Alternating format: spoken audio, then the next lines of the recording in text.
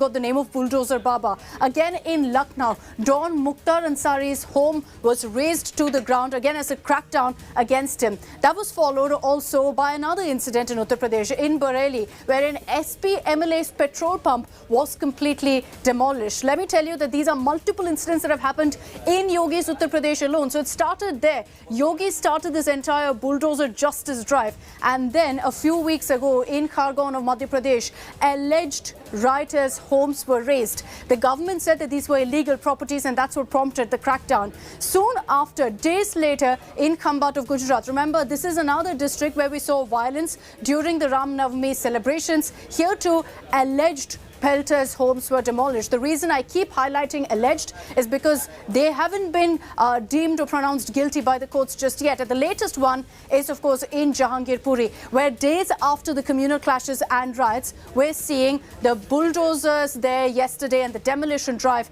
that played out. So clear script, a clear template that started in Uttar Pradesh, spread to Madhya Pradesh, Gujarat, and now in Delhi.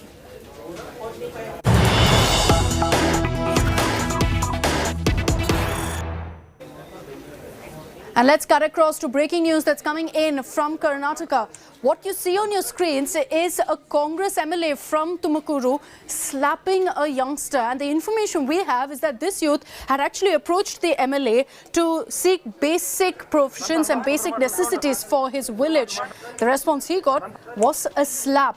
The MLA here, Venkata Ramanappa, had slapped this youth who had approached him after requesting basic facilities for his village, like drinking water. The MLA was seen threatening this youth, identified as Narasimha Murthy, threatening him that he'll put him behind bars. The Congress MLA, in his defense, has said that the youth used foul, abusive language, and that's why he slapped him and threatened him. ನಾನು meeting ಮುಗಿಸ್ಕೊಂಡು ಹೊರಗಡೆ ಬಂದ ಸಂದರ್ಭದಲ್ಲಿ ನಾಗೇನಹಳ್ಳಿ ಹುಡುಗ ಬಂದು ನಮ್ಮ ರಸ್ತೆ ಹಾಳಾಗಿದೆ ಅಂತ ಕೇಳಿದ. ಆ ಸಂದರ್ಭದಲ್ಲಿ ನಾನು 3.5 ಕೋಟಿ ಟೆಂಡರ್ ಆಗಿದೆ, ಅತಿ ಶೀಘ್ರದಲ್ಲೇ ಪೂಜೆ ಮಾಡಿಸ್ತೀವಿ ಅಂತ ಹೇಳಿದಂಥ ಸಂದರ್ಭದಲ್ಲಿ ಅವನು ಭಾಳ ಕೆಟ್ಟ ಭಾಷೆಯನ್ನು ಪದಗಳನ್ನು ಉಪಯೋಗಿಸಿದ. ಅದಕ್ಕೆ ಹಂಗೆಲ್ಲ ಮಾತಾಡಬಾರ್ದು ನಡಿ ಅಂತ ಬುದ್ಧಿ ಹೇಳಿ ಕಳಿಸಿದೆ. Nagarjun Dwarkanath is joining us with more details on this. Nagarjun, even as we're playing out that footage, the MLA in question here has come out to accuse the youth of using abusive language, and that's what prompted him to slap the youngster. But has there been any sort of action against him, any condemnation by the Congress? Well, at this point of time, there's no condemnation, but look at the brazen defense the MLA is giving, that he walked out of a meeting and this youth or young boy who came to him and sought about bad roads, explanation about bad roads, and alleged that he spoke in a foul language, and that's why the MLA slapped him. Even if, let's assume that the boy did speak in foul language, but what right does the MLA have to slap the youth is what people are asking. A lot of people on Twitter and on Facebook are questioning the intention of the MLA, that what he did was completely wrong. We'll have to wait and watch if BJP will take this issue, and also will Congress condemn such actions and move away from this slapping gate right now which has happened. The Congress will have to face consequences in the coming days is what the BJP will also say at this point of time. Okay, we'll track this story very closely for all the reactions. As Nagarjun put it, nothing warrants this kind of a step of an MLA actually slapping a youngster when reportedly he'd approached him asking for basic necessities, for provisions like drinking water in his village. We'll await a reaction from the Congress on this. Nagarjun, for the moment, thank you for joining us.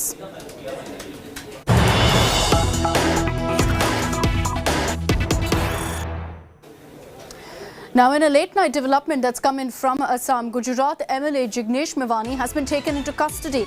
He was arrested, and there's no details of exactly why.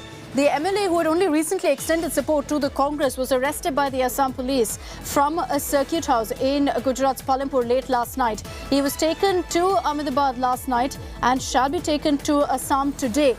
Now, the reason behind this arrest isn't clear. His Twitter account, however, shows that some recent tweets by him have been withheld due to a request by authorities. So is it because of that Mevani has been arrested? We're still awaiting word from the authorities on this. But he's been taken into custody from Gujarat by the Assam police and is expected to be taken to Assam today. And all this while we have no details of exactly why he's been taken into custody.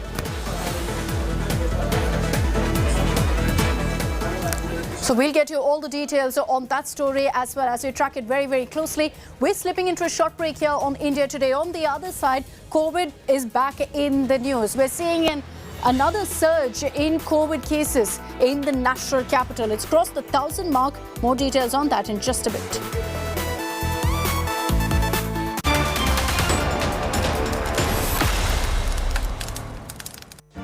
Make your media plan smarter with India Today Live TV on your connected devices.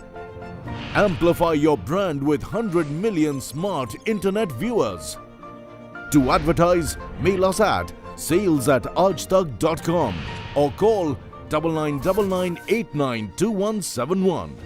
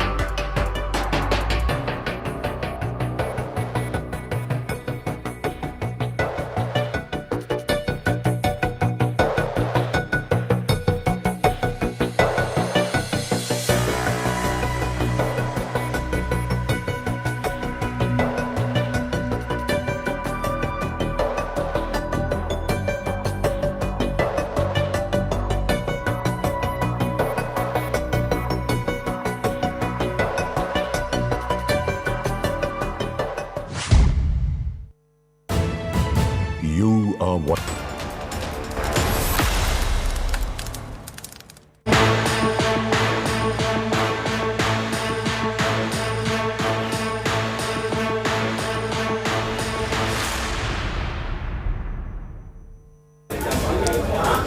Welcome back. This Thursday morning, let's focus on the COVID situation in the country. Cases are slowly going up now across India. In the national capital, in Delhi, over 1,000 cases have been reported in the last 24 hours. 1,009 cases to be exact, and one death, unfortunately, has been reported in 24 hours. The positivity rate stands at 5.7%. Amid that uptick in COVID cases, the Delhi government has now made masks mandatory once again, and a violation of that rule will bring forth a fine of 500 rupees. The Delhi Disaster Management Authority has also decided not to shut schools but to come up with a separate standard operating protocol in the coming days. Hospitalization trends is something that will be very, very closely watched for the next fortnight.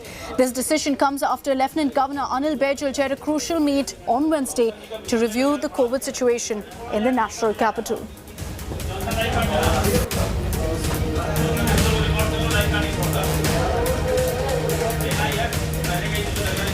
So in the national capital, we're seeing a surge, and that has translated to a rise in the number of COVID cases across India as well. Obviously, all of us are very, very concerned about whether this is going to lead to another wave, a fourth COVID wave in India. What do experts have to say about that? Do we have reason to worry? Sneha Mordani gets you this very interesting report on 5 reasons why there's no need to panic right now.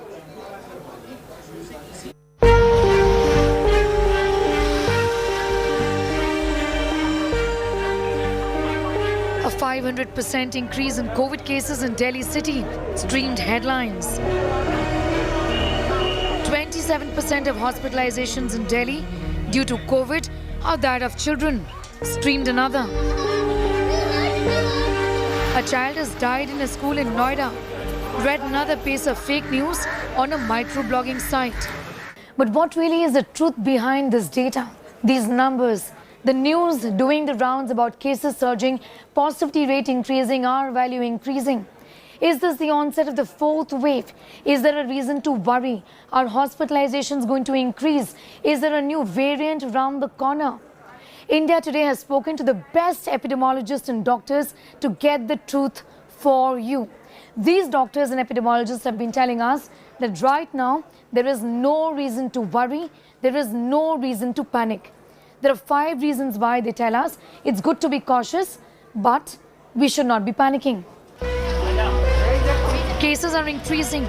Our reproduction value has crossed 1 in India. That is the truth, but not completely unexpected. Let's talk about the reasons why you should not be worried. Experts say getting frantic about increased transmission is of no use. What we need to remember that SARS-CoV-2 will stay with humanity for long, for months and years ahead. In that backdrop, some of the rise and fall in the cases or COVID-19 cases is very likely. So we should not get concerned or alerted with every single rise or fall in the cases. What we should do in the time ahead, that we should focus upon protecting the vulnerable. Coronavirus is part of our life like any other virus, like influenza virus, dengue virus, adenovirus. So we have to live with it. There will be an increase in number of cases as we do unmasking, but you don't have to panic. If you are vaccinated, you have taken the booster dose, you don't need to panic. What you need to do is take a check on the count, people around you who are sick. If you are sick, you have to stay home, get yourself tested. We know all the basic precautions. You need to do masking when you are moving out in a crowded place, or if you are taking a public transport. Reason number 2. Children are at no risk or at very little risk of developing severe disease.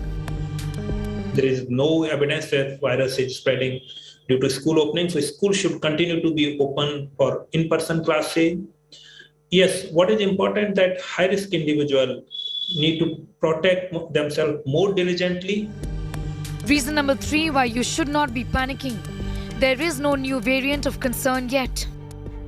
There is no news of a remarkably different variant yet. Until and unless such a news comes, I do not see any reason for panic at this point. Experience from South Africa and Europe has also shown that Omicron and its subvariants have not caused a devastation like Delta. And therefore, our experience is also likely to be relatively milder than in the past. Reason number 4, there is no serious illness or deaths. We also have vaccines. It's becoming less invasive, not attacking the lungs, but sticking mainly in the throat and the nose, or even possibly having mutated to a less virulent form. Alternately, this could be our acquired immunity from prior infection or vaccines protecting us from serious illness. Either way, we are in a relatively safer zone than we were during the Delta wave of 2021. Our health systems are much better prepared now with equipment and facilities. We are geared up with home care facilities, also for emergency transport. Our hospitals are now better equipped with oxygen. Reason number 5 why you should not be worrying. Experts believe that unless there is a new variant of concern detected, this may actually not lead to a 4th wave. I believe that we need not panic at all, but we must still exercise caution. It is possible that the pandemic is now reaching a new phase of endemicity, but even then, we cannot take the virus for granted and adopt very reckless behaviors. From the experience in China and many other countries, we can confidently say that zero COVID is not a viable strategy anymore.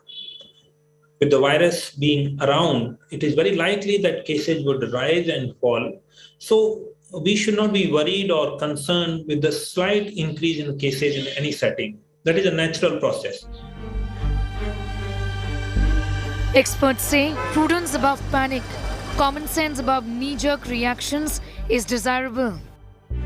In New Delhi, Sneha Mordani for India Today. And we'll keep tracking all the latest COVID data that comes in. I'm slipping into a short break here on India Today. On the other side, we're focusing on UK Prime Minister Boris Johnson's visit to India. He's touched down in Gujarat. All the details of what's on the agenda coming up in just a bit.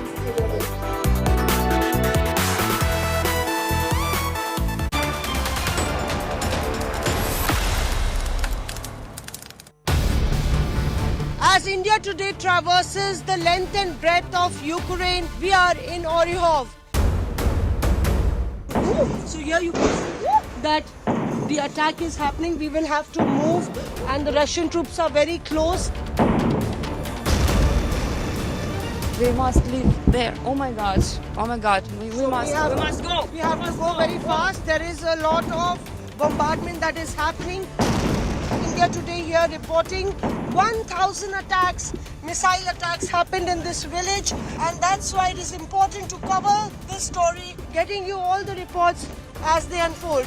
India Today TV, reporting from the front line.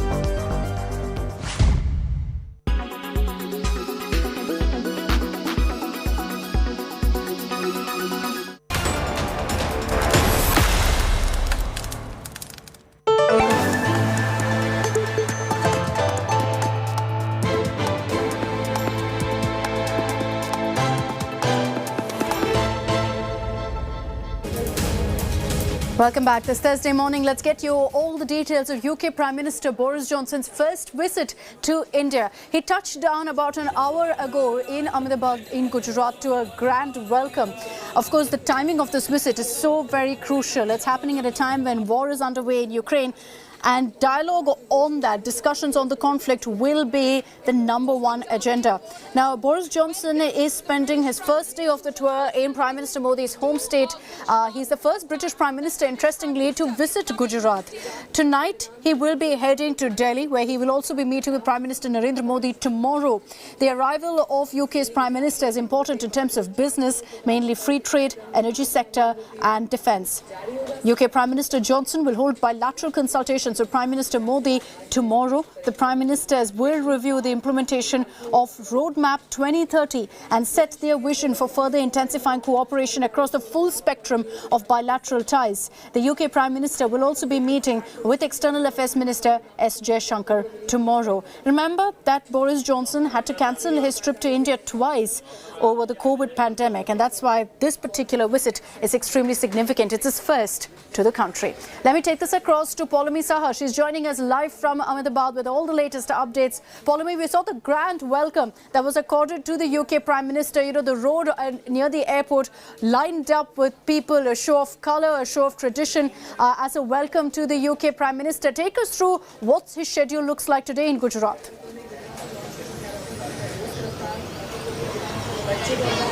That's right. In fact, the British Prime Minister is in fact expected to visit the Gandhi Ashram, popularly also known as the Sabarmati Ashram, in a short while from now. We're standing outside Sabarmati Ashram right now, and you can see the security arrangements that have been made over here. There are some young people who are present over here as well, who are expected to read out shlokas as he in fact arrives at this venue as well. This will be his first stop for the day during his full day visit to Gujarat. He is expected to be at the Circuit House right now in the city, where there is a small welcome which is being accorded to him by the local officials who are of course responsible to ensure that the British Prime Minister has a fruitful day here in Gujarat. These are the kind of hoardings in fact that have been put up across the city in order to welcome the Prime Minister to the state of Gujarat. This of course is being characterized as a personal visit. After this he is expected to in fact go towards Halol, the manufacturing hub here in the western part of India. It is a hub for many multinational companies, and he's expected to visit the JCB India plant over there. JCB being a British manufacturer of construction equipment, agriculture equipment, waste handling equipment, demolition equipment. So that is where he's expected to be headed, and it is being said that it is a possibility that he could be meeting with business tycoon Gautam Adani at that venue itself. Earlier it was being suggested that he could be going to Shantigram, which is the Adani complex, where he could be having a private meeting, but we now believe that it could possibly happen at the JCB We'll watch out for that to see if that meeting actually happens. I've run out of time, Paulomi, so my apologies for interrupting. Thanks for the moment, for joining us with those details.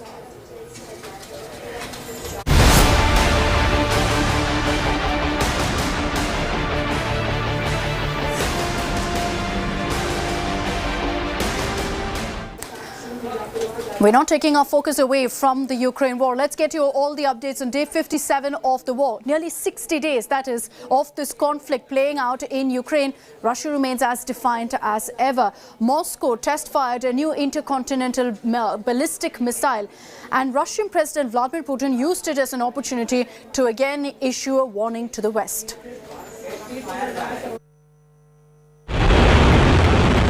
On 20th April, Russia test-launched its intercontinental ballistic missile, Sarmat, believed to be adding more power to its nuclear arsenal.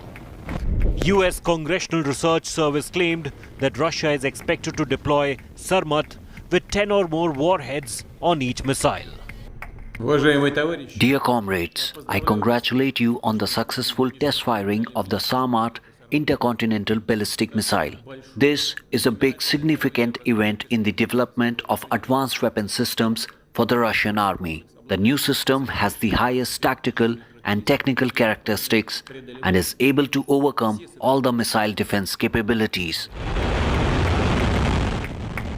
The heavy intercontinental ballistic missile Sarmat has been under development for years now. Its test launch at this crucial juncture of war is an ominous sign, and the Russian president is well aware of it. It will have no equivalents in the world for a long time. This truly unique weapon will enhance the military potential of our armed forces and will reliably provide security for Russia from external threats, and will make others who, in the heat of frantic, aggressive rhetoric, try to threaten our country, think twice. The intercontinental ballistic missile was test-launched from Plesetsk in northwest Russia and hit targets in the Kamchatka Peninsula in the Far East. Bureau Report, India Today. And here on India Today, we've been getting you the biggest voices on the Ukraine war. We've spoken to Harvard professor Ravi Abdelal, who tracks Russia very closely. And he said that a tactical nuclear strike is still very much possible. And this comes days after we got you that world exclusive with Russia's foreign minister Sergei Lavrov, who did exactly the opposite, played down the nuclear war warning.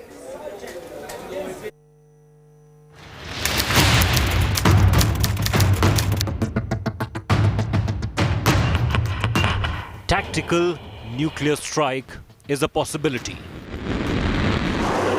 Words that will echo through war rooms across the world. Not just random analysis, but the words of one of the world's most respected Russia watchers. Engage with the world. Harvard professor Ravi Abdelal director of Davis Center for Russian and Eurasian Studies, an academic whose views on the world's biggest story is one of the most sought after. Is not about Russia versus Ukraine, but about Russia versus the West. And for that logic, we need to think about what are the ways in which Russia and NATO could come into direct conflict that could lead to a nuclear exchange between the great powers, as opposed to a single tactical nuclear strike in Ukraine. Professor Abdalal's world-exclusive interaction with India today adds ominous urgency to the aura of nuclear threat surrounding Russia and Ukraine. His words come just a day after Russia's foreign minister, in his only interview so far in the war, played down the nuclear threat that has emanated consistently from Moscow. The Russian military has these hypersonic missiles, which are good at evading missile defense systems. It has thermobaric weapons, the so-called vacuum bombs. As far as we know from the outside, the Russian military has used one of each, probably to demonstrate what they can do, but have not yet escalated to the widespread use of these really terrifying weapons, much less the possibility of a tactical nuclear strike on the territory of Ukraine. There could be no winners in a nuclear war, and therefore nuclear war must never be launched. Obviously, Professor Abdalal is the second top-tier American academic to highlight the nuclear threat emerging from Russia. Last month, Princeton University's Dr. Zia Mia echoed the fear. This is part of the script of the nuclear age. So nuclear weapon states say this because they can, because they have nuclear weapons. Away from the nuclear threat, Professor Abdalal also sees Ukraine's current weapon levels as only enough to keep its head above water. The Ukrainian military, and indeed the Ukrainian civilians who have been waging this counteroffensive against the Russians, have perhaps been armed enough to achieve a kind of stalemate, though not enough to win the war. More ominously, the Harvard professor predicts the longer the stalemate, the more destructive things could get, with newer weapons entering the combat mix. But the longer the stalemate lasts, the more likely there will be escalation on the Russian side, using weapons that they have mostly not yet used in ways that will be difficult for the rest of us to watch and horrible for the Ukrainians to endure. With only some indicators on where the war is headed and what the endgame is, the Harvard guru makes a pronouncement that provides shape to the next steps. That there's little chance of the war winding down soon. President Putin has gambled his historical legacy on this war, which means that there is no backing down. There will be no end to this war until the Russian president feels that he can narrate some sort of achievement, both militarily and politically, from the war. On India Today, the most sought-after academic and strategic minds provide their views first, allowing us and you, the viewer, navigate this emerging conflict. With Rahul Kawal in Boston, Bureau Report, India Today. 57 days back, when war was first declared by Russia, it was always deemed to be a David versus Goliath battle. But what we've seen in the last 2 months or so is that Ukraine has been fighting back with everything they've got, not just with their own military might, but also provided by getting arms from across the world. In our next report, we get you details of the 10 big weapons Ukraine has used to fight Russia.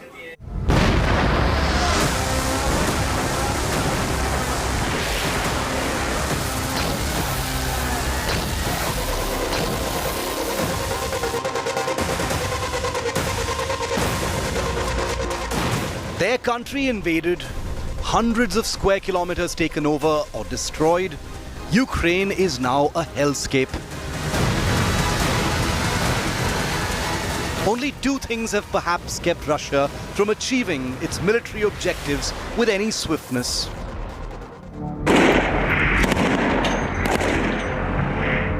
One, the amazing Ukrainian spirit, the indomitable courage of its people and soldiers. And two, the sudden access to huge consignments of highly advanced weapons and military hardware, courtesy NATO. Fueled by nationalistic fervor against a relentless invading force, Ukraine is better armed than it ever could have dreamed of being. And it is these weapons that are proving to help Ukraine stay on its feet, bleed the aggressor, and keep Russia on the run. Let's list some of the weapons that are widely now regarded to have given Ukraine serious teeth in this ongoing battle.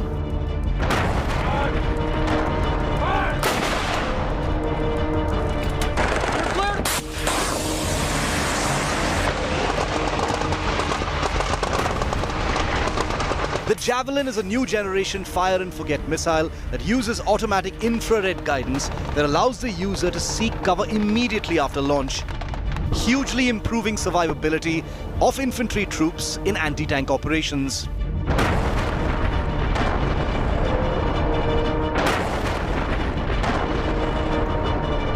This priceless quality has allowed Ukrainian troops to hit Russian tanks with javelins without revealing their positions.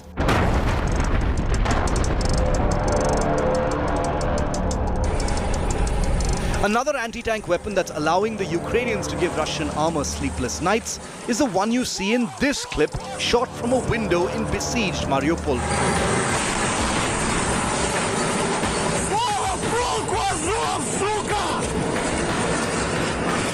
The British-Swedish NLAWs, or next-generation light anti-tank weapon. The NLAWs is also in Ukrainian hands in large numbers. It's a fire-and-forget lightweight shoulder-fired, disposable single-use missile system designed for use by infantry troops.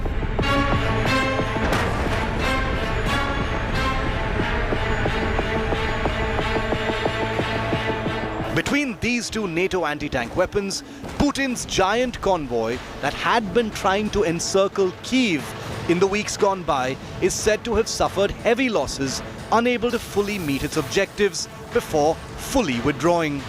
The two missiles have also heaped misery on the Russian supply lines attempting to serve frontline armor units.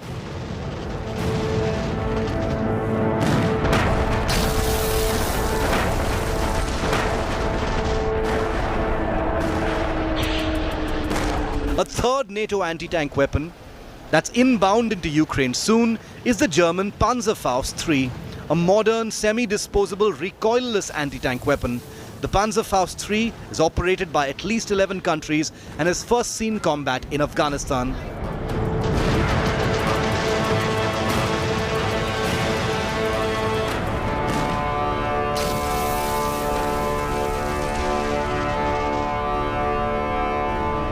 This trio of the Javelin, NLAWs and Panzerfaust III makes it clear just how large Ukraine's anti-tank weaponry requirements really are, with NATO regularly feeding that hunger.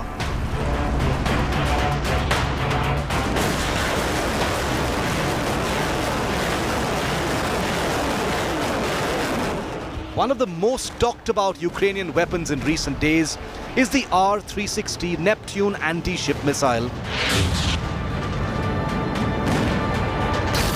This new weapon system, which entered Ukrainian service just last year, has already allegedly scored the mother of all kills. It was a pair of these missiles, fired from the Odessa region in southern Ukraine, that is said to have hit and sunk the Russian Navy cruiser Moskva, flagship of the Black Sea Fleet. Ironically, the Neptune is a derivative of Russia's Kh-35 anti-ship missile. The massive kill has elevated the status of the Neptune to the realm of legend.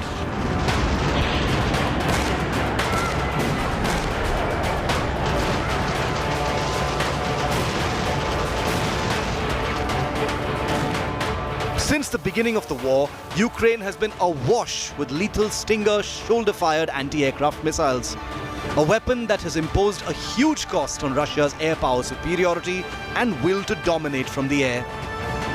More of these missiles are flowing in, empowering Ukrainian air defense units even more.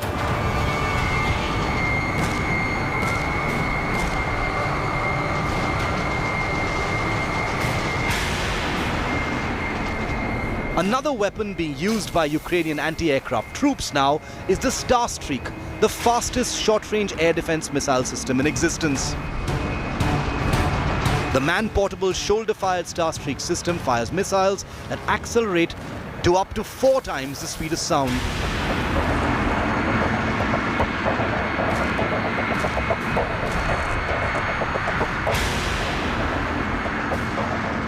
The Starstreak has a number of advantages over the Stinger and legacy Igla systems currently being used by Ukrainian troops. Most notably, the missile system cannot be jammed by infrared or radar countermeasures.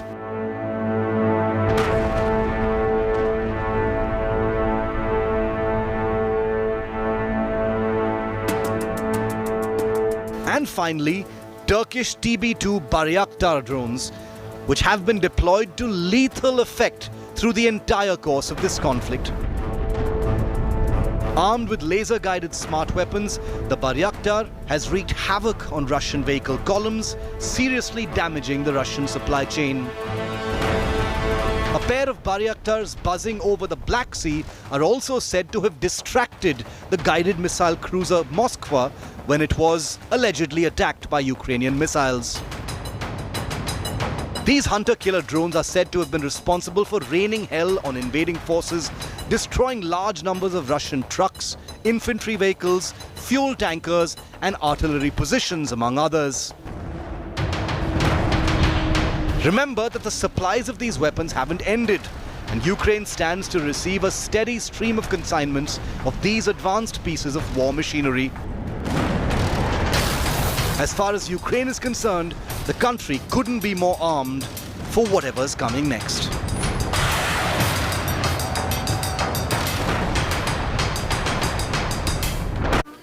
And that's all we have time for on this broadcast. Thank you for tuning in. Stay tuned to us here on India Today for all the latest news breaks.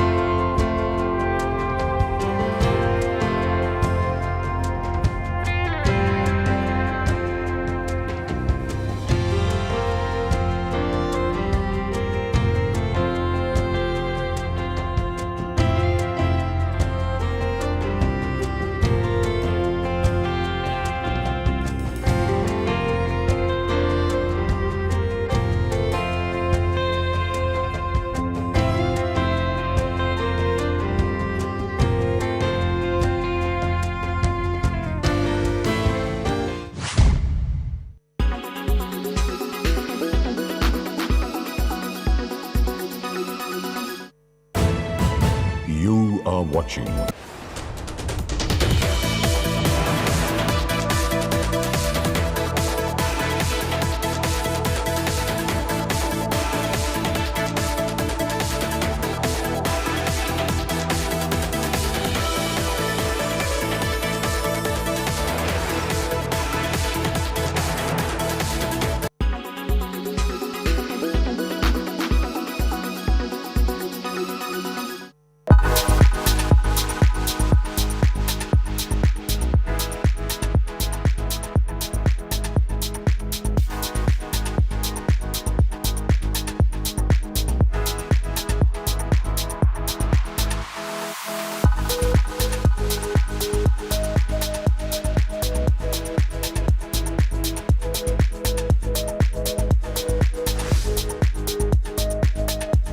एक time पे एक चीज लोग notice करते हैं, notice कर रहे हैं, अप्रिशिएट कर रहे हैं, अच्छी बात है, इसमें प्रॉब्लम क्या है?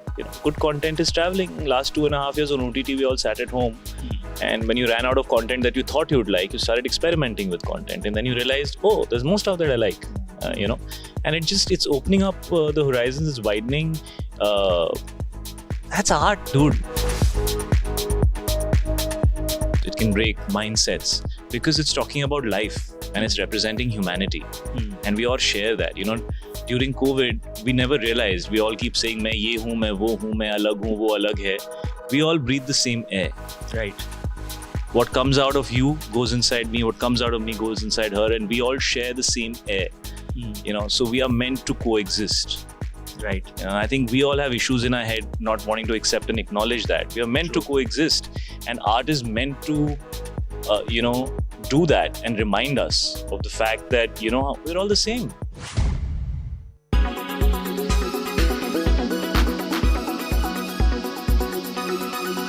When it's the world's biggest news story, there's only one gold standard of journalism.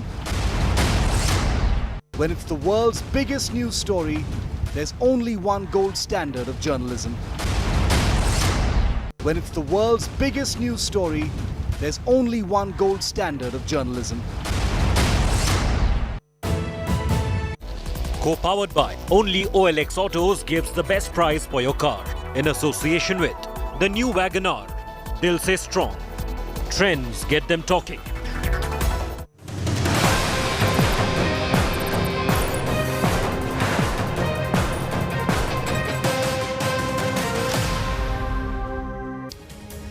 Hello and welcome. You're watching India's Agenda here on India Today. I'm Akshita Nandagopal, getting you all the top stories that we're tracking this Thursday morning. Our focus particularly on the fallout of the demolition drive that we witnessed in Jahangirpuri yesterday. The Supreme Court is all set to hear the matter. The latest updates on that story and much more coming your way. Here are the headlines first. Supreme Court to hear 4 pleas on Jahangirpuri bulldozer demolition drive. The apex court had ordered status quo on the anti-encroachment drive yesterday. Biggest COVID surge in Delhi since February. Capital logs over 1,000 cases. Infections double in 48 hours. COVID positivity rate climbs up to 5.7%. UK Prime Minister Boris Johnson lands in India for a 2-day visit. He'll spend the entire day in Gujarat and will meet with Prime Minister Modi tomorrow. Discussion likely on Russia-Ukraine war.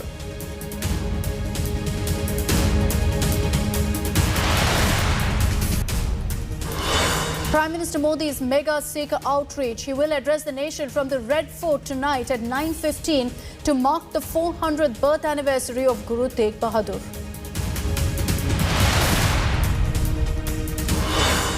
Russian President Vladimir Putin's chilling threat to the West. Moscow successfully test fires nuclear-capable Sarmat missile. Putin says this missile will make enemies think twice.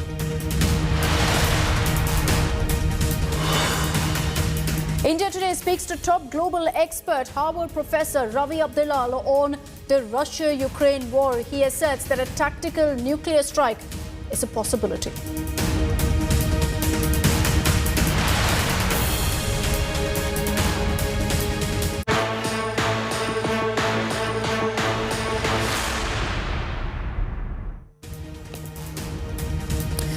This morning, all eyes are on the Supreme Court. The apex court is all set to hear a plea against the demolition drive that took place in Jahangirpuri yesterday. That hearing is expected to happen at 11:30 this morning. The drive comes after communal clashes took place in the same area during the Shobha Yatra procession on April 16th. The Jamiat Ulema-e-Hind has moved a plea in the Supreme Court and called the demolition drive as unconstitutional, saying an opportunity should be given to the residents considering this drive happened without any intimation. Left leader Brinda Karat has also filed a plea in the apex court for the same. Remember, she was there in Jahangirpuri yesterday trying to stop the bulldozers.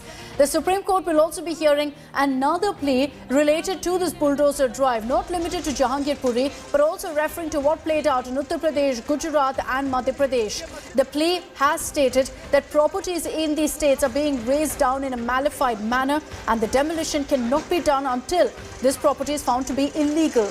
From January to April 19th, it's been confirmed that 4 anti-encroachment drives have been conducted in Jahangirpuri. The MCD, the Delhi civic body, says that there's no need to give advance notice or notification on a property that's been built in a government land. Blame game politics has also played out over this demolition drive. The opposition has referred to it as illegal, while the BJP hit back and said don't communalize the matter.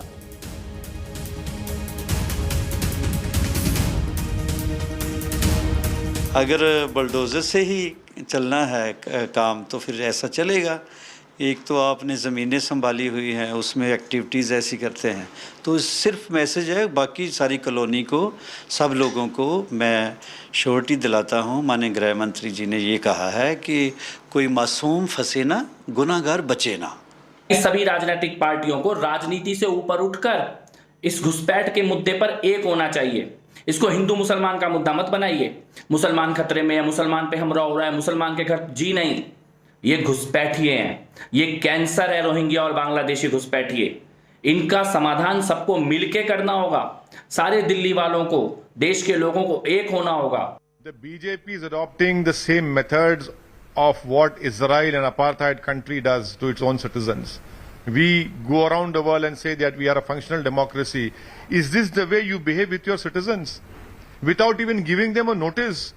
How, under what law do you decide that that a person is a stone pelter, and under what law you can come to a conclusion that he is convicted? Why do you have police? Why do we have the courts? Why do we have the judges? Then close all of them. इस देश में महंगाई पर bulldozer चलाया जाना चाहिए, बेरोजगारी पर बुलडोजर चलाया जाना चाहिए, धर्मांधता पर बुलडोजर चलाया जाना चाहिए, रूढ़िवादिता पर बुलडोजर चलाया जाना चाहिए। परंतु उन सब को छोड़कर बुलडोजर सत्ताधारी दल द्वारा केवल और केवल इंसानियत पर चलाया जा रहा है। ये देश का दुर्भाग्य है कि 21वीं सदी के सपनों का भारत, प्रगतिशील और सुदृढ़ भारत, आज केवल और केवल बुलडोजर की राजनीति पर लाकर सीमित कर दिया है भारतीय जनता पार्टी की संकीर्ण विचारधारा ने। Let's bring in Anisha Mathura on this broadcast. Anisha, 4 petitions in all now filed in the Supreme Court with regards to this demolition drive. Just break down what each one of these petitions talks about. Well, Akshita, first of all, there are 2 petitions which are listed for hearing today, both by the Jamiat Ulema-e-Hind, which has, in one petition, challenged the Jahangirpuri issue, where it has been said that this kind of demolition could not have happened. There was no notice given to the residents, and this seems to be a malified exercise. The second petition is about what the petition alleges to be a targeted and a trend of such demolition drives across various states in UP, in Madhya Pradesh, in Gujarat and in Delhi, where the residences and shops belonging to some particular communities or castes are being demolished in an illegal manner by the government. The petitions have also questioned how is it that the government is conducting demolition drives simply by saying that the persons whose houses or shops are being targeted are persons accused of crime. So how is it that the government is violating the law by taking such preemptory punitive actions even when the person is not actually convicted of any crime and the property itself is not yet declared as illegal property? Those are the major points that have been raised. Particularly also they have said that this seems to be a vindictive political exercise targeting specific areas and targeting specific communities. A third petition was filed late last evening by Brinda Karat, who has said that she herself went to the area yesterday, that the demolition drive did not stop even after the Supreme Court ordered the status quo at 11 a.m. That in fact the officials on the ground had were not accepting the letters that was given by the petitioners, the information that was supplied to them about the court orders. And there also Brinda Karat in her petition has also said that this seems to be a vindictive political exercise because it is being carried out in the same lane as the rioting incident that has happened just a handful of days ago. A fourth petition is also likely to be mentioned this morning. This by a group of lawyers who have said that the demolition drives in this manner are completely unlawful. That there has to be a due process followed. Now the question is whether the court will hear all these matters. The court is likely to simply ask the government whether there is any process followed before this kind of drive was taking place, and why is it that yesterday's orders were not followed. Okay, we'll track all of that. We'll track exactly what plays out in the Supreme Court. Anisha, for the moment, thank you for joining us. What Anisha also mentioned was the fact that today the Supreme Court, no doubt, is going to be critical of the fact that the demolition yesterday in Jahangirpuri actually continued for 1.5 hours after the Supreme Court ordered authorities to maintain status quo, staying the demolition essentially. Authorities said they didn't get the Supreme Court order a copy as a reason to continue with the demolition drive unabated. Now, all of this led to locals who were trying to save their belongings while this demolition drive continued. Here are the details.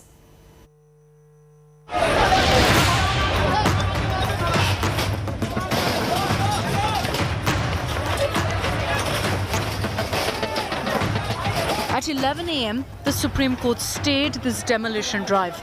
The top court intervened and instructed authorities to stop their bulldozers till the hearing on Thursday. But for over 1.5 hours, the bulldozers droned on, rolling down the streets of Jahangirpuri and demolishing all illegal structures. The bulldozers even reached the mosque, outside which communal clashes broke out on Saturday. Shops and other establishments were razed to the ground in a matter of minutes. Construction पर, concrete construction पर ये जो सीढ़ी है उस पर इस वक्त बुलडोजर चल रहा है. अभी तक सिर्फ टेम्पररी स्ट्रक्चर पर ही चल रहा था. जो लोग जिनका ये घर है वो बाहर तक आकर खड़े हो गए हैं ताकि उनके घरों को ना तोड़ा जाए, लेकिन अब वो उन्हें बुलाकर अंदर ले जा रहे हैं. The demolitions continued unabated, but while all illegal structures were removed, officials didn't remove any part of the mosque. This is the location. This is the prime location from where the Shobha Yatra had passed. This is precisely the mosque where there was allegedly stone pelting also that started. And now what we see, take a look at that, completely demolition taking place. They are calling it the illegal establishments that is now being demolished. Angry locals were seen trying to save all of their belongings, questioning why their properties were being demolished as Jahangirpuri remained on edge.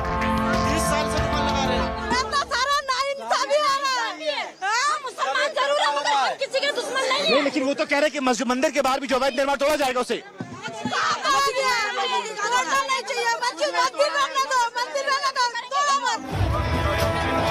Mind you, all of this was happening after the Supreme Court had stalled the demolition drive. The bulldozers continued with their mission, and it even prompted left's Brinda Karat to touch down in Jahangirpuri and stop the bulldozer. Supreme court में गए, supreme court ने अपनी wisdom में कहा कि भाई we are giving a limited order which is status quo, मतलब यथास्थिति बनाए. जब मैं यहाँ आई इस विश्वास को लेकर कि कोई कंटेम्प्ट ऑफ कोर्ट नहीं हो रहा, मेरे आंखों के सामने मैंने देखा कि बुलडोजर चल रहा है, इसलिए वहां जाके हमें रुकवाना पड़ा. So how is this anti-encroachment drive continuing despite the Supreme Court clearly stating otherwise? MCD officials claimed they hadn't received any physical copy of the order and hence wouldn't stop their demolition squad. यहाँ से दुकानें गिनते हुए आगे बढ़ते हैं. चलिए, ये पहली दुकान आप देख रहे हैं, दुकान नंबर 1, दुकान नंबर 2, ये तीसरा जिसमें आप देख रहे हैं मोटर पार्ट्स का काम किया जा रहा था, तीसरी दुकान. उसके बाद चौथी दुकान दिखाइए, उसके बाद 5वीं दुकान, 6ठी दुकान, 7वीं दुकान आप देख रहे हैं, ये देखिए 7वीं दुकान.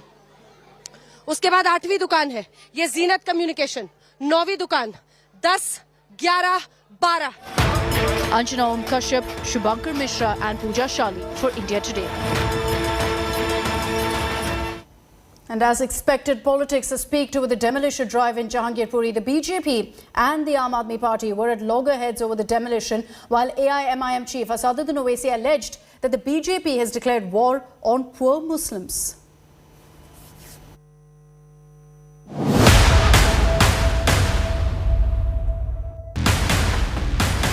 Bulldozers in action, tearing down alleged illegal structures. as demolition squad hit Delhi's Jahangirpuri, bulldozer politics peaked.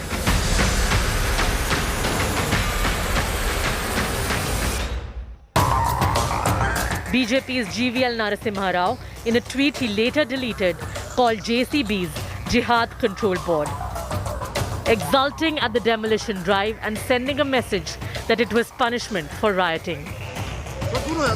The BJP and Aam Aadmi Party too were at loggerheads. Aam Aadmi Party MLA Amanatullah Khan accused the BJP of singling out the Muslims to disturb peace. But the BJP stoutly defended the demolition drive. देश भर में जगह जगह दंगे Bharatiya Janata party करवा रही है। गुंडई और लफंगई सरेआम भारतीय जनता पार्टी करा रही है, दंगे भाजपा करा रही है।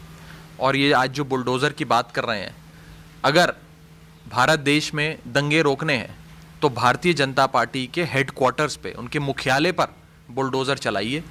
हम गारंटी देते हैं कि अगर भाजपा के मुख्यालय पे बुलडोज़र चलेगा तो दंगे रुक जाएंगे। भारतीय जनता पार्टी ये दंगे कराती है। गृह मंत्री जी खुद ये दंगे करवा रहे हैं, और अगर बुलडोज़र चलाना है तो गृह मंत्री जी के घर पे चलाइए bulldozer.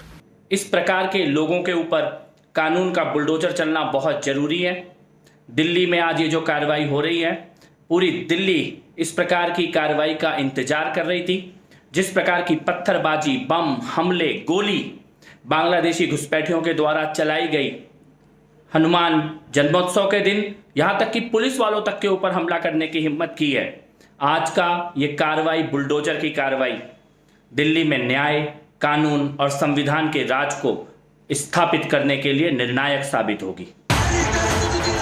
AIMIM chief Asaduddin Owaisi alleged that the BJP has declared war on Muslims in the garb of anti-encroachment drive. Hours after the bulldozers took down the last structure, Congress MP Rahul Gandhi, who's abroad, called it bulldozing of India's constitution and state-sponsored targeting of the minorities. But the BJP said that Muslim victim card is being played to communalize a regular anti-encroachment drive. आपकी नज़र में सारे मुसलमान जो है वो जिहादी हैं, इस सीधे सीधे आप ये कहना चाहते हैं, तो फिर मुख्तार अब्बास नकवी साहब क्या हैं, शहनवाज हुसैन साहब क्या हैं, सैयद जफर इस्लाम क्या हैं, MJ अकबर क्या हैं ये लोग? जो गुनाहगार है वो गोत्र से नहीं, गुनाह से गिरफ्तार होता है और गिरफ्त में आता है। अब कुछ लोगों की दिक्कत यह है कि इस तरह के क्राइम को भी कास्ट के साथ जोड़ देंगे, कम्युनिटी के साथ जोड़ देंगे, कनेक्शन के साथ जोड़ देंगे। क्राइम और करतूत महत्वपूर्ण है, और जो क्राइम और करतूत इस तरह की कर रहा है उसके खिलाफ कार्रवाई होनी चाहिए। CPM's Brinda Karat was the lone politician to reach the demolition site to convey the SC order to MCD officials to stop bulldozing. Given an order for status quo. I have conveyed that to the senior police official. He has assured me no bulldozer, nothing is going to be raised as of now, and that's why we are appealing to the people of Jahangirpuri. Please maintain peace, please maintain harmony. The bulldozer has stopped. Have the illegal encroachers become a political football in Delhi? Bureau Report, India Today. Now to Ashutosh Mishra. He's joining us live from Jahangirpuri with the latest updates of what's happening on the ground. Ashutosh, what's the situation currently? Is there a likelihood that based on what happens in the Supreme Court today itself, the demolition drive will actually resume?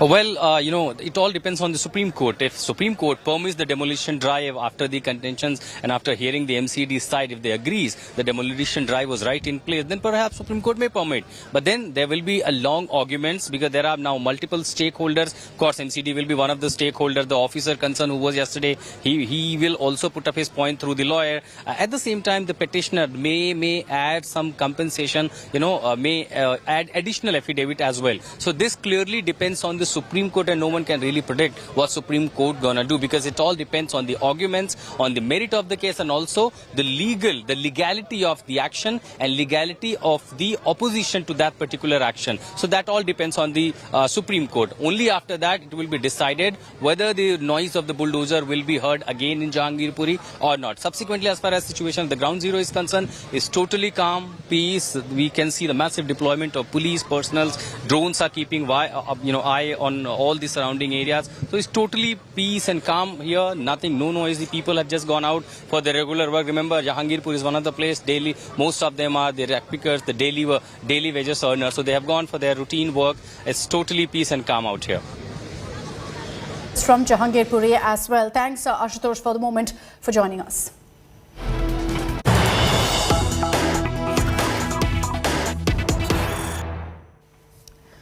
Cutting across to news from Bengal now. After upping the ante against Chief Minister Mamata Banerjee in the Hanskali rape incident, the BJP fact-finding committee has submitted its preliminary investigation report to BJP Chief JP Nadda. This was a fact-finding committee that had visited Hanskali in Nadia district as well. Now, in the report, they've suggested that the case be transferred out of the state and the accused be kept outside the state to ensure that there's a fair trial in the matter. In the preliminary report, the BJP committee has also said that it's not possible for the family of the victim to get justice in Bengal because the accused in this case is the son of a panchayat member in the Trinamool Congress. Ritik Mondal is joining us with more details on this. Ritik, can you just sum up for us the highlights of what the BJP has had to say in this report? Right. The fact-finding team, set up by the BJP, submits its report to JP Nadda, which suggests several shocking, facts in this horrific, Hanskali rape and murder case. It suggests that the Hanskali murder case or the investigation should be transferred out of the state, and the accused should be kept out of the state for fair trial. And of course, let me tell you that it has mentioned that at least 27 cases of rape in 20 days have been recorded in West Bengal, and which suggests that the state is heading towards 355 or 356 article should be imposed. And it also raises that they met the victim family, where they expressed their agony, and the report also mentioned that they are pointing fingers towards the police investigation, and the family didn't even know that who took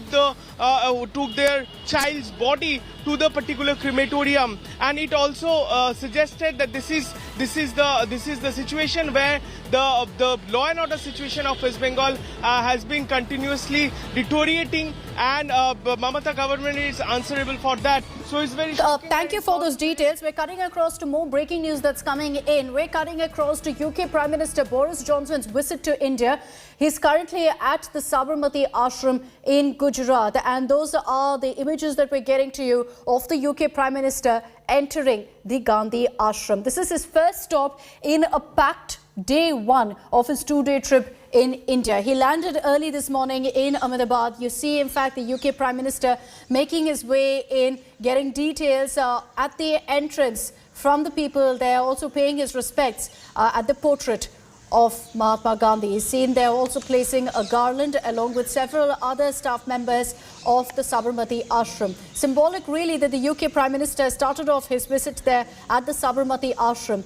Today he's going to be in Gujarat, the first British Prime Minister, interestingly, to visit Gujarat. And the significance, of course, is there for all to see, considering this is the home state of Prime Minister Narendra Modi. Later this evening, he is going to be making his way to the national capital, and that's when tomorrow is when he'll be meeting with Prime Minister Narendra Modi. We're also getting you details of the importance of this particular visit of the British Prime Minister there to, in fact, the Sabarmati Ashram. The gifts for the UK Prime Minister include 2 books as well as a charka. This will be handed over to him. You see those images on your screens on the right there. These are the books that will be handed over to the UK Prime Minister as a gift from the Sabarmati Ashram authorities, along with a model of the charka there. So this will be handed to him after he finishes his tour of the ashram. Now, beyond this, a lot more that's lined up, but many takeaways from Boris Johnson's visit, his first since he became the Prime Minister of the UK. He had 2 earlier scheduled visits to the country, which couldn't happen because of the pandemic. This time around, the timing of this meeting is very crucial, because it's happening at a time when we're seeing the war in Ukraine. And as far as India's diplomatic policy is concerned, the United Kingdom also, likelihood is going to send out a message that they're on board, that they accept India's diplomatic stance. Now, he is, in fact, the UK Prime Minister, beyond this today, is going to be visiting a factory, university, several cultural sites in Gujarat. In fact, early this morning, when he touched down in Ahmedabad, he was accorded a grand welcome.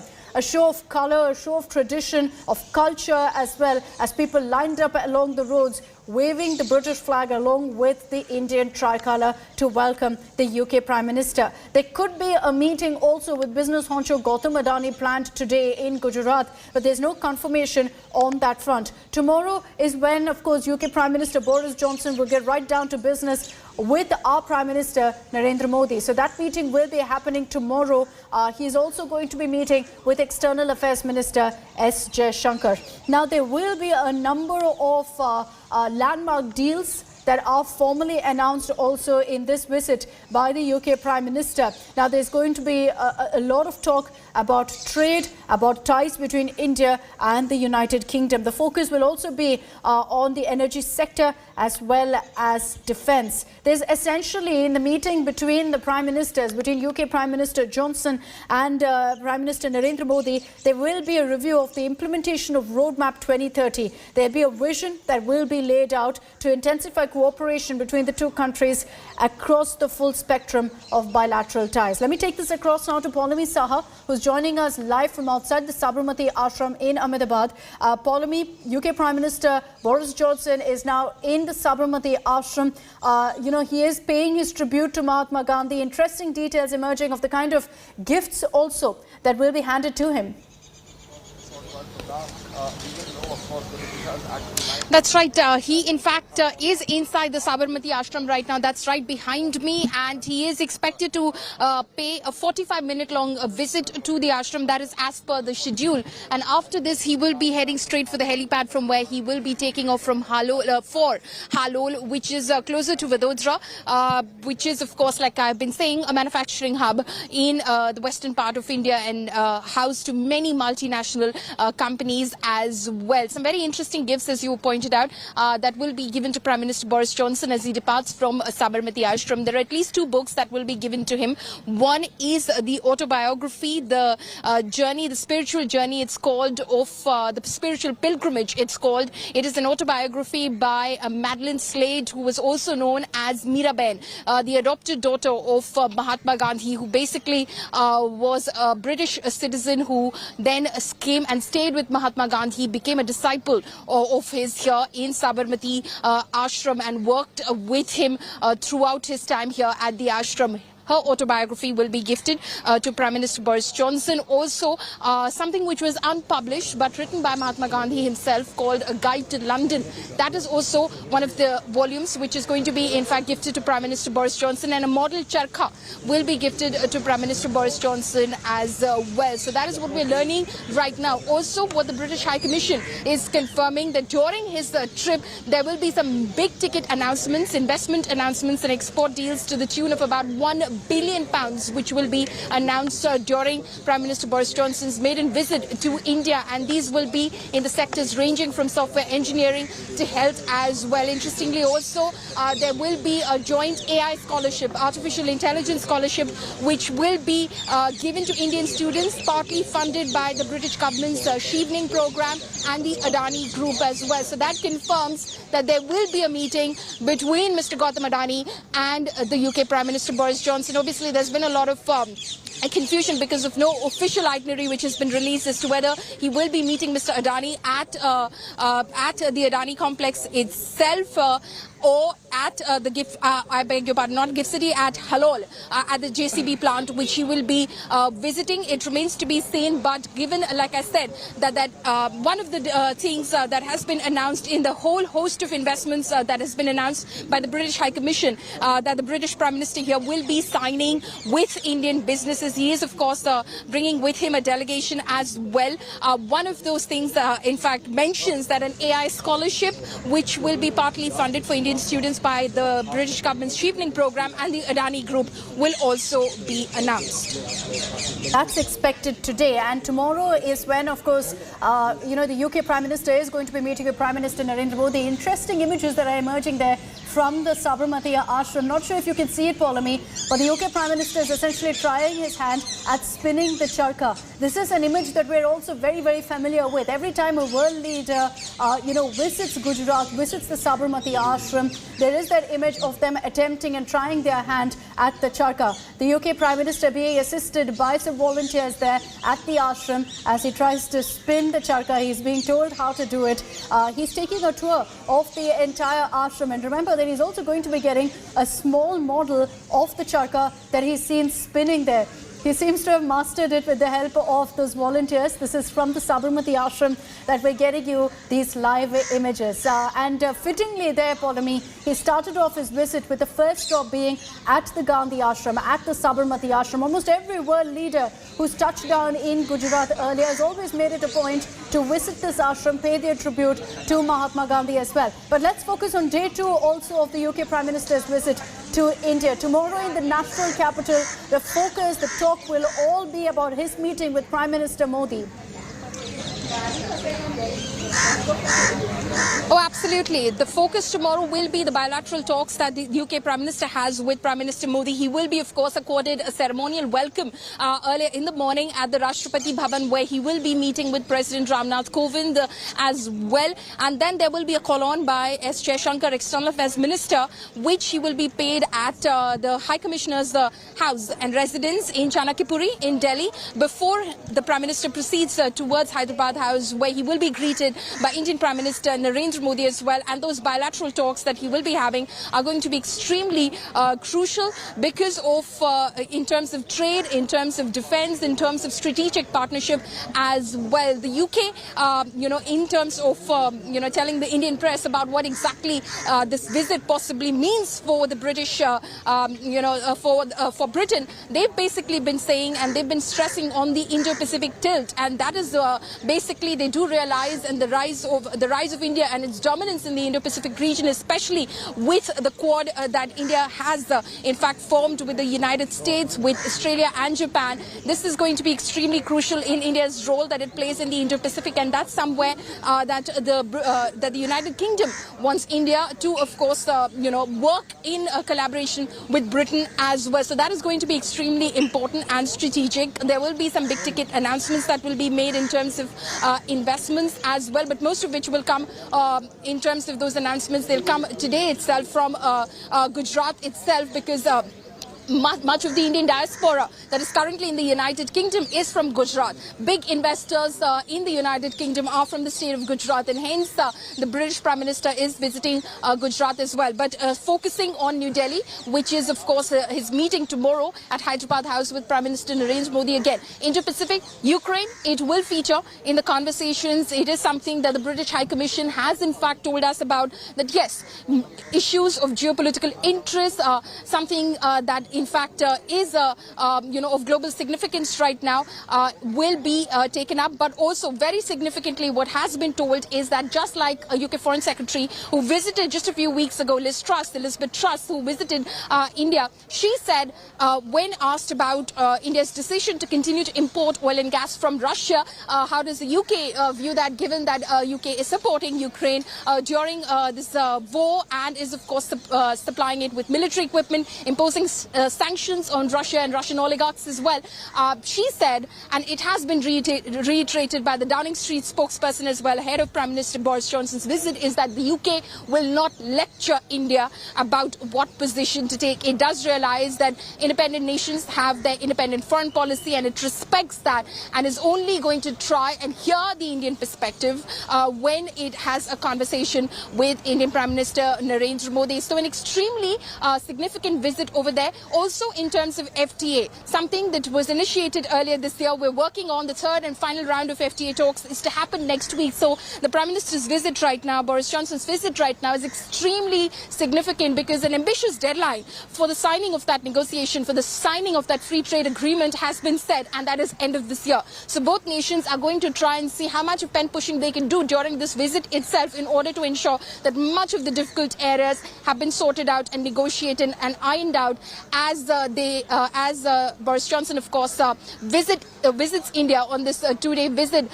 It is very significant to see the kind of, place that the UK puts India in terms of geopolitics, in terms of global world politics.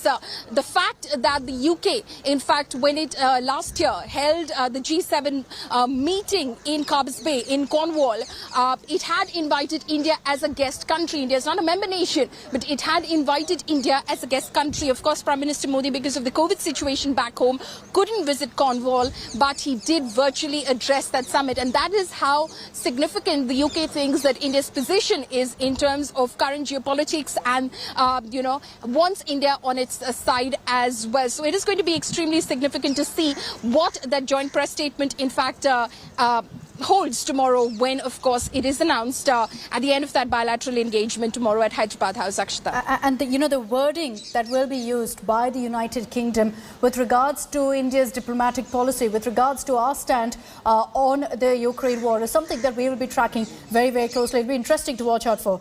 You have now the UK Prime Minister signing the visitor's book, writing a small message. Perhaps in a few moments from now we'll be able to get details of exactly what the UK Prime Minister has had to say there. He's signing the visitor's book and will be penning a small message about what Gandhi's beliefs, about what Mahatma Gandhi's ideals mean for him. And you can see there that the memorabilia that we've been referring to, the gifts for the UK Prime Minister, are now being handed over. These are two books. One is an autobiography by Mahatma Gandhi, which is being handed over to him.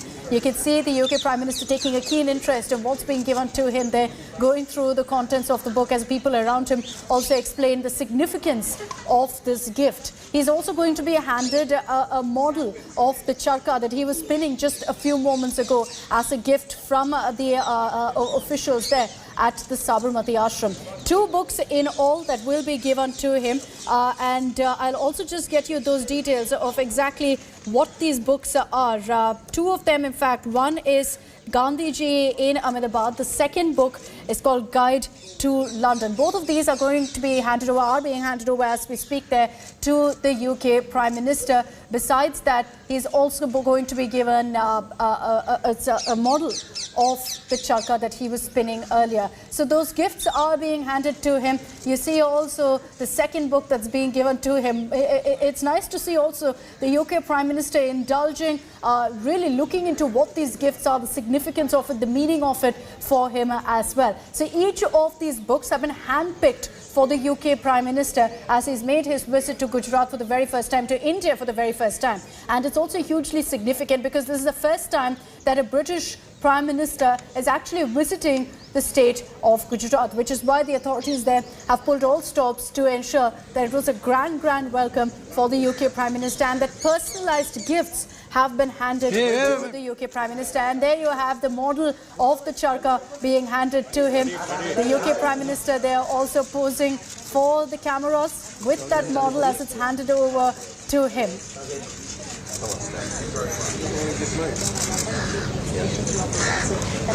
So that perhaps concludes also the visit by the UK Prime Minister, by Prime Minister Johnson to the Sabarmati Ashram. But Paulami, we've been talking about the significance of this visit, the big takeaways.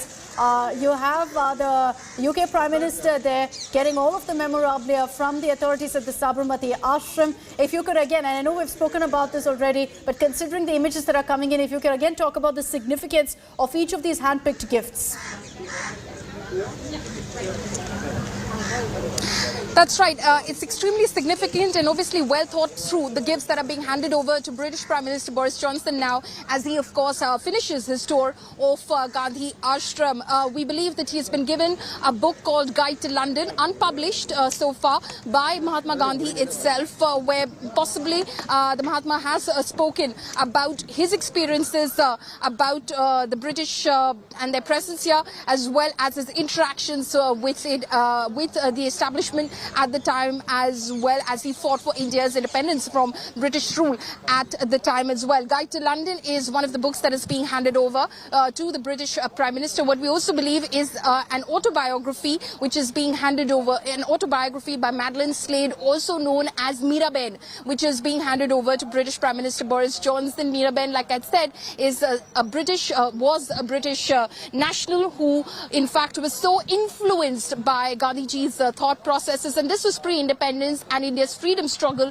that she decided, in fact, to give up her luxurious life. She was, in fact, born into a born into high society in Britain, but she decided to, in fact, give all of it up in order to adopt an ascetic life, a life of spirituality, and, in fact, come down to India and spend time with Gandhiji here at Sabarmati Ashram, become a disciple of his. In fact, many called her the adopted daughter of Mahatma Gandhi as well. This is her autobiography, which is being handed over to the British Prime Minister. It's called The Spiritual Pilgrimage, where she, of course, talks about her journey in terms of leaving her life in Britain and coming down to India at a time that India was, she, if I am not wrong, came down in the 1920s itself. So just possibly 2 decades or 3 decades before India, in fact, gained its independence from the British struggle. So right in the peak of India's freedom movement is when she decided to, in fact, join India's movement of independence from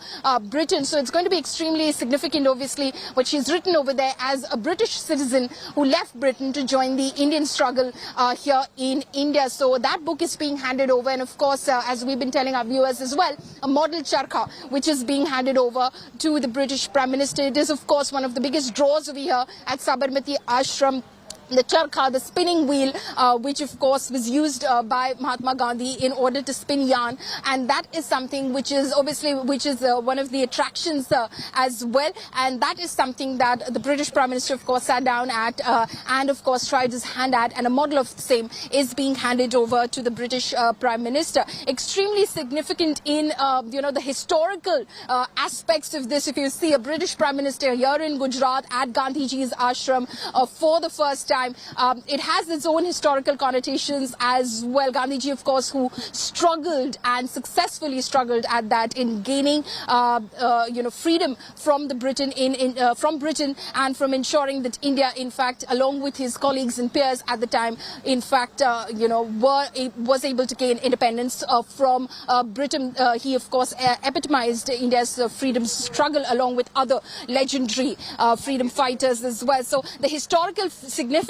of this very moment, of course, is not lost on anyone, as we see those images of a British Prime Minister inside Gandhi Ashram right now, accepting those gifts from members of the Gandhi Ashram, who, of course, in fact, run this trust right now, handing over those gifts to the British Prime Minister. Of course, like we were discussing earlier, Akshita, the choice of Gujarat is very, very significant. It is well thought out. The fact that this is a personal visit of the British Prime Minister. Remember that Britain is struggling post-Brexit and is looking for big investments as well in order to create jobs in Britain and in order to ensure that industry doesn't exactly die in Britain. And those are the vehicles coming in. I'll ask my camera person Pavan to, in fact, just keep on those shots right now, because the British Prime Minister is expected to shortly leave. That is his vehicle right now on our screens right now. British Prime Minister Boris Johnson currently leaving from the premises of Gandhi Ashram. Okay.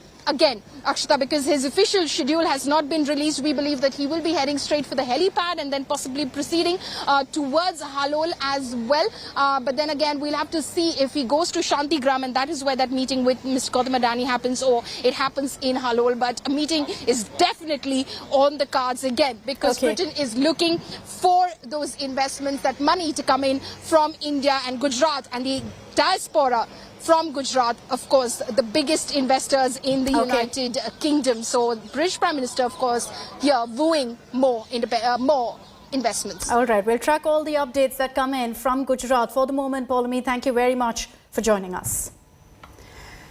And trust us here on India Today to get you every live update on the UK Prime Minister's visit to India, the timing of which we've also been speaking about. And that's why on the other side of a short break, we're focusing on the Russia-Ukraine war. India Today has spoken to top global expert, Harvard Professor Ravi Abdelal on the Russia-Ukraine war. The big takeaways of that conversation coming your way.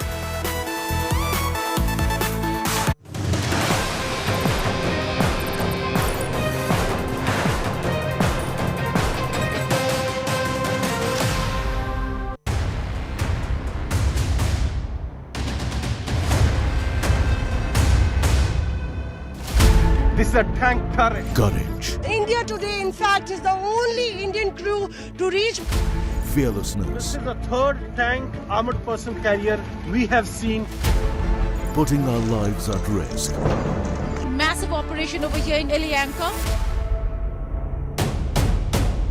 We are on the ground, bringing you the facts. A Ukrainian woman shares the horror of shelling. So that India is better informed. Tune into India Today TV, reporting from the front line.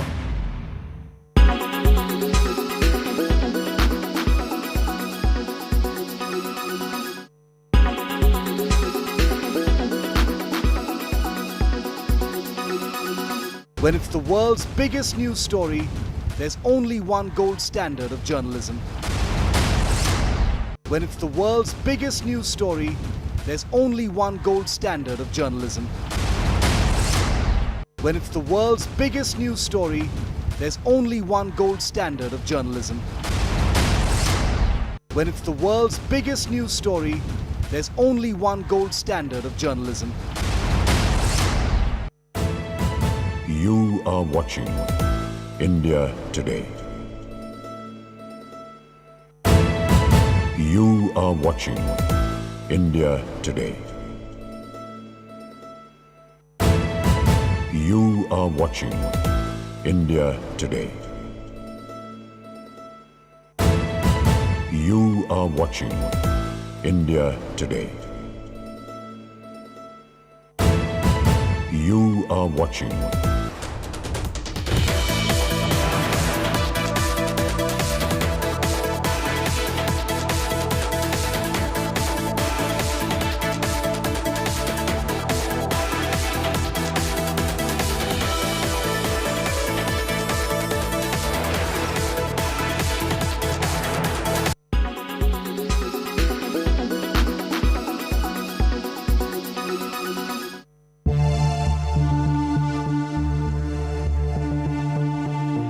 On a daily basis, thousands of oil spills occur worldwide in the oceans, causing oil pollution.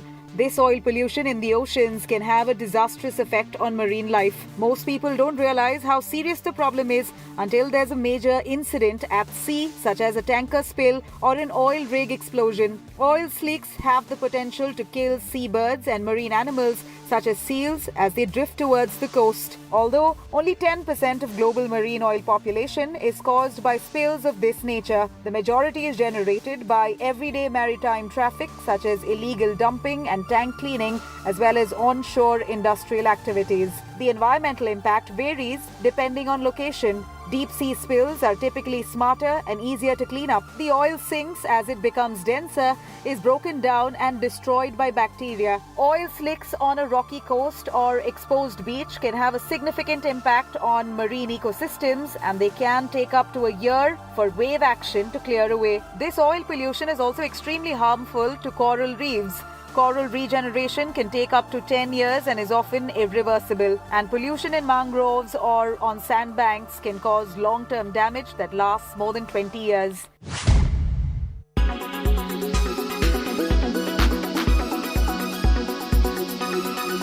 When it's the world's biggest news story, there's only one gold standard of journalism. When it's the world's biggest news story, there's only one gold standard of journalism.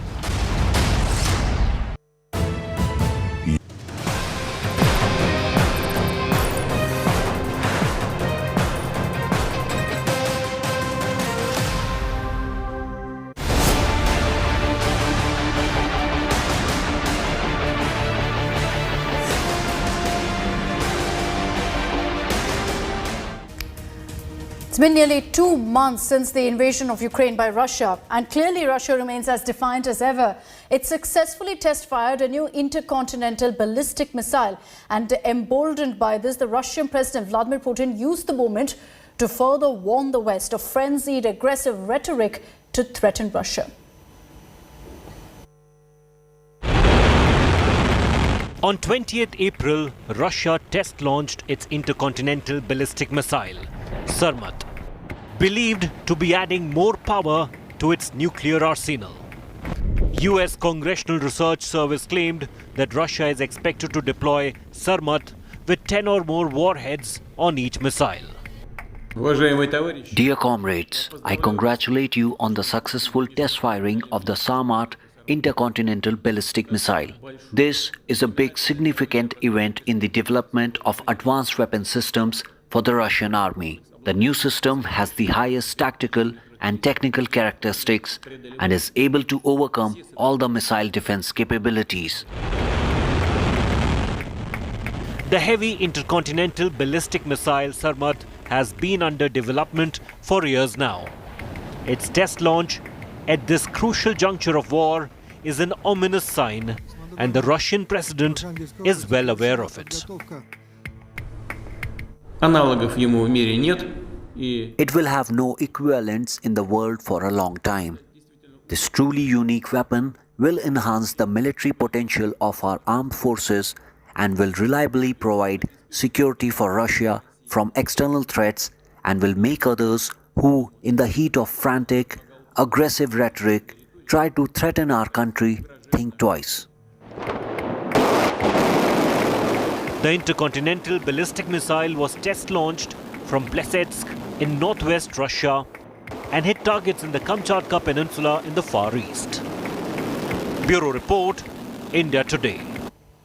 Amid the ongoing war in Ukraine, one of the world's most respected Russia watchers, Harvard professor Ravi Abdelal, in a special conversation with India Today, asserted that a tactical nuclear strike is still very much a possibility. His words come just a day after Russia's foreign minister, in his only interview so far during this war, played down the nuclear threat that's emanated consistently from Moscow.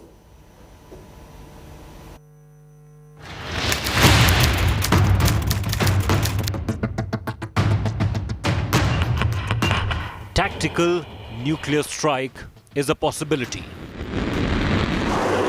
Words that will echo through war rooms across the world. Not just random analysis, but the words of one of the world's most respected Russia watchers. Engage with the world. Harvard professor Ravi Abdelal, director of Davis Center for Russian and Eurasian Studies, an academic whose views on the world's biggest story is one of the most sought after. Is not about Russia versus Ukraine, but about Russia versus the West. And for that logic, we need to think about what are the ways in which Russia and NATO could come into direct conflict that could lead to a nuclear exchange between the great powers, as opposed to a single tactical nuclear strike in Ukraine. Professor Abdelal's world-exclusive interaction with India Today adds ominous urgency to the aura of nuclear threat surrounding Russia and Ukraine. His words come just a day after Russia's foreign minister, in his only interview so far in the war, played down the nuclear threat that has emanated consistently from Moscow. The Russian military has these hypersonic missiles, which are good at evading missile defense systems. It has thermobaric weapons, the so-called vacuum bombs. As far as we know from the outside, the Russian military has used one of each, probably to demonstrate what they can do, but have not yet escalated to the widespread use of these really terrifying weapons, much less the possibility of a tactical nuclear strike on the territory of Ukraine. There could be no winners in a nuclear war, and therefore nuclear war must never be launched. Obviously, Professor Abdelal is the second top-tier American academic to highlight the nuclear threat emerging from Russia. Last month, Princeton University's Dr. Zia Mia echoed the fear. This is part of the script of the nuclear age. So nuclear weapon states say this because they can, because they have nuclear weapons. Away from the nuclear threat, Professor Abdulal also sees Ukraine's current weapon levels as only enough to keep its head above water. The Ukrainian military, and indeed the Ukrainian civilians who have been waging this counteroffensive against the Russians, have perhaps been armed enough to achieve a kind of stalemate, though not enough to win the war. More ominously, the Harvard professor predicts the longer the stalemate, the more destructive things could get, with newer weapons entering the combat mix. But the longer the stalemate lasts, the more likely there will be escalation on the Russian side, using weapons that they have mostly not yet used in ways that will be difficult for the rest of us to watch and horrible for the Ukrainians to endure. With only some indicators on where the war is headed and what the endgame is, the Harvard guru makes a pronouncement that provides shape to the next steps. That there's little chance of the war winding down soon. President Putin has gambled his historical legacy on this war, which means that there is no backing down. There will be no end to this war until the Russian president feels that he can narrate some sort of achievement, both militarily and politically, from the war. On India Today, the most sought-after academic and strategic minds provide their views first, allowing us and you, the viewer, navigate this emerging conflict. With Rahul Kawal in Boston, Bureau Report, India Today. And that's all we have time for on this broadcast. Thank you for tuning in. And here on India Today, we'll continue getting you all the big news and updates.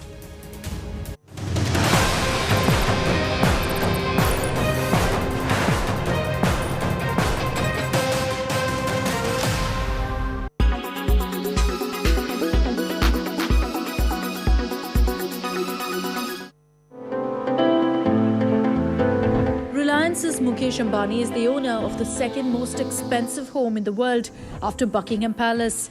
Here are the inside pictures of Antilia. Antilia is located in one of the most expensive residential areas in the country, Mumbai's Altamont Road.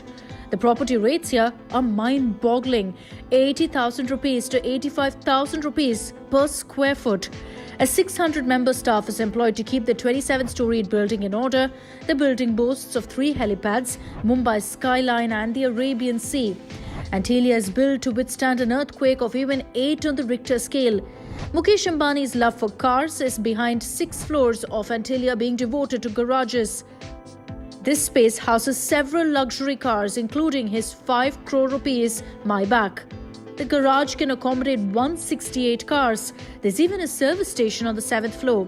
The recreation center spread across 2 floors has a yoga center, dance studio, jacuzzi, a health spa and several swimming pools.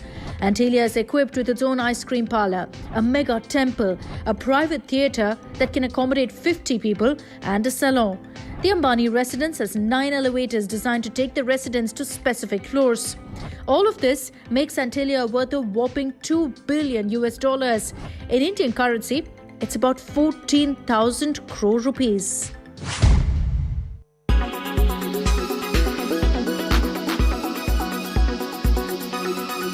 When it's the world's biggest news story, there's only one gold standard of journalism. When it's the world's biggest news story, there's only one gold standard of journalism.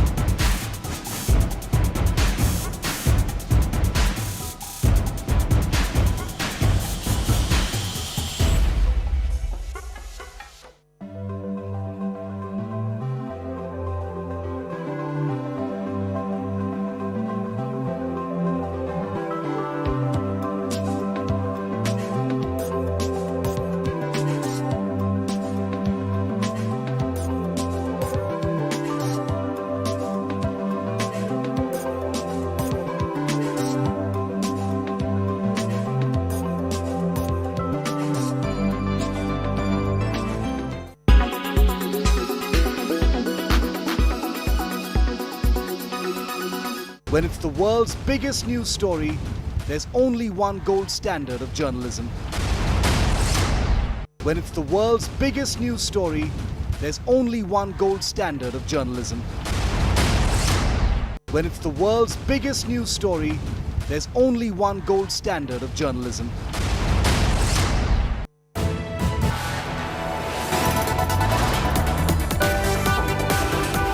You are watching India Today.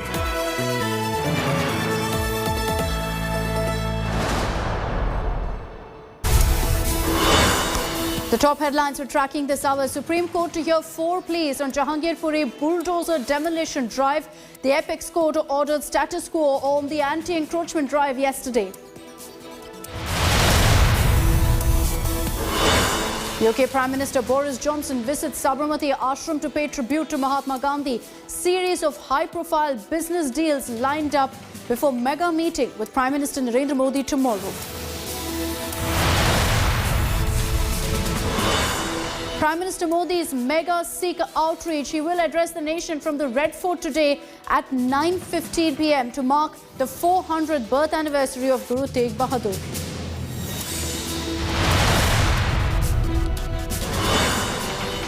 BJP fact-finding delegation probing the Hanskali rape and murder says Mamata government is shielding accused TMC Neta's son, claims crucial proof has been destroyed. Russian President Vladimir Putin's chilling threat to the West. Moscow warns after intercontinental ballistic missile is test-fired.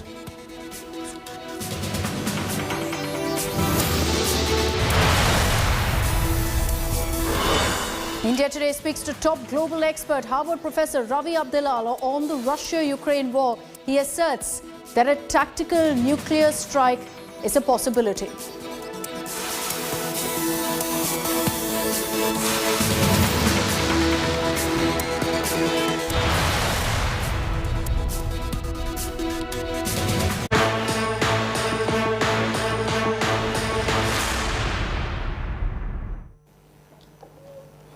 You're watching India Today. I'm Nabila Jamal. All eyes now on the Supreme Court. The topmost court now begins hearing a plea against demolition drive in Jahangirpuri. Jamaat Ulema has moved a plea in the Supreme Court calling, in fact, the demolition drive as unconstitutional and said that an opportunity should be given to residents to justify. In fact, left leaders, meanwhile, Brinda Karat has also fixed a plea in the apex court.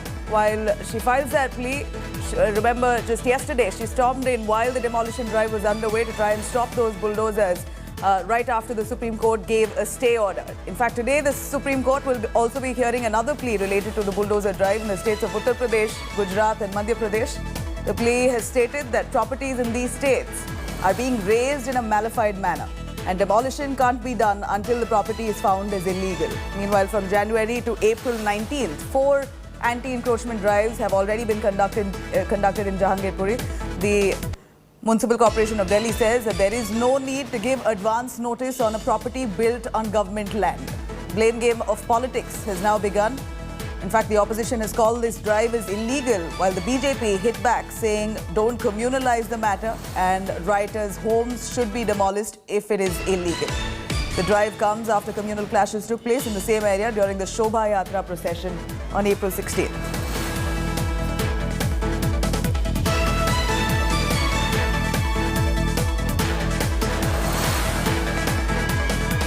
Here is the Supreme Court now to hear the matter in just a little while from now. All eyes currently on the Supreme Court. The topmost court begins hearing a plea against the demolition drive. Remember, many fingers pointed at the demolition drive, calling it communal. In fact, here a plea has been filed by the Jamaat Ulema-e-Hind, who's moved a petition in the Supreme Court calling for the demolition drive as unconstitutional, saying that an opportunity should be given to residents to justify themselves. In fact, left leader, meanwhile, Brinda Karat has also filed a plea in the apex court for the same. Today, the Supreme Court is all set to hear the hearing. We'll be hearing those pleas related to the bulldozer drive in the states of Uttar Pradesh, Gujarat and Madhya Pradesh. Let me quickly cut across to Nalini Sharma joining us more on that. Nalini, all eyes on the top court. We're looking at various different pleas from different people filed at the apex court, where the court will be hearing pleas claiming that this entire anti-encroachment drive carried out by the MCD is unconstitutional. And further, the plea, in fact, further tries to elaborate how this could be illegal, what the government is doing, stating that these properties that have been razed down in multiple of these states is done in a malified manner, and that the demolition cannot be done until the property is indeed found as illegal. MCD has its justification. Tell us more. What's going to happen today in court? Well, Nabila, the hearing is already underway before a bench headed by Justice L. Nageshwar Rao and comprising of Justice B.R. Gawai. And Senior Advocate Dushyant Dave, who was the lawyer who had made the mentioning yesterday before the Supreme Court and got the status quo order in the first place, has started his arguments before the bench. What he is stating is that the issue is much larger than just Jahangirpuri, and that this is being done after the violence that had happened in the area during the Hanuman Jayanti parade. Along with that, what he's also stated before the Supreme Court is that this is not just an issue regarding the demolition drive and as to whether or not that was done in a legal manner, but it has now also become an issue of compensation, because there are petitions that have come up before the Supreme Court demanding compensation from the MCD for the demolition that happened yesterday by one particular Ganesh Gupta, who is a juice shop owner, whose shop had been demolished and who claims that he had all of the official licenses in place and that the shop was allotted to him officially.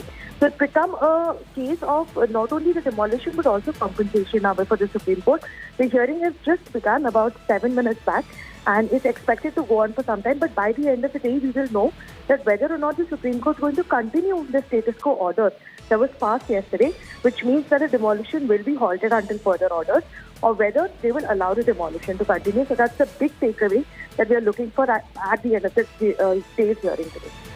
Right. You know, Nalini, a lot of fingers pointed at the MCD for not giving notices before carrying out this demolition drive. And this, like we see, is not the first in Delhi. We saw in other BJP-ruled states, including Uttar Pradesh, for that matter, Madhya Pradesh, as well as Gujarat. Similar demolition drives were carried out on alleged stone pelters' homes and their businesses, their shops. And that there too, the government claimed that the property was built on illegal grounds. In fact, it was an encroachment and that's why they razed it down. Here in Delhi too, similar allegations that no notices were given, but the MCD says a notice is not needed. If land is illegal, we have all the right to pull it down. Absolutely. And in fact, Nabila, we've been speaking to many legal experts since this entire matter went underway yesterday, and we've asked them for their opinion on what the exact procedure is and whether a notice is required. And what a lot of lawyers have told us is that according to the previous Supreme Court judgments, when it comes to illegal encroachments, there is no notice that is specifically required to be issued before a demolition drive is conducted. But in case there are some extensions or some illegal construction made on a legal structure, then in that case, before a demolition is conducted, there has to be a notice that has to be given to the specific party. But in this case, since the MCD is saying that all of these structures that have been demolished were built illegally and were encroaching upon the public land, is why this demolition drive was carried on. But at the same time, the petitioners are also alleging that there is a greater play over here and there is one particular community that is being targeted because of the violence and the events that had occurred during Hanuman Jayanti.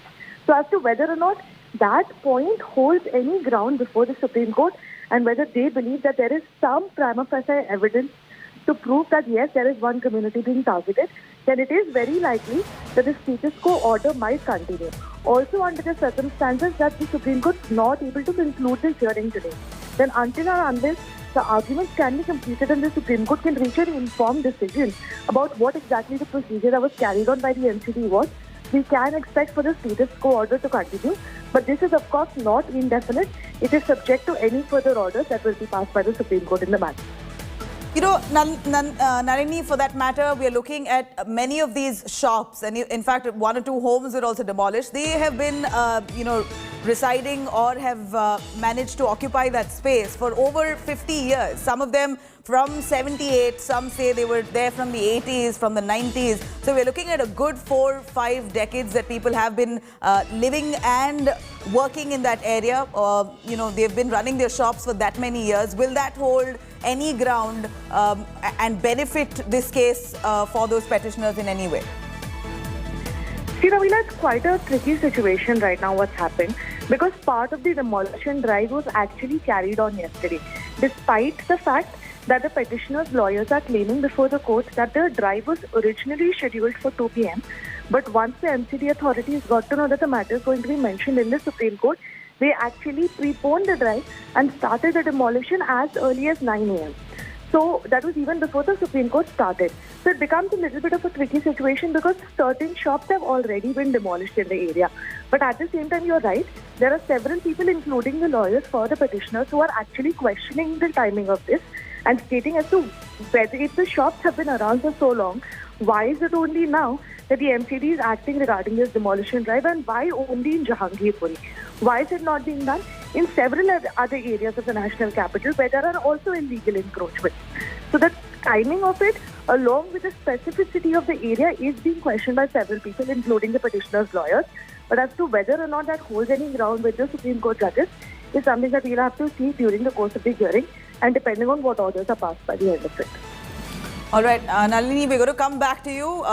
Here, the Supreme Court has just begun hearing the petitions. In fact, a lot of allegations that the MCD could have done this with malicious intent. Of course, MCD, on the other hand, saying that there is no notice needed to be given if at all the property is built on illegal land. If this is illegal, then it's got to be razed down. I've got Ashutosh, who's joining me right there from Jahangirpuri for more on that. Ashutosh, give us an understanding. What's the situation on ground? Is it calm? It's a highly communally sensitive area post the clashes. And now with the demolition drive that was carried out, we know that tensions are peaking there. Well, there is no noise of the demolition anymore now. It has just all halted yesterday post Supreme Court order. Now, of course, the tension always prevails, but for now, the police, the law and order machinery has enforced a total peace and calm in this area. People are, mostly because of daily wages earner, have gone back to their work. Largely that all around I see only the police, media personals, the CRPF, this all are maintaining the law and order situation. At the moment, there is, the point, the route of procession where the mosque and temple are located, clearly the access to that has been blocked for even media, and even we are not allowed to meet the victims or speak to them. In the meanwhile, what I'm hearing that the peace committee meeting by the police has been called locally, so they will be from the both sides, the community members from the both sides, they will be talking, and of course, all efforts are being taken to ensure law and order maintains and peace and calm prevails. As far as MCD's action is concerned, so, if you live in Delhi, you cannot point out a single place where you do not see the encroachment, be it the traders, be it the shopkeepers, the rack pickers, or jhuggi jhopadis. So there you will always find almost most of the roads are encroached upon. So clearly this action, where the action, the questions being asked to the MCD, this bulldozer activity will only be limited to Jahangirpuri, or it will also go to Sainik Farm, it will also go to the South Delhi, it will go to East, West, Northeast, Northwest Delhi. Will this drive continue? At the same time, why the question being asked that encroached land, if there are houses located for the demolition, of course a prior notice is required to give to the victim that these, your property is encroached on the government property. But here what had happened, mostly if you see, none of these houses have been demolished. Let me make it very clear. None of these houses in Jahangirpuri have been bulldozed or demolished. These were only a kacha constructions, including certain shops, including some tent, tirpal tent where the local shops, they used to sell tobaccos, cigarettes, all these. Only those structures have been demolished. Pakka constructions in Jahangirpuri has not been demolished. At the same time, point number 2, the BJP had claimed they are going to bulldoze down the houses of the accused. None of these accused houses have been even touched upon. No concrete structure, no permanent structure has been demolished. As far as mosque is concerned, the outer periphery wall, that was demolished, and subsequently the action was also happening near the temple, which is barely located at few yards from the mosque, but somehow on the same time somehow the order was convinced to the particularly mentioned about the mosque. I'd like to ask you, the gate and the wall of the mosque that was pulled down, was that also encroaching upon land? Was that illegal part of the mosque, illegally built? Well, let me explain you visually. No, this is better for better benefit of the viewers to explain it visually. This is the road stretch, clearly. That is the road stretch. So at 180 degree, the road passes, but at this particular stretch, that's a drainage system. Technically and legally, you cannot construct anything either on the PWD road or the drainage line. So clearly from here on, it's a drainage line that passes through. Let me take you through these images. So if any construction is done on the roads, that will be demolished as per the MCD norms. Subsequently, if there is any construction that is happening on the drainage line, so if you see the mosque outer periphery, which was the outer boundary, was located both on the road as well as on the drainage line. And for these, no, MCD doesn't require to send notice. If they are demolishing any pakka structure, including the residential complexes, notice is mandatory. But if they are demolishing the temporary construction like these have been made on the road, they do not, because it is a usual drive, and in Delhi, mostly it is called the committee. If you go to the Lajpat Nagar market, if you go to Sarojini Nagar market, this happens almost every day. But somehow there is some magic that happens trigger that next moment, within an hour, they come back there. You know, MCD comes up, they takes up everything, they find them, and the next moment, within an hour, you see all of them sitting right there. So there is some magic that happens behind the curtain, and then, you know, the status quo is maintained. Here, the status quo has been maintained by the Supreme Court, and after the argument, it will be decided whether the MCD is gonna carry out exercise. But the larger question that we are asking, it is not about a drive only in Jahangirpuri. Almost across Delhi, there are illegal constructions. Illegal construction, even by government employees, even by private employees, in jhuggi jhopadis, in cluster, in colonies, even in the posh colonies. Somehow, someone have extended their roof, some have constructed, you know, extra top, and we know who allows this. There is some agency who are responsible to monitor the illegal construction, and still, over the years, over the decades that have been carried out, who is responsible? That's exactly why the people, we have speaking to several people, they said, if this structure has been demolished today, why the houses of the MCD officials, local leaders, not being demolished, who allowed this construction to take place? Several questions being asked. But for now, it is up to the Supreme Court, who will hear all the sides and then decide undoubtedly, what next Ashutosh, for the in fact, MCD, right now the hearing is underway even as we speak. And some of the points, very pertinent points made in those petitions. You know, one of the petitioners says, the MCD would dare touch houses or establishments in South Delhi. Why target the poor? You know, right to life is equal to right to shelter. These are points made in the petition. Do elaborate for us. While you had the CPIM leader Brinda Karat coming in, she in fact stormed in, trying to stop the bulldozers right when it was carrying out the demolition drive, saying that the court has ordered a stay. But even then, MCD went on with the demolition drive for at least an hour and a half, knowing very well that the order was out, but they were waiting for a physical copy to come in hand. So it seems like the MCD had made up their mind. They were quite adamant that illegal establishments and encroachments along the Jahangirpuri area, exactly where the riots happened, will be taken down. It was almost a focus that they came with. They did what they had to do until the Supreme Court stepped in. Well, Nabila, most it looks like to give a symbolic message. A message which was almost a political in nature. They wanted to give a message, and the message was loud and clear. Indeed, the MCD official could cite this reason that until unless we have the hard copy, a verified copy of the Supreme Court order, how can we start a drive which has been ordered legitimately by an agency? If MCD orders certain drive, they have to follow the rule. And if there is any high court order restraining them, they need the copy. This could be one of the reasons. But here in the era of digital media, in the era of digital India, if MCD or the official cites that we did not get the hard copy, we did not read the order, then you know, there is a lot to interpret. But for now, since we have been speaking, the mayor, in fact, the first said, we have heard the Supreme Court order and we are going to, stop the demolition. But the official, the commissioner, when he was asked, said, I haven't received the copy, let me go through the order and then we will take the decisions accordingly. So clearly that 1.5 hour, this question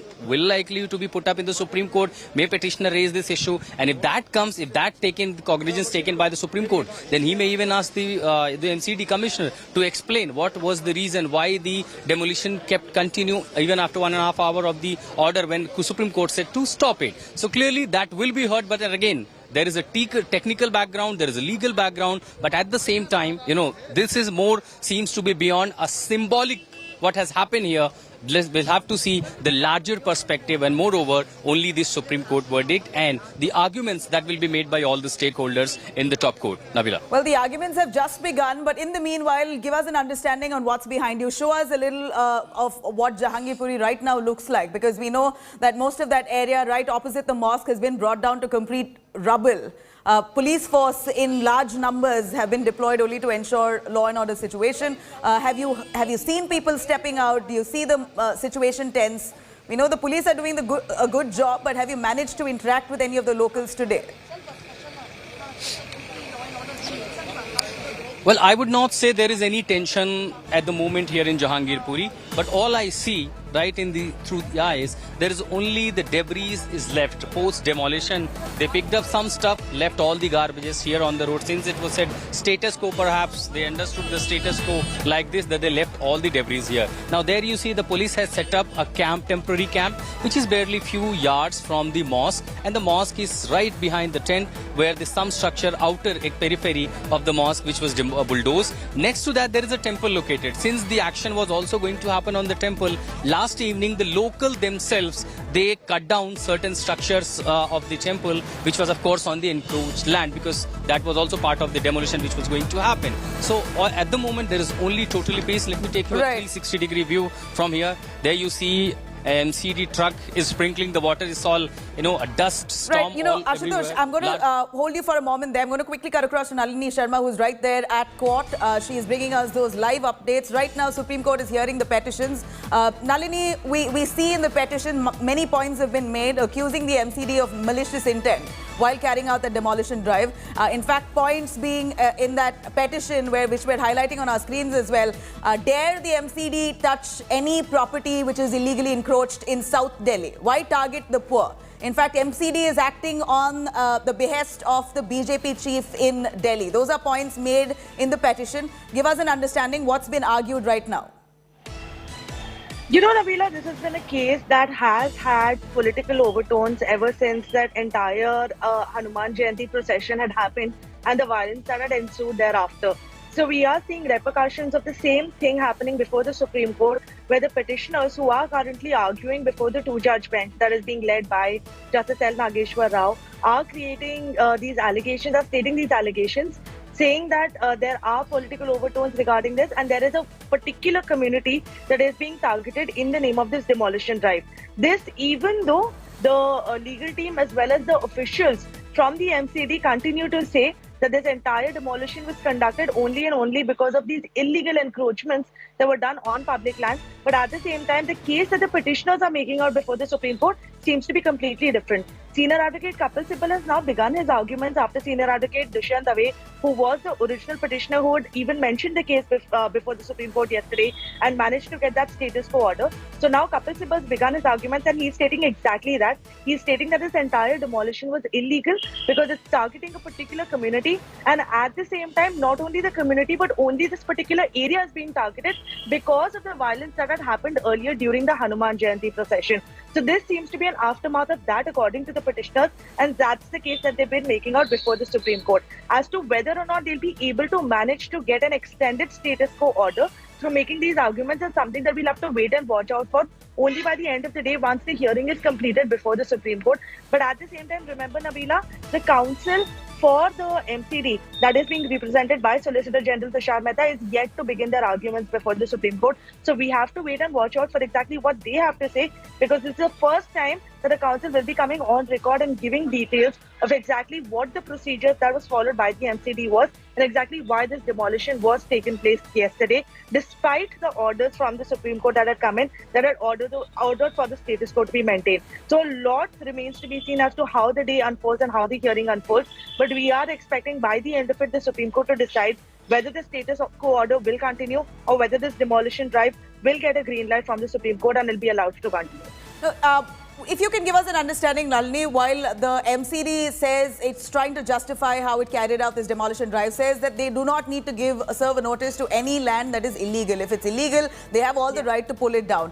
There's also a place of worship. You remember, it's a mosque also, that the wall of the mosque was brought down, the gate of the mosque was brought down. Is there any legal provision when it comes to a place of worship?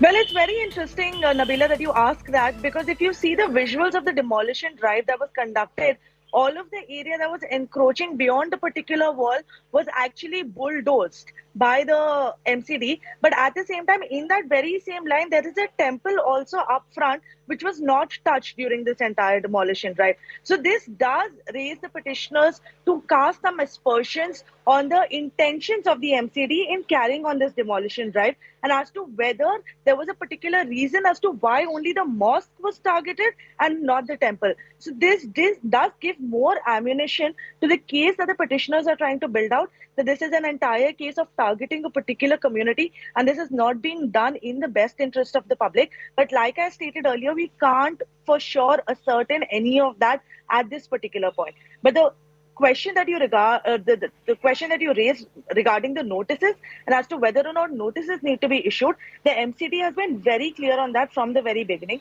where they stated that when it's a case of illegal encroachments, there is no notice that needs to be issued, either according to the laws or even according to earlier judgments of the Supreme Court. But the Supreme Court's clearly come forth and said that illegal encroachments can be removed without any prior notices. But when it's a case of an extension made to a legal building or some illegal construction happening on an existing legal structure, then in that case, a notice needs to be issued to the party concerned to remove that illegal structure on their own, or action will be taken by the MCD. So it's a very thin line of difference, and it completely depends on exactly how the MCD puts its case forward before the Supreme Court today and what reasons they give. And if they're able to prove that these structures that were created were in fact illegal, because remember, Nabila, there is also a party now before the Supreme Court, Ganesh Gupta, whose juice shop had been razed down yesterday, who stated that his shop was actually officially appointed to him and he has all the MCD licenses in place. So in case it is proven that all of these structures that were demolished yesterday were not illegal in the first place, then that could mean trouble for the MCD, because Ganesh Gupta has now reached the Supreme Court seeking compensation for the loss that he had received yesterday because of the actions of the MCD. You know, Nalini, as much as the petition says and claims that one particular community was targeted, well, we see that there were shops of Hindus that were also razed down. Some of them, like you rightly mentioned, Ganesh Gupta was one man who belongs to the Hindu community, the religion, and he was also aggrieved, and he has also now lashed out at the MCD for carrying out arbitrary demolition on his shop. Apart from that, to just remind our viewers, while the demolition drive was underway, it was not just the mosque. In fact, the bulldozers were moving towards the temple as well. And that's right at that point that the Supreme Court gave the stay order, and that's when the bulldozers stopped short. So we understand that the MCD was trying to raise down every illegal encroachment along that entire length, which where the mosque came in line, including the temple. While the bulldozers were headed towards the temple, you had many residents who came out, literally created a human chain around the temple, wanted to stop the bulldozers. But the MCD seemed adamant at that point, but just then was when the Supreme Court order came in and they stopped short. So it's the mosque alone that right now stands without a wall and without a gate. And from what we understand from Ashutosh Mishra, who's on ground there, tells us that that mosque wall as well as the gate has been encroached. It's on the Nala there, and that is encroachment, and therefore it was pulled down. All of these reasons, which are legit, if it is on encroached land, if it is illegal, then it's got to be dealt with. Do you think that will hold water? And that's what we see while the arguments in court as well. Supreme Court saying that this is it's mandatory procedure. Illegal encroachments will be dealt with. What's new in this? We see the arguments and those points coming in.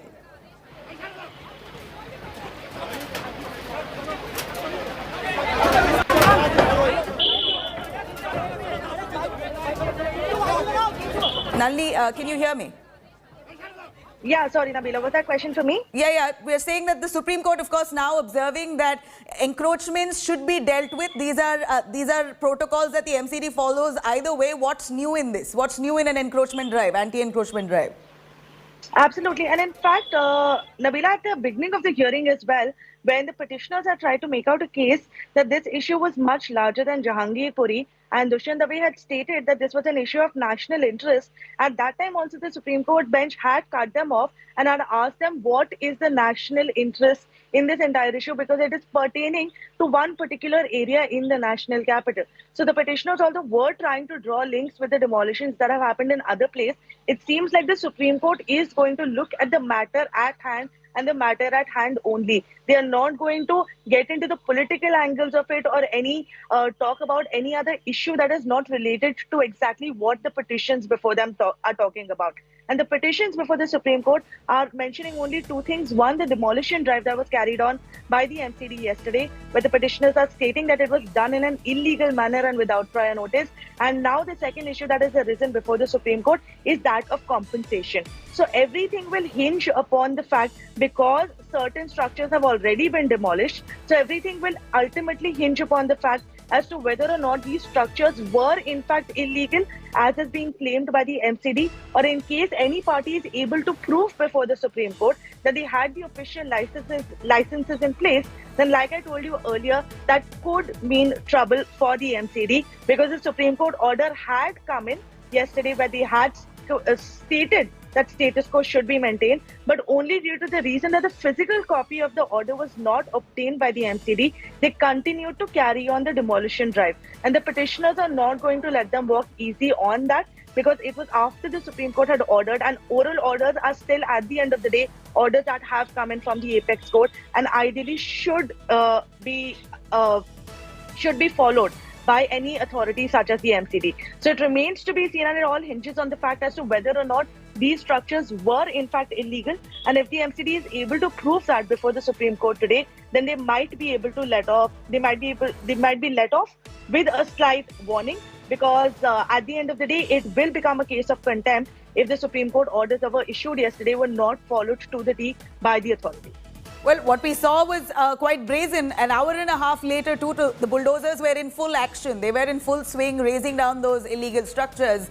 They said they did not get a physical copy. In the age of electronic media, it's surprising that the MCD says that we haven't received it in our hand, and therefore we will not stop the demolition drive. But nonetheless, MCD here, we understand in court, has justified, saying that they are only trying to clear out illegal encroachments. Those road blocks were only being tried to, in fact, whatever encroached the road, and those road blocks were removed only and nothing else. This is what the MCD justifies. Give us more information on what the arguments are currently underway. So Nabila, the Solicitor General, like I was stating earlier, who is representing the MCD, has begun his arguments before the Supreme Court now. And what he is stating is that the entire demolition drive, part of it that was conducted yesterday, was only done for the smaller structures that were extended and were coming on the public area or the public roads. So it was only those structures that were demolished yesterday, as is being stated by the Solicitor General right now. Of course, the petitioners at the same time are trying to interrupt the arguments and trying to state their points, but the Supreme Court has given a chance to the petitioners' counsels to argue. Both Dushyant Dave and Kapil Sibal have made elaborate arguments so far since the beginning of the hearing. And right now, Solicitor General Tushar Mehta is making arguments for the MCD before the Supreme Court. He is, of course, stating that only certain structures were demolished yesterday that were illegally encroaching upon the public land, and that no permanent structures yesterday were demolished during the demolition drive. So it remains to be seen exactly what the Supreme Court thinks of it. The hearing is still underway, so developments can happen fast and rapidly, but we are keeping a watch on everything that's happening in the Supreme Court and what happens by the end of it today when the Supreme Court issues its further orders. Right. You know, Nalini, also to ask you here, we understand that while illegal structures were pulled down, is there any connection at all to the MCD's anti-encroachment drive to the riots that took place? In fact, the MCD, while in our India Today reporters have been on ground through and through at Jahangirpuri. Just yesterday, while our reporters asked the MCD chief, he said that there is nothing to do with the riots. This has no connection with the riots. But it's very interesting that just a day before the anti-encroachment drive, you had the BJP chief in Delhi, Adesh Gupta, sending a letter to the MCD saying that all those rioters, those stone pelters who have been accused in the Jahangirpuri violence case, their homes or their shops or their commercial establishments are illegal. They are living on illegal encroached land, and therefore it needs to be bulldozed. And a day later, the MCD storms in and carries out that anti-encroachment drive, which was scheduled at 2 p.m., but they preponed it to 10 a.m. So the intentions itself, a big question. Well, yes, Nabila, the intentions are definitely in question. And the point that you're stating is the same point that has been brought up by the petitioners over and over again. At the end of the day, the issue is that even if it was a legitimate demolition drive that was carried on by the the MCD. But at the same time, the timing of it as well as the area where it was conducted has given certain ideas to why these questions are being raised, and it has given certain ammunition to the petitioners to also raise questions regarding that, because it is a little suspicious. The fact that this entire demolition drive has taken place immediately after the violence had happened during the Hanuman Jayanti procession, along with the fact that despite the fact that the MCD continues to say that the illegal structures have been demolished irrespective of which religion or which community the structures belong to, but at the same time, people over there on the ground in Jahangirpuri are extremely perturbed by these actions of the MCD, and the fact, like you correctly pointed out, that the demolition drive was initially scheduled for 2 p.m. but it was preponed and it began as early as 9 a.m. when they knew that the Supreme Court doesn't sit till 10:30 a.m. is enough of a reason for the petitioners to at least ask these questions before the Supreme Court. But at the end of the day, it is what the Supreme Court decides which will be the final word, and that is what we will go by. But for now, it is a case of arguments that are being made. Nalini, if you can go down to the crux of the argument right now, from what we see, the arguments coming in from the Supreme Court, the crux of it is that the MCD tried to target one particular community. And to that, the Supreme Court has responded, saying in Khargo, in Madhya Pradesh, where the demolition drive took place in those riot-hit areas, at least 88 Hindus' homes were targeted. Well, Nabila, in fact, the breaking news that we have coming in right now from the Supreme Court is that further status quo has been ordered, because a notice has been issued to the centre, the MCD and all of the relevant parties by the Supreme Court to respond to these petitions that have been filed. So now what we can expect further on is for the centre, the MCD and all of the relevant parties to file their reply to these multiple petitions that are now before the Supreme Court. Not only the petitions filed by the Muslim bodies that are challenging the demolition, but also now the petitions regarding the compensation aspect because of the demolition drive that was conducted yesterday. So until unless, like I stated earlier, because the Supreme Court has not completed and concluded the hearing in the matter, further orders for the status quo have been extended. But now the Supreme Court will wait for the reply from the respondents, the central government, the MCD, and see what they have to say on this issue before deciding further on what this entire matter needs to be. But one thing we can say for sure is that now, till the time the matter is pending before the Supreme Court, and it seems like it's going to be a hearing that is going to go on for at least a few days, but till the time the matter is going to be heard before the Supreme Court, no further demolition can be carried on at Jahangirpuri. That's for certain. That's something that the Supreme Court has clearly laid down. All right, so that's the big breaking news here. Supreme Court is now ordered for status quo on the demolition drive in Jahangirpuri. In fact, the petitioners had asked for some respite for the MCD to stop the demolition drive right when the Supreme Court intervened, asked for a stay order. Now we hear from the Supreme Court that status quo to continue. Nalini, take us through when's the next hearing, what's going to happen furthermore? Well, Nabila, what the Supreme Court has said is that for the next 2 weeks, there is going to be status quo in place, which means that no demolition can be carried on for at least the next 2 weeks. So it's expected that the next hearing will only happen after 2 weeks, and that time has been given to all of the parties to file their responses. And at the same time, they've also said that if any steps are taken despite the Supreme Court orders in this entire case, then that will be taken upon very seriously by the Supreme Court. So the Supreme Court is not taking this in a light manner. The fact that the demolition drive was conducted yesterday, even after the status quo order had come in from the Supreme Court, has not gone down well with the top court clearly, because they've said that if anything similar is repeated and if any steps that are taken contrary to the Supreme Court order, then that will not be taken well. So a very serious view taken by the Supreme Court, and also sort of a warning that has been issued to the MCD to keep their hands tied at least for the next 2 weeks. And it is after 2 weeks now that we will hear the Supreme Court take up the matter again and see what they have to say in this entire issue. Also the first time that the central government will be coming forth, because a lot of allegations have been raised against the BJP government and the Modi government. So for the first time, the central government will also be coming forth before the Supreme Court with their stand on this entire issue and refuting the allegations that are being put on them by the petitioners.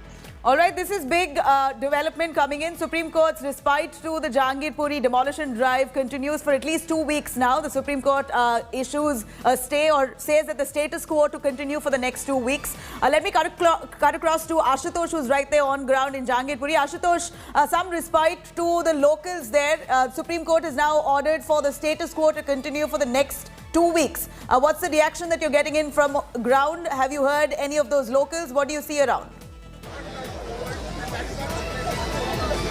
Well, Nabila, it's absolutely, it's totally status quo here. And as I rightly said previously, there's the media access to this particular area where the violence broke out and also where largely the victims are. We are totally restricted. We are not allowed to cross this particular road. So this is a kind of barricade guarded by CRPF, and beyond this point, we are not allowed really to speak. What we are hearing that shortly there will be a peace committee meeting, and largely still I could see there are barely few people in these houses because most of them are daily wages earner. They have gone back to their work. It is just another routine day for Jahangirpuri. Remember, this is also upon the people, the marginalized class, mostly the Muslim community, the Dalit community, those who have been living here. So because they have to earn their bread and butter, they all have gone back to their work. Just routine, another day, despite all the violence broke out, despite the stress tension, if I could say. No, there is no tension prevailing here. It's totally peace and calm. This was the side where the bulldozer, the bulldozer drive took place. This was the place where, largely we see the burned vehicles. But despite all the illegal encroachment on this area particular,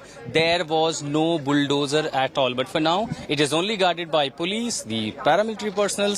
And since the Supreme Court has ordered now the next hearing post 2 weeks, status quo for 2 weeks, clearly it is a relief here for the people of Jahangirpuri. And then since situation is already calm and peace prevailing, from tomorrow onwards it will be just new day and perhaps just another regular day for the people of Jahangirpuri. Right, Ashutosh, a quick word on the crux of this entire argument right now that ensued in the Supreme Court, where the petitioners constantly claim that this was being targeted at one community. The Muslim community have been targeted. MCD was razing down those establishments that belong to the Muslim community, while the Supreme Court tried to intervene and reminded the petitioners that in Cargo in Madhya Pradesh, you had at least 88 homes of Hindus that were destroyed and 28 of Muslims. Similar scene even in Jahangirpuri. We saw at least 3-4 shops out of the 12. About 3-4 shops belong to Hindus. Why don't you clarify for us what exactly is the reality on ground? Was it only Muslims establishments that were targeted alone?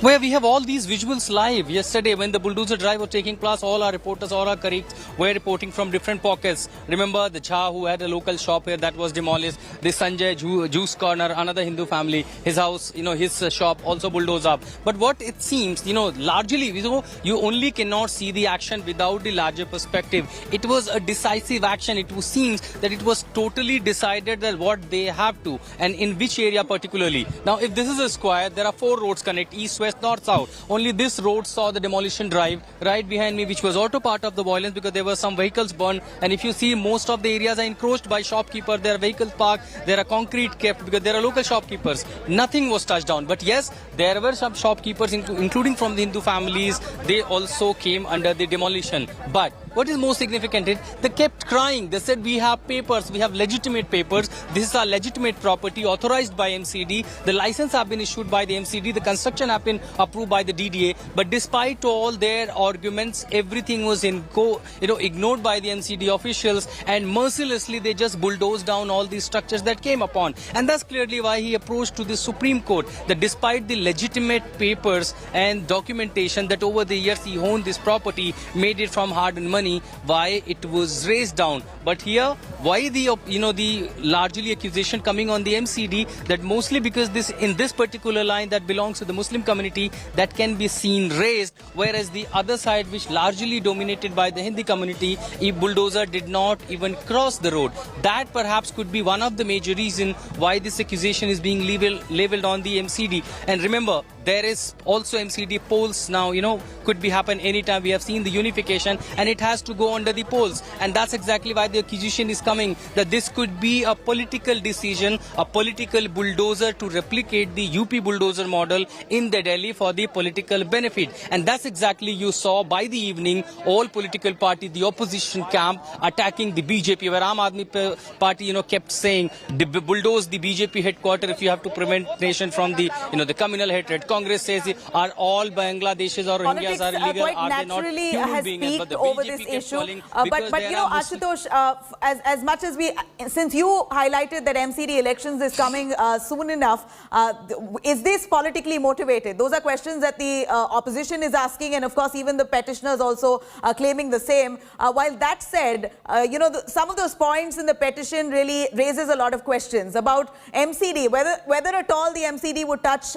a house or a shop that is illegally encroached in South Delhi. Why target the poor? How many areas across Delhi or across the country for that matter are poor people living in illegal establishments and in slum dwellings that are largely illegal, in shanties that are largely illegal? You know, this area was straight right at targeted, with the MCD arriving a day after the BJP sent out a letter requesting the MCD to take action, raise down the houses of stone pelters because they are encroached land, etc. So give us an understanding. How often or how common is this anti-encroachment drive carried out by the MCD? Is this regular process that they do? We hear in the same area about 3 days ago the MCD had anyway done a similar anti-encroachment drive. So what's new?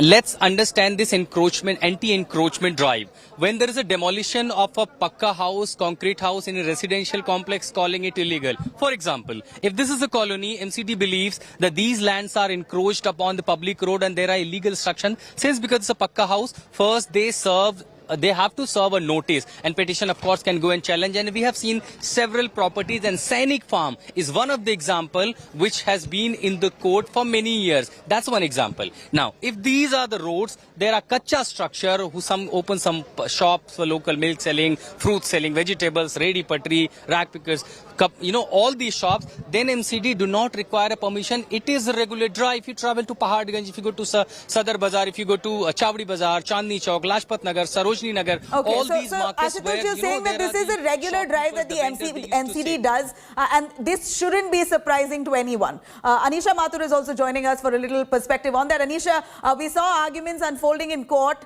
where petitioners, of course, trying to highlight that the MCD is targeting a particular community, that this was unconstitutional, this encroachment drive, and of course blaming the MCD of having malicious intent behind this entire demolition drive that was carried out. Give us an understanding what was argued in court and what was the Supreme Court's response to that?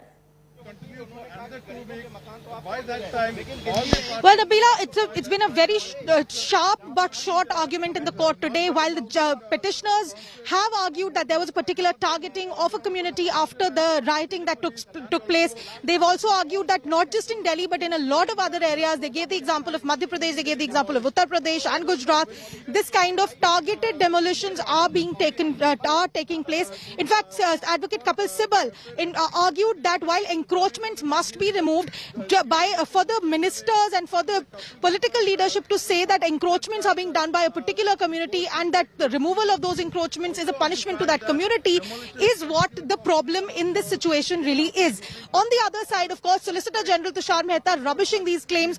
Solicitor General has argued that there was no community targeting, that the MCD has been carrying out demolition drives in Jahangirpuri for a long time now, since January as a matter of fact. The Solicitor General also arguing that it was on the Delhi High Court's orders on a petition regarding encroachments on the road that this demolition drive was carried out. However, the Supreme Court asked a very pointed question, that if you are saying that you're only removing the redis and chairs and boxes from the footpaths, then why is it that you needed to take bulldozers? What did you actually issue notice to the permanent structures that you have demolished? For that, the Solicitor General has said that he will be submitting documents to back up his arguments. The Solicitor General has also said that the allegation by the Jamiat that there is targeting of a particular community after disturbances in other states as well, that is also being dismissed by the Solicitor General, who is saying that if giving an example of Khargon in MP, he has argued that in Khargon the similar kind of demolition drive took place. 88 of the persons affected were Hindus, while 28 of the persons affected were Muslims. So the Jamiat's argument that there is a targeting of particular communities is incorrect according to the Solicitor General. At the moment, the Supreme Court of India has asked the government, as the MCD, the state governments, the centre, the Delhi police, parties, all of them have to file a detailed response to the petitions that have been filed. Notices have been issued on all the petitions. Remember, not just the Jamiat petition, but also Brinda Karat's petition, which alleged that despite the mayor having been informed, the demolition did not stop. What is also important is that the Supreme Court bench has clearly said that we will take this issue seriously of whether the demolition continued even after information had been given to the mayor. But at this stage, at the first stage, tell us what was the process followed, whether notices were issued or not, and also for the petitioners, the court has asked, since one of the petitioners before the court is somebody who's claiming to be a resident of the area whose property was demolished, the court has also said, you file an affidavit, tell us whether any notices were issued to you or not, what documentation do you have to back up your claim. So at the moment, the Supreme Court has only extended the status quo orders, no demolition in Jahangirpuri for the next 2 weeks till the matter comes up again. But all parties have to put their stand on affidavit. The government has to clarify what process was followed. The petitioners have to clarify what violation of their rights has taken place. And the court has very clearly said that we will take this issue seriously, whether the demolition continued even after the mayor had been informed. The lawyer for the Jamiat Ulema-Hind has also been directed to file an affidavit showing the timeline of exactly when he had sent the WhatsApp message and the email to the NDMC mayor and NDMC officials. The advocate M.R. Shamshad, who was present in the court, in fact, claimed that he had already prepared the affidavit. He had sought permission to file that affidavit. The court has said, we will take this on record. You file all the possible documents. So clearly the court is saying that we want to see everything. We want an explanation for everything, whether everything was done by the book or not, and whether the Supreme Court's orders passed yesterday at 11 o'clock were violated or not. So ultimately, after 2 weeks, when everybody has been given time to explain themselves, that is when the important hearing will happen. Back to you. So the next hearing, we understand, is in 2 weeks' time. In the meanwhile, status quo to be maintained. Is that right, Anisha? Well, yes, Nabila. As I said, status quo orders have been continued. The court has very clearly said nothing will happen in Jahangirpuri for the next 2 weeks. What is also important to note is that Mr. Sibal had tried to argue that similar orders should also be passed in the other petition, which is for demolitions going on in UP, Madhya Pradesh, Gujarat, etc. But the court has not yet passed those orders. The court, in fact, commented that when we are seized of this issue, when we've passed orders in this case, do you really think that demolitions of this kind will continue? But this is something that रही थी जब भी नहीं हमारे को आने दिया आगे का जो पूरा हिस्सा है वो सड़क का नहीं 10 फीट 15 फीट सब ने घेरी होती है नहीं कोई 10-15 फीट नहीं है अब मेरा छज्जा 1.5 फुट निकला हुआ है आज उसे और जो है कोर्ट की तरफ से 2.5 फीट जो है अलाउड है और उसके बावजूद भी 1.5 फुट मेरा तोड़ दिया गया है 2.5 फुट अलाउड होता है कोर्ट की तरफ से हर मकान का देख लीजिए आप 3 फुट 4 फुट छज्जा निकला हुआ है तो मेरा 1.5 फुट क्यों तोड़ दिया गया भाई जे सलम की मेरी दुकान है जे सलम के ये मकान है तो मेरे साथ ऐसा अन्याय क्यों ठीक है जी चलिए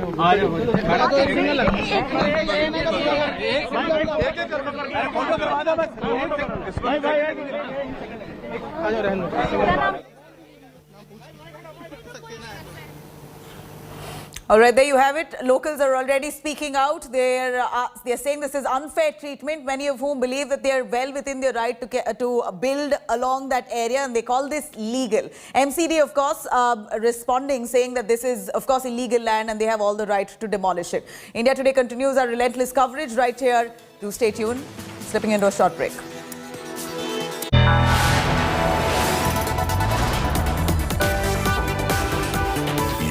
Are watching India Today.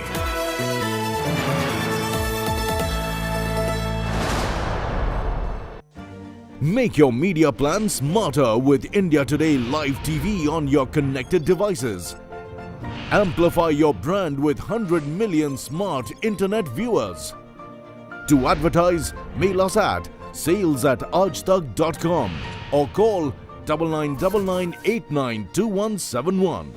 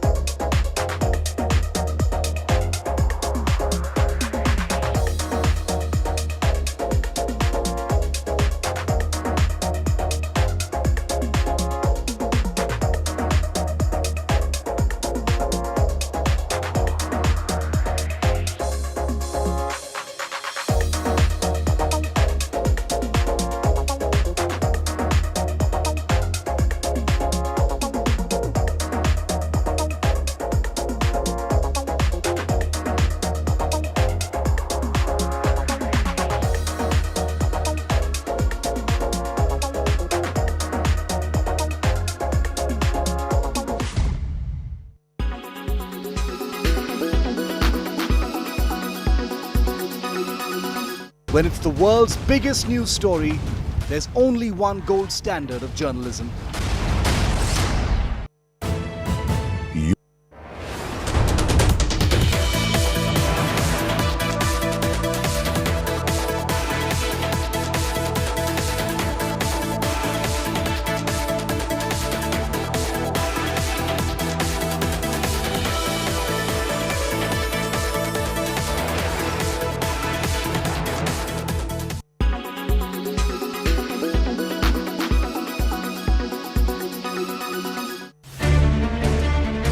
India has been witnessing a rise in inflation rate. From oil to vegetables, the price hike has us worried. But how to deal with such a blanket rise in price? There is a steep rise in the cost of living, and that's due to wholesale inflation, which has surged to a record high of 14.5% in March. So with inflation, your immediate concern would be managing your monthly cash flow. It would seem easier to cut back on your savings, but hold on, because that could actually derail your long-term financial goals. Sit back, map your financial resources and prepare a tight budget. Of course, sticking to it might seem difficult, but you can do so by reducing discretionary expenses like buying an expensive watch or taking a trip. An expert said that savings and investments should continue at the same pace, even if that means you have to give up on a trip or two. Another way to cut down on your discretionary budget is by reducing your eating out budget. Changing to public transport or working from home could also keep you away from overshooting the budget massively. If you have not paid much attention to your expenses, now would be a good time to start. Look at your grocery list and regular expenses and check what impacted you the most. Inflation will remain a recurring issue even when you retire. And to quote an expert, it's time to invest and invest well. The real rate of interest in your fixed deposit has probably turned negative. A 5.5% annual interest on your FD against the inflation rate of 7% means that your weather is eroding. So what other ways are there? Maybe you should look into investing in stock markets, with expert advice, of course. It might seem risky, but equities tend to give higher returns in the long run, but do consult an expert. So experts are saying that to beat inflation, earn higher returns through investment in stocks. So are you ready to look in the eye of inflation and beat it?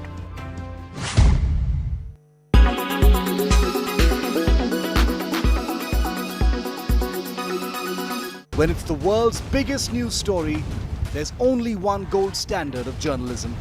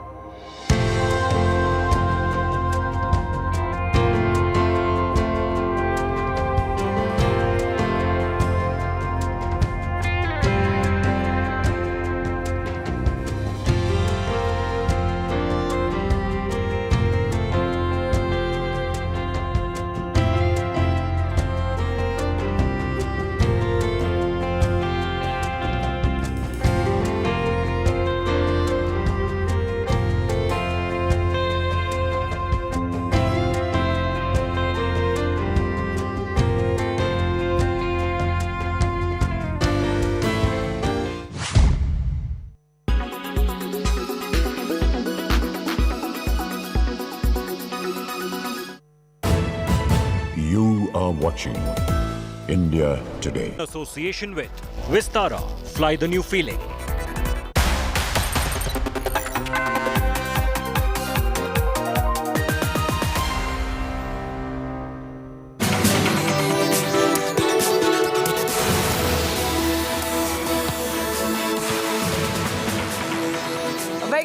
Watching India Today, I'm Nabila Jamal. Our top focus here, Supreme Court gives respite to Jahangirpuri residents as status quo continues. Let me take you through the top story first, the headlines. Supreme Court's order on status quo to continue for a big respite coming for residents of Jahangirpuri as a demolition drive now to be halted until the next 2 weeks. The top court issues notice to all parties.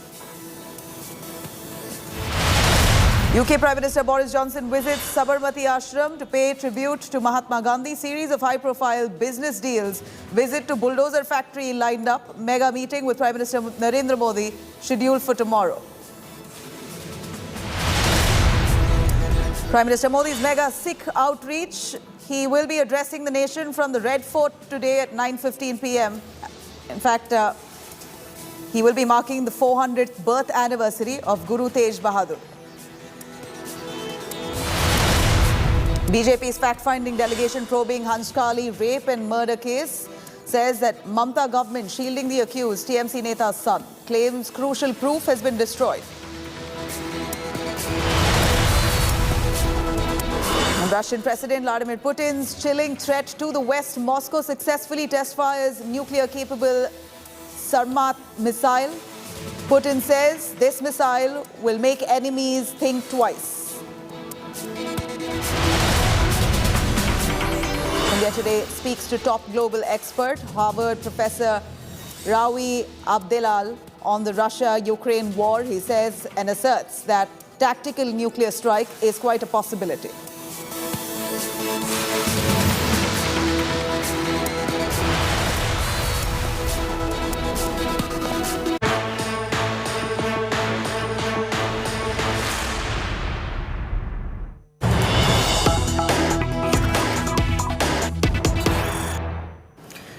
India Today tracking the big takeaways coming in from the Supreme Court right after the hearing on the bulldozer drive in Jahangirpuri. Here are some of those takeaways.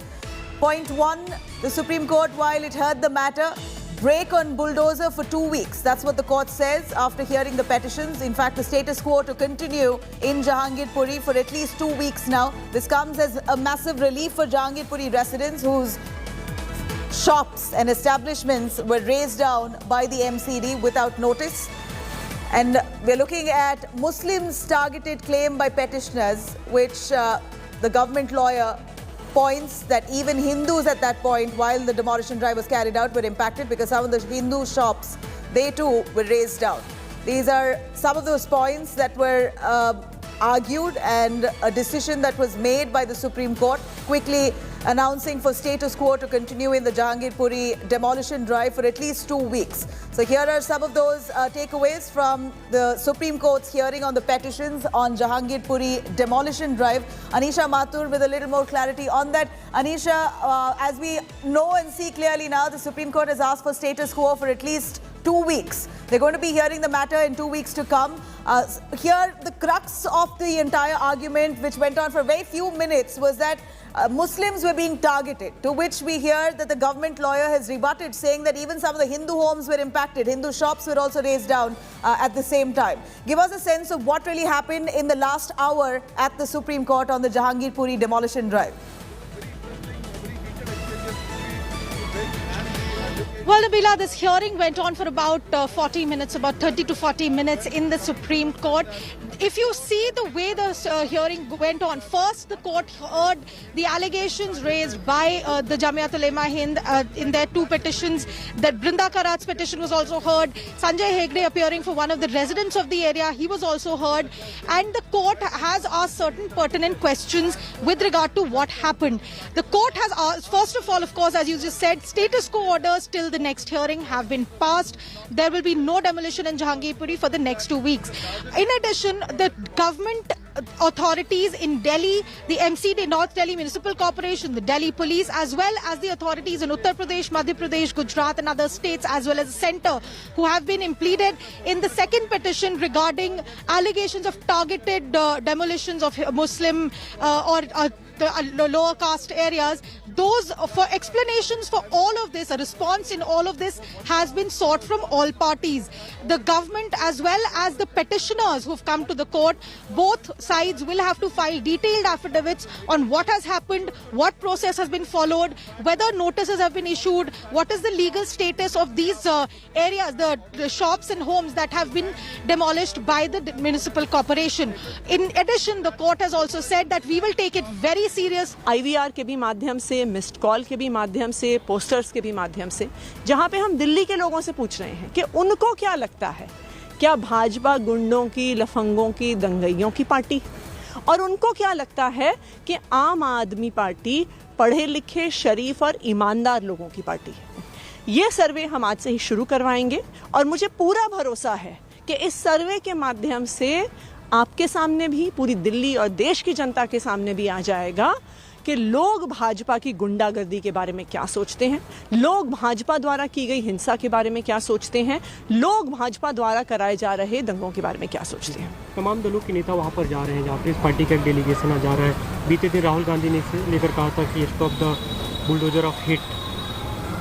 क्या कहेंगे? देखिए, हम तो बस इतनी सी बात कह रहे हैं कि भाजपा गुंडों की पार्टी है, भाजपा दंगइयों की पार्टी है, भाजपा लफंगों की पार्टी है, और जब तक ये गुंडागर्दी खत्म नहीं होती, जब तक ये लफंगई खत्म नहीं होती, तब तक ये देश भर में हिंसा होती रहेगी।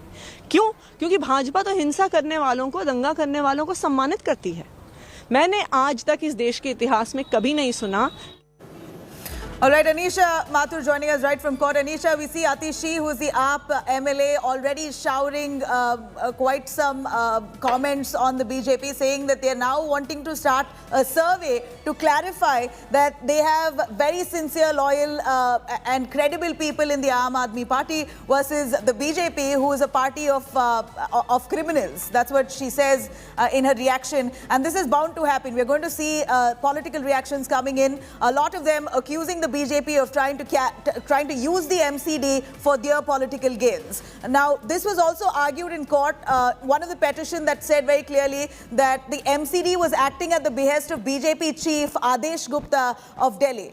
That Adesh sent a letter to the MCD saying that many of those petitioners, in fact, those stone pelters in Jahangirpuri violence who were accused, their homes must be demolished because they're on illegal encroached land. And soon after that, a day later, was when the MCD carried out this massive demolition drive without notices being given. What more did the petition say? Break down to us what exactly did the petition say? And there were multiple petitions, we understand.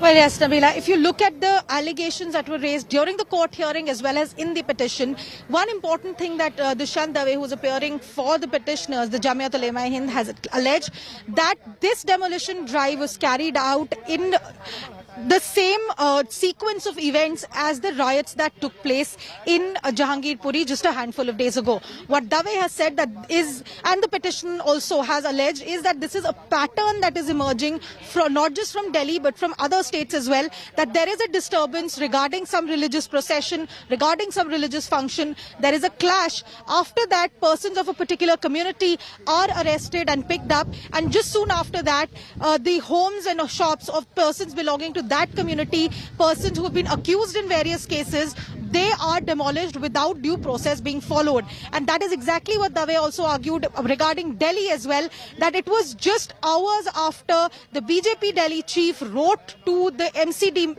that action should be taken against the persons who are accused of stone pelting, action should be taken against the persons involved in the rioting, that this demolition drive happened.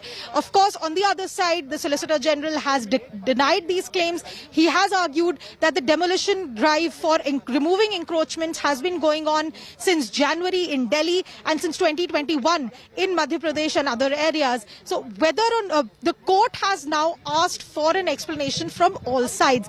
The allegation, of course, from the petitioners, from the Jamiat Ulema Hind, from Brinda Karat, as well as from some of the petitioners who came in, one of the local residents who has come in, was that no notice was given to the local residents, that this was a targeted response, a vindictive response after the disturbance that happened in Jahangirpuri in the last few days, that it is a targeting of a particular community, that the demolition drive happened on the same road as the rioting that had happened just last weekend. All of these allegations have pointed fingers at the BJP for using the MCD and the Delhi police for their political gains. What we just heard from Atishi as well, and what we've been hearing from other political leaders across the spectrum, the opposition is alleging that the BJP is using this kind of demolition drives as a political tool. The MCD Delhi elections are also scheduled to happen sometime this year. This political blame game, of course, the political arguments against the BJP have been coming in thick and fast. But the question really is, was there violation of the rules, and did the BJP, did this entire incident happen because of a political push? Back to you. Right, you know, Anisha, stay with us. I'm going to quickly cut across to the area where situation seems quite tense, and which is why we see huge police deployment. Jahangirpuri, Ashutosh Mishra is joining us right from there. Ashutosh, this comes certainly as a respite for locals of Jahangirpuri who were really apprehensive that their shops or houses could be razed if they are on illegal land.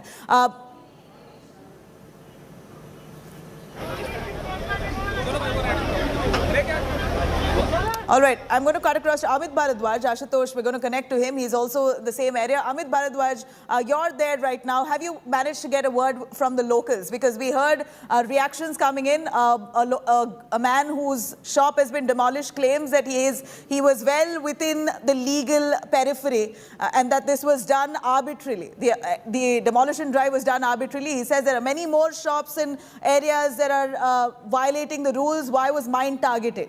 Have you managed to speak to anyone directly? Well, Nabila, the situation on the ground is as such that you could see the security forces have been deployed in large numbers. And yesterday, India Today Group was reporting from this particular stretch, the Jahangirpuri Masjid stretch. But today you could see that security forces have blocked the entire area. There are barricades and security has been put up on the both ends of the road. So clearly the entire area is in a way inaccessible as far as locals are concerned. On the other side as well, where demolition activity was carried out yesterday, what you see this morning is barricades have been put up. Delhi police is stopping anyone from crossing this particular barricade, and only those people are allowed to enter this part of Jahangirpuri whose houses are located in this area. So the situation clearly is a little tense, continues to remain tense. The security has been deployed. The idea is to maintain law and order situation on the ground as well.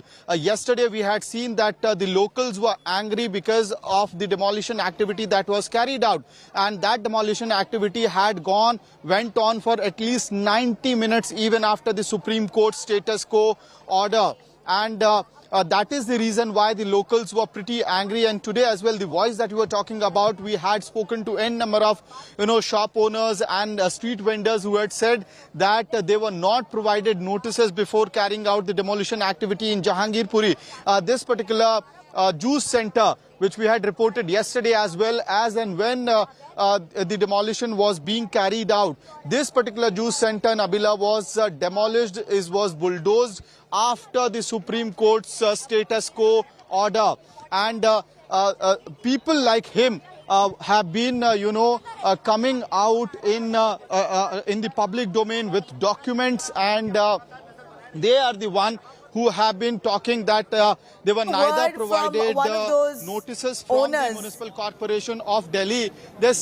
Nabila, there's some commotion here. I'm just trying to figure out what is happening. Yes, please. Congress leader Ajay Makan, along with other Congress leaders, were expected to reach the ground today in the Jahangirpuri demolition area. And I would ask my colleague to show you the visuals. There's some commotion. So possibly Ajay Makan is coming on the ground, hitting the ground. Yesterday we had seen that CPM leader Brinda Karat was on the ground. She had literally stood in front of the JCB machines, the bulldozers, and had stopped them from carrying out the demolition activity. Today, Ajay Makan, a Congress leader, a senior Congress leader who is also known for bringing, landmark judgments in Delhi as far as demolition activities are concerned. He has been petitioner in the previous landmark cases where clear-cut instructions by the courts were given out about as to how demolition activities can be carried out. So there's some commotion on the other side of the road. We'll get to know in a couple of minutes as to is it Ajay Makan or the police is just, increasing the security in the area to maintain the law and order situation. Let me tell you one thing. Amit, we also saw Ajay Makan had tweeted. Yes. Locals have already come out and spoken to the media. Many of them are claiming that their properties are illegal. In fact, they have all their papers, they have their documents. They now are seeking compensation. They seem quite upset and angry at this point. Have you heard of a word of compensation coming in from those shop owners who claim that the shops have been there since the 70s, the 80s, almost 4 or 5 decades that they've been, living there and, carrying out business in those areas for that many decades? How can they be mowed down without a notice? And they want a compensation. Have you heard of that? Yeah. That sentiment is on the ground, Nabila. Absolutely, that sentiment is on the ground, and there are n number of people who have been claiming that they were legal allottees since 1977, since 1980, and they have been running their shops and establishments since 1980s, and without providing notices, their shops or vents were bulldozed yesterday, and obviously these people would be demanding some sort of compensation. To the Supreme Court, a lawyer speaking on the court's order of status quo. Let's cut across. पूछा है कि ये क्यों चलता रहा इस तरह, उसको हम देखेंगे और उसको एग्जामिन करेंगे. एफिडेविट कोर्ट के रिकॉर्ड पे लगा दिया गया है. कोर्ट ने कहा है कि ये एक इशू है जो सीरियस लगता है और इसको वो एग्जामिन सर्टेनली करेंगे. सर, तुषार मेहता की तरफ से कहा गया कि जहांगीरपुरी वाला मसला जो था हाईकोर्ट में भी था. हाईकोर्ट ने अतिक्रमण हटाने का आदेश दिया था. नोटिस जारी किए गए थे. तो नोटिस जारी न होने की बात गलत है. देखिए, आप ये डिस्क्लोज करेंगे एफिडेविट में? जहां तक नोटिस नहीं जारी किए गए थे, वो हमें जो वहां से इंफॉर्मेशन मिली है उसके हिसाब से हमने ऑलरेडी लिख के दिया हुआ है एफिडेविट पर कि नोटिस नहीं दिए गए थे.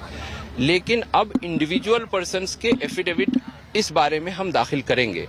और जहां तक दिल्ली हाई कोर्ट के ऑर्डर का मसला है, उस ऑर्डर के बारे में हमें अभी कुछ पता नहीं है, ना ही वो कोर्ट को दिया गया है. तो जब वो एक बार रिकॉर्ड पे आएगा तो फिर उसको देखेंगे कि वो किस बैकग्राउंड में पास हुआ था, क्यों दिल्ली हाई कोर्ट ने ये ऑर्डर किया था. ये नहीं कहा था ना कि अगर कोई इस तरह का पथराव हो, नारेबाजी हो और अगले दिन बुलडोजर लेके आप चले जाइए और तोड़ दीजिए. क्या दिल्ली हाई कोर्ट ने ये बात कही थी?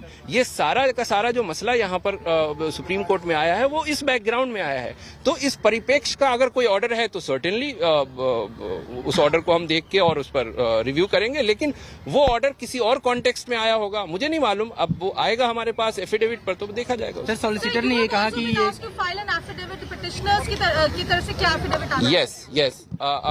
We will file affidavits of individuals whose houses, shops have been demolished to say whether they were issued notices or not. So the government has said that there was notice issued that the demolition drive has been going on since January. This is the oral submission that has come. Now the government will file an affidavit to say that these are the notices which will. जो पीड़ित लोग हैं उनसे हम मिलना चाहते हैं. देखते हैं हम कितना आगे तक के जाने देंगे. बात कर लेने दो. देखो आधे लोग वहाँ खड़े हैं, आधे फिर यहाँ हैं. वहाँ तक चलो भाई, ठीक बस करो भाई. Makan, Congress leader who's also arrived in Jahangirpuri, right there at the spot. Makan is, of course, trying to assess the situation post the demolition drive. We see politicians, one after the other, landing at the communal hotspot right after this anti-encroachment drive was carried out by the MCD. Allegations that the MCD acted at the behest of the state BJP leadership. In fact, We're looking at Ajay Makan, Congress leader, who's now arrived there, trying to, assess the situation and meet with the locals. This comes amid heavy police security that's been deployed in Jahangirpuri at this moment. Remember, the Supreme Court has now just issued a stay. In fact, the status quo to continue. The stay order was issued just yesterday itself. Today, while the Supreme Court hears the petitioners, decides to continue with the status quo at least for the next 2 weeks. And in the meanwhile, the MCD has been given time, the government has been given time to respond to all those allegations of allegedly carrying out this demolition drive arbitrarily. Remember, the MCD has time and again said that this is a routine drive since January. The government lawyer says since January, the MCD has already carried out several anti-encroachment drives, and this was not new. This was just routine. But petitioners alleging that the MCD carried out this drive arbitrarily without notices that were given, and particularly blaming the MCD of targeting a particular community. Let me cut across to Amit Bharadwaj, who's right there where Ajay Makan, Congress leader, is present in Jahangirpuri. Amit, we see Ajay Makan has just arrived. What is he doing there? What's his purpose on ground? Nabila, yesterday Ajay Makan had said it on Twitter that the demolition activity in Jahangirpuri was illegal and that he would reach the ground along with senior Congress leaders. And what you see on the ground, I'll ask my colleague to show you the visuals. Shakti Singh Gohil, senior Congress leader, has hit the ground along with Ajay Makan, Delhi Congress President Anil Chaudhary. All of these leaders have reached the ground and they are trying to enter Jahangirpuri demolition area. They want to meet the victims. They want to meet the families who have faced the bulldozers yesterday, and they are going to speak to them as to whether proper notices were provided to them or not, and check, and remember, Ajay Makan is someone who has fought several legal cases and has been responsible for landmark judgments in Delhi as far as demolition activity is concerned. On your screens, right there on your screens, Anil Chaudhary, Delhi Congress President, Harun Yusuf, former minister in the Delhi government, former minister in the Sheila Dikshit government, they are trying to enter the Jahangirpuri demolition site. I will ask my colleague to come forward, and try to show you the visuals as to what is happening on the ground. Delhi police is trying to keep the situation calm as the leaders, political leaders, the opposition leaders are reaching the ground. There you see, that is Anil Chaudhary, Delhi Congress President, trying to cross the road and reach the other side of the road to meet the demolition, those families and the shop owners who have faced the demolition yesterday. And Delhi police is clearly trying to keep the situation calm. They are letting in only a select political workers inside the Jahangirpuri demolition area. So these are the visuals. I am also trying to cross the road and to show you as to what is happening. And we will just try to, reach to the other side to show you as to what these opposition leaders are going to do on the ground. Ajay Makan had yesterday said that he will reach the ground and meet the demolition of the families who have faced the bulldozers yesterday. And today what you see on the ground, not only Ajay Makan, Shakti Singh Gohil, along with him, Harun Yusuf, former minister of Delhi in the Sheila Dikshit government, and Anil Chaudhary, all these senior leaders of the Congress party have reached the ground and they are now moving towards the other side of Jahangirpuri C block area, where the Jahangirpuri mosque is actually located, and he would be, they are expected to meet the families and the shop owners whose properties have been demolished, So we have just managed to come on the other side of the road. Nabila, I'll try to show you the visuals, and we'll also try to speak to the senior leaders of the Congress party who are here to meet the families and the shop owners. No, are they allowed to meet with the families? Is the police allowing for the Congress leaders to meet with families? Because we know it's a very tense situation and emotions are peaking at this point. We already heard a couple of shop owners who came out very angry and frustrated, upset, accusing the MCD of targeting them without fault. We see Congress leaders now arriving. Are they allowed to meet them? ने जो किया है और जिस तरीके से Bharatiya Janata party के लोगों के बयान नबीला, that is हिंदू मुस्लिम सिख ईसाई भाईचारा हमेशा बना। एमसीडी की कार्रवाई को आप कैसे देखो, क्योंकि एमसीडी कह रही है कि गैर कानूनी चीजें तोड़ी गई हैं सिर्फ। एमसीडी ने जो किया है और जिस तरीके से भारतीय जनता पार्टी के लोगों के बयान है, उससे साफ जाहिर होता है कि मकसद क्या था। किस तरीके से खुलेआम बयान दिए गए, किस तरीके से अरविंद केजरीवाल खामोश, कोई नहीं बोल रहे, गायब हो गए, साफ सूंघ गया। आज जो जिस तरीके का वातावरण है उसको ठीक करने के लिए अरविंद केजरीवाल और आम आदमी पार्टी सो गई है। भारतीय जनता पार्टी, राष्ट्रीय सेवक संघ, इनका तो हमें पता है, लेकिन ये जो अपने आप को एक नई राजनीति करने आए थे, दिल्ली के लोगों को उनके हाल पे छोड़ दिया है। किस तरीके से उनके घर डिमोलिश हो। हम बात करेंगे कांग्रेस के senior leader.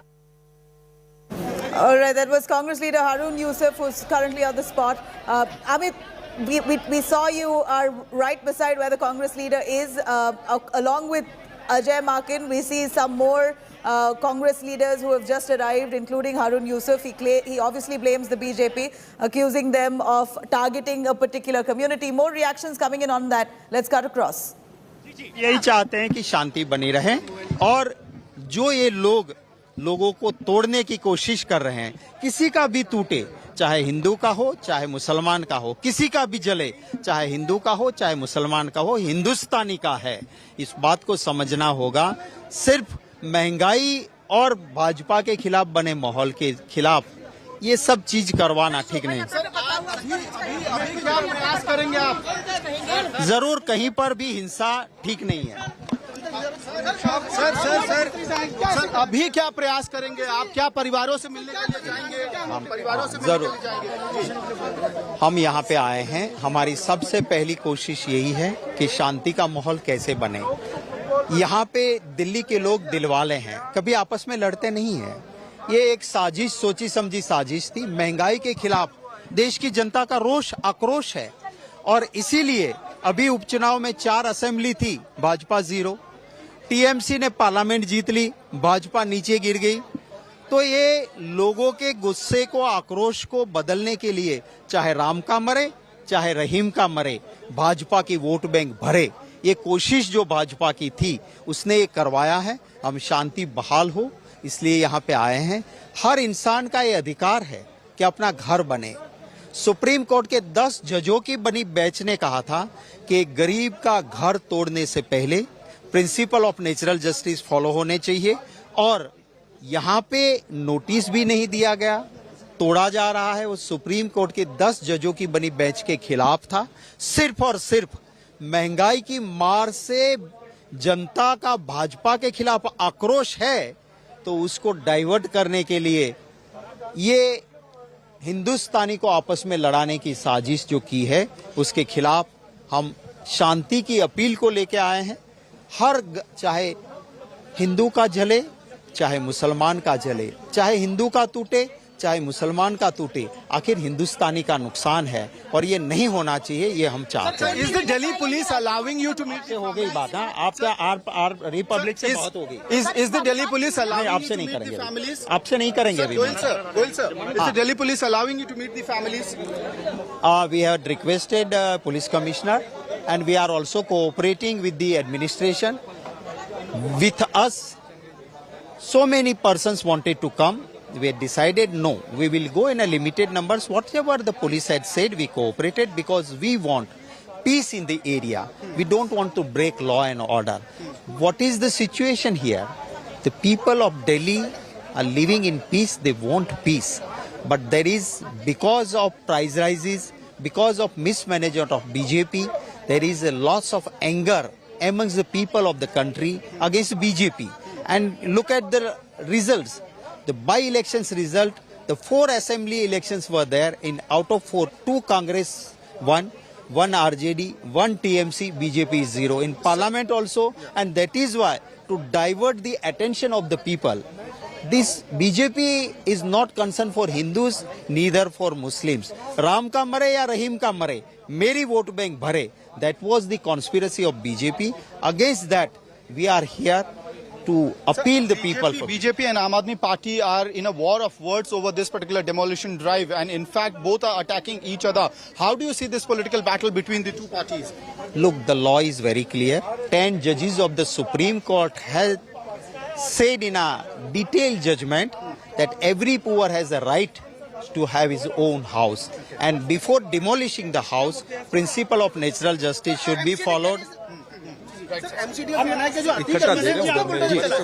So the Congress leaders are now heading towards the Jahangirpuri area where the demolition drive was carried out, and we are showing you more visuals. You know, this is Anil Chaudhary, the Delhi Congress president, who is now heading along with Shakti Singh Gohil towards the area where houses and the properties were bulldozed yesterday, where the illegal encroachment was we want to know what exactly the Congress plans to do. Could you try and catch him to find out what does the Congress plan to do on this?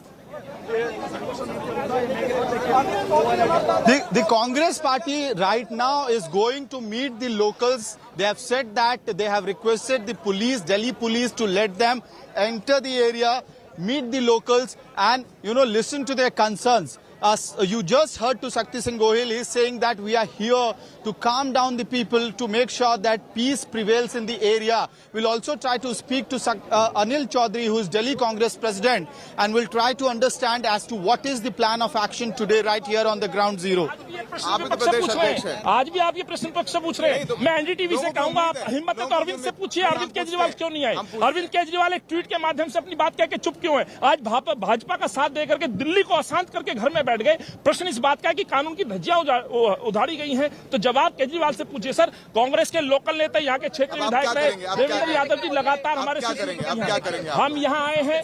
हम यहाँ जिस तरह से क्षति हुई है, सद्भाव की क्षति हुई है, लोगों के जो हक की लड़ाई है वो लड़ेगी कांग्रेस पार्टी। हम कोर्ट में भी जाने के लिए तैयार हैं। हमारा अनिल चौधरी है, अनिल से क्या कहना है इस मामले में? Anil ji, so you just heard Anil Chaudhary, Delhi Congress president, attacking Chief Minister Arvind Kejriwal, asking as to why Arvind Kejriwal has not hit the ground, why his leaders have not hit the ground. It's highly unfortunate that we're looking at this kind of blame game that continues over the demolition drive in Jahangirpuri. That was Anil Bhardwaj outrightly lashing out at Arvind Kejriwal, Delhi Chief Minister, for not arriving at the spot and assessing the situation. We're going to continue tracking those details, but up next here, UK Prime Minister Boris Johnson in India. He visits Sabarmati Ashram to pay tributes to Mahatma Gandhi and a series of high-profile business deals, visits Bulldozer factory that's also been lined up. He's due to visit there.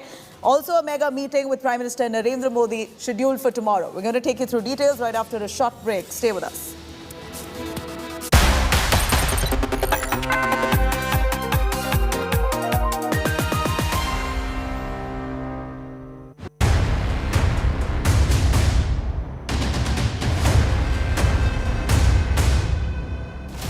This is a tank turret. Courage. India today, in fact, is the only Indian crew to reach. Fearlessness. This is the third tank armored person carrier we have seen. Putting our lives at risk. Massive operation over here in Elianka. We are on the ground, bringing you the facts.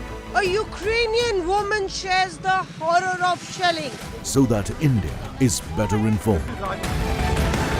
Tune into India Today TV, reporting from the front line.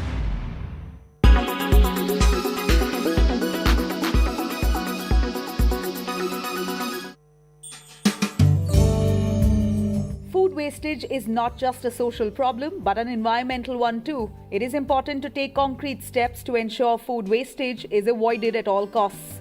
Why we shouldn't waste food? When we waste food, we waste the labor, the effort, investment, and precious resources.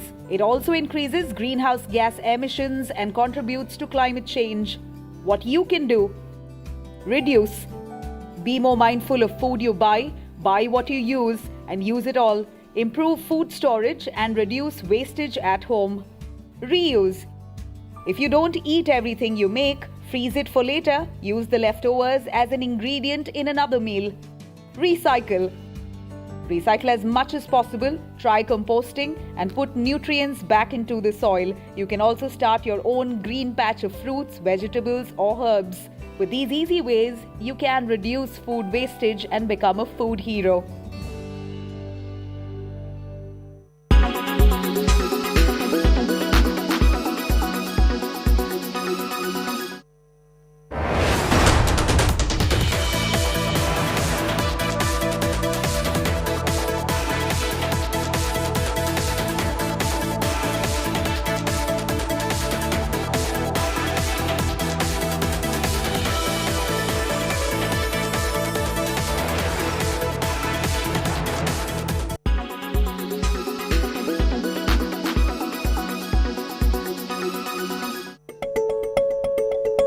No, she's not an actor or a fashion influencer. She is Pakistan's new foreign minister, Hina Rabbani. Hina Rabbani Khar is the latest addition to Pakistan's newly elected Shahbaz Sharif cabinet. She was sworn in as the Minister of State for Foreign Affairs of Pakistan. She is famous for her classy style and is one of the only 5 women on board Shahbaz cabinet.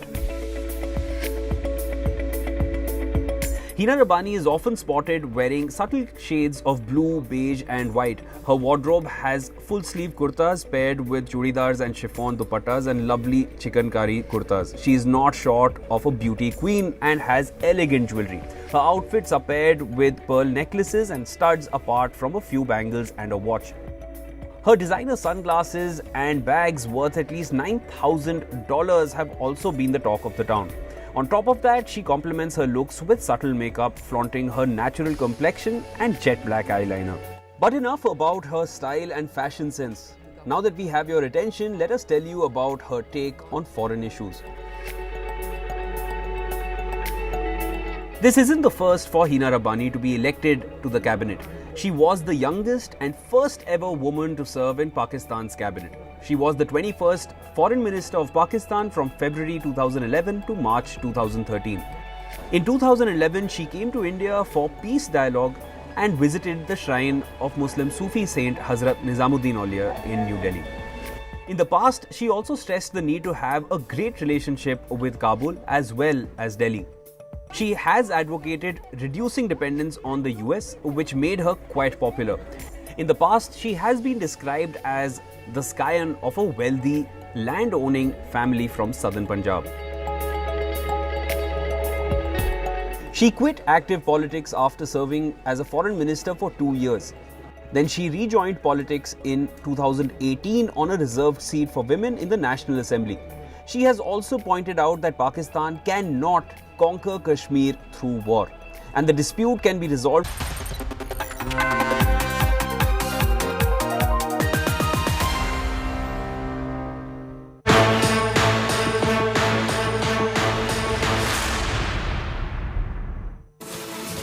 Cutting across to Jahangirpuri, Ajay Maken, Congress leader, who's right there. Let's hear it from him. Religion. So when all these people are... We're going to cut across Ajay Maken, who's right now on the ground. Remember, Congress leaders, Ajay Maken, a few others have reached the spot. अभी तक नहीं, लेकिन police cooperate कर रही है. इजाजत देंगे तो हम मिलेंगे. हमारा ये कहना है बड़ा सीधा कि गरीब लोगों के ऊपर वार नहीं होना चाहिए, और ये इसलिए हो रहा है क्योंकि आज महंगाई और बेरोजगारी से गरीब लोग पीड़ित हैं. उनका ध्यान भटकाने के लिए, उनके अंदर ध्रुवीकरण पैदा करने के लिए सरकार जानबूझ करके ये काम कर रही है.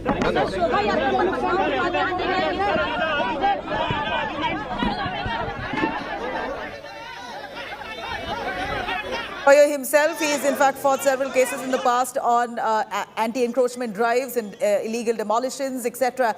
He's now arrived on the ground. A couple of Congress leaders, in fact, along with Ajay Maken, who arrived only to meet with some of those locals who are aggrieved, whose shops have been demolished, and who accuse the MCD of malicious intent. Here is the Congress arriving at the spot in Jahangirpuri. Remember, this is a communally sensitive area at a time when emotions are running high. You have politicians who are, literally arriving at that very tense area to meet with those locals and communicate what went wrong. Here are some of the Congress leaders, Ajay Maken leading them to interact with those locals who are currently aggrieved. And we heard how the Congress leaders are accusing AAP leaders, including Arvind Kejriwal, Chief Minister of Delhi, for not arriving there, for not meeting with the locals and for ignoring their plight. Let me cut across to Amit Bharadwaj. Amit, Congress leaders Ajay Makin along with a few others who have arrived at the spot, what do they intend to do? What's their plan of action? What does Congress want to do? How do they want to help those locals who are aggrieved? Any word on that? हमने police को अनुरोध किया है अगर वो मिलने देने की Nabila, I'm just putting the mic on. Ajay Makan is speaking. क्या डिमांड रहेगी सर मोटे तौर इसके कोर्ट के आदेश है कि कोई भी बगैर नोटिस के आप नहीं हटा सकते जी हमारे साथ अजय माकन ने इससे आप क्या अपनी पुलिस से बात की मिलने आए थे आपको रोका गया आज लोग महंगाई से त्रस्त हैं, बेरोजगारी से त्रस्त हैं और लोगों के अंदर ध्रुवीकरण करने की कोशिश कर रहे हैं। हमारे व्यूअर्स को आप चूंकि जब मंत्री थे अर्बन डेवलपमेंट तो रेडी पटरी वालों के लिए कानून लाए थे, वो कानून बताइए। देखिए डेमोलिशन किया जा सकता है। रेडी पटरी संरक्षण कानून 2014 का मैं बतौर मंत्री जब लेकर के आया था, उसमें सेक्शन 3 सबसेक्शन 3 उस कानून का बड़ा स्पष्ट ये कहता है कि जब तक के पूरा सर्वे ना हो जाए, जब तक ऑल्टरनेट व्यवस्था नहीं करी जाए, जब तक कि आप किसी को हटा नहीं सकते रेडी पटरी वालों को। उसके अलावा ये 2019 का कोर्ट के ऑर्डर्स हैं, जिसको कल आपके चैनल ने भी कोर्ट किया है और उसमें बड़ा स्पष्ट है कि बगैर नोटिस के आप किसी को भी डेमोलिशन नहीं कर सकते। एमसीडी ने आज कोर्ट में बोला है कि एक सेकंड में आज एमसीडी ने बोला है कि कुर्सी और मलबा हटाने के लिए उन्हें इजाजत की जरूरत नहीं। बिल्कुल गलत है, ये मलबा और कुर्सी की बात नहीं है। ये अगर रेडी पटरी है तो रेडी पटरी कानून के तहत कार्रवाई होनी चाहिए। ये अगर मकान है तो उनको आशियाना के लिए आवास योजना के तहत कार्रवाई होनी चाहिए। तो ये किसके तहत उन्होंने कार्रवाई करी है ये तो बताए, और एमसीडी को सुओ मोटो कार्रवाई करने का कोई अधिकार नहीं है। अच्छा, आप रेस्पॉन्सिबल फॉर इनकी मंशा नहीं है। ये अगर रेडी पटरी है तो रेडी पटरी कानून के तहत कार्रवाई होनी चाहिए। ये अगर मकान है तो उनको आशियाना के लिए आवास योजना के तहत कार्रवाई होनी चाहिए। तो ये किसके तहत उन्होंने कार्रवाई करी है ये तो बताए, और एमसीडी को सुओ मोटो कार्रवाई करने का कोई अधिकार नहीं है। इनकी मंशा सीधे सीधे ये है, आज जब देश के गरीब लोग आज पीड़ित है बेरोजगारी से, महंगाई से, तो उनके अंदर ध्रुवीकरण करके उनको तंग करने की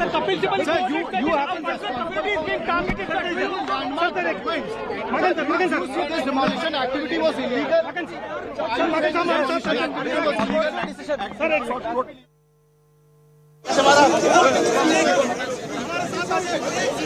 Well, that's Ajay Makin who calls this demolition drive illegal, saying that this was done arbitrarily and that the matter in court has been rightly dealt with. A stay order has been issued suo moto to continue for the next 2 weeks. Ajay Makin, of course, hitting out at the MCD, the BJP, for carrying out this demolition drive that he deems as illegal. Remember, Congress leaders have just arrived in large numbers. Ajay Makin and a few other leaders, the chief of the Delhi Congress also along with him, who are currently meeting with the locals there. Remember, they're also accompanied by the police force, who are adequately deployed only to ensure law and order situation in a communally sensitive zone. This is the exact same area, Jahangirpuri, where just yesterday a massive demolition drive was carried out in the same spot where 3 days ago a huge communal clash broke out. A lot of talk and questions raised about the intent of the MCD, about whether this was targeting those stone pelters, just like how it was in states like Madhya Pradesh, Uttar Pradesh, as well as Gujarat, where rioters and stone pelters, their homes were demolished by the civic body there. Was this a same pattern in Delhi as well? Right after the communal clashes, the MCD came by to demolish some of the illegal encroached establishments along the area. These are questions being raised, and here you have Congress leaders who have arrived to try and meet with the locals, accusing the BJP of giving this a communal color.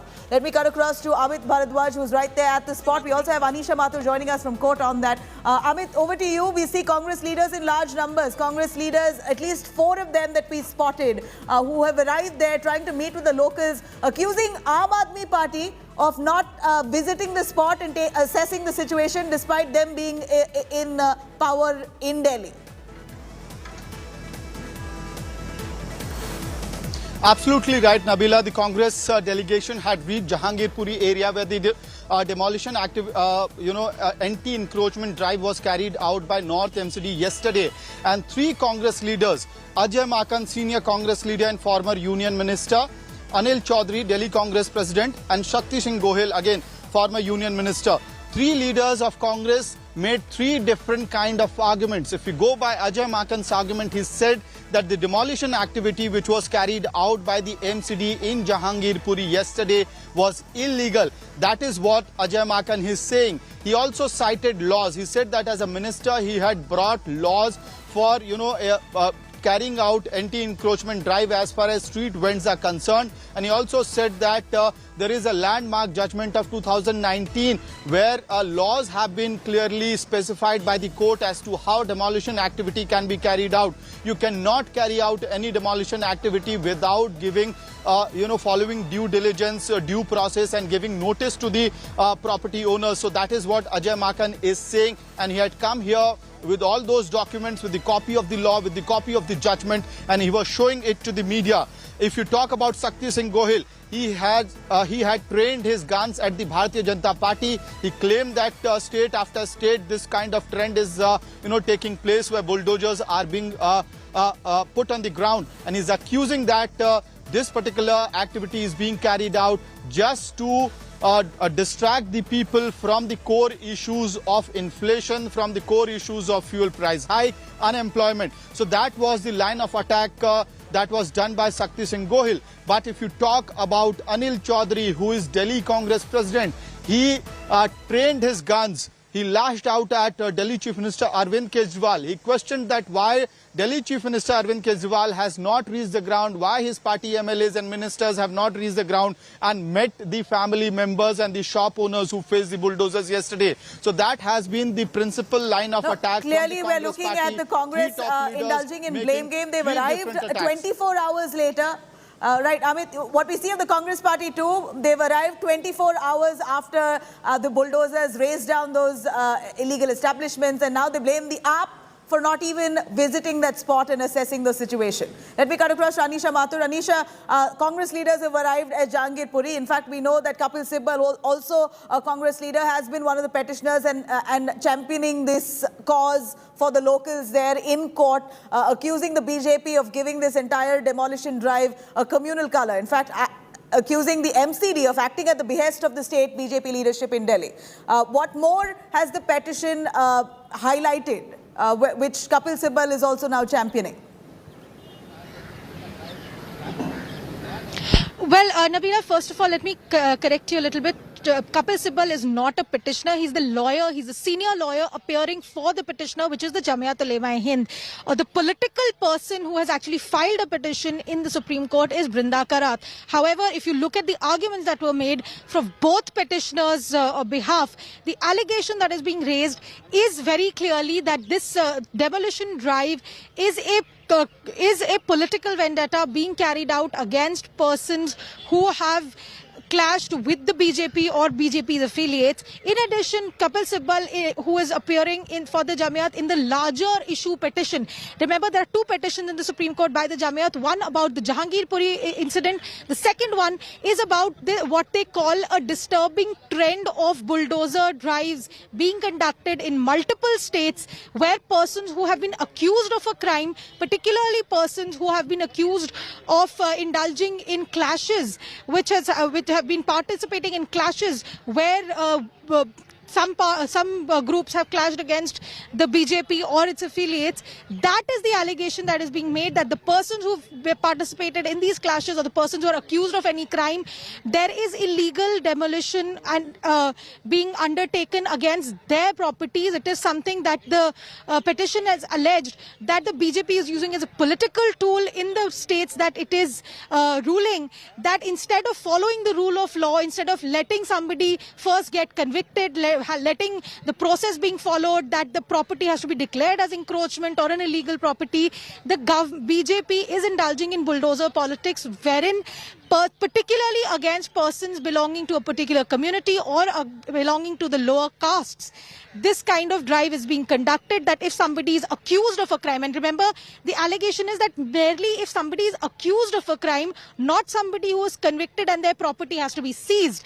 The person who is only accused of a crime, their property is being demolished by the government as a punitive measure, as a preemptory punitive measure, even before the court has actually declared that person as a convict, or even before the court has said that X or Y property belonging to this person is an illegal property. That is the crux of the argument that was made today, that this is not just about what has happened in Jahangirpuri. What has happened in Jahangirpuri is something that has emerged as a pattern, that the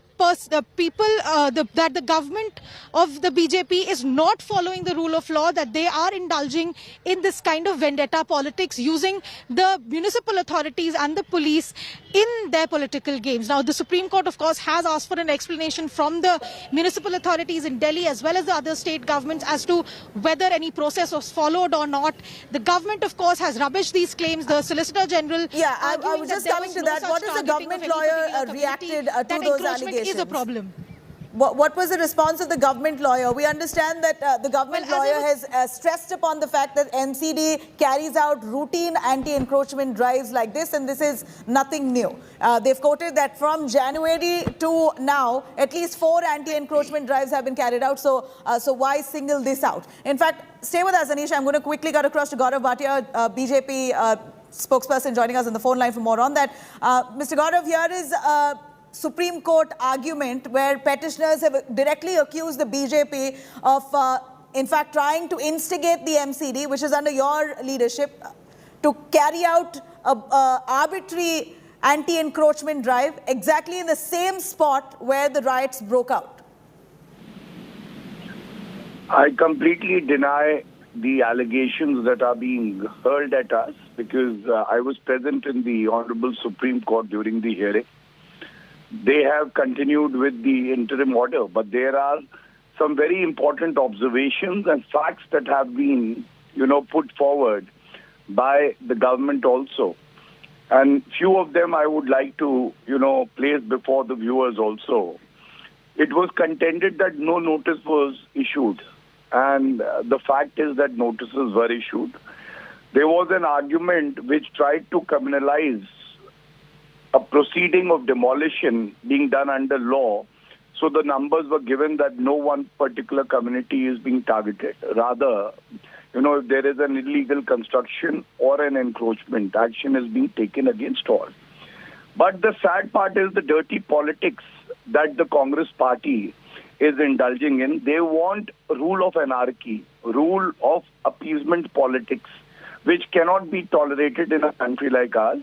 And they must be reminded of Turkman Gate, how innocent lives were lost during emergency. These facts will stare at the Congress party. And I think the selective approach of the Congress party, not respecting the rule of law, and especially when the matter is sub judice before the highest court of the country, itself shows their attitude towards the Constitution and the judiciary. Right, Mr. Bhatia, here you have several Congress leaders who've arrived in Jahangirpuri, which is already communally sensitive. Amid the police deployment, they're in fact asking to meet with those locals. And we see visuals coming in from parts of Jahangirpuri where Ajay Maken and few of those Congress leaders are trying to make their way into those localities to meet and interact with those locals who are aggrieved. How do you see this? As a citizen of the country, I can tell you, I have full faith in the judiciary of the country. I have full faith in the police of our city. And these matters should be left to the wisdom of the police and the judiciary. And anybody who's trying to make the situation more volatile is not helping the cause. And yet again, the citizenry of our country and Delhi will teach them a lesson. Mr. Bhatia, would you say that the MCD's demolition drive has really anything to do with the riots at all? I have no comments to make for the reason I am a foot soldier of the court itself. And when the matter is pending before the highest court of the land, we should respect that proceeding. Rather, even indulging in any sort of discussion amounts to contempt. And I think even the channel should refrain from that. Tell us, what were the arguments from the government side against all those allegations made in court, about the arguments itself? No, those are in public domain. I need not reiterate. I just want to speak on the dirty politics that is being done by the Congress Party, Aam Aadmi Party, AIMIM, Samajwadi Party. These people have always tried to communalize every legitimate action that has been taken by, government or state instrumentalities, and this should not happen in a democracy like ours. Thank you. So, Mr. Bhatia, this was not an attempt to bulldoze the alleged rioters' homes. I have said what I had to say, and rest would be argued before the court. Will any of the BJP leaders be visiting the spot in Jahangirpuri, just like the Congress we see? No comments. Thank you. Thank you, Mr. Bhatia, for joining us. Well, you had the BJP spokesperson, Gaurav Bhatia, saying that he does not want to elaborate further, accusing the opposition parties, including the Congress, of playing dirty politics and, according to his words, trying to communalize everything that the MCD is doing. Let's take a listen. More reactions coming in on this. मैं उम्मीद करते हैं कि supreme court इस पूरी सुनवाई में उन लोगों को भी सख्त से सख्त सज़ा देगी जिन्होंने ये इलीगल कंस्ट्रक्शन वहाँ पे होने दिया। 15 साल से एमसीडी में भाजपा की सरकार है, उनकी ही अगुवाई में ये सारा इलीगल सेटलमेंट हुआ है, इलीगल कंस्ट्रक्शन हुआ है। पैसे खाते हैं भाजपा के पार्षद, पैसे खा के इलीगल कंस्ट्रक्शन करवाते हैं और 15 साल से पैसे खा के उन्होंने दिल्ली के अनेकों हिस्सों में ये इलीगल कंस्ट्रक्शन करवाया। पूरी तरह से तानाशाही तरीके से कार्रवाई की गई है। अफसोस इस बात का है कि कानून को धज्जियां उड़ाई गई हैं। सवाल इस बात का है कि जिन मकानों को तोड़ने के लिए बुलडोजर भेजा गया, क्या ये उचित समय था? तनावपूर्ण स्थिति में जहां लोगों से आप पुलिस के प्रशासन के द्वारा आप रिक्वेस्ट कर रहे हैं लोग ना जाएं, वहां बुलडोजर जाता है। You have reactions coming in on both ends. On one hand, you have the opposition accusing the BJP of trying to target a particular community, and then you have the BJP accusing the opposition of saying that they're trying to communalize just everything that they do. Here you have Jahangirpuri. In the meanwhile, the locals there who seem quite aggrieved, upset, and are now seeking compensation for this demolition drive that was carried out, which they call as arbitrary. For now, the Supreme Court has issued a suo motu to continue for the next 2 weeks. Until then, in fact, the government, the police of Delhi, the MCD up in Delhi as well, have been asked to file affidavits on this case. We're going to slip into a short break. We'll continue tracking those developments. Stay with us.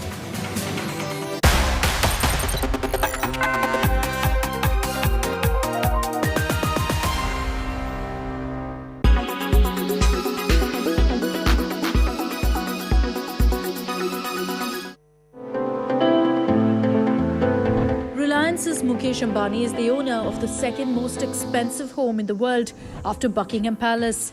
Here are the inside pictures of Antilia. Antilia is located in one of the most expensive residential areas in the country, Mumbai's Altamont Road. The property rates here are mind-boggling, 80,000 rupees to 85,000 rupees per square foot. A 600-member staff is employed to keep the 27-storied building in order. The building boasts of 3 helipads, Mumbai's skyline and the Arabian Sea.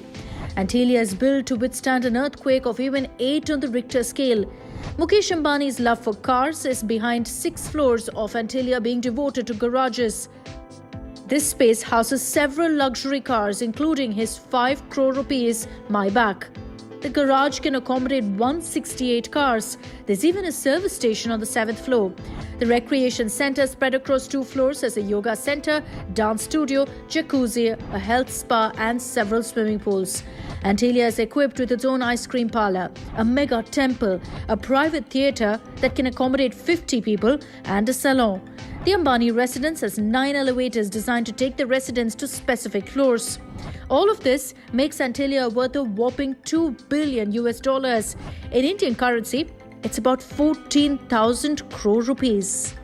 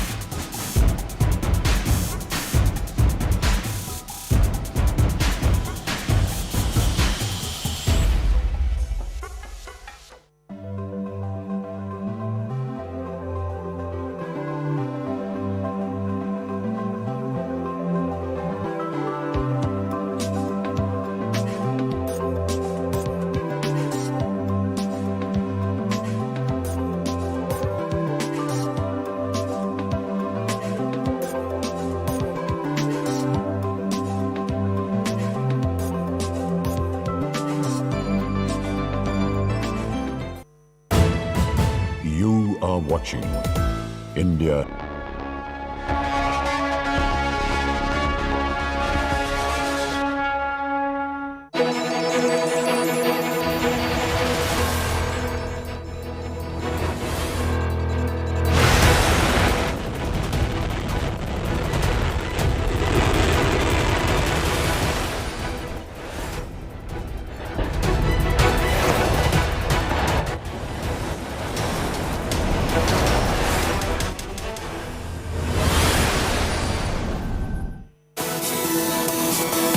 All right, you're watching India Today's special on the war on Ukraine. Russia has triggered massive nuclear alarm once again, just days after Putin's minister Sergei Lavrov has told India Today that a nuclear war was not an option. Russia has now tested a new intercontinental ballistic missile.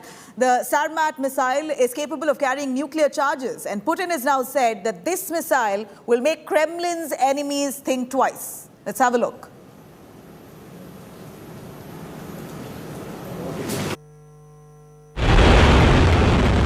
On 20th April, Russia test-launched its intercontinental ballistic missile, Sarmat, believed to be adding more power to its nuclear arsenal.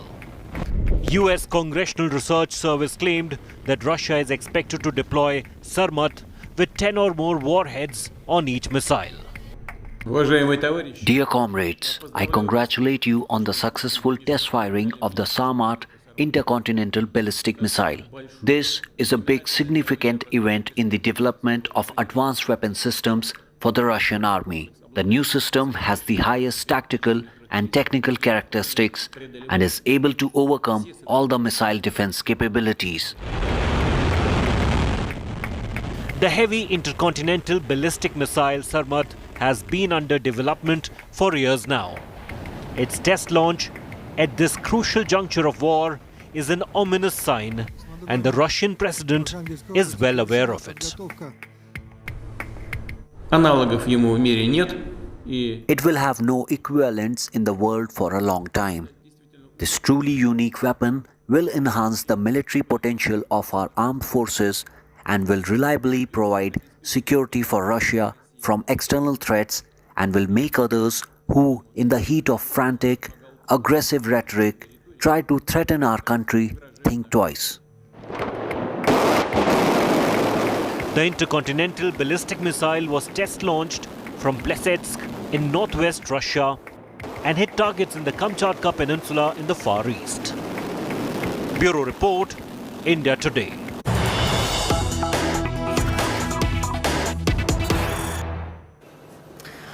All right, let me quickly cut across to some of the details coming in from this war. We're looking at the kind of ammunition that's being used. All right, here's some big breaking news coming in. Russia claims Mariupol has been liberated. Remember, Mariupol, the strategic port city, has now been completely taken over by Russia. These are claims coming in from Russia. Russia claims that Mariupol has been liberated. In fact, the strategic port city, which Russia has been bombarding since day one of this war, it's been close to a month and a half that Russia has been attempting to capture the port city of Mariupol completely. And at this point, Russia now claiming that Mariupol has been liberated. This is a big claim coming in from Russia. In fact, Mariupol, we heard of hundreds of civilian deaths and casualties that were reported owing to Russian onslaught. And now we hear that Mariupol has fallen to the hands of Russian forces. This is a claim that Russia has made, that Mariupol has now been liberated. Remember, Ukraine has been trying hard to resist Russian advancement towards the port city of Mariupol.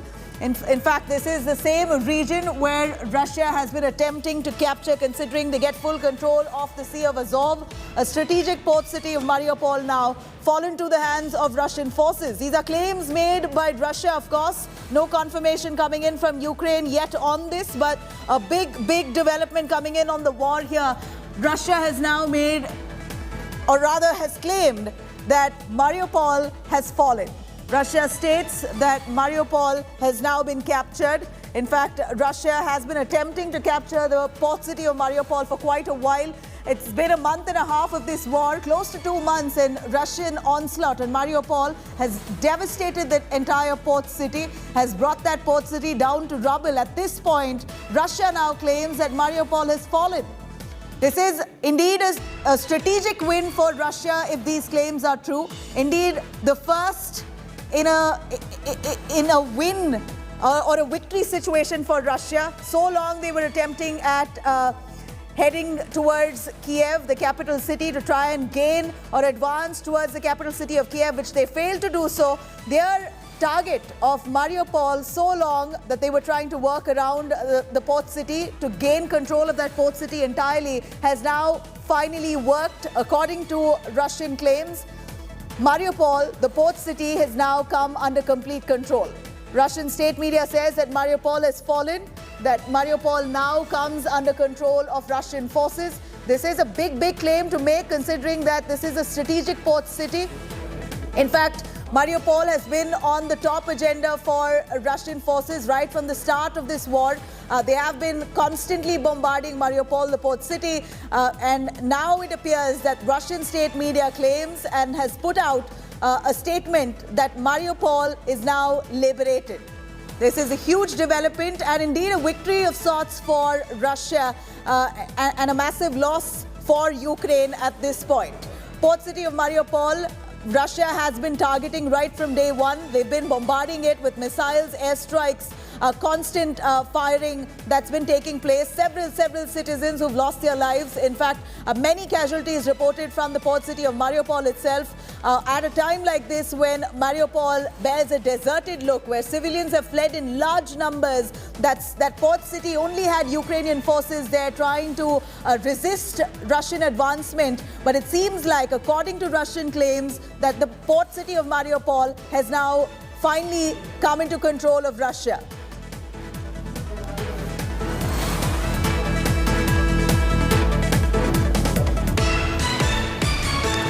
The port city of Mariupol right now comes to the hands of Russia.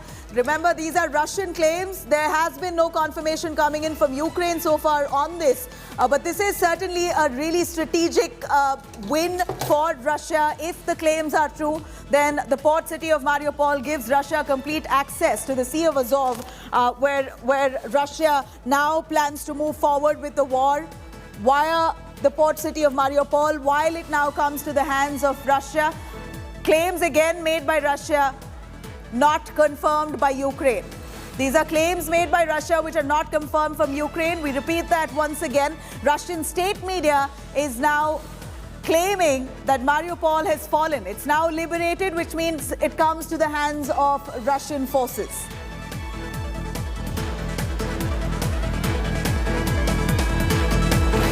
In fact, here, big claim coming in from Russia that Mariupol, the port city, has come to complete control of Russian forces. They claim that Mariupol is now liberated. Now, we're going to give you a slight insight into why exactly is Putin so obsessed with the port city of Mariupol. We're looking at Mariupol, which comes as a gateway to the Sea of Azov. Mariupol, a win in Mariupol, which means domination of the port city, of the Sea of Azov itself. Mariupol is also about 80 kilometers away from Russian-held Donetsk region, about 85 kilometers away from Donetsk region. And this will also, of course, help Putin extend dominance from Crimea. This will be an easy pathway for Putin to really extend dominance from Crimea.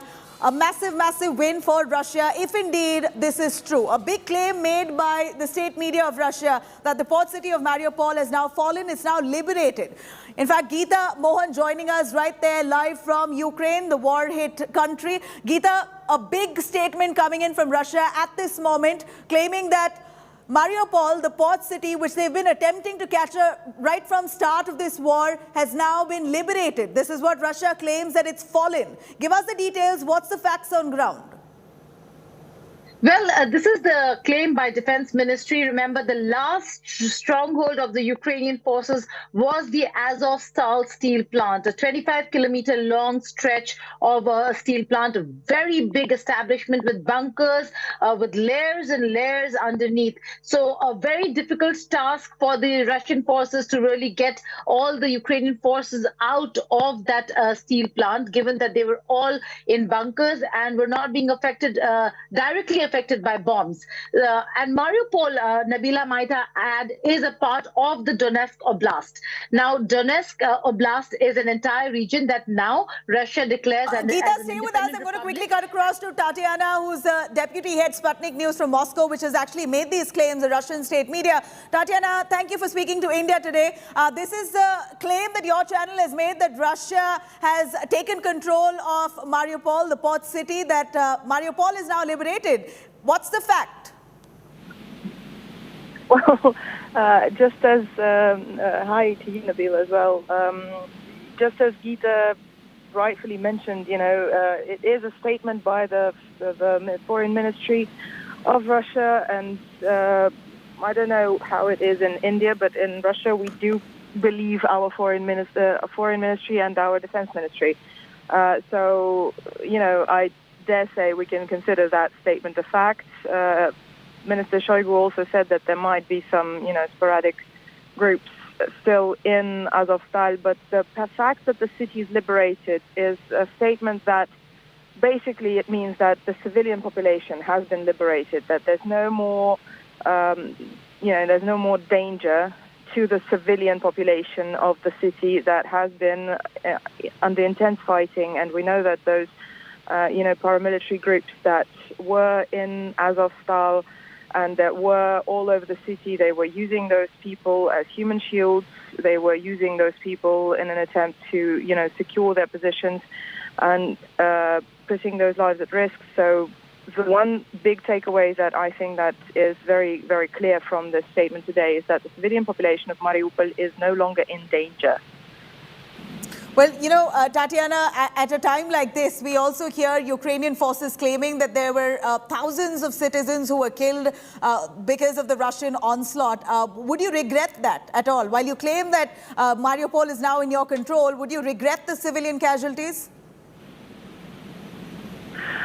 First of all, and this is a very important part of the media campaign that's been surrounding the special operation, there needs to be proof of any numbers coming out of Kiev. Unfortunately, we have seen a lot of fake information coming out of there aimed at, trying to secure additional military support for Kiev.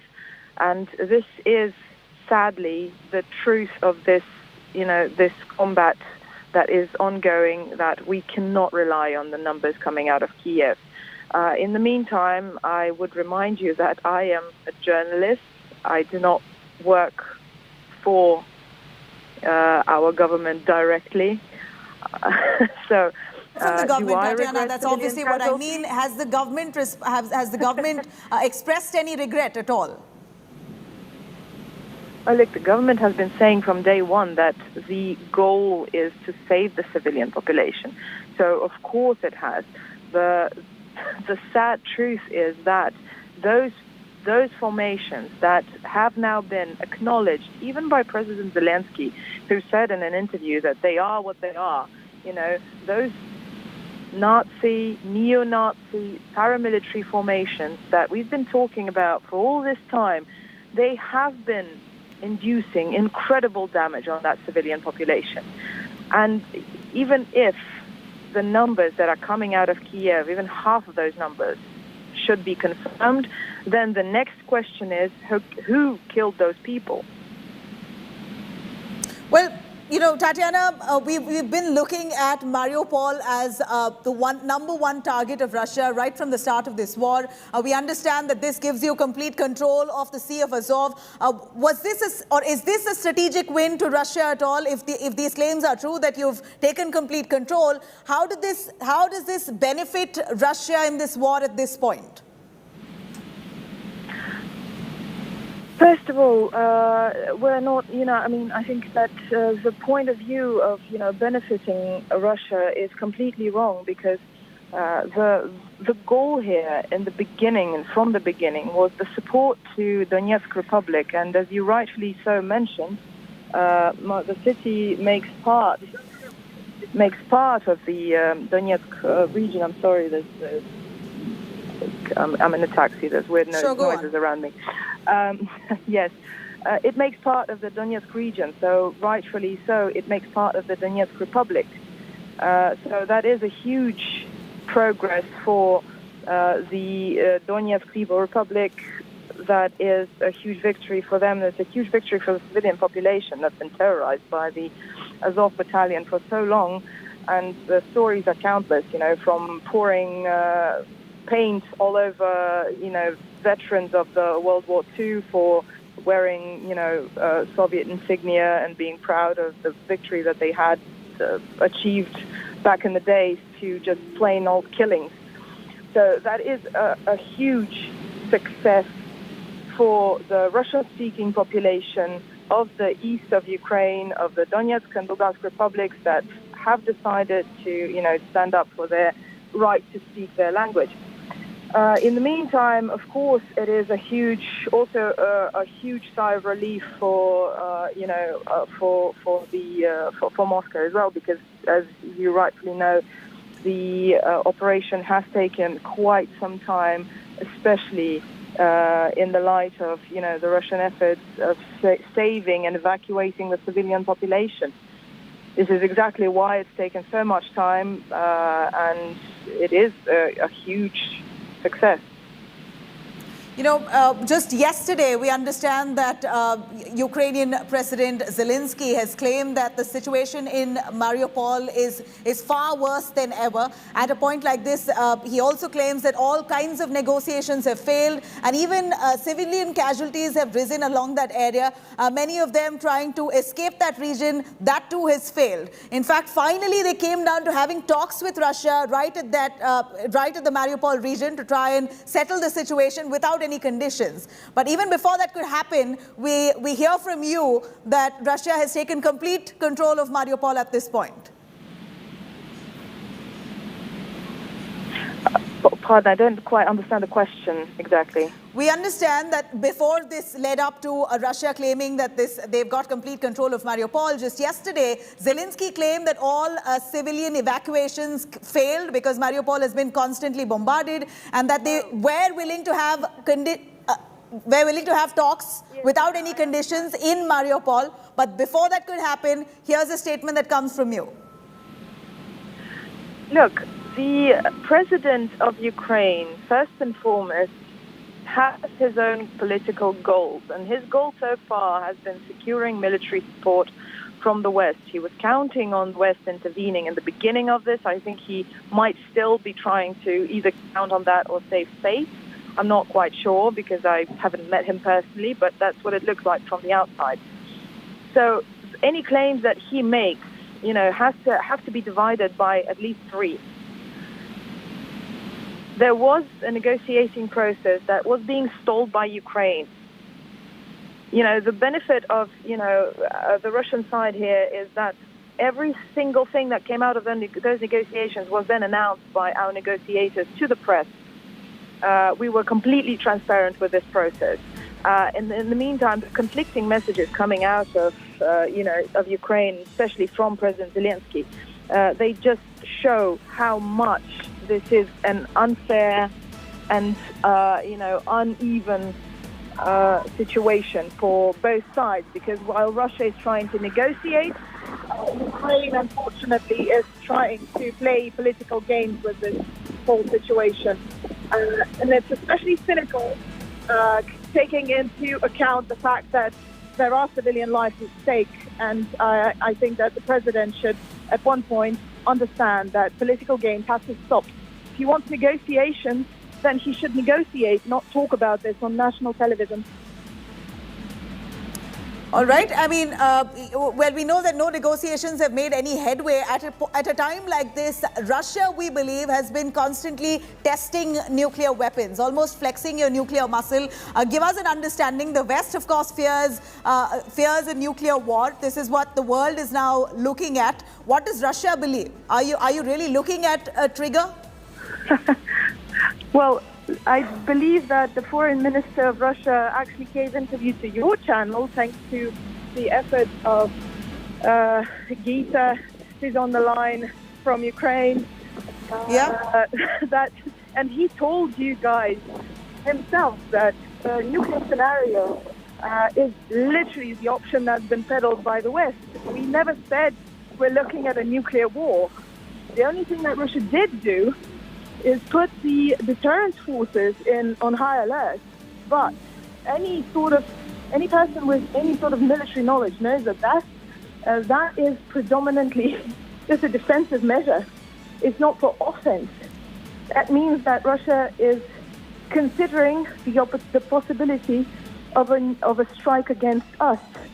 And this is a means to protect our population in case of an existential threat towards the Russian Federation.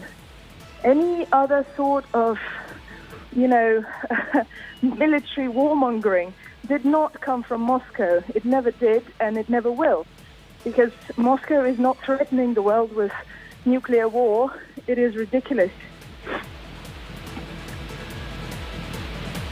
So, Tatiana, this could be the first in a win or victory-like situation for Russia at the moment, and this is the only city that has been completely come under control. Again, like I say, as per your claims, do you really look at this as a strategic win entirely? Because we're looking at least a month and a half of war.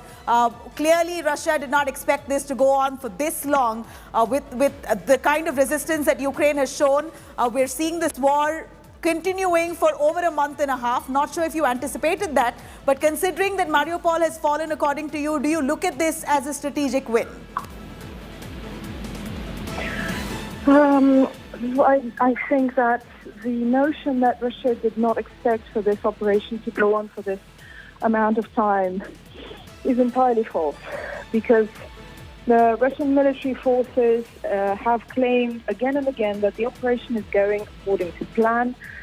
And any person with any sort of military knowledge understands just how much time it takes to liberate territory without putting civilians. If the question was complete control of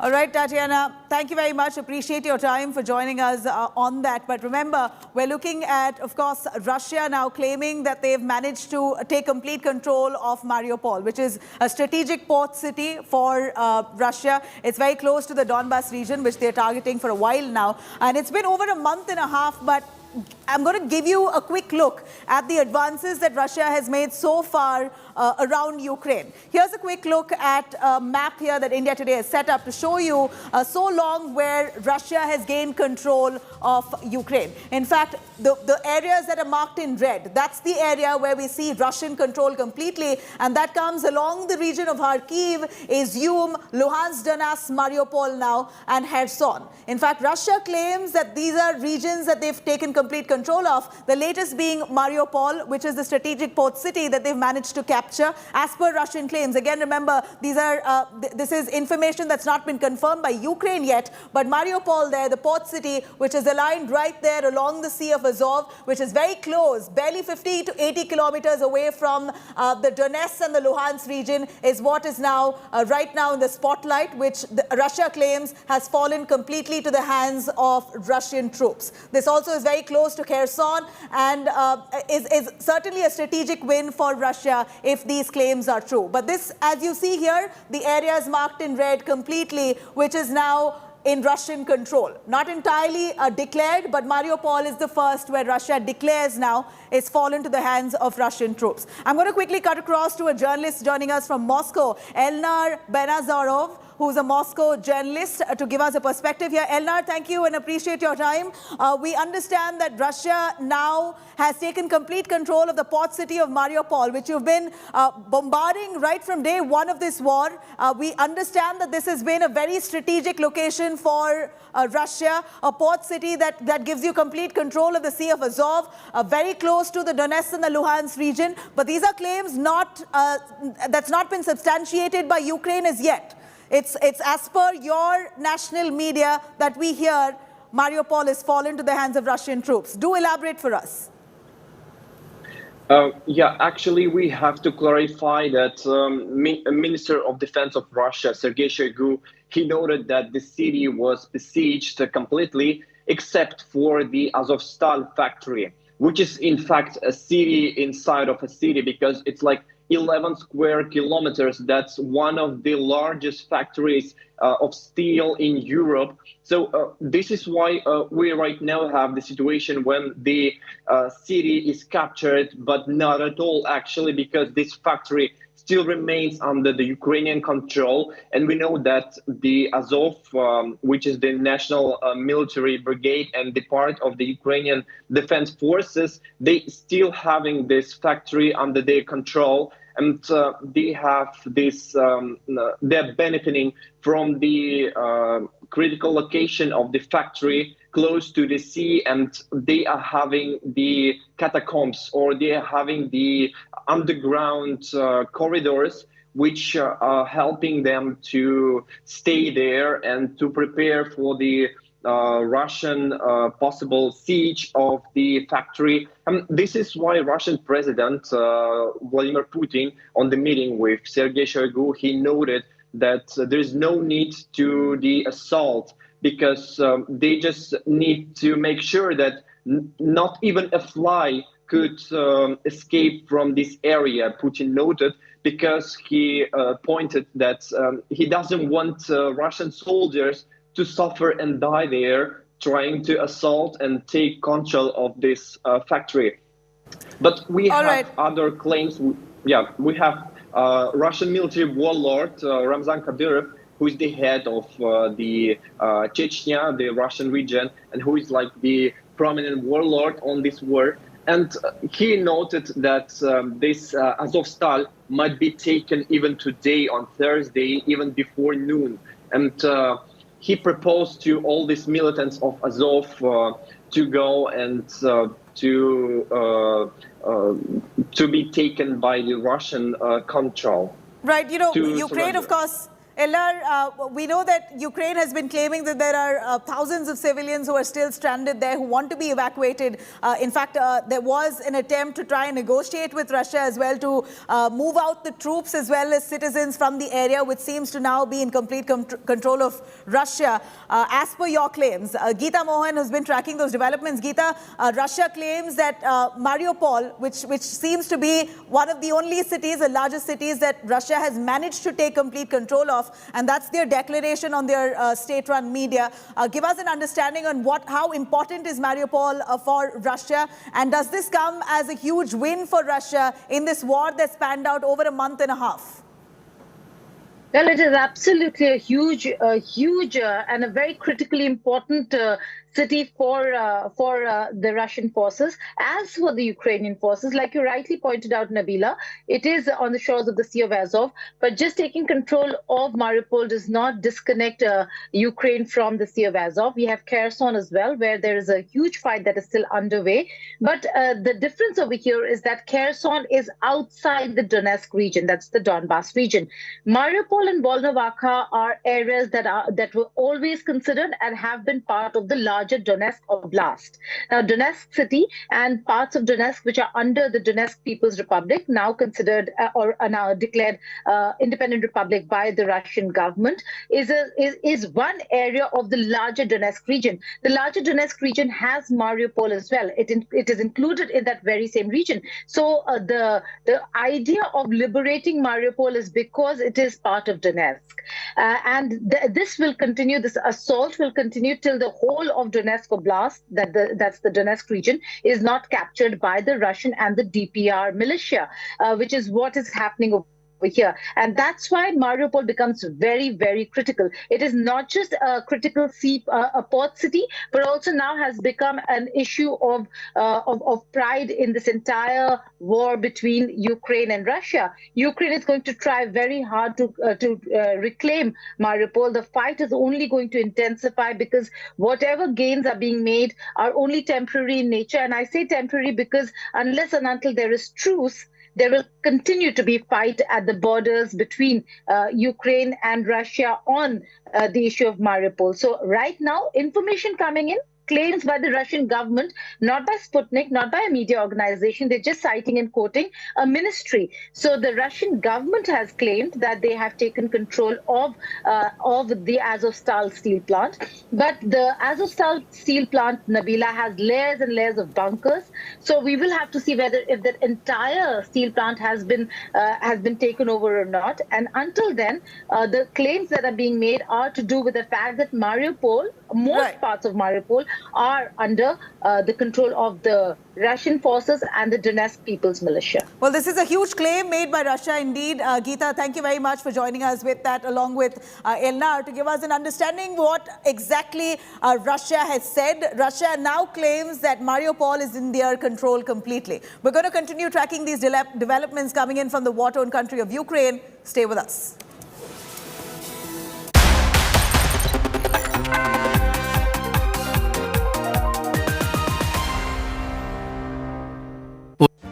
Make your media plan smarter with India Today Live TV on your connected devices. Amplify your brand with 100 million smart internet viewers. To advertise, mail us at sales@aajtak.com or call 9999892171.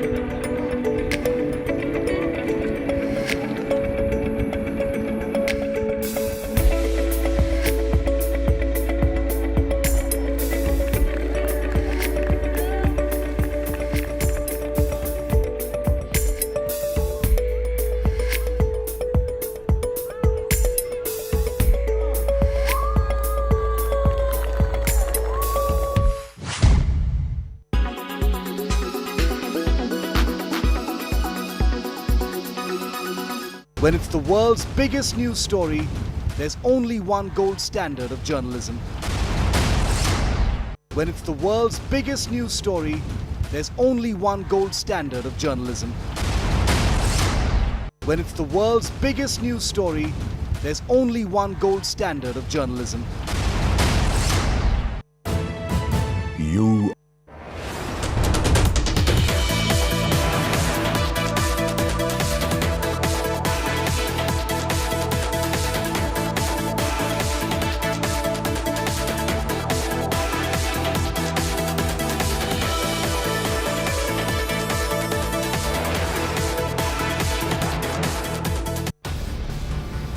As India Today traverses the length and breadth of Ukraine, we are in Oryhov. So here you can see that the attack is happening. We will have to move and the Russian troops are very close. We must leave there. Oh my gosh. Oh my God. We must go. We have to go very fast. There is a lot of bombardment that is happening.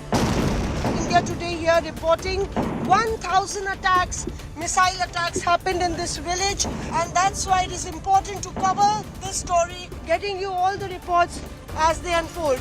India Today TV, reporting from the front line.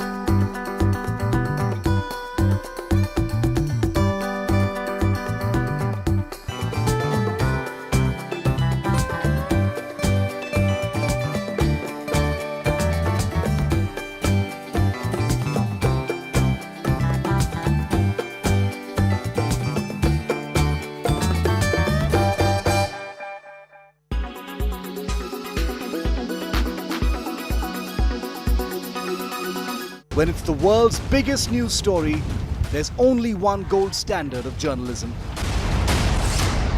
When it's the world's biggest news story, there's only one gold standard of journalism. You are watching India Today.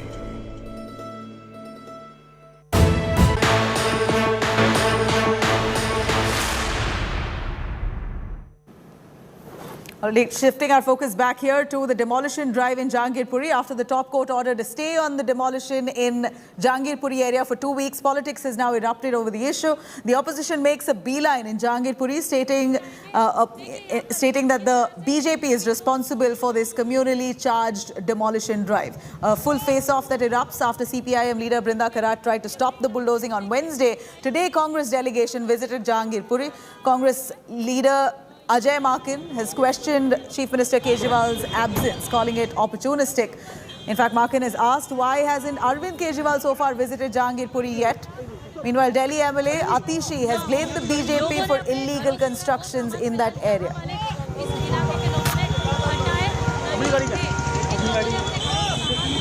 जहाँ तक जाएंगे, जहाँ तक जाने देंगे, देखते हैं जहाँ तक जाने देंगे। जो पीड़ित लोग हैं उनसे हम मिलना चाहते हैं, देखते हैं हम कितना आगे तक के जाने देंगे।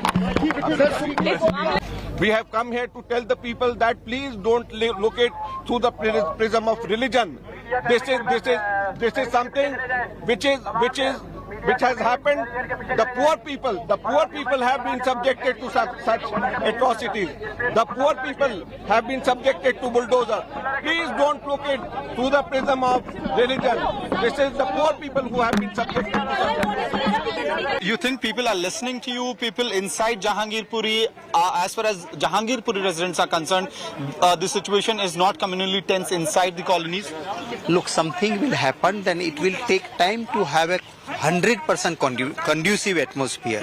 But I must say, there is no much problem. Okay, and what is going to be the Congress's future course of action from here? Our course of action will be to maintain peace, because at the end, Indian citizen and India will be loser. If something is damaged which belongs to Hindu or which belongs to Musliman, at the end it's of Indian. So our steps will be to maintain peace and not to damage our country. हम उम्मीद करते हैं कि supreme court इस पूरी सुनवाई में उन लोगों को भी सख्त से सख्त सजा देगी जिन्होंने ये इलीगल कंस्ट्रक्शन वहाँ पे होने दिया। 15 साल से एमसीडी में भाजपा की सरकार है, उनकी ही अगुवाई में ये सारा इलीगल सेटलमेंट हुआ है, इलीगल कंस्ट्रक्शन हुआ है। पैसे खाते हैं भाजपा के पार्षद, पैसे खा के इलीगल कंस्ट्रक्शन करवाते हैं और 15 साल से पैसे खा के उन्होंने दिल्ली के अनेकों हिस्सों में ये इलीगल कंस्ट्रक्शन करवाया है। होता है कि अगर आप कौन सी पार्टी से हैं और किसको आप अपना वोट बैंक समझते हैं। पहला शीला दीक्षित इनको अपना वोट बैंक समझती थी, आज अरविंद केजरीवाल इनको अपना वोट बैंक समझता है। तो उन लोगों का इनको संरक्षण प्राप्त होता है। जब ये शाहीन बाग हुआ तब अरविंद केजरीवाल ने वहाँ पे बिरयानी भिजवाई। जब जमुना पार में दंगे हुए विधानसभा चुनाव में, तब ये लोग, इनका जो निगम पार्षद था ताहिर हुसैन, वो उसमें लिप्त मिला। अभी इनके पार्टी के लोग, आम आदमी पार्टी के लोग इस यहाँ पे जहांगीरपुरी में लिप्त हैं, सारी साजिश के पीछे हैं। तो वही तो जाएंगे। दिल्ली में दंगा कौन भड़का रहा है? दिल्ली में पिछले 2 साल में 2 दंगे हो जाना ये कोई छोटी घटना थोड़ी ना है। भारत की राजधानी में भारतीय जनता पार्टी की जिन राज्यों में सरकार चल रही है, कोई दंगा नहीं होता है। Well, there you have it. Politics now brewing over Jahangirpuri violence. Quite naturally, both the parties, the BJP, the Congress and the Aam Aadmi Party, hitting out at one another, while the Congress claims that it's the BJP responsible and accusing AAP of not visiting the spot to assess the situation. Aam Aadmi Party outrightly blaming the BJP for illegal constructions in that area. BJP, of course, trying to, hit out at the opposition, claiming that this is the opposition's collective drama of trying to communalize just about any activity carried out by the government.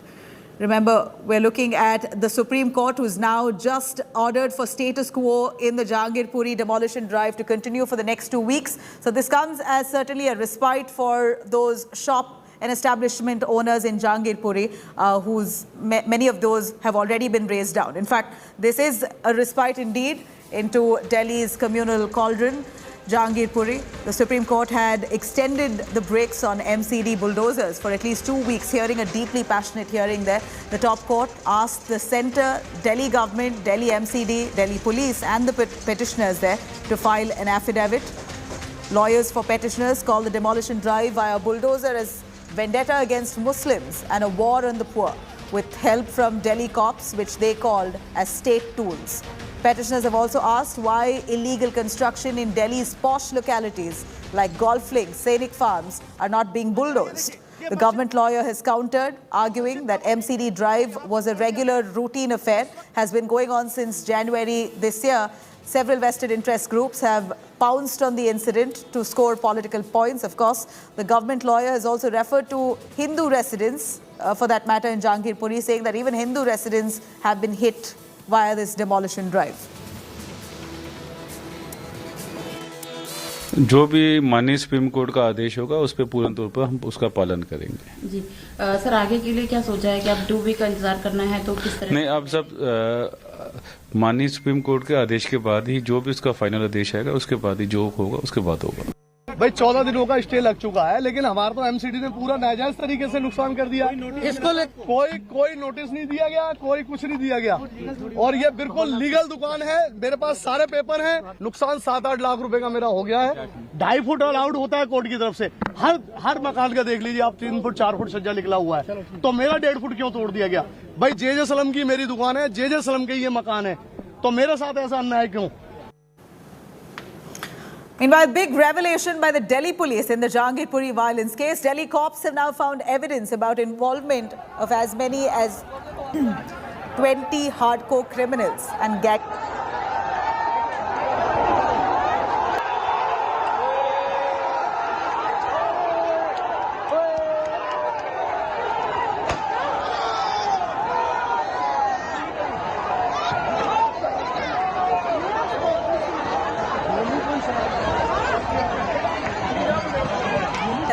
Instances of, ammunition, guns, swords being flashed to one another, and now Delhi cops have found evidence about the involvement of as many as 20 hardcore criminals and gangsters in Hanuman Jayanti Day riots. Dozens of Delhi police teams have been deployed to nab these gangsters, many of whom have already served prison term in Tihar jail. Cops are now probing if these criminals were indeed in touch with the main accused Ansar. During the police interrogation, accused Gulab Rasool alias Gulli revealed that he had provided weapons to the minor children on the day of the incident. He's also sold a pistol to shooter Sonu for 10,000 rupees. The Delhi police has now started investigating 30 phone numbers linked to several of these accused in Jahangirpuri violence, including Ansar and Sonu Chikna. On the basis of videos, photographs, CCTV footage and local inputs, the crime branch has identified about 300 miscreants, and now raids are being conducted to arrest them.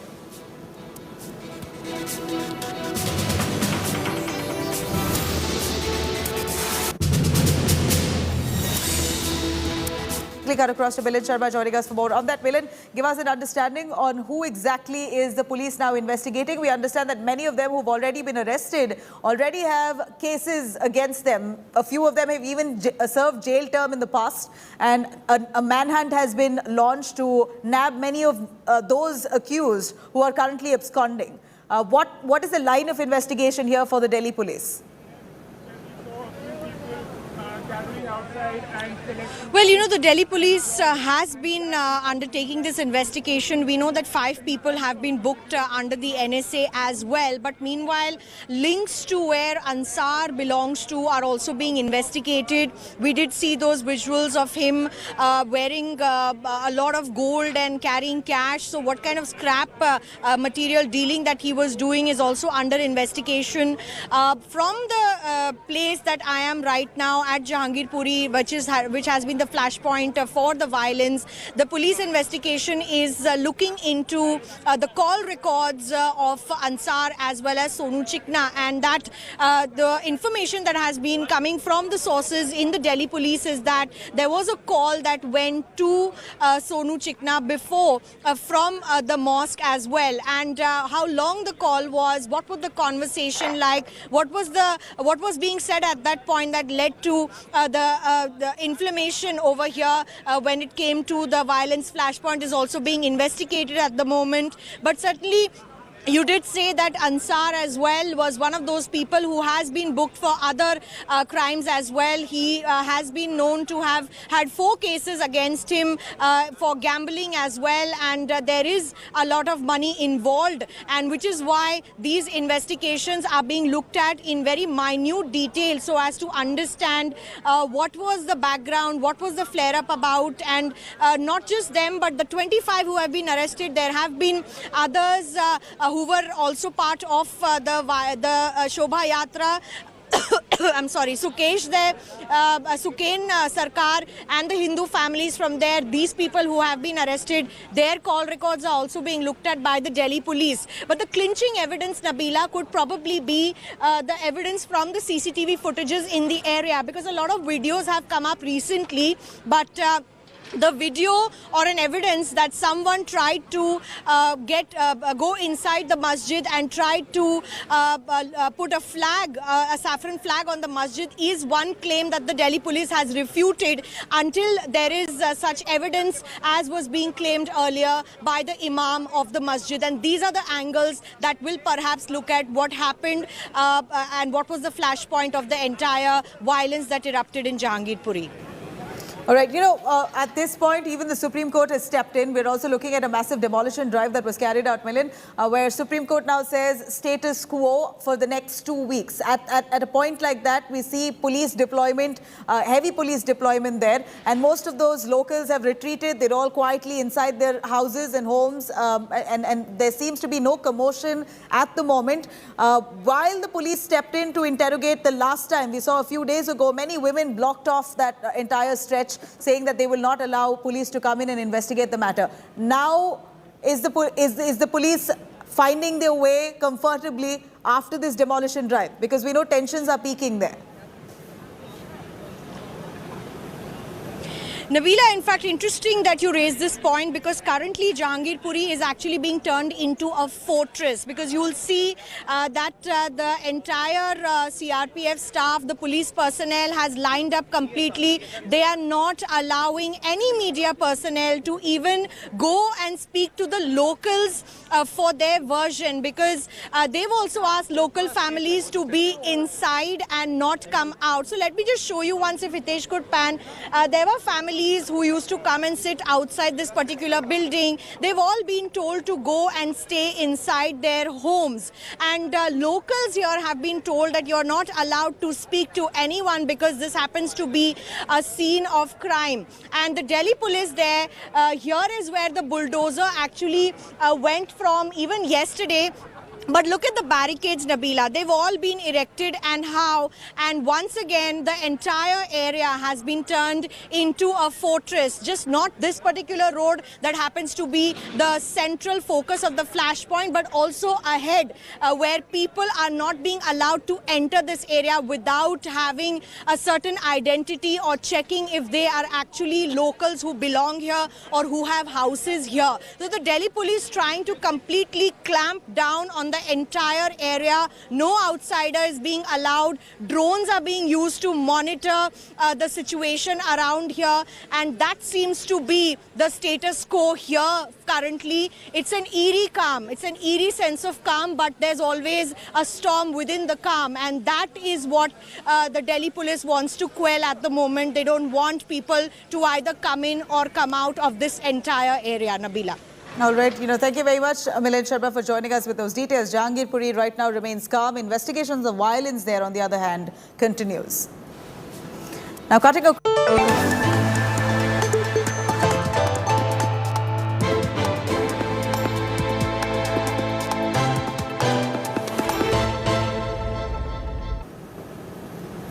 Here are live visuals that we're taking you through on Boris Johnson's 2-day visit to India.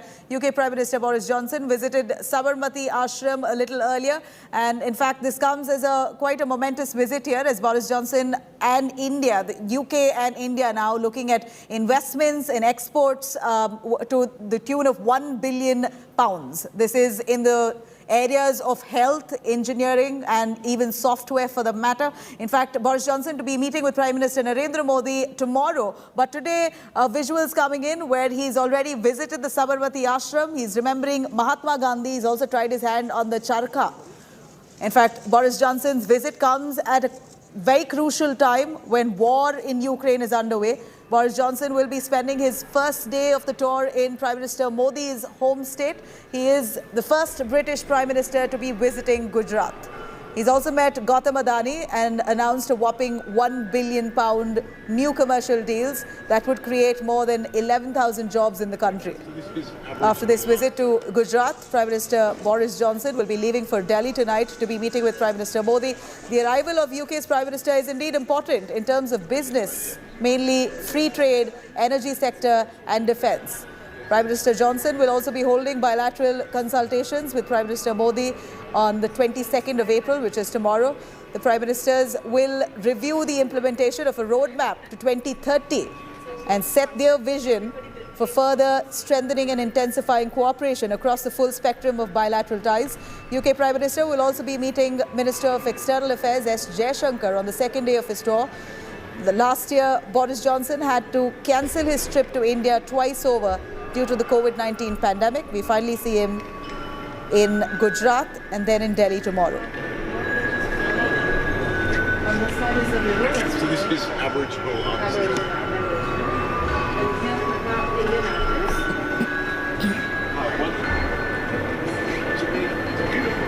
Right here.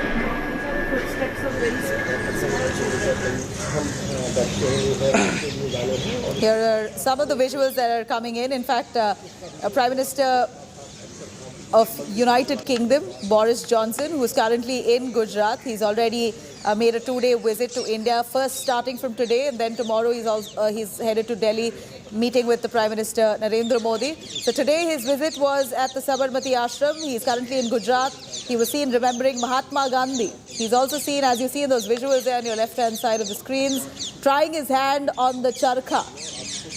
That's Prime Minister Boris Johnson, who's now all set to announce a £1 billion deal with India, a trade deal that could create thousands of jobs for the country. This is his first visit after 2 years of the pandemic.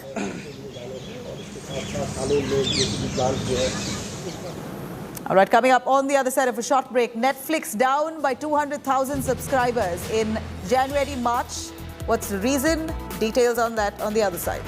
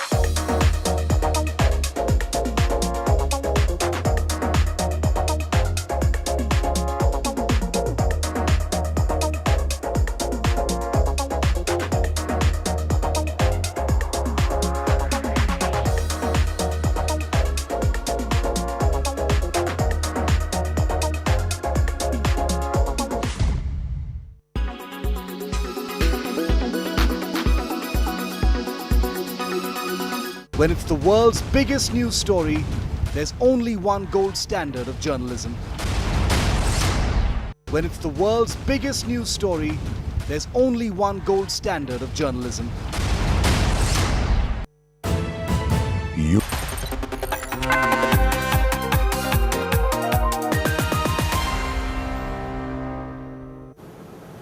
Well, do you have a Netflix account? There could be some big changes coming in store for you. The company is now considering some major moves to add to its revenues after a very disappointing Jan-March quarter. Meanwhile, the streaming giant has also attracted some very unwanted attention from Elon Musk.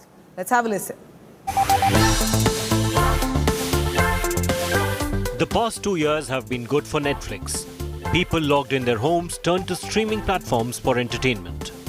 While in 2020, the streaming service added a record 36 million subscribers, last year, the figure was still a healthy 18 million. This year, in the first 3 months, Netflix has lost 200,000 subscribers. It's the first time its numbers are down in any quarter. The revenues for the quarter were also below estimate. The impact was immediate. Netflix stock plunged by a fourth of its value, wiping around $50 billion of its investor wealth. Netflix is now eyeing those who are not paying for its services by sharing passwords. The company currently has 222 million subscribers and believes that 100 million households are sharing passwords. We're working on how to monetize sharing. We've been thinking about that for a couple of years, but when we were growing fast, it wasn't the high priority to work on. And now we're working super hard on it. And remember, these are over 100 million households that already are choosing to view Netflix. They love the service. We just got to get paid, in some degree for them. India has emerged as one of the bright spots for Netflix with its recently launched bottom-of-the-pyramid plans, helping it gain traction in the country. The company is, however, planning to further monetize these low-end slabs by introducing advertisements. Those who have followed Netflix know that I've been against the complexity of advertising and a big fan of the simplicity of subscription. But as much as I'm a fan of that, I'm a bigger fan of consumer choice. And allowing consumers who would like to have a lower price and are advertising tolerant get what they want makes a lot of sense. Elon Musk, meanwhile, had his own spin on why Netflix is losing subscribers. In a reply to a tweet on Netflix stock plunge, Musk retorted that its woke nature is making Netflix unwatchable. A comment which has been retweeted more than 30,000 times and liked nearly 200,000 times. This more than a month after Musk had sharply targeted Netflix earlier on its so-called woke content. Bureau Report, Business Today Television. You could log on to indiatoday.in, also download our app for more information on that. For now, it's a wrap on this edition of the Bulletin. I'm going to come back with the top headlines. Stay tuned.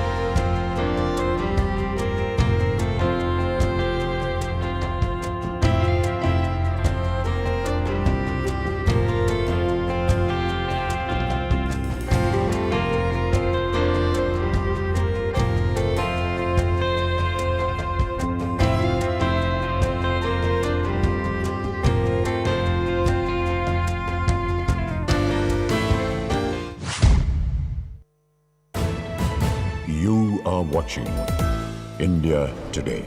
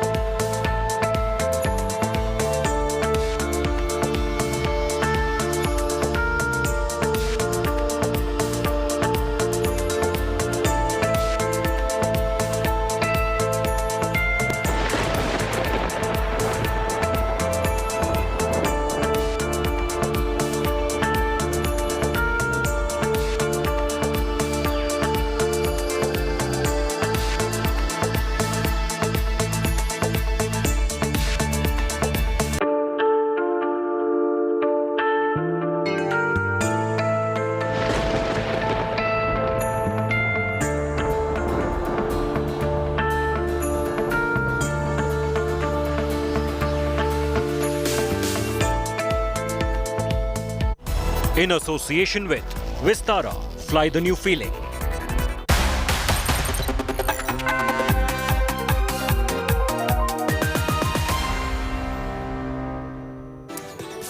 You're watching India Today. I'm Nabila Jamal taking you through the top news. First, the headlines. Political showdown over Jahangirpuri bulldozer demolition. Congress netas make a beeline. Questions why was Kejriwal not at the spot to visit the riot-hit zone. BJP calls it political tourism. Supreme Court respite to Jahangirpuri residents to continue status quo on demolition until next hearing after 2 weeks. Top court issues a notice to all parties. UK Prime Minister Boris Johnson visits Sabarmati Ashram to pay tribute to Mahatma Gandhi. Series of high-profile business deals. Visit to Bulldozer factory has been lined up. Mega meeting with Prime Minister Narendra Modi tomorrow. Prime Minister Modi's mega Sikh outreach. He will be addressing the nation from the Red Fort today at 9:15 p.m. to mark 400th birth anniversary of Guru Tej Bahadur. And after weeks of intense fighting, strategic Ukrainian port city of Mariupol falls to Russian troops. President Putin hails what he calls here liberation of the gateway to Sea of Azov.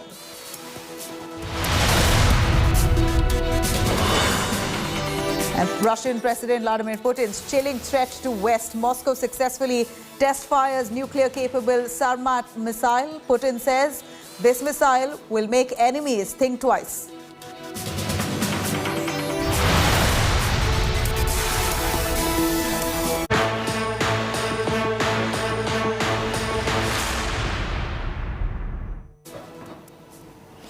After top court ordered a stay on demolition drive in Jahangirpuri for at least 2 weeks now, politics has of course erupted over that issue in the area. Opposition makes a beeline in Jahangirpuri, starting a political face-off. After CPIM leader Brinda Karat tried to stop bulldozing on Wednesday, Congress delegation visits Jahangirpuri today. Congress leader Ajay Makan has questioned Chief Minister Kejriwal and his absence, calling it opportunistic. Makan has asked why hasn't Arvind Kejriwal visited Jahangirpuri area as yet.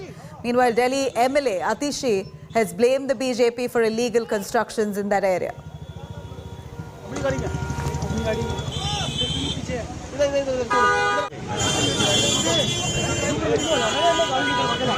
देखते हैं जहाँ तक जाएंगे, जहाँ तक जाने देंगे, देखते हैं जहाँ तक जाने देंगे। जो पीड़ित लोग हैं उनसे हम मिलना चाहते हैं, देखते हैं हम कितना आगे तक के जाने देंगे। We have come here to tell the people that please don't look it through the prism of religion. This is something which has happened. The poor people have been subjected to such atrocities. The poor people have been subjected to bulldozer. Please don't look it through the prism of religion. This is the poor people who have been subjected to such. You think people are listening to you? People inside Jahangirpuri, as far as Jahangirpuri residents are concerned, the situation is not communally tense inside the colonies?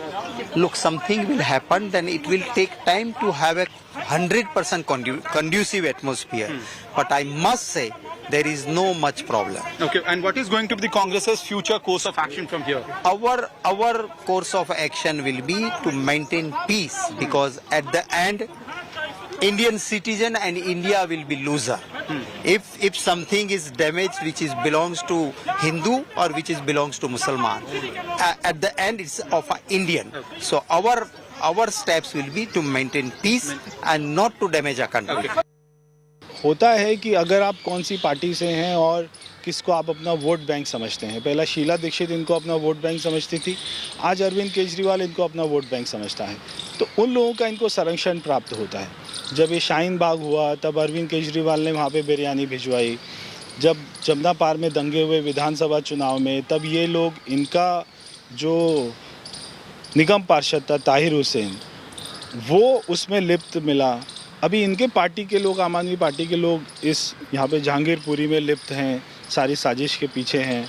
तो वही तो जाएंगे। दिल्ली में दंगा कौन भड़का रहा है?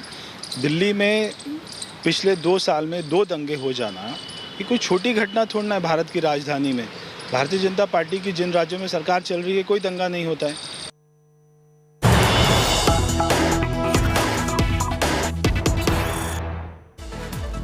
Right, here's some big breaking news coming in after 24 hours of the demolition drive. AAP to visit Jahangirpuri. Right after Congress, AAP leaders now to visit Jahangirpuri. Congress says, why was Kejriwal not present at the riot hit zone? Not after the riots, not after the demolition drive. AAP MLAs or the Chief Minister himself, Arvind Kejriwal, even though they've been constantly commenting on the issue, calling this communally toned, accusing the BJP of instigating communal unrest. AAP so far has not been seen in the riot-hit, communally sensitive Jahangirpuri area. Post the demolition drive, Congress, who arrived at the spot, asked the question, asking where is Arvind Kejriwal? Why is he not visited the riot-hit zone? Now we hear that AAP leaders are all set to visit Jahangirpuri. Milind Sharma for more on that. Milind, is it so that AAP is now almost reacting to what the Congress has said? Because so long we never saw any AAP leader arrive at the sensitive Jahangirpuri area, even after the demolition drive where we saw aggrieved locals crying and pleading for the demolition drive to stop. AAP has been, of course, independently giving comments to the media saying that this is not right, this was arbitrary, etc. But so far, so long, we saw no AAP leader arrive at the spot. Congress accuses Chief Minister Arvind Kejriwal of being opportunistic on this. No, absolutely, Nabila. There have been leaders. First of all, it was a Communist Party leader, Brinda Karat, who actually stood in front of the bulldozer and tried to impose the orders of status quo by the Supreme Court. And then it was Asaduddin Owaisi, the Muslim leader from AIMIM, who came here. And today we saw a Congress delegation also come here. But Aam Aadmi Party and leaders from the BJP have been absconding and they've not been on the ground to speak to the families. So the pressure on the Aam Aadmi Party is certainly worth witnessing, because Delhi happens to be their government. They are in power in the Delhi government, and Jahangirpuri area and the kind of statements that were made by some of the leaders of the Aam Aadmi Party have certainly not gone down well with the locals in the area, because they've been asked for to certify whether or not they are actually Indian citizens. They are here, and leaders have alleged that when vote bank politics is played, these are the people, these are the common people who are actually caught in the middle of it all. So we'll check with the police sources whether a delegation from the Aam Aadmi Party will visit tomorrow or day after or today. But certainly there were instances where the Aam Aadmi Party would have tried to enter into the area. But currently, with this becoming a complete fortress, even the Congress delegation that came here was completely removed from here after they met with a few families, because the situation needs to be, of calm over here. There needs to be order over here, and which is why the police preparations of security have been stepped up since today morning as well, after the Supreme Court also said that status quo will remain in the area for the next 2 weeks. So we'll have to wait and see what time will the leaders of the Aam Aadmi Party come. Will it be Chief Minister Arvind Kejriwal himself or not? These are information, bits of information that are trickling in. But at this moment, the police does not have any information of whether the Chief Minister himself may come visit the families or not, Nabila. All right, stay with us. We know that the massive demolition drive has also taken place. Milan, I'm going to come to you on that. In fact, right after the communal riots, we saw a huge demolition drive that was carried out by the MCD. Now we hear a big respite coming in for Delhi's communal cauldron, Jahangirpuri. The Supreme Court has now extended brakes on the MCD bulldozers for 2 more weeks, hearing a deeply passionate argument. The top court has asked the centre, the Delhi government, the Delhi MCD, as well as the Delhi police now to file affidavits. Even the petitioners have been asked to file affidavits on this. Lawyers for petitioners call the demolition drive via bulldozers as vendetta against Muslims and a war on the poor, with help from Delhi cops, which they call as state tools. The petitioners have asked why were illegal constructions in Delhi's posh localities like golf links and scenic farms not being bulldozed the same way that the poor people's establishments in Jahangirpuri was. The government lawyer countered this argument, arguing that the MCD's drive has been on since January and several vested interest groups have pounced on the incident only to score political points. In fact, the government lawyer there has also referred to Hindu residents in Jahangirpuri who have been hit in Wednesday's demolition drive, saying that they too, Hindus too, have been aggrieved.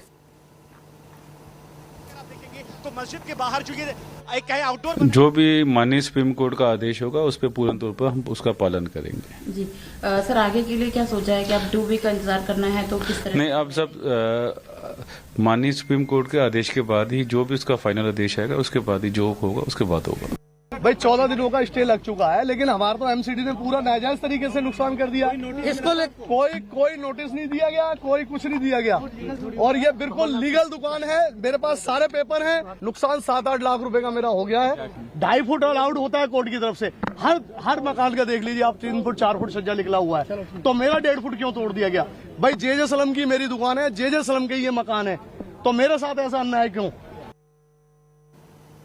All right, let me cut across to Milan on that, who's currently in Jahangirpuri. Milan, we saw many of those locals who claim that their shops were demolished arbitrarily. They say that it was well within the legal periphery, but they've been targeted. They have papers, they're going to prove it, and they're going to seek compensation for this demolition from the MCD. Have you heard from those locals as yet?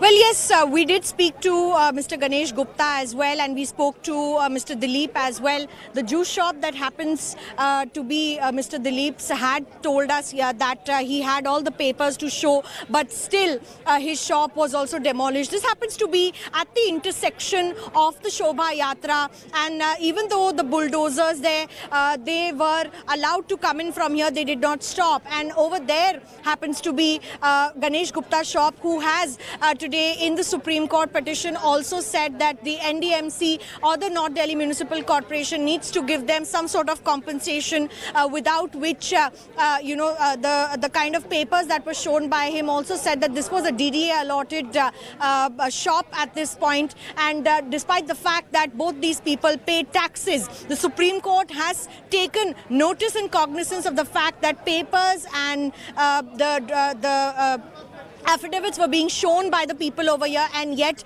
the bulldozing did not stop. The NDMC meanwhile has responded that yes, they have some notices that they would like to put on record as affidavit to the Supreme Court, and until such time that is done, certainly people here have demanded compensation for the pain and the loss of property that they have faced unnecessarily, because they were not the accused. If the bulldozing was being done on the accused, but they were not even part of the investigation, and that is something that the Supreme Court has come down heavily on when it comes to the North Municipal Corporation's bulldozing in the entire area of Jahangirpuri. All right, Milan, thank you very much for joining us with those details. Now, we know that the Supreme Court has ordered for status quo on this matter for 2 weeks, which means respite for those Jahangirpuri locals. Shifting our focus here to a big revelation. In fact, there was massive chaos and confusion. Jahangirpuri in West Delhi woke up to find MCD bulldozers standing in their neighborhood right in the morning to demolish unauthorized constructions. People pleaded, begged, but bulldozers made its way through that rubble behind people, of course, leaving most of them shocked, as most of them claim that they were not given notices. They were really caught unaware. Let's take a quick look at Milan Sharma's report on that.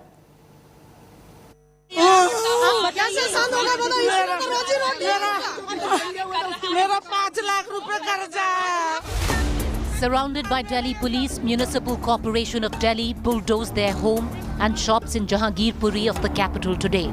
The court order stopped them, but by then, Rakesh's juice shop was also gone. यहाँ पर जब bulldozer चल रहा था तो आपको किसी ने फोन करके बताया यहाँ पर? जैसे हम लोग आए, जैसे तोड़ना चालू कर दिया, पहुंचे थे उससे पहले से ही। हाँ जी। मुझे एक बात बताइए कि ये जो दुकान थी कितने समय से यहाँ पर थी? जी ये 15-20 साल हो गए इसको। 15-20 सालों से, और आज अचानक से बुलडोजर चलने लगा अचानक से। Ruxana Jahan is shocked and refused to come out of what's left of her home. मैं बीमार था, मैं घर का अंदर सो रहा था, ये तोड़ ताड़ के चला गया। आप सो रहे थे तब? हाँ, मेरा तो भी घबराहट हो रहा है, सब पुलिस वाला आ गया, मेरे को डर लग गया, तो मैंने जो कर रहा है मार के चला जाए वो भी मंजूर है। मेरा आदमी नहीं है, 2 बच्चा और बहू है। एकदम अचानक से अगर कोई चीज हमारा आशियाना टूटता है और पब्लिक को इस तरह का धमकाया जा रहा है, डराया जा रहा है, तो लेडीज सब सुबह से बोल बोल के थक गई, इससे पहले भी डरी हुई हैं, तो किस तरह बातें करें बताइए। एक तो रमजान का महीना है, सब रोजे से हैं, किसी के हलक में पानी नहीं जा रहा है। The mosque on the side of the road, which was in the center of 16th April riot, was not spared either. इतना तो टाइम देना चाहिए कि सामान निकालने, हमारा नहीं निकला कोई बात नहीं, मस्जिद का गेट निकाल लेते, वो लाखों रुपए का गेट है, देखो उसके 2 पेज खुलते वो अंदर हो जाता, चाहे तोड़ ही देते। ये मस्जिद का गेट टूटा हुआ है। 2 मिनट का टाइम देते हैं ना, तो 2 मिनट में लाखों रुपए की वो सब चीजें जो है ना बच जाती है। अब इन्होंने तोड़ा और उसको ऐसा कर दिया डिमोलिश कि वो रिपेयर दोबारा मॉडिफाई भी नहीं हो सकता। This was the point and the flashpoint of discontentment on the day that the violence broke out, because here was where there was an attempt, so said by people, to unfurl a saffron flag, but ultimately the politics of bulldozer, leaving people here distraught because their businesses have been destroyed. Gupta ji's shop is a stone throw away from the mosque in the corner. It too got bulldozed. DDA ने alert कराया था, उसकी fees भी जाती है 4800 रुपए सालाना। सारा मेरा कागज है, सब कुछ है। और आए पहले भी कई बार अतिक्रमण हटाते थे, लेकिन कागज देखते थे, कागज देख के फिर चले जाते थे। इस बार कोई कागज देखने को तैयार नहीं। मैं कागज दिखाता रह गया कि भाई कागज देखो, कागज देखो। अगर कागज नहीं भी देखते हो तो सुप्रीम कोर्ट का ऑर्डर आ गया 1 घंटे पहले कि अतिक्रमण रोका जाए। जो अवैध बने हुए हैं इनको तो छेड़ा नहीं गया है, क्योंकि ये पीछे 25 गज के मकान है। उसके बाद इन लोगों ने अंतराज में 50 गज मस्जिद के आड़ में दुकानें यहाँ से वहाँ तक बनवा रखी है। मंदिर के और मस्जिद के आड़ में जो अवैध बने हुए हैं, जिससे कम से कम कुछ नहीं तो यहीं से सारी गुंडागर्दी, सारा कुछ यहीं से होता है। Politics of bulldozer has reached Delhi and people, the Aam Aadmi, is the only one that's suffering. With Ashok Banod from Jahangirpuri, Milan Sharma for India Today. All right, now big revelation by the Delhi police in Jahangirpuri violence case. Delhi cops have found evidence about involvement of as many as 20 hardcore criminals and gangsters in the Hanuman Jayanti day riots. Dozens of Delhi police teams have been deployed to nab these gangsters, many of whom have served prison terms in Tihar jail. Cops are now probing if criminals were in touch with the main accused, Ansar. In fact, during the police interrogation, accused Ghulam Rasool alias Gulli revealed that he had provided weapons to the minor children on the day of the incident. He's also sold a pistol to shooter Sonu for 10,000 rupees. In fact, the Delhi police has started investigating 34 numbers linked to several of those accused in Jahangirpuri violence, including Ansar and Sonu Chikna. On the basis of videos, photos, CCTV footage and local inputs, the crime branch has identified about 300 miscreants, and now raids are being conducted on only to arrest them.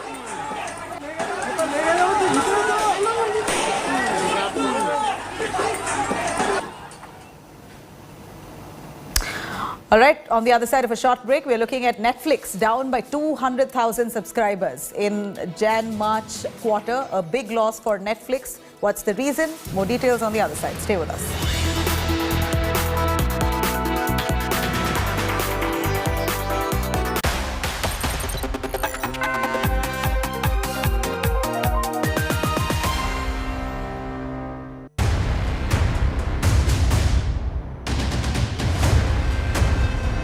100 litre. ये सवाल Croma expert से पूछो।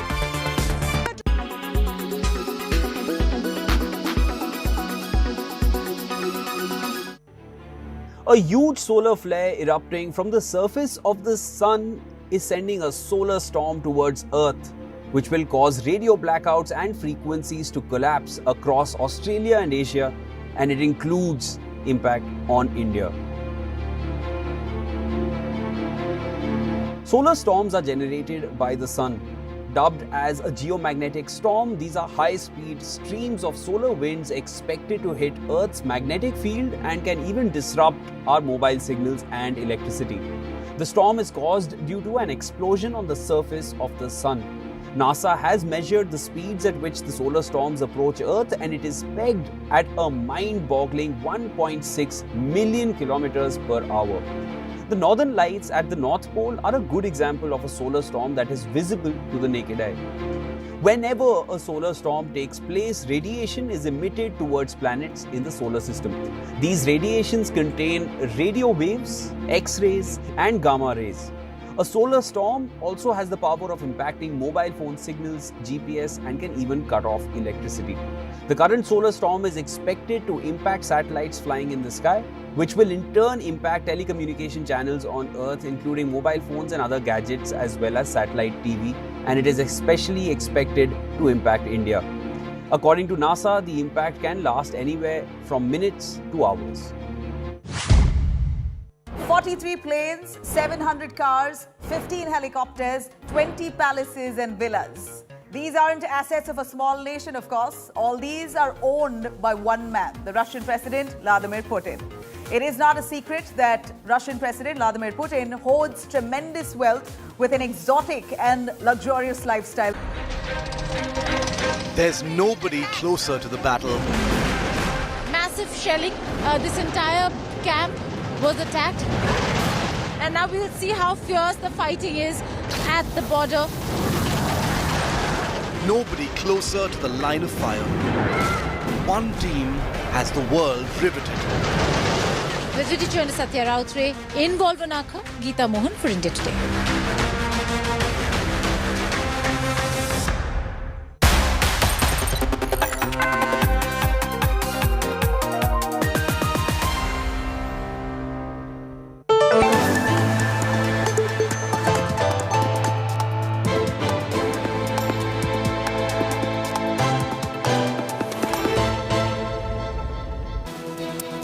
All right, on his two-day visit to India, UK Prime Minister Boris Johnson visited Sabarmati Ashram, remembering Mahatma Gandhi. He's also tried his hands on the charkha. Prime Minister Boris Johnson's visit comes really at a crucial time when war is underway in Ukraine. Boris Johnson will be spending his first day of this tour in Prime Minister Modi's home state, Gujarat. He is the first British Prime Minister to be visiting Gujarat.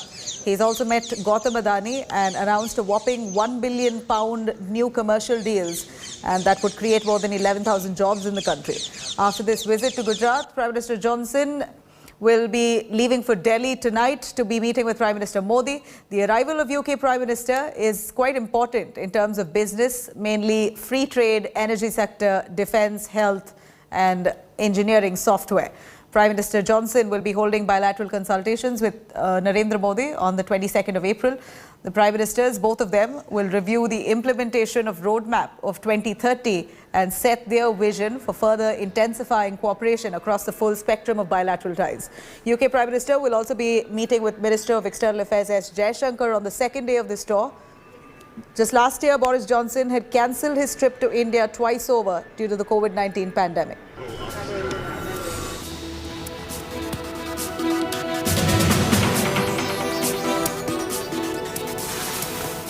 All right, shifting our focus to Netflix now. Would you have a Netflix account? Because there could be some really big changes coming in store for you. The company is now considering a major move to add to its revenues after quite a disappointing turnout in Jan-March quarter. Meanwhile, the streaming giant has also attracted some unwanted attention from Elon Musk. Here's what you need to know. The past 2 years have been good for Netflix. People locked in their homes turned to streaming platforms for entertainment. While in 2020, the streaming service added a record 36 million subscribers, Last year, the figure was still a healthy 18 million. This year, in the first 3 months, Netflix has lost 200,000 subscribers. It's the first time its numbers are down in any quarter. The revenues for the quarter were also below estimate. The impact was immediate. Netflix stock plunged by a fourth of its value, wiping around $50 billion of its investor wealth. Netflix is now eyeing those who are not paying for its services by sharing passwords. The company currently has 222 million subscribers and believes that 100 million households are sharing passwords. We're working on how to monetize sharing. We've been thinking about that for a couple of years, but when we were growing fast, it wasn't the high priority to work on. And now we're working super hard on it. And remember, these are over 100 million households that already are choosing to view Netflix. They love the service. We just got to get paid, at some degree for them. India has emerged as one of the bright spots for Netflix with its recently launched bottom-of-the-pyramid plans, helping it gain traction in the country. The company is, however, planning to further monetize these low-end slabs by introducing advertisements.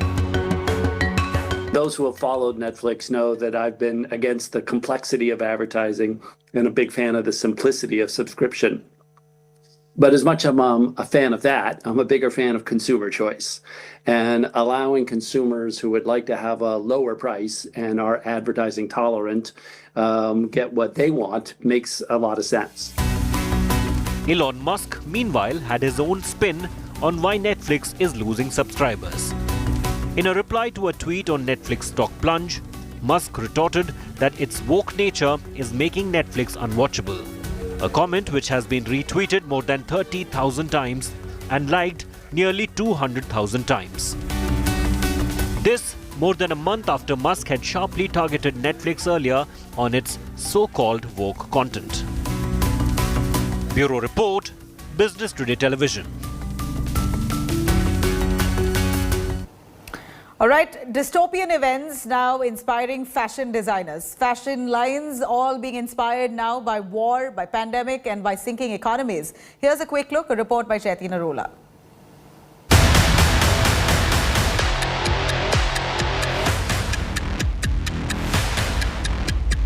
Fashion is never just about the clothes. It draws inspiration from events, cultures and subcultures around us that inspire designs, fabrics, colors and the craft. Dystopia has started making its way into fashion. Whether it is the COVID pandemic, the Russian war in Ukraine, collapse of economies,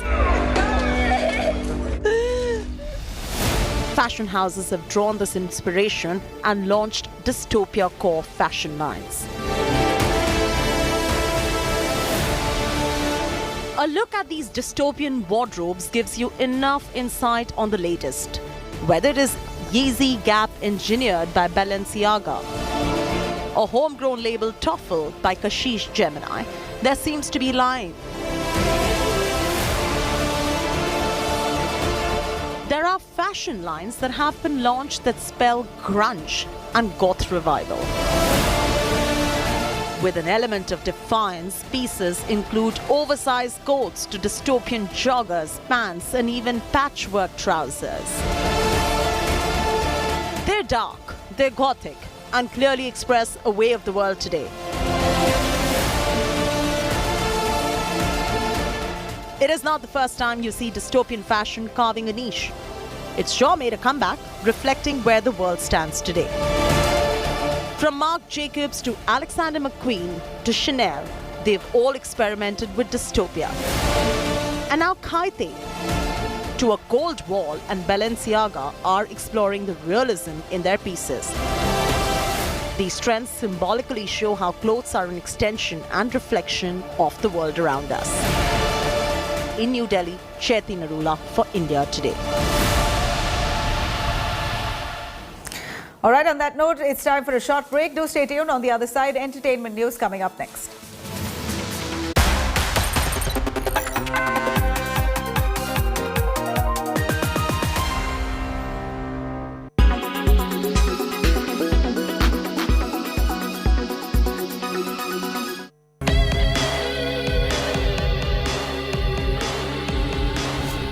metaverse replace our reality? Can it? We don't know that yet, but in its present form, it kind of is a duplicate of the physical world. But the only way to access it is via the internet. The idea of metaverse has its roots in many sci-fi narratives from the 90s. It exists either as immersive online games, workrooms, virtual concerts, or much more. So, what can you do in the metaverse? Apparently a lot. From watching your favorite pop star to working as personalized avatars in a virtual workspace, metaverse can make that happen. It will eventually be possible to do exactly what we do in reality thanks to a virtual reality freed from physical constraints. As interactions increase, it will be possible to meet people, make purchases, and pay in cryptocurrency or go sightseeing while staying at home. Well, virtual tourism seems like a nice idea in the comfort of your room. What tools would you need for metaverse? You'd need virtual reality headsets and a good internet connection for starters. Virtual reality headsets will allow us to immerse ourselves in 3D worlds in the form of avatars animated by our movements. But it will require an enormous amount of computing power to allow millions of people to act simultaneously in that virtual space. Even devices that recreate taste, smell, and touch could be invented. What do you think? Are you ready for the metaverse? You are watching India Today. We are in the front line, not because it's just our job. It is our duty to tell you the story as it unfolds. Brave, fearlessly, relentlessly. And we'll do it at any cost. This is Mosme saying with video journalist Parminder Sharma reporting from war zone Mykolaiv, Ukraine for India Today. Grounded in journalism, on the ground reporting. Only on India Today TV.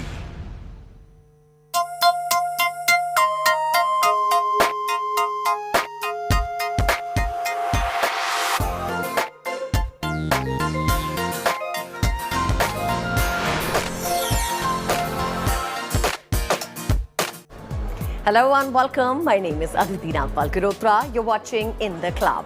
Superstar Yash Chaudhary knows how to set the box office on fire. His latest outing, KGF Chapter 2, is shattering records at the ticket counters. In just 2 days, the film crossed 100 crore mark and even entered into 200 crore club in less than a week's time. The Yash Tara is also unstoppable worldwide, as it has already minted over 500 crores. Considering the overwhelming response that KGF Chapter 2 has received ever since its release, filmmaker Prashant Neel and the producers of his next film, Salar, with Bahubali star Prabhas, have now decided to augment the budget considerably to make it more spectacular and epic in scope. Here's everything about the man behind KGF, Prashant, and his new project with Prabhas. Violence, violence, violence. I don't like it. I avoid. But violence likes me. I can't avoid. KGF Chapter 2 turned out to be the biggest blockbuster of 2022. मैं तुम्हारा सब कुछ छीन लूंगी.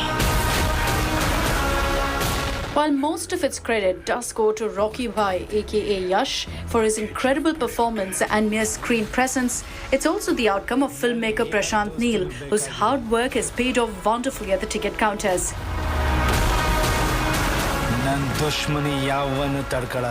That's right, he's the man behind both KGF Chapter 1 as well as its sequel. He's the one who's gearing up for the third film in this franchise and is also the one who trusted the editing skills of this 19-year-old Ujjwal Kulkarni for the masterpiece that it's become today. After the success of both the films, Prashant Neel is now, no wonder, the most sought-after filmmaker in India. So what happens when he directs Bahubali star Prabhas in his next? Expectations touch sky high, and it goes without saying, with humongous stakes comes greater responsibilities, especially when a film is tagged as the biggest project of Indian cinema. So yes, something similar is happening with KGF director's upcoming film Salar, which features Prabhas in the lead role. After receiving an overwhelming response from the audience and fans for the Yash starrer, the makers, according to reports, have now decided to augment the budget considerably to make Salar more spectacular and epic in scale. Several action sequences are also being added, as in his last film Radhe, Prabhas hardly had any of it. I love you, Aditya.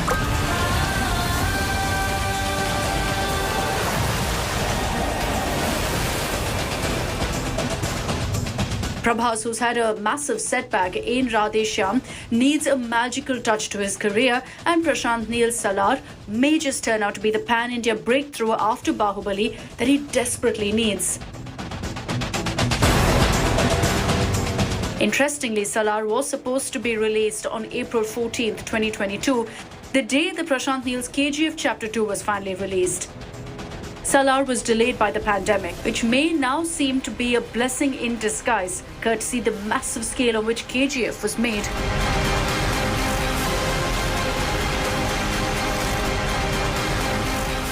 Entertainment Bureau, India Today.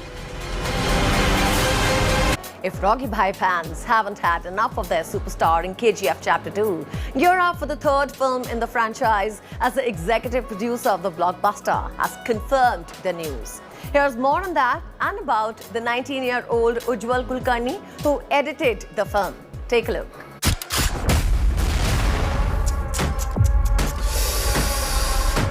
Violence, violence, violence. I don't like it. Rocky Bhai is back with KGF Chapter 2, and if his fans still haven't had enough of him, then it's good news for them, as the third in the franchise is in the works.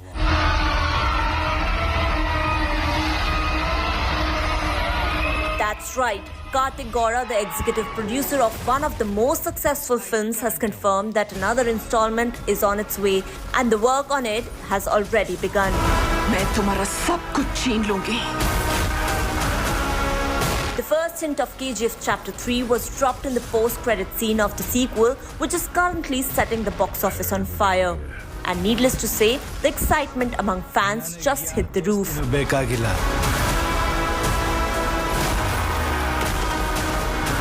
Nan dushmani yavan tarkalala.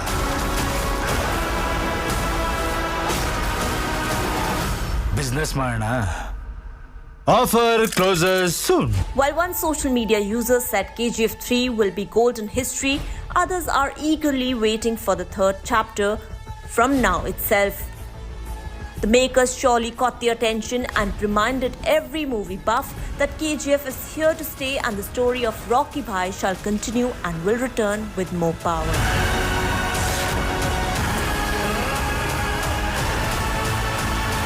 For the unversed, KGF Chapter 2 has turned out to be a global blockbuster.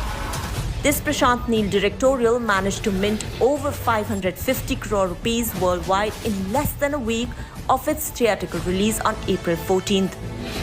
Apart from the supreme performances of Yash and the entire cast, including Sanjay Dutt and Raveena Tandon, the film has also been garnering love for its technical excellence, which includes direction, cinematography, and editing. Not many know that this 19-year-old boy named Ujjwal Kulkarni, who has never edited a feature-lengthy film before, was entrusted by the filmmaker with this giant project, and fortunately, he not only took the opportunity but also did a very great job. Ujjwal had reportedly made a trailer out of the fully shot film and showed it to filmmaker Prashant. His technical skills left him so impressed that he let him edit the entire film. A call that surely worked wonders for the Yash starrer.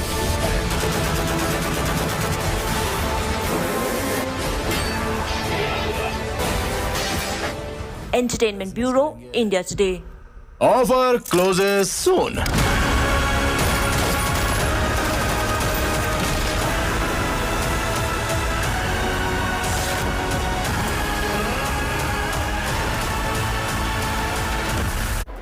Sanjay Dutt essays the role of an antagonist, Adhira, in KGF Chapter 2. Our entertainment editor, Tushar Joshi, caught up with him in Mumbai. He spoke at length about his journey, shooting this blockbuster and much more. Listen in to this excerpt.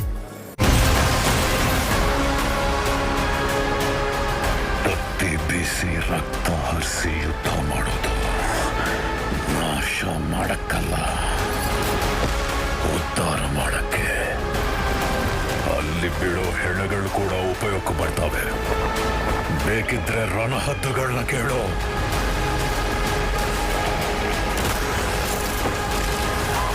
Was it like the film became your place to go to in that sense? Like sometimes when we go through stuff in our personal life, we use something else to deal with it. Was that the case in this, and was it physically, it must have been physically also hard to do this? You know, एक तो lockdown था. You know, so all the films had stopped and I was being treated. Then that one gap came in the middle, right, if you remember. Yes. You know, lockdown से थोड़ा open होना शुरू हो गया and all that stuff, where they planned this shoot, the climax. Right. And Prashant came to me, and Yash, so sweet. He says, okay, we've done green screen, there'll be no taxing and this and that, you just green screen. I said, listen to me. I said, like, what did you narrate me? He says, we narrated this, that and everything. I said, if it's not done that way, I'm not doing the shoot. Achha. So they said, but there'll be dust. I said, I don't care. There's dust, storm, smoke. जो भी है तेरे को करना है तू कर. I will be there and I'll do it. I could feel I'm good. I'm feeling good. And I went and I did it. And these guys supported me. You know, Yash, Prashant, the whole team. I mean, they supported me, and I did everything. I did that action. I did everything. So, I mean, for me as a cancer patient, or, you know, whatever you may call it, it was such a big boost for me also for recovery. That is unbelievable. Absolutely. What a story. And I think it's all in the mind, like you said. I think that's such an important message you've given. It's right here, and your body responds to all of that. I quickly want to talk to you about your kids, because I know they bring a smile to your face, and obviously if they're growing up now, do they realize who dad is and all the work that he's doing? Are they aware of the crazy action that you're doing in KGF? Do they get worried? What is it? They know that dad is an actor and all that stuff, but they have their own heroes, which is so sweet. You know, so I mean, I go and ask them, who's your best actor and all that. And they say, our favorite is Tiger Shroff. And then they like Yash in Rocky and Varun Dhawan. I feel so happy, you know, and I feel so proud, because when we guys were growing up, it was Amit ji for us. Correct. Everything was Amit ji, you know, right, not Datsab. True. You know, so it's for them. They know that actor hai, chalo, you know, that kind of a thing. But yeah, about this one, they said, Dad, you're looking amazing. They're small. Of course. But I mean, they like that look. Business man, huh? Offer closes soon.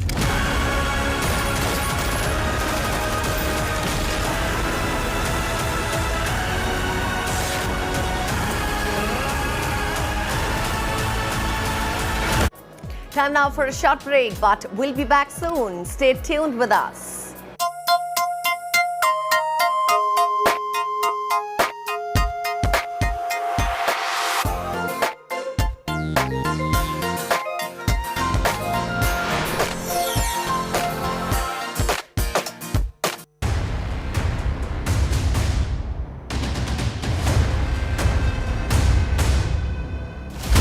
This is a tank turret. Courage, India today, in fact, is the only Indian crew to reach.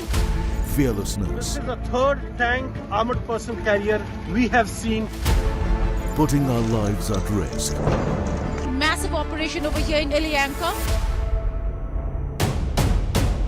We are on the ground, bringing you the facts A Ukrainian woman shares the horror of shelling. so that India is better informed. Tune into India Today TV, reporting from the front line.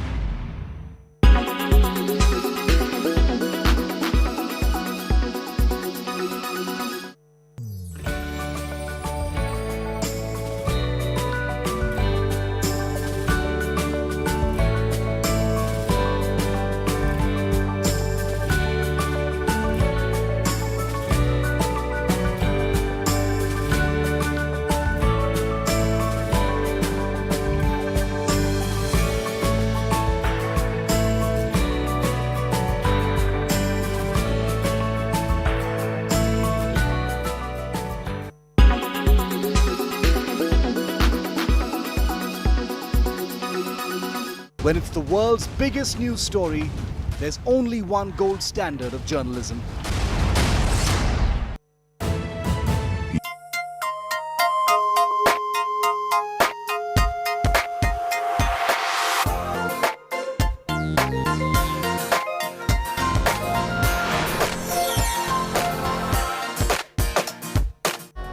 Bridgerton Season 2 has surpassed the viewership of its first season.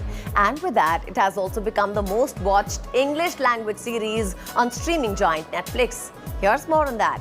Why then, there is the potential for a considerable scandal indeed. My honor is hanging by a thread that grows more precarious with every moment in your presence.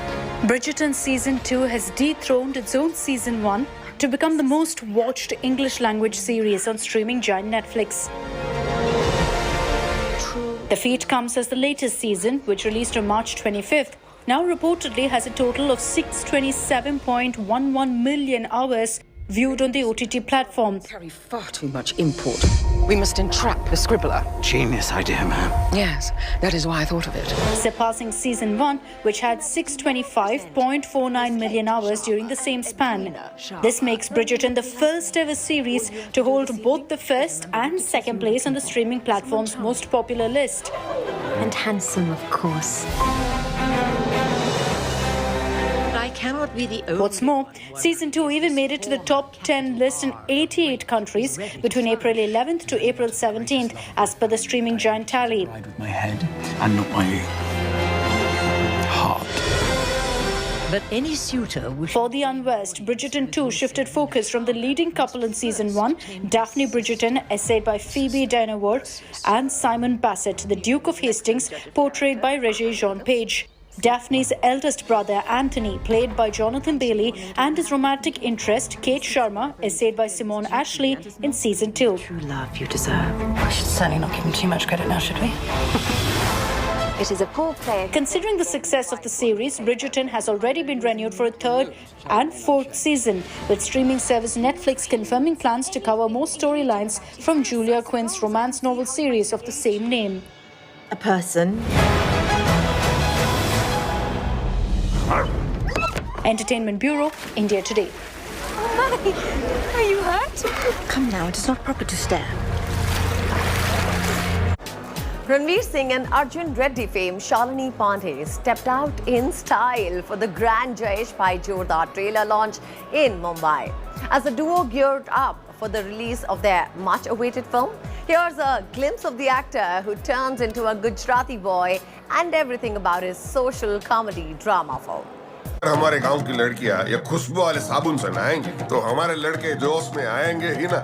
Ranveer Singh is back to entertaining his fans, and this time it's a Gujarati boy. क्या-क्या compulsory है मेरी दुनिया में? Yes, this is the trailer of his much-anticipated film Jayesh Bhai Jordar, and the actor is in a never-seen-before avatar. He plays the son of Baman Irani, who is the sarpanch of his village. Arjun Reddy fame Shalini Pandey marks her Bollywood debut with Jayesh Bhai Jordar, and she portrays the role of Ranveer's on-screen wife, who is pregnant again, and her father-in-law, Baman, and mother-in-law, essayed by Ratna Pathak Shah, want her to bear a son. लाडू या sero जो भी मिलता है उसे करके ले लेते हैं ना. लेकिन ये बात जरा बाददा को समझाओ ना. ये फटाकड़ी मेरी बेटी है.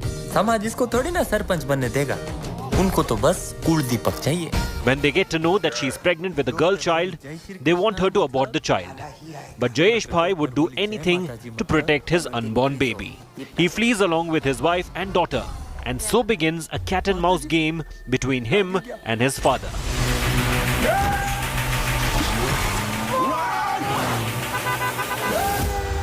क्या होगा हमारा? होगी बच्ची होगी. एक वारिस नहीं दे पाई. ये नई पनौती पैदा करने के लिए हद पार कर दी.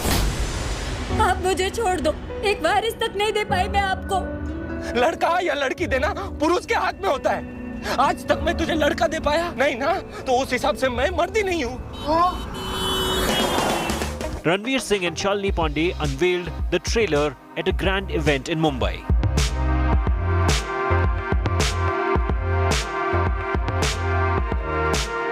In fact, the makers are leaving no stone unturned to promote this social comedy drama which is set to hit theatres on May 13. Scentless soaps were sent out to invite Bollywood celebrities ahead of the trailer's release. Anushka Sharma, who received a similar invitation along with a personalized letter, shared a glimpse on her social media handle. Ranveer was last seen in Kabir Khan's sports drama 83. The film, in which he played the role of Kapil Dev, crossed 100 crore mark towards the end of the third week of its theatrical release. I say before, we're here to win. The actor now has a great lineup of films, including Karan Johar's Rocky or Rani Ki Prem Kahani, opposite his Gully Boy co-star Alia Bhatt. तू शुक्र कर उसकी गर्दन नहीं तोड़ी मैं. अभी एक ही लाइफ है, एक ही तो है. ऊपर से वो घुस रही है बीच में. गुस्सा नहीं आएगा क्या? But is all geared up for the release of his next YR film, Jayesh Bhai Jordar.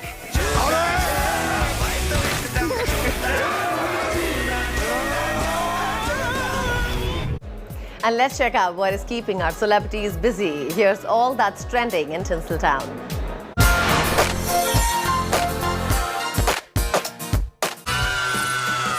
शायद आप लोगों को मेरी बात थोड़ी सी कड़वी लगे, लेकिन ध्यान से सुनना. आपसे ज्यादा इज्जत है हमारे पास. 2 months after its theatrical release, Alia Bhatt's Gangubai Kathiawari is now set to stream on OTT platform Netflix from April 26, 2022. The film received tremendous love worldwide and also did extremely well at the box office. This Sanjay Leela Bansali directorial is based on a chapter from Hussain Zaidi's book Mafia Queens of Mumbai, and the story follows the journey of a brothel owner named Gangubai Kothewali, one of the most powerful, loved and respected madams from Kamatipura during the 1960s. बाप का नाम क्या लिखें? माँ का नाम काफी नहीं है ना? चलो बाप का नाम Devanand. Gangubai Kathiawari also features Ajay Devgan, Vijay Ras and Shantanu Maheshwari in pivotal roles. खोलो. और थोड़ा खोलो. और थोड़ा. अब पूरा का पूरा चाइना मुंह में घुसाएगा क्या? The season of mangoes is here, and Amir Khan and his son Azad are surely making the most of it. Yes, a series of pictures of the father-son duo where they can be seen binging on mangoes are going viral on social media. The actor's official production house Twitter handle posted these photos and wrote, "Have you treated yourself and your family with some mangoes yet?" On work front, Amir Khan will next be seen in director Advait Chauhan's Lal Singh Chadda. It is the Hindi remake of the iconic Hollywood film Forrest Gump. The teaser of Siddharth Malhotra's debut web series Indian Police Force is finally out. Not only does this show marks Rohit Shetty's digital debut as a director, but the actor will also be joining his cop universe, just like Ajay Devgan, Ranveer Singh and Akshay Kumar did in the past with Singham, Simba and Suryavanshi. Sharing the news on social media, Siddharth wrote, and we quote, "When Rohit Shetty sir says action, you know he literally means it. Super stoked to enter the cop universe with the action king himself, now filming." The makers have also revealed that this action-packed cop-verse will be a next level in this genre. The fiction series will be an ode to the selfless service and fierce patriotism of the police force. Besides Rohit Shetty's web show, Siddharth Malhotra also has Mission Majnu alongside Rashmika Mandana in his kitty.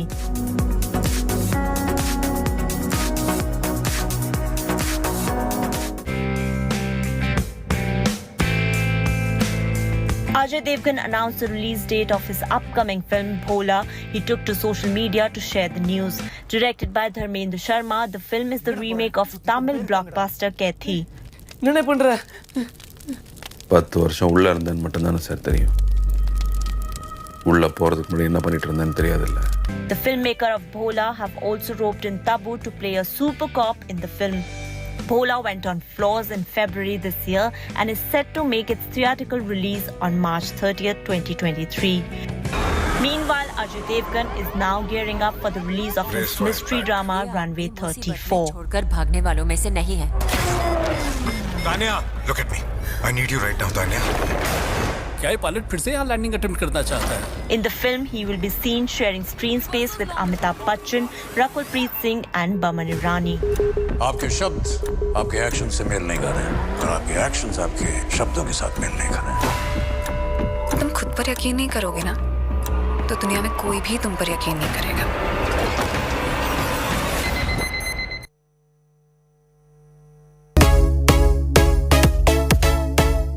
Sunil Shetty's daughter and actor Atya Shetty and cricketer KL Rahul have been in a relationship for a long time now, and if reports are to be believed, the couple is now likely to tie the knot this year.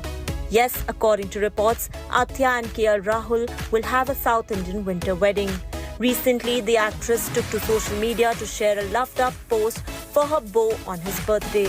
In this photo, she can be seen walking hand in hand with KL Rahul. She completed the post with a caption which reads, "Anywhere with you, happy birthday." For the unversed, KL Rahul is the skipper of Lucknow Super Giants and the vice captain of Indian national team. हम तुम्हें पसंद करते हैं। और हमें भी बहुत तमीज से पहली बार पहला प्यार हुआ है। हैं? प्यार भी हो गया? While Atya, who was last seen sharing screen space with Nawazuddin Siddiqui in 2019 film Moti Choor Chakna Choor, made her Bollywood debut with Hero in the year 2015. The film was produced by Salman Khan and also featured Suraj Pancholi in the lead. गुंडा जी की बेटी से प्यार कैसे कर सकता है? मैंने तुम्हारा किडनैप किया है। मैं कोई पुलिस वाला नहीं हूँ। I don't care. Just tell me you love me. She might not have managed to impress fans with her acting skills, but any updates in her love life is something they really look forward to. Entertainment Bureau, India Today. And that's all we could pack in the show today. Thanks for watching and goodbye.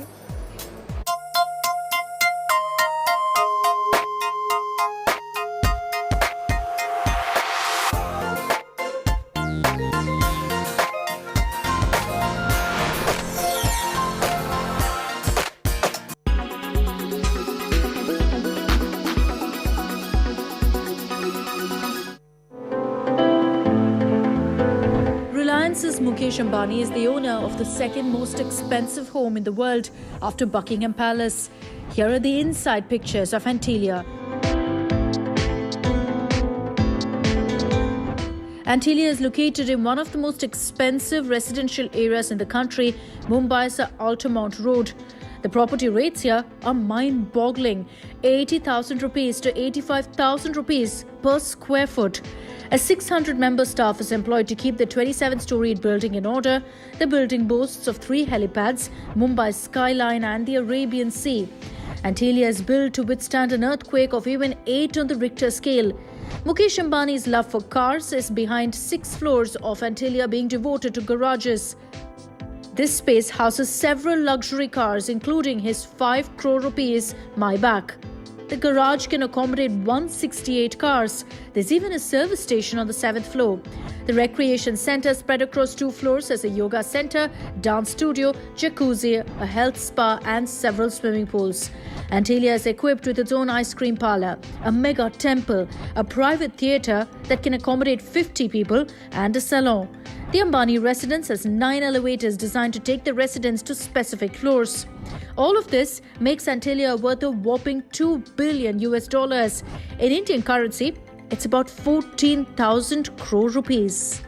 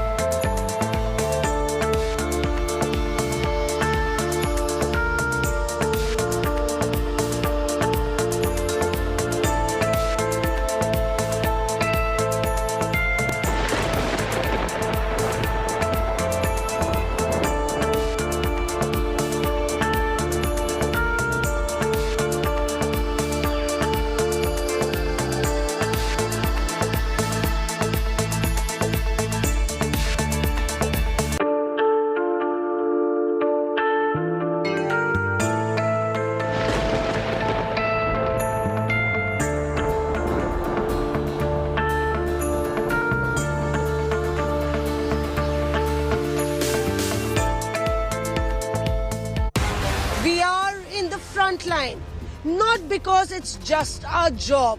It is our duty to tell you the story as it unfolds, brave, fearlessly, relentlessly, and we'll do it at any cost. This is Mosme Singh with video journalist Parminder Sharma reporting from war zone Mykolaiv, Ukraine for India Today. Grounded in journalism, on the ground reporting. Only on India Today TV.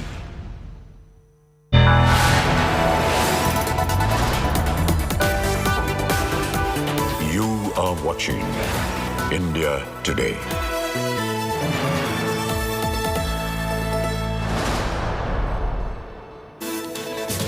Hello and welcome. Thank you for tuning in. I'm Pooja Shali. Let's begin first with the headlines at 3 today. Political showdown over the Jahangirpuri bulldozer demolition. The Congress netas now make a beeline questioning why has Arvind Kejriwal, the Chief Minister, not visited the area where this demolition and the violence took place. BJP calls it political tourism. It's a Supreme Court respite to Jahangirpuri residents to continue with the status quo on demolition till next hearing is after 2 weeks. Top Court has issued notice to all parties. UK Prime Minister Boris Johnson visits Sabarmati Ashram to pay tribute to Mahatma Gandhi. Series of high-profile visits and business deals. Visit to Bulldozer factory also has been lined up. It's a mega meeting with PM Narendra Modi tomorrow. Prime Minister Modi's mega Sikh outreach. He will be addressing the nation tonight from the Red Fort at about 9:15 p.m. to mark the 400th birth anniversary of Guru Tegh Bahadur. After weeks of intense fighting, strategic Ukrainian port city of Mariupol falls to the Russian troops. President Vladimir Putin hails what he calls the liberation of the gateway to the Sea of Azov. Russian President Vladimir Putin's chilling threat to the West. Moscow successfully test fires a nuclear-capable Sarmat missile. Putin says this missile will make enemies think twice.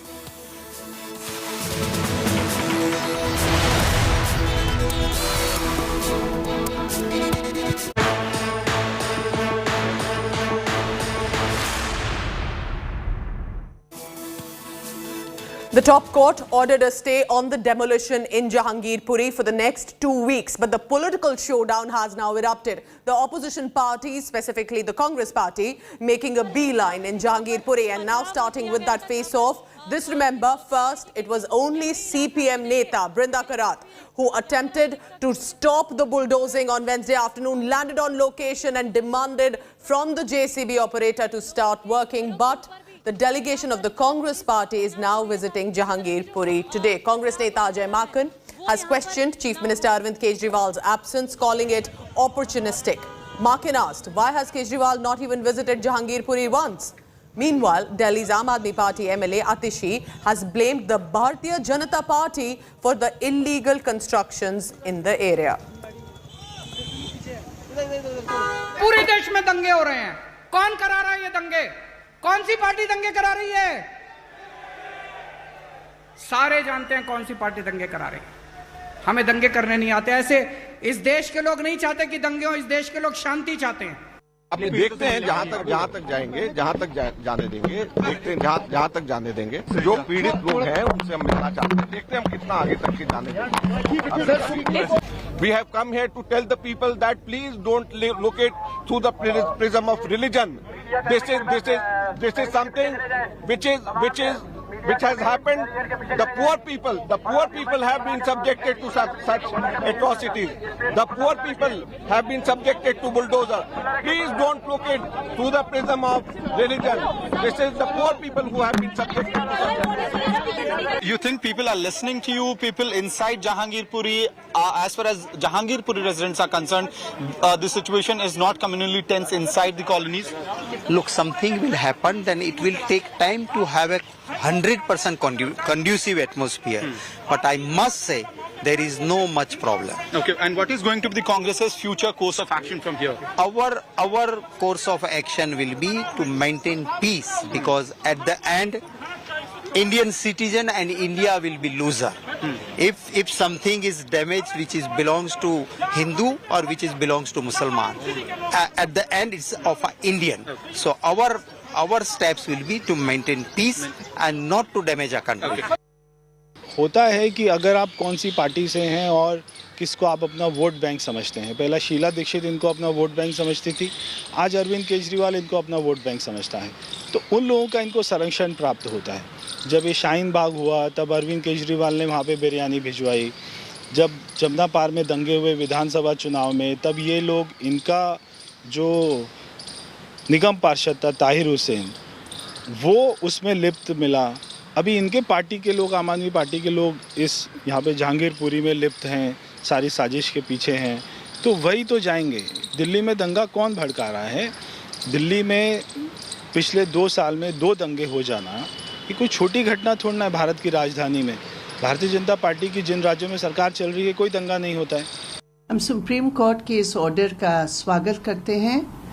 Supreme court ने अन्याय का bulldozer, गैर संवैधानिक bulldozer, जनवाद को कुचलने का bulldozer को फिलहाल रोका है। बुलडोज़र एक बार चलता है तो बुलडोज़र नहीं पूछता है कि तुम हिंदू हो या मुस्लिम हो। मुस्लिम इलाके में जो हिंदू रहते हैं वो भी इसका शिकार हुए हैं।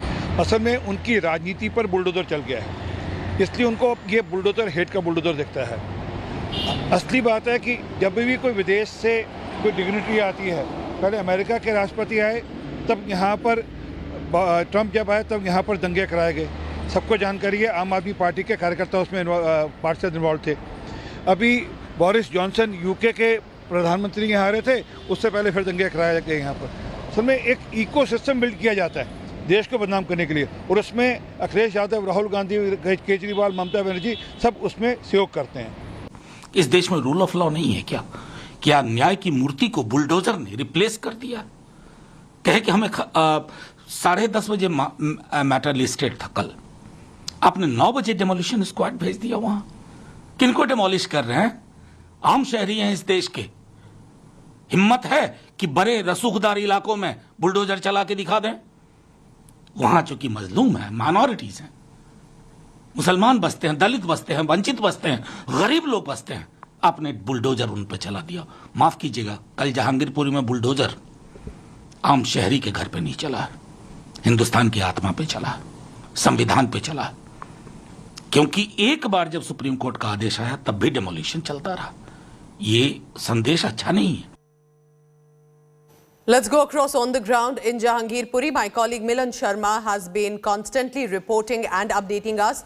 Milan joins us from Jahangirpuri area, exactly where the violence took place. This has become now, Milan, a massive political showdown, and specifically about the visits that are on. Congress has visited.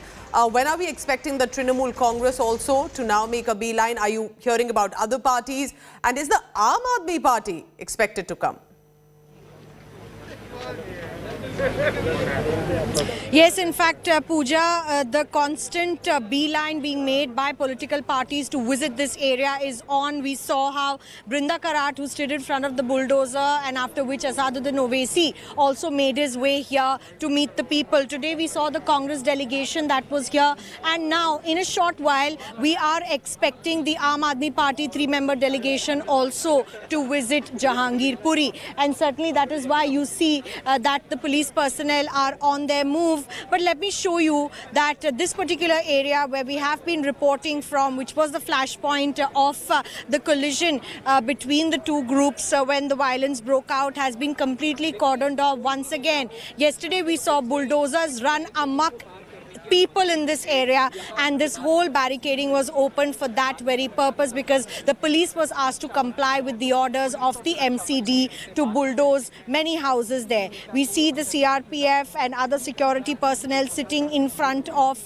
the demolished constructions there that were called encroachments, and the team of officials is also on ground today. A lot of delegations have been meeting the families, but unfortunately unfortunately, these families have been told not to speak to anyone else. They've also met those people from the minority groups as well as the other communities here whose houses and extension of their houses have been demolished. But certainly there is a war of words going on between political parties, as you just mentioned. A lot of leaders have spoken about the fact that this kind of bulldozer politics is actually leading to harassment of the citizens of this country. And these are the people who are settled here, who are questioning why their encroachments, alleged encroachments, were raised without any notices that were given from the municipal corporation, Pooja. And the situation here seems like Jahangirpuri is now being made into a fortress. You'll remember how, the Delhi police cordons off areas that are high flash points for communal violence. And that is the exact same thing that has happened in Jahangirpuri. Stay on with me, Milan. So it's become a political showdown. The Congress party is visiting. TMC is expected to, other parties indulging in blame games, specifically the AAP and the BJP. While Milan stays on with us, it's a big respite coming in though for the Delhi's communal quadrant Jahangirpuri that it's become now. The Supreme Court has extended the break on the MCD JCB bulldozers for 2 more weeks. Hearing a deeply passionate hearing, the top court asked the centre and the Delhi government and the Delhi MCD and the police and even the petitioners to file affidavits. The lawyers for the petitioners called the demolition drive by a bulldozer as vendetta, specifically against Muslims and a war on the poor. But with help from Delhi cops, which now they are also calling as state tools. The petitioners also asked why were illegal construction in Delhi's posh localities like golf links, scenic farms are not bulldozed. The government lawyer then countered, arguing that the MCD drive was on since January and several vested interest groups have pounced on this incident to score political points. The government lawyer also referred to the Hindu residents in Jahangirpuri who have been hit in Wednesday's demolition drive. जो भी माननीय supreme court का आदेश होगा उस पर पूर्ण तौर पर हम उसका पालन करेंगे। जी सर, आगे के लिए क्या सोचा है कि अब 2 वीक का इंतजार करना है तो किस तरह? नहीं, अब सब माननीय सुप्रीम कोर्ट के आदेश के बाद ही जो भी उसका फाइनल आदेश आएगा उसके बाद ही जो होगा उसके बाद होगा। भाई 14 दिनों का स्टे लग चुका है, लेकिन हमारा तो एमसीडी ने पूरा नाजायज तरीके से नुकसान कर दिया।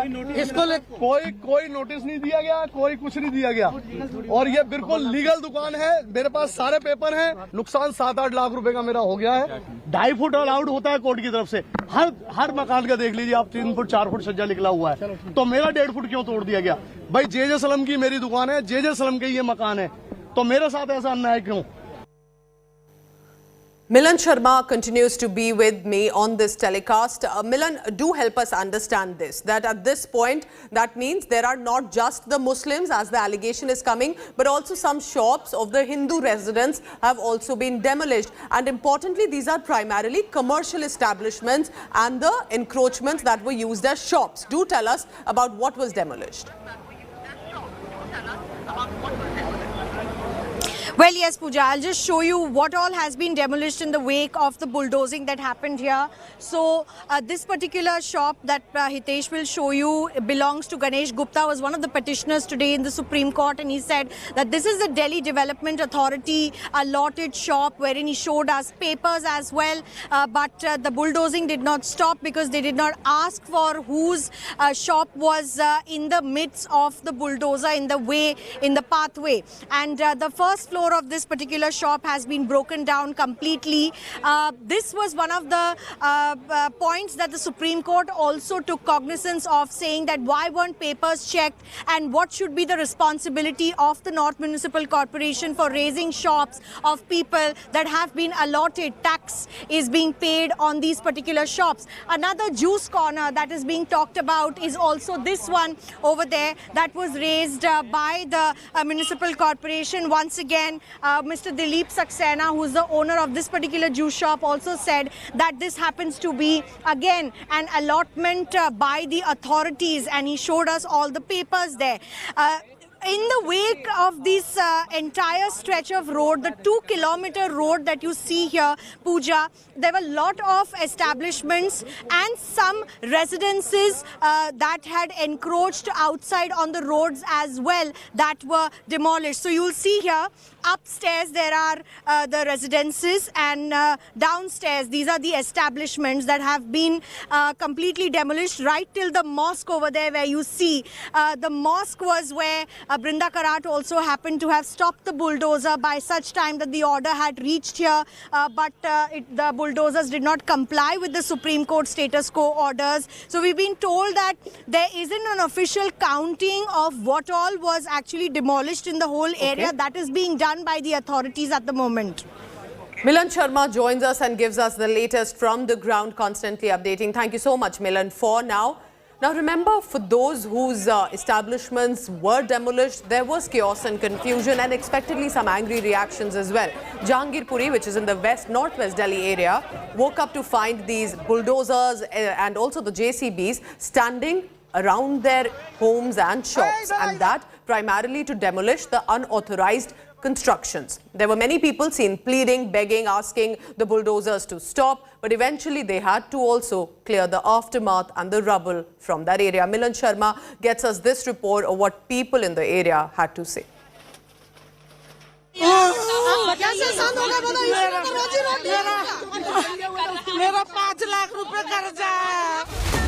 Surrounded by Delhi Police, Municipal Corporation of Delhi bulldozed their home and shops in Jahangirpuri of the capital today. The court order stopped them, but by then, Rakesh's juice shop was also gone. यहाँ पर जब bulldozer चल रहा था तो आपको किसी ने फोन करके बताया यहाँ पर? जैसे हम लोग आए, जैसे तोड़ना चालू कर दिया, पहुंचे थे उससे पहले से ही। हाँ जी। मुझे एक बात बताइए कि ये जो दुकान थी कितने समय से यहाँ पर थी? जी ये 15-20 साल हो गए इसको। 15-20 सालों से, और आज अचानक से बुलडोजर चलने लगा अचानक से। Ruxana Jahan is shocked and refused to come out of what's left of her home. मैं बीमार था, मैं घर का अंदर सो रहा था, ये तोड़ ताड़ के चला गया। आप सो रहे थे? हाँ, मेरा तो भी घबराहट हो रहा है, सब पुलिस वाला आ गया, मेरे को डर लग गया, तो मैंने जो कर रहा है मार के चला जाए वो भी मंजूर है। मेरा आदमी नहीं है, 2 बच्चा और बहू है। एकदम अचानक से अगर कोई चीज हमारा आशियाना टूटता है और पब्लिक को इस तरह का धमकाया जा रहा है, डराया जा रहा है, तो लेडीज सब सुबह से बोल बोल के थक गई, इससे पहले भी डरी हुई हैं, तो किस तरह बातें करें बताइए। एक तो रमजान का महीना है, सब रोजे से हैं, किसी के हलक में पानी नहीं जा रहा है। The mosque on the side of the road, which was in the center of 16th April riot, was not spared either. इतना तो टाइम देना चाहिए कि सामान निकाल लें। हमारा नहीं निकला, कोई बात नहीं, मस्जिद का गेट निकाल लेते, वो लाखों रुपए का गेट है, देखो उसके 2 पेज खुलते वो अंदर हो जाता, चाहे तोड़ ही देते। ये मस्जिद का गेट टूटा हुआ है। 2 मिनट का टाइम देते हैं ना, तो 2 मिनट में लाखों रुपए की वो सब चीजें जो है ना बच जाती है। अब इन्होंने तोड़ा और उसको ऐसा कर दिया डिमोलिश कि वो रिपेयर दोबारा मॉडिफाई भी नहीं हो सकता। This was the point and the flashpoint of discontentment on the day that the violence broke out, because here was where there was an attempt, so said, by people to unfurl a saffron flag, but ultimately the politics of bulldozer, leaving people here distraught because their businesses have been destroyed. Gupta ji's shop is a stone throw away from the mosque in the corner. It too got bulldozed. DDA ने allot कराया था, उसकी fees भी जाती है 4800 रुपये सालाना। सारा मेरा कागज है, सब कुछ है। और आए पहले भी कई बार अतिक्रमण हटाते थे, लेकिन कागज देखते थे, कागज देख के फिर चले जाते थे। इस बार कोई कागज देखने को तैयार नहीं। मैं कागज दिखाता रह गया कि भाई कागज देखो, कागज देखो। अगर कागज नहीं भी देखते हो तो सुप्रीम कोर्ट का ऑर्डर आ गया 1 घंटे पहले कि अतिक्रमण रोका जाए। जो अवैध बने हुए हैं इनको तो छेड़ा नहीं गया है, क्योंकि ये पीछे 25 गज के मकान है। उसके बाद इन लोगों ने अंतराइज में 50 गज मस्जिद के आड़ में दुकानें यहाँ से वहाँ तक बनवा रखी है। मंदिर के और मस्जिद के आड़ में जो अवैध बने हुए हैं, जिससे कम से कम कुछ नहीं तो यहीं से सारी गुंडागर्दी सारा कुछ यहीं से होता है। Politics of bulldozer has reached Delhi and people, the Aam Aadmi, is the only one that's suffering. With Ashok Banod from Jahangirpuri, Milan Sharma for India Today.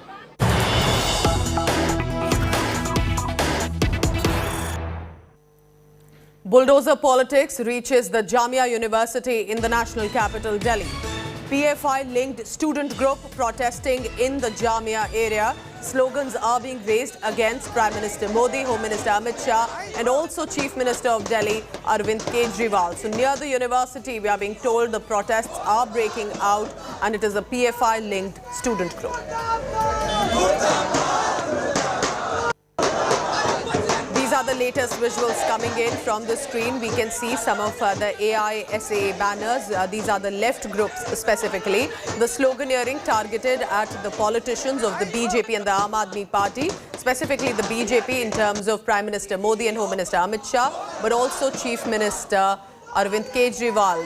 Now the claim and allegation is this is bulldozing Muslim lives. Let's go across to my colleague Arvind Doja. Arvind, what sort of protests, how many numbers of protesters are there?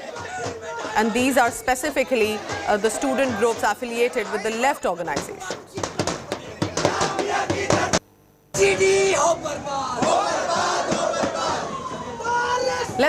Arvind Doja has also meanwhile sent us a ground report from the area, the Jamia University. Let's take a look. इस वक्त मैं Jamia university में मौजूद हूँ। आप हमारे पीछे अगर देखें तो अलग अलग स्टूडेंट विंग के जो लोग हैं वो यहाँ पर बाकायदा प्रोटेस्ट कर रहे हैं, नारेबाजी कर रहे हैं। इनका कहना है कि जिस तरीके से बुलडोजर का इस्तेमाल हो रहा है उसको लेकर ये प्रदर्शन है। साथ ही साथ ये जो बुलडोजर है वो खास तौर पे एक वर्ग, विशेष वर्ग यानी मुसलमानों को टारगेट कर रहा है, जिसको लेकर ये विरोध प्रदर्शन है। तमाम अलग अलग संगठनों के लोग ये विरोध प्रदर्शन कैंपस के अंदर ही कर रहे हैं, कोई कैंपस के बाहर नहीं आ रहा। और देखेंगे तो सभी बाकायदा सभी के जो हाथों में पोस्टर लिखा हुआ है उस पर लिखा हुआ है कि स्टॉप बुलडोजरिंग मुस्लिम लीग्स। तो ये तमाम चीज़ें हैं और बाकायदा बीजेपी आरएसएस के खिलाफ भी यहाँ पर नारेबाजी जमकर हो रही है। ये प्रोटेस्ट जामिया यूनिवर्सिटी के अंदर हो रहा है। कैमरामैन संजीत चंदोक के साथ अरविंद ओझा, दिल्ली आज तक।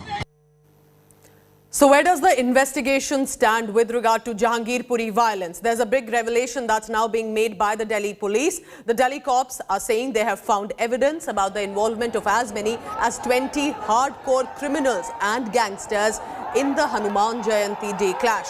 Dozens of Delhi police teams have been deployed to catch these gangsters and criminals, many of whom, remember, have already served prison term in the Tihad prison. So these are not exactly just random individuals. These are hardcore criminals with past criminal history. History sheeters have even served a prison term involved in that communal clash.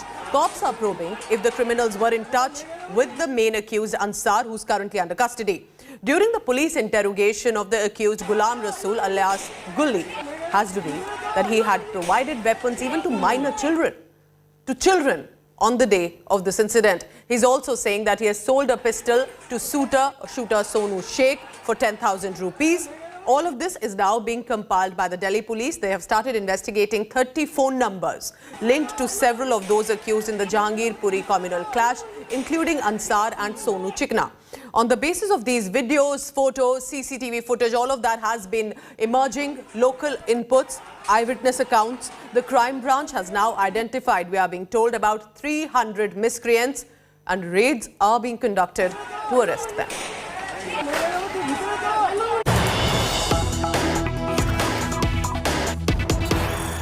But as politics now breaks out, a provocative statement coming in from the Bharatiya Janata Party's Member of Parliament, Pratap Simha. He says dozers will roll if Muslims pelt stones. So if this is making a blatantly communal statement, remember this is a Member of Parliament of the BJP saying bulldozers will roll if Muslims pelt stones.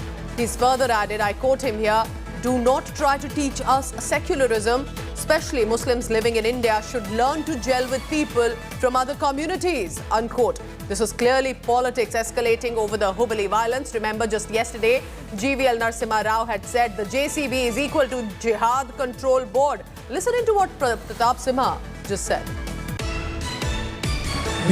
ನಾವು ನಿಮ್ಮ ಹತ್ರ ಏನು ಅರಬಿಗೋ ನಿಮಗೆ ಮೆಕ್ಕಾಕೋ ಮದಿನಕ್ಕೋ ಇನ್ನೊಂದು ಬಂದು ನಾವು ನೆಲೆ ಕೇಳ್ಕೊಂಡು ಬಂದಿಲ್ಲ. ನೆಲೆ ಕೇಳ್ಕೊಂಡು ಬಂದಿರೋದು ನಿಮ್ಮ ಧರ್ಮ. ನೀವು ಇಲ್ಲಿಯವ್ರ ಜೊತೆ ನೀವು ಹೊಂದಾಣಿಕೆ ಮಾಡ್ಕೊಂಡಿರ್ಬೇಕು.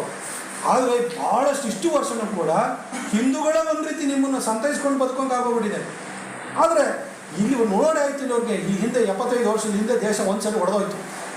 ಈಗ ಮನಸ್ಥಿತಿನ ನೋಡ್ರೆ ಇನ್ನೊಂದ್ಸರಿ ಒಡೆಯುವಂಥ ಮನಸ್ಥಿತಿ ಕಾಣಿಸ್ತಾ ಇದೆ ಅಂತ ಹೇಳಿ ಹಿಂದೂಗಳು ಪ್ರತಿರೋಧ ನೋಡ್ತಾ ಇದ್ದಾರೆ. ಕರ್ನಾಟಕದಲ್ಲಿ ಆಗ್ತಿರೋಂಥದ್ದು ಇಷ್ಟೇ. ಮುಸಲ್ಮಾನರು ತಮ್ಮ ಮನಸ್ಥಿತಿಯನ್ನು ತಮ್ಮ ಧೋರಣೆಯನ್ನು ಬದಲಾಯಿಸ್ಕೊಳ್ಬೇಕು.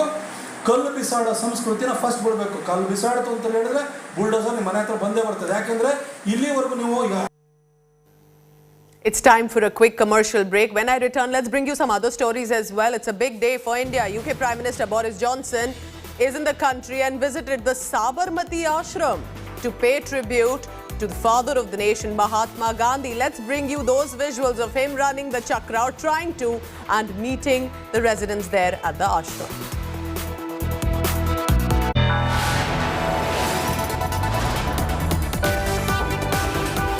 You are watching India Today.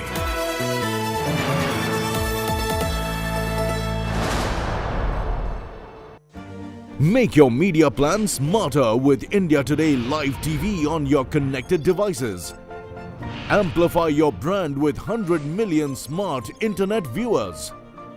To advertise, mail us at sales@aajtak.com or call 9999892171.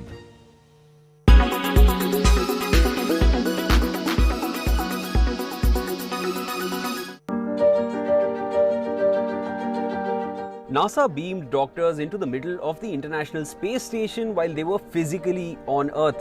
This might seem like a scene from a sci-fi movie, but this technology now exists. NASA tried this new method to ensure medical help is provided to people in adverse situations. This is being called the first holoportation handshake from Earth in space. So what is holoportation and how does it work?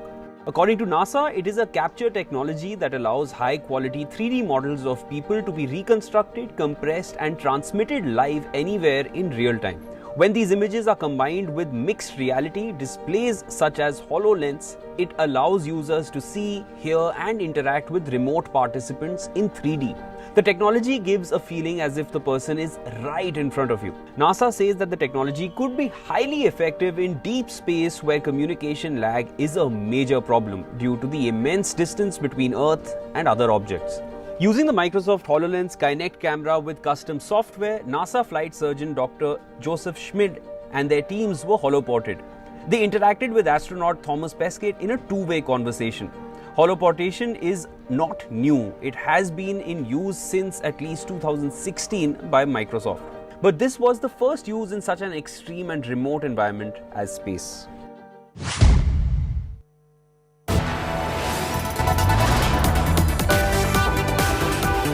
You are watching India Today.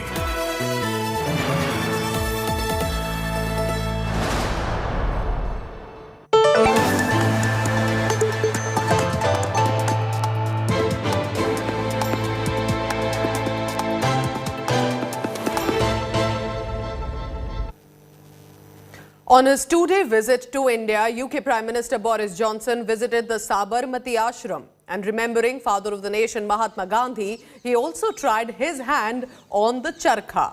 Prime Minister Boris Johnson's visit comes at a crucial time when war is presently underway in Ukraine. Boris Johnson will spend his first day of the tour in Prime Minister Modi's home state, Gujarat. He is the first British Prime Minister to visit Gujarat. He's also met Gautam Adani, the businessman, and announced a whopping £1 billion new commercial deal that could create more than 11,000 jobs in the country. After his visit to the state, Prime Minister Boris Johnson will be leaving for the national capital Delhi tonight, and the meeting scheduled with Prime Minister Narendra Modi tomorrow. He will also be meeting Minister of External Affairs S. Jaishankar on the second day. Last year, remember, giving you a background, Boris Johnson had to cancel his trip to India twice over the COVID-19 pandemic.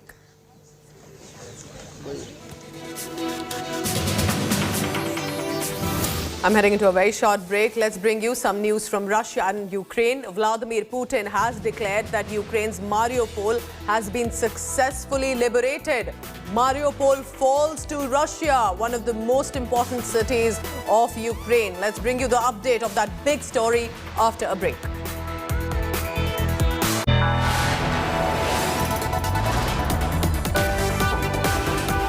You are watching India Today.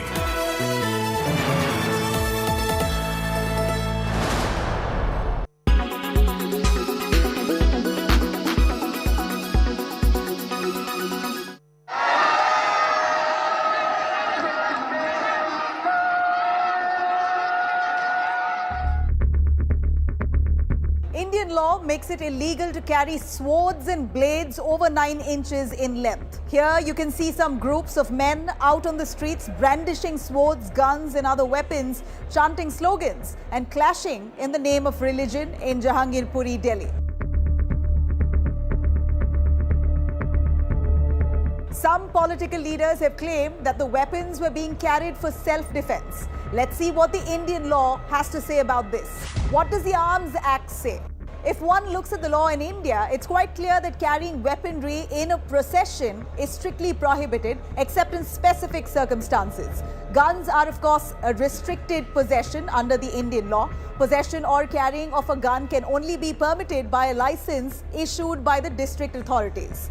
On the other hand, swords and blades over 9 inches of length, which are not kitchen appliances, of course, also require a license under the Arms Act. So carrying any weapons without a license is strictly punishable with a jail term as well as fine. This is what the Indian law says. Under Rule 8 of the Arms Act Rules 2016, a person holding a license for firearms or any other arms, which includes swords and blades with sharp edges, is barred from brandishing of firearms in a public place, nor shall be allowed to carry or discharge a firearm in a built-up area or any public place on the occasion of marriage, public assembly, fair, procession, or any public event. Of course, this rule applies to all kinds of arms and ammunition.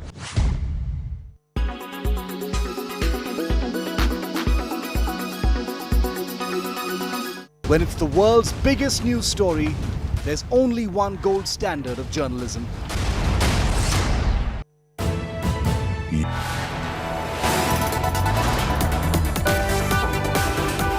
You are watching India Today.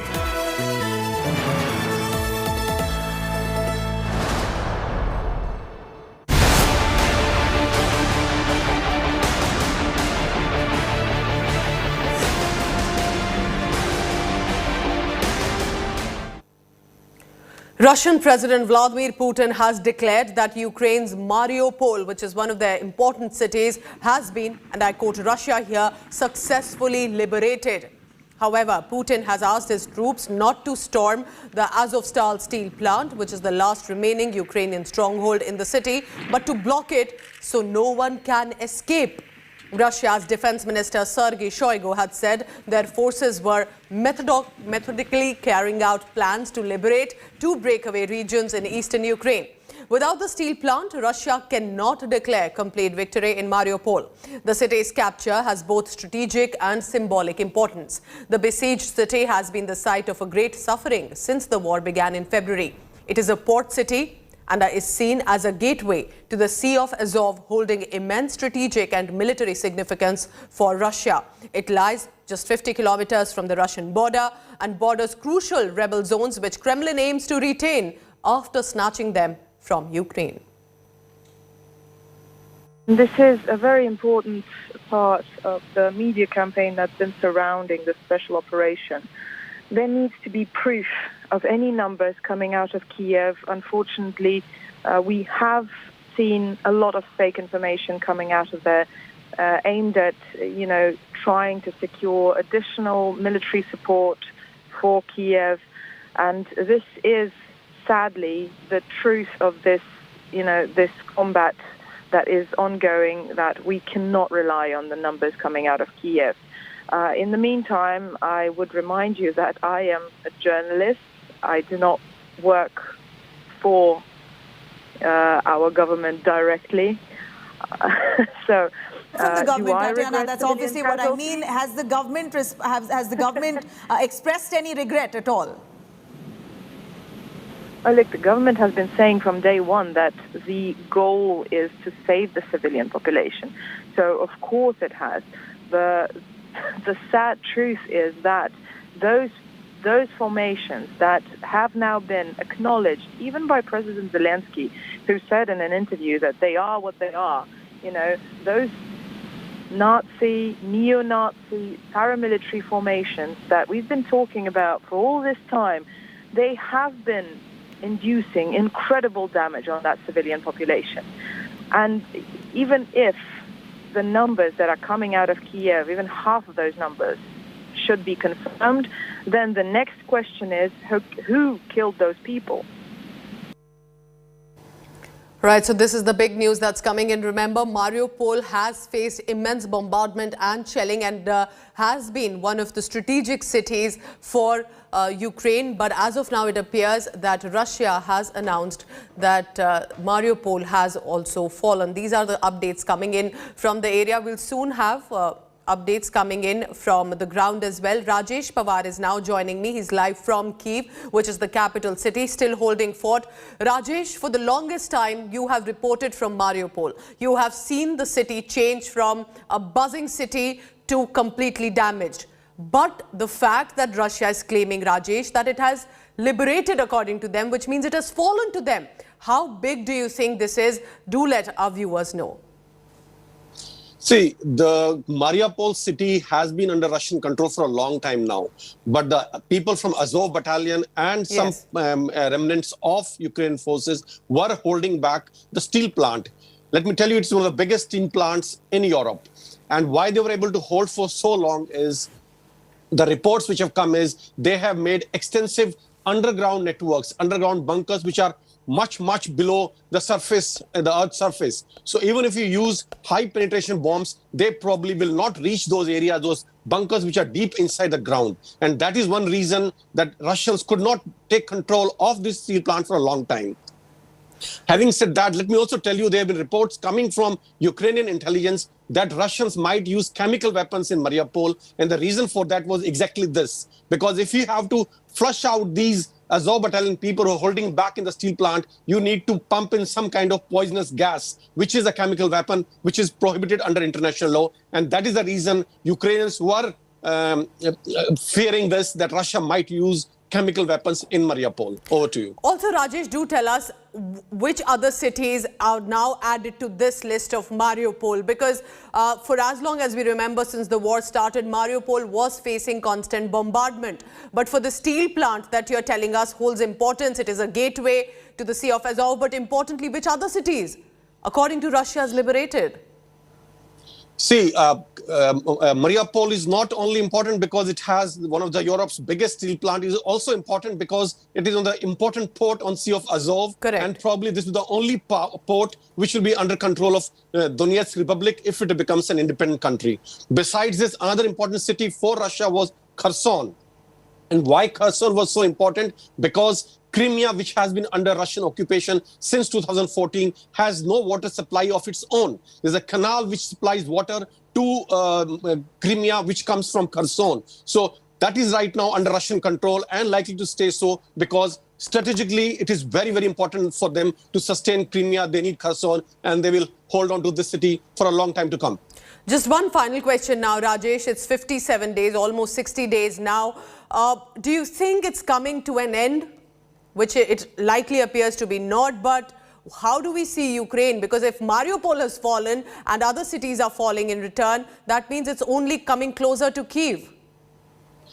Look, there is no doubt that complete occupation of Mariupol, complete control of Mariupol by Russian forces is a big morale booster for Russian forces. And on the other hand, it is a big psychological loss for Ukrainians, and it will impact the morale of the Ukrainian soldiers who are trying to fend off Russian invaders at this stage. All right, but Rajesh, let me tell you, as long as new weapons are being supplied by Americans and NATO, and some of them are state-of-art, latest equipment, till the time they keep coming in, I think this war will keep going on. That's a very important point that we can actually end this on. It is, remember, now suddenly the West appears to be supplying more weapons and military assistance to Ukraine, and that could give at least a military boost, if not a psychological boost, to Ukraine, while Russia is also very defiant and constantly flaunting and showcasing its military power. Thank you so much, Rajesh Pawar. Stay safe there in Kyiv. We'll continue to update you. Day 57, the war refuses to end. Nearly 2 months since the invasion of Ukraine started, Russia is still very defiant. On Wednesday, and this was big, it successfully test-fired a new intercontinental ballistic missile. This has emboldened the Russian President Vladimir Putin, using this moment to further warn the Western world of, and I quote Russia here, frenzied, aggressive rhetoric to threaten Russia. He's using this test firing of the missile to warn the West. On 20th April, Russia test-launched its intercontinental ballistic missile, Sarmat, believed to be adding more power to its nuclear arsenal. US Congressional Research Service claimed that Russia is expected to deploy Sarmat with 10 or more warheads on each missile. Dear comrades, I congratulate you on the successful test firing of the Sarmat intercontinental ballistic missile. This is a big significant event in the development of advanced weapon systems for the Russian army. The new system has the highest tactical and technical characteristics and is able to overcome all the missile defense capabilities. The heavy intercontinental ballistic missile Sarmat has been under development for years now. Its test launch at this crucial juncture of war is an ominous sign, and the Russian president is well aware of it. It will have no equivalents in the world for a long time. This truly unique weapon will enhance the military potential of our armed forces and will reliably provide security for Russia from external threats and will make others who, in the heat of frantic, aggressive rhetoric, try to threaten our country, think twice. The intercontinental ballistic missile was test-launched from Plesetsk in northwest Russia and hit targets in the Kamchatka Peninsula in the Far East. Bureau Report, India Today. Now, amid this ongoing war in Ukraine, one of the world's most respected Russia watchers, Harvard professor Ravi Abdelal, in a special conversation with India Today, has asserted that a tactical nuclear strike is a possibility. And his words coming just a day after Russia's foreign minister, in his only interview so far in the war, played down the nuclear threat that has emanated consistently from Moscow. Here's a special report on all the top big names and what are they saying to India Today about the war in Ukraine.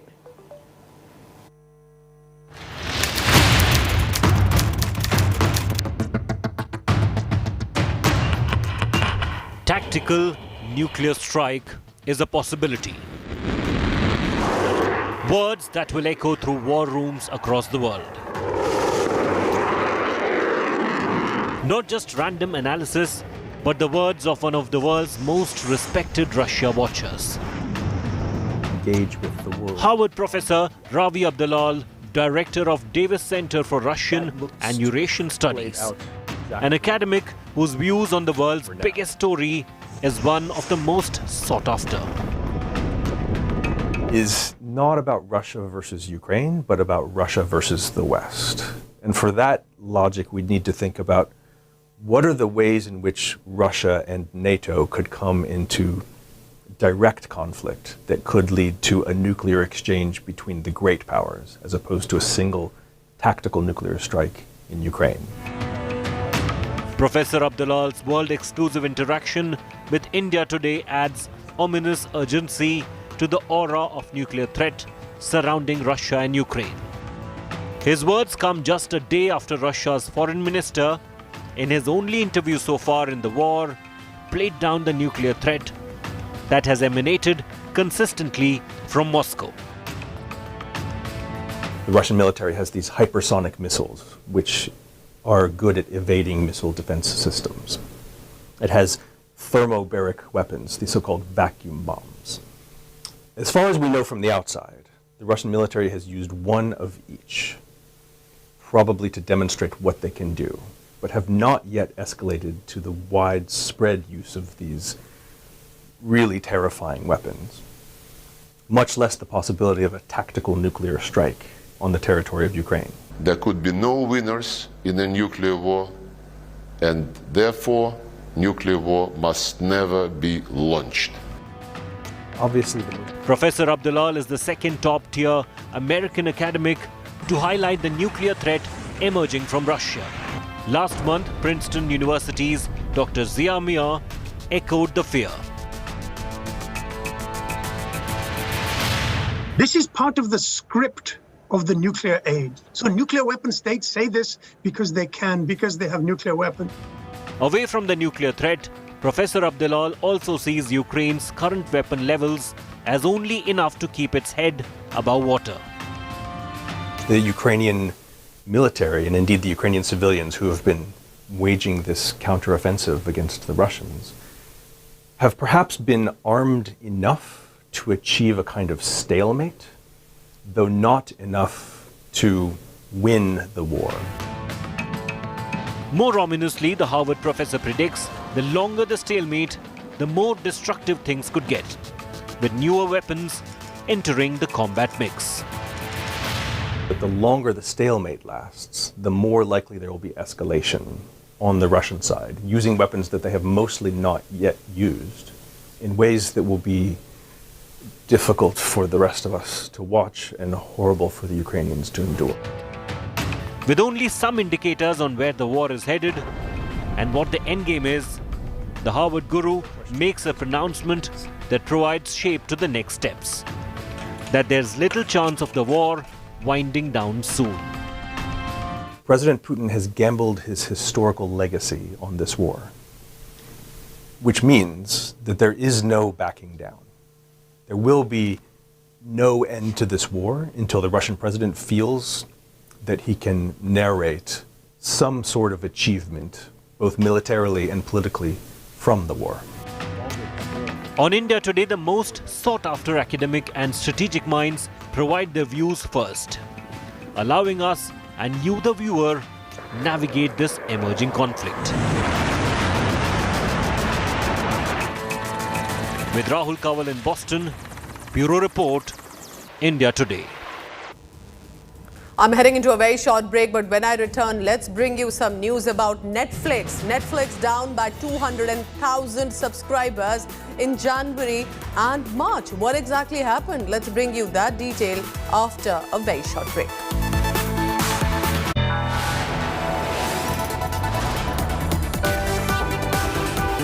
You are watching India Today.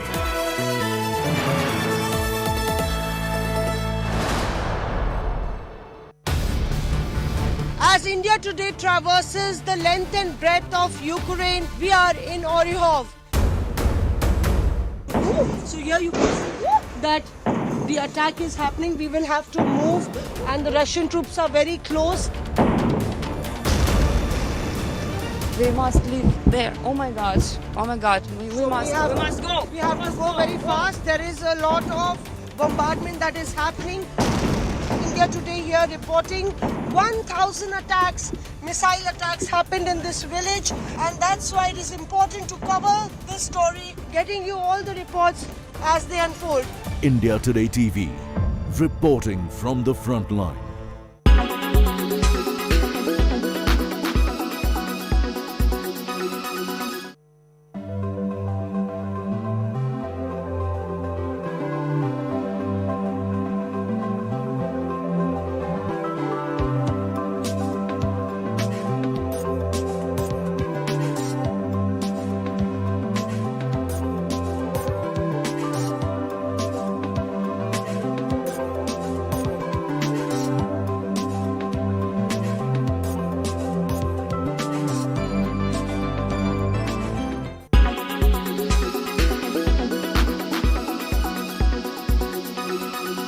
When it's the world's biggest news story, there's only one gold standard of journalism. When it's the world's biggest news story, there's only one gold standard of journalism. When it's the world's biggest news story, there's only one gold standard of journalism.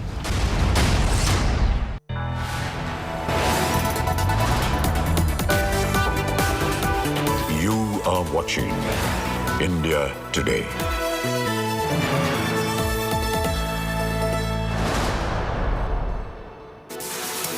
The Bridgerton Season 2 has surpassed the viewership of its first season, and with that, it has also become the most watched English language series on streaming giant Netflix. Here's more on that and how precisely, interestingly, it's faring on the social media site.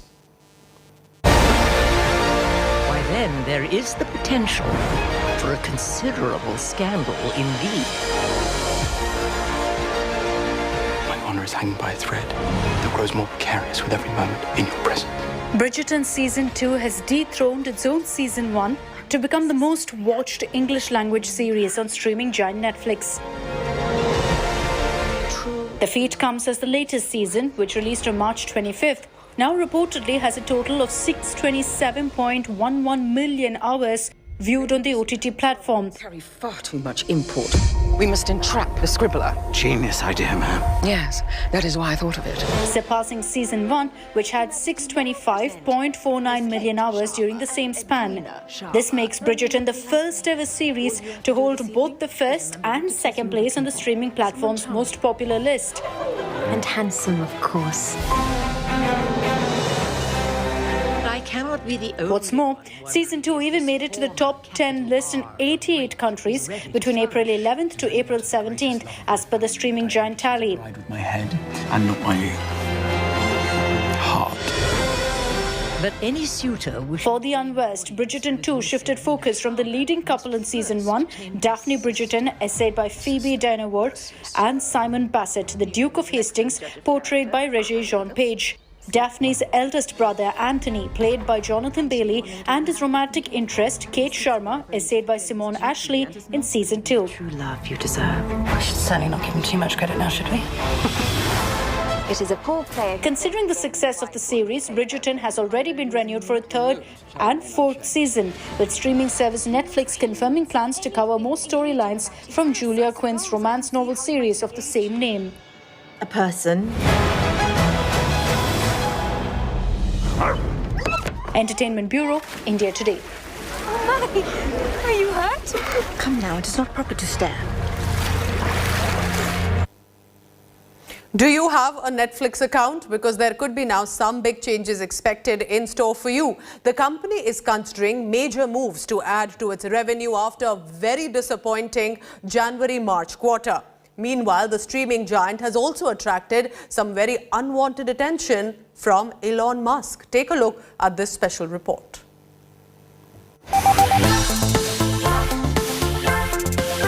The past 2 years have been good for Netflix. People logged in their homes turned to streaming platforms for entertainment. While in 2020, the streaming service added a record 36 million subscribers, last year, the figure was still a healthy 18 million. This year, in the first 3 months, Netflix has lost 200,000 subscribers. It's the first time its numbers are down in any quarter. The revenues for the quarter were also below estimate. The impact was immediate. Netflix stock plunged by a fourth of its value, wiping around $50 billion of its investor wealth. Netflix is now eyeing those who are not paying for its services by sharing passwords. The company currently has 222 million subscribers and believes that 100 million households are sharing passwords. We're working on how to monetize sharing. We've been thinking about that for a couple of years, but when we were growing fast, it wasn't the high priority to work on. And now we're working super hard on it. And remember, these are over 100 million households that already are choosing to view Netflix. They love the service. We just got to get paid, at some degree for them. India has emerged as one of the bright spots for Netflix with its recently launched bottom-of-the-pyramid plans, helping it gain traction in the country. The company is, however, planning to further monetize these low-end slabs by introducing advertisements. Those who have followed Netflix know that I've been against the complexity of advertising and a big fan of the simplicity of subscription. But as much as I'm a fan of that, I'm a bigger fan of consumer choice. And allowing consumers who would like to have a lower price and are advertising tolerant get what they want makes a lot of sense. Elon Musk, meanwhile, had his own spin on why Netflix is losing subscribers. In a reply to a tweet on Netflix stock plunge, Musk retorted that its woke nature is making Netflix unwatchable, a comment which has been retweeted more than 30,000 times and liked nearly 200,000 times. This more than a month after Musk had sharply targeted Netflix earlier on its so-called woke content. Bureau Report, Business Today Television. Dystopian events are now inspiring fashion designers. There are fashion lines that are being inspired by war, by the COVID pandemic, and even by the sinking economy. My colleague Chaiti Narula gets you that's a very interesting report of how fashion and pandemic finding space.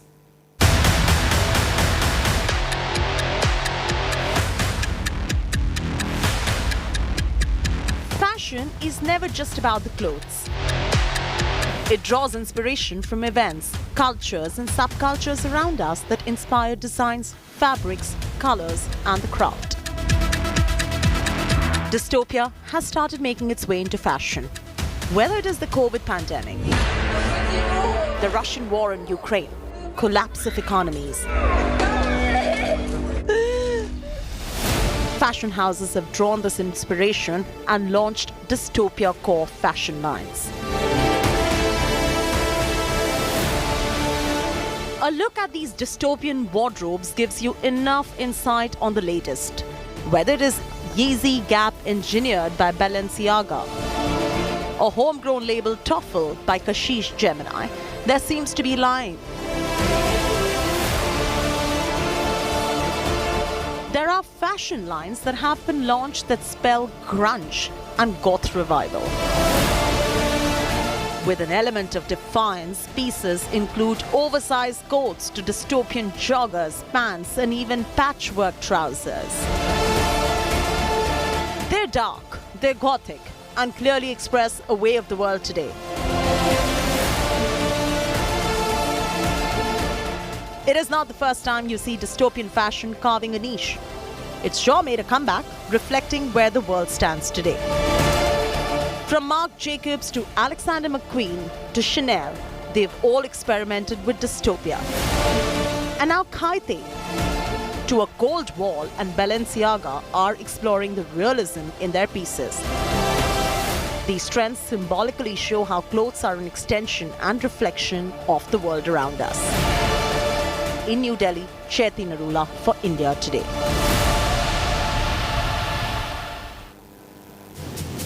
It's a wrap on this bulletin for now, but after a very short break at 4 p.m, I'll bring you the big political showdown over the demolition in Jahangirpuri.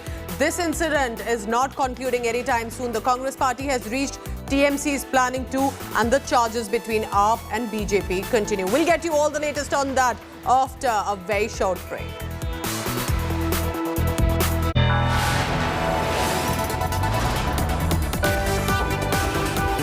You are watching India Today.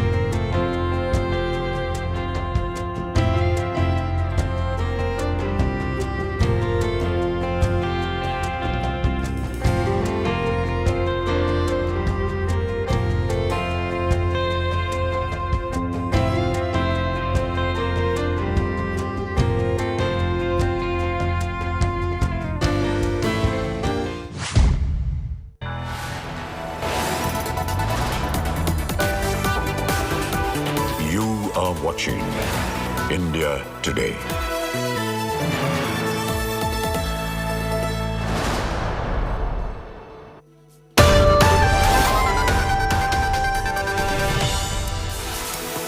Hello and welcome. Thank you for tuning in. I'm Pooja Shali. Let's begin first with the headlines at 4.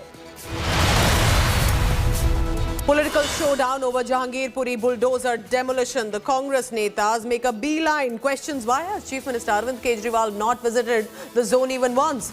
BJP calls it political tourism.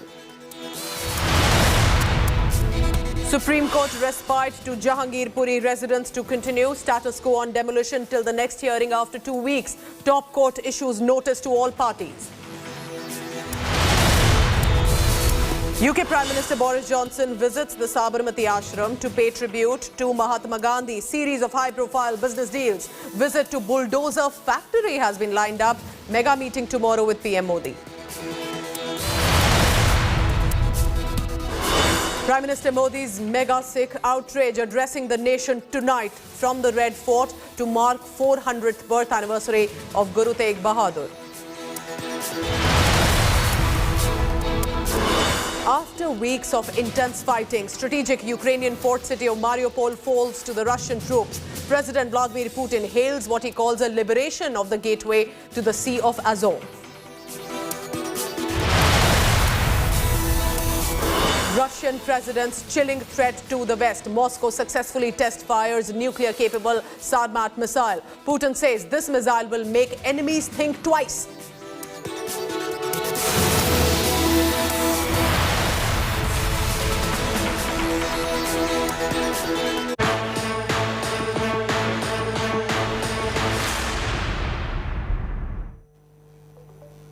After the top court ordered a stay on the demolition in Jahangirpuri for 2 weeks now, political war has now erupted over this. The opposition, specifically the Congress party, making a beeline in Jahangirpuri, starting a face-off. This after CPM Neta Brinda Karat was at location while the bulldozer drive was on and tried to stop it.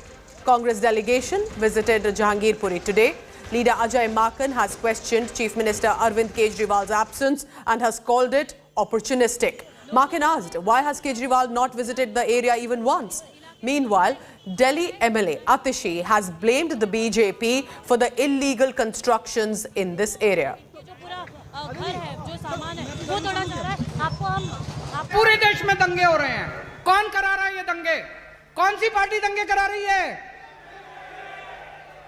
सारे जानते हैं कौन सी party दंगे करा रहे हैं. हमें दंगे करने नहीं आते. ऐसे इस देश के लोग नहीं चाहते कि दंगे हो. इस देश के लोग शांति चाहते हैं. अब देखते हैं जहां तक जाएंगे, जहां तक जाने देंगे. देखते हैं जहां तक जाने देंगे. जो पीड़ित लोग हैं उनसे हम मिलना चाहते हैं. देखते हैं हम कितना आगे तक के जाने देंगे. We have come here to tell the people that please don't look it through the prism of religion. This is something which has happened. The poor people have been subjected to such atrocities. The poor people have been subjected to bulldozer. Please don't look it through the prism of religion. This is the poor people who have been subjected to such. You think people are listening to you? People inside Jahangirpuri, as far as Jahangirpuri residents are concerned, the situation is not communally tense inside the colonies? Look, something will happen, then it will take time to have a 100% conducive atmosphere. But I must say, there is no much problem. Okay, and what is going to be the Congress's future course of action from here? Our course of action will be to maintain peace, because at the end, Indian citizen and India will be loser. If something is damaged which belongs to Hindu or which belongs to Musliman, at the end it's of Indian. So our steps will be to maintain peace and not to damage our country. होता है कि अगर आप कौन सी party से हैं और किसको आप अपना वोट बैंक समझते हैं. पहला शीला दीक्षित इनको अपना वोट बैंक समझती थी, आज अरविंद केजरीवाल इनको अपना वोट बैंक समझता है. तो उन लोगों का इनको संरक्षण प्राप्त होता है. जब ये शाहीन बाग हुआ तब अरविंद केजरीवाल ने वहाँ पे बिरयानी भिजवाई. जब जमुना पार में दंगे हुए विधानसभा चुनाव में, तब ये लोग, इनका जो निगम पार्षद था ताहिर हुसैन, वो उसमें लिप्त मिला. अभी इनके पार्टी के लोग, आम आदमी पार्टी के लोग इस यहाँ पे जहांगीरपुरी में लिप्त हैं, सारी साजिश के पीछे हैं. तो वही तो जाएंगे। दिल्ली में दंगा कौन भड़का रहा है? दिल्ली में पिछले 2 साल में 2 दंगे हो जाना ये कोई छोटी घटना थोड़ी ना है। भारत की राजधानी में भारतीय जनता पार्टी की जिन राज्यों में सरकार चल रही है कोई दंगा नहीं होता है। हम सुप्रीम कोर्ट के इस ऑर्डर का स्वागत करते हैं। सुप्रीम कोर्ट ने अन्याय का बुलडोज़र, गैर संवैधानिक बुलडोज़र, जनवाद को कुचलने का बुलडोज़र को फिलहाल रोका है। बुलडोज़र एक बार चलता है तो बुलडोज़र नहीं पूछता है कि तुम हिंदू हो या मुस्लिम हो। मुस्लिम इलाके में जो हिंदू रहते हैं वो भी इसका शिकार हुए हैं। असल में उनकी राजनीति पर बुलडोज़र चल गया है, इसलिए उनको ये बुलडोज़र हेट का बुलडोज़र दिखता है। असली बात है कि जब भी कोई विदेश से कोई डिग्निटरी आती है, पहले अमेरिका के राष्ट्रपति आए तब यहाँ पर, ट्रंप जब आए तब यहाँ पर दंगे कराए गए। सबको जानकारी है, आम आदमी पार्टी के कार्यकर्ता उसमें पार्षद इन्वॉल्व थे। अभी बोरिस जॉनसन यूके के प्रधानमंत्री यहाँ आ रहे थे, उससे पहले फिर दंगे कराए गए यहाँ पर। असल में एक इकोसिस्टम बिल्ड किया जाता है देश को बदनाम करने के लिए, और उसमें अखिलेश यादव, राहुल गांधी, केजरीवाल, ममता बनर्जी सब उसमें सहयोग करते हैं। इस देश में रूल ऑफ लॉ नहीं है क्या? क्या न्याय की मूर्ति को बुलडोजर ने रिप्लेस कर दिया? कहे कि हमें 10:30 बजे मैटर लिस्टेड था कल, आपने 9 बजे डेमोलिशन स्क्वाड भेज दिया वहां। किनको डेमोलिश कर रहे हैं? आम शहरी हैं इस देश के। हिम्मत है कि बड़े रसूखदार इलाकों में बुलडोजर चला के दिखा दें? वहां चूंकि मजलूम है, माइनॉरिटीज हैं, मुसलमान बसते हैं, दलित बसते हैं, वंचित बसते हैं, गरीब लोग बसते हैं, आपने बुलडोजर उन पर चला दिया। माफ कीजिएगा, कल जहांगीरपुरी में बुलडोजर आम शहरी के घर पे नहीं चला है, हिंदुस्तान की आत्मा पे चला है, संविधान पे चला है। क्योंकि एक बार जब सुप्रीम कोर्ट का आदेश आया तब भी डेमोलिशन चलता रहा। ये संदेश अच्छा नहीं है। Let's get you a ground update as well. My colleague Milan Sharma is right where the violence broke out, the C block area, also where the demolition drive took place. Milan, this is a full-blown political showdown. What is the current status here? Because with these netas coming in, we see heavy deployment of police. Are they being allowed to go and meet those whose shops were demolished, or are they being kept at a distance?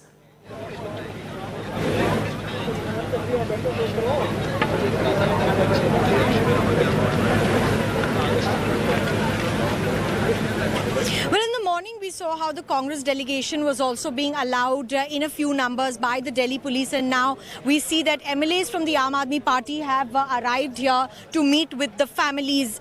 We just spoke to Sanjeev Jha, who's the MLA from Burari, and he said that we are, the locals of this area, and we have come here. But the real question is that why did they take so much time to actually arrive in this particular spot? Because this happens to be the Delhi government's area. The government in Delhi is of the Aam Aadmi Party, and that is one question that the public has also been asking them. They have said that there are miscreant elements that are trying to disturb the peace and calm and quiet of the area, and they don't want to add fuel to fire. What's going to be the strategy of the Aam Aadmi Party when it comes to helping these people is one of the questions that is being asked right now. They are saying that the houses that have been demolished, they'll speak to them.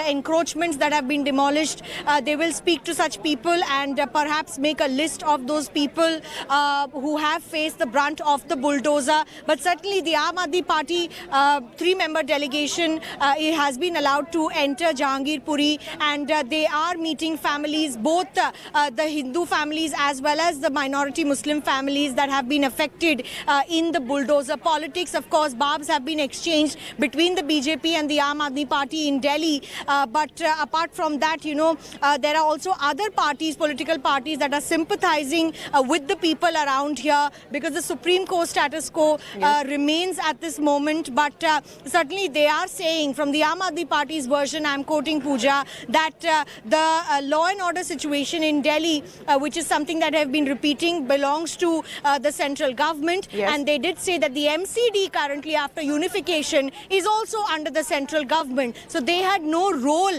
in the bulldozing of the alleged aged encroachment That is correct, though, and the area. question then being raised on AAP is why are they silent till now? But Milan Sharma is tracking all the latest on this. Milan, please stay on with me, because like you're mentioning about the Supreme Court order and the stay that has come, it is being seen as a big relief in many ways. Now, the Supreme Court extended the break on MCD bulldozers for 2 more weeks, hearing a deeply passionate hearing. The top court asked the centre, Delhi government, Delhi MCD and the Delhi police and even the petitioners to file an affidavit. The lawyers for the petitioners called the demolition drive as a vendetta, specifically against the Muslim community. Now with this point that was made with the help from Delhi cops, according to the petitioners, and they are claiming these are state tools.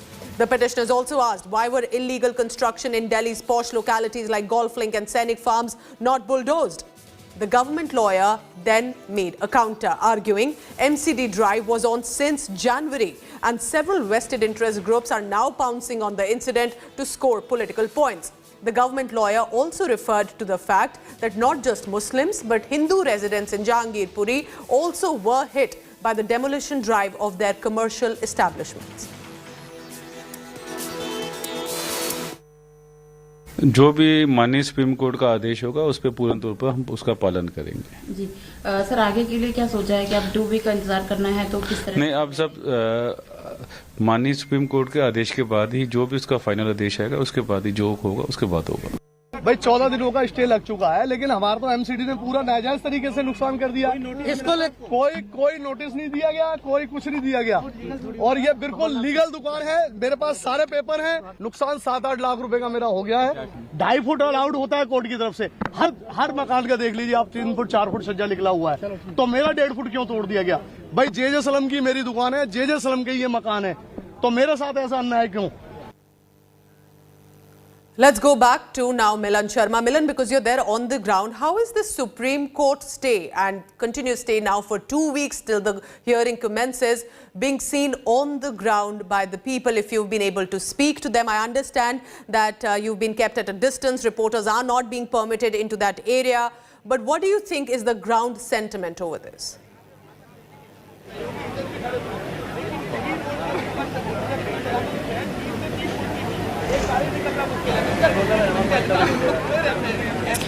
Pooja, we have tried to speak to a lot of people in the area. Certainly with the barricades that have been put up here near the demolition sites, you will see that the police is right now not allowing the media to speak to the affected parties after the demolition.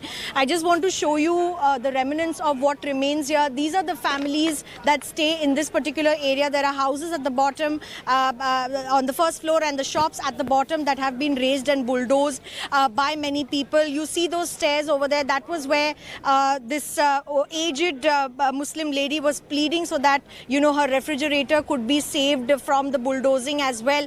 A lot of emotional scenes, Pooja, you and I both witnessed yesterday over here. But today, the fact remains that even if the Supreme Court has put a status quo for the next 14 days, those that have faced the bulldozer are demanding compensation because many of these were not encroachments. The question is why the timing of the encroachment was put forward after a call went from BJP leader Adesh Gupta that they wish that the MCD would remove the encroachments from this area one day after the Jahangirpuri violence happened. And people are distraught. They feel that at least those shops that were raised without any notices, that were DDA Allotee shops, tax paid money was being given from here to the municipal corporation should get that compensation. And this battle will now definitely be fought in the Supreme Court, where there's a status quo till 14 days now. Milan Sharma, keep tracking all the latest, what the netas are saying, what the people on the ground are saying, and how big and strong is the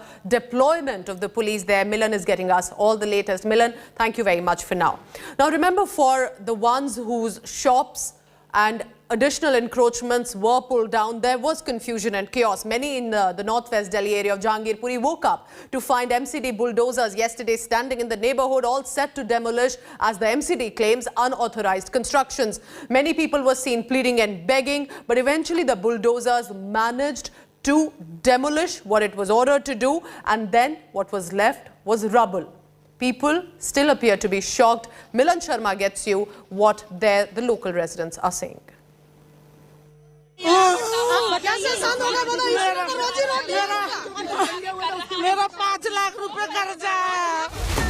Surrounded by Delhi police, Municipal Corporation of Delhi bulldozed their home and shops in Jahangirpuri of the capital today. The court order stopped them, but by then, Rakesh's juice shop was also gone. यहाँ पर जब bulldozer चल रहा था तो आपको किसी ने फोन करके बताया यहाँ पर? जैसे हम लोग आए, जैसे तोड़ना चालू कर दिया, पहुंचे थे उससे पहले से ही। हाँ जी। मुझे एक बात बताइए कि ये जो दुकान थी कितने समय से यहाँ पर थी?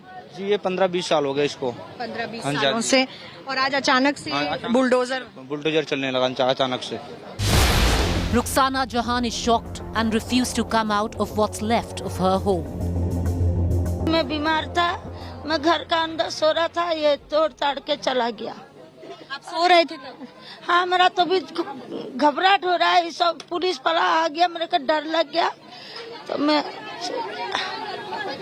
मैंने जो कर रहा है मार के चला जाए वो भी मंजूर है। मेरा आदमी नहीं है, 2 बच्चा और बहू है। एकदम अचानक से अगर कोई चीज हमारा आशियाना टूटता है और पब्लिक को इस तरह का धमकाया जा रहा है, डराया जा रहा है, तो लेडीज सब सुबह से बोल बोल के थक गई, इससे पहले भी डरी हुई हैं, तो किस तरह बातें करें बताइए। एक तो रमजान का महीना है, सब रोजे से हैं, किसी के हलक में पानी नहीं जा रहा है।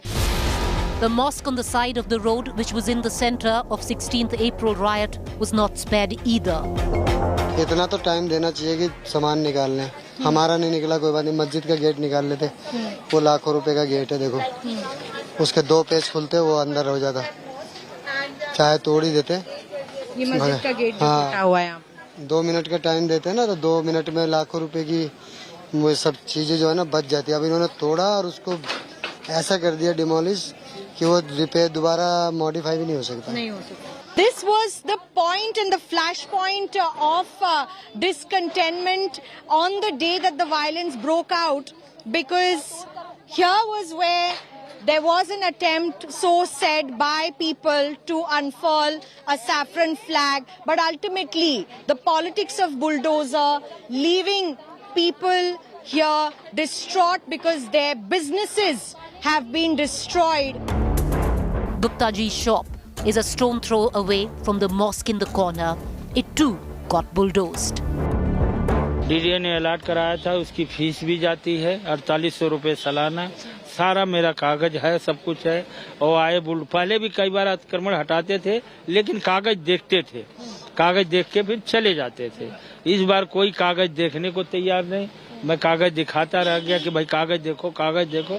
अगर कागज नहीं भी देखते हो तो सुप्रीम कोर्ट का ऑर्डर आ गया 1 घंटे पहले कि अतिक्रमण रोका जाए। जो अवैध बने हुए हैं इनको तो छेड़ा नहीं गया है, क्योंकि ये पीछे 25 गज के मकान है। उसके बाद इन लोगों ने अंतराइज में 50 गज मस्जिद के आड़ में दुकानें यहाँ से वहाँ तक बनवा रखी है। मंदिर के और मस्जिद के आड़ में जो अवैध बने हुए हैं, जिससे कम से कम कुछ नहीं तो यहीं से सारी गुंडागर्दी, सारा कुछ यहीं से होता है। Politics of bulldozer has reached Delhi and people, the Aam Aadmi, is the only one that's suffering. With Ashok Banod from Jahangirpuri, Milan Sharma for India Today. So what is the status of the investigation now in Jahangirpuri? It's a big revelation coming in from the Delhi police. The cops have now claiming to found evidence about involvement of as many as 20 hardcore criminals and gangsters in the Hanuman Jayanti day clash. Dozens of Delhi police team have been deployed to nab these criminals, many of whom have actually served prison term already in Tihar jail previously. Cops are now probing if the criminals were in touch with the main accused Ansar, who's currently under custody. During the police interrogation, one accused, Ghulam Rasool alias Gulli, has revealed he provided weapons even to minor children on the day of the incident. He's in fact also sold the pistol to, remember, the shooter Sonu Chikna for 10,000 rupees. Sonu is also now under custody. The Delhi police has started investigating phone numbers linked to several of these accused in the Jahangirpuri violence, including Ansar and Sonu Chikna. On the basis of videos, photos, CCTV footage, local inputs, eyewitness accounts, all of them are now being identified. About 300 miscreants are currently under the radar. Raids are being conducted to arrest them.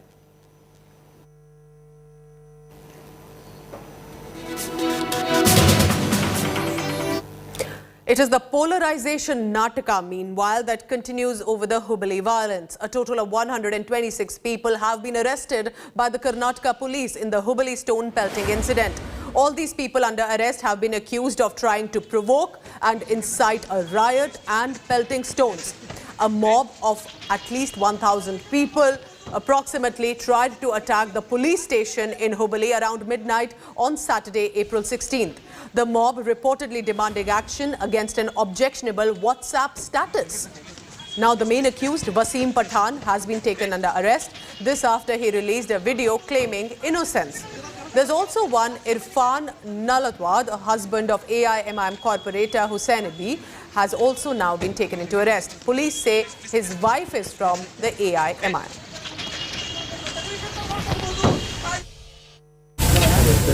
ಈ ಹುಬ್ಬಳ್ಳಿ ಪ್ರಕರಣದಲ್ಲಿ ಹಲವಾರು video ಚಿತ್ರಗಳು ಮತ್ತು ಬೇರೆ ಬೇರೆ ಸಾಕ್ಷಿ ಇದ್ದಾವೆ. ಅದು ಸಾಕ್ಷಿ ಆಧಾರದ ಮೇಲೆ ಈಗಾಗಲೇ ತನಿಖೆ ನಡೀತಾ ಇದೆ.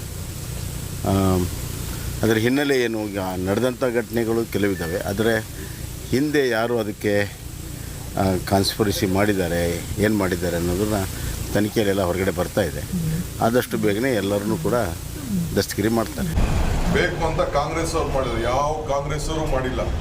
ಇದಕ್ಕೆಲ್ಲ ಮೂಲ ಪ್ರಚೋದನೆ ಏನು ಟ್ವೀಟ್ ಮಾಡೋಕ್ಕೆ ಮಲ್ಲ ಮಾಡಿರೋದಲ್ಲ BJP ಅವರನ್ನೇ. ಅದನ್ನು ಫಸ್ಟು ತನಿಖೆ ಆಗಬೇಕು.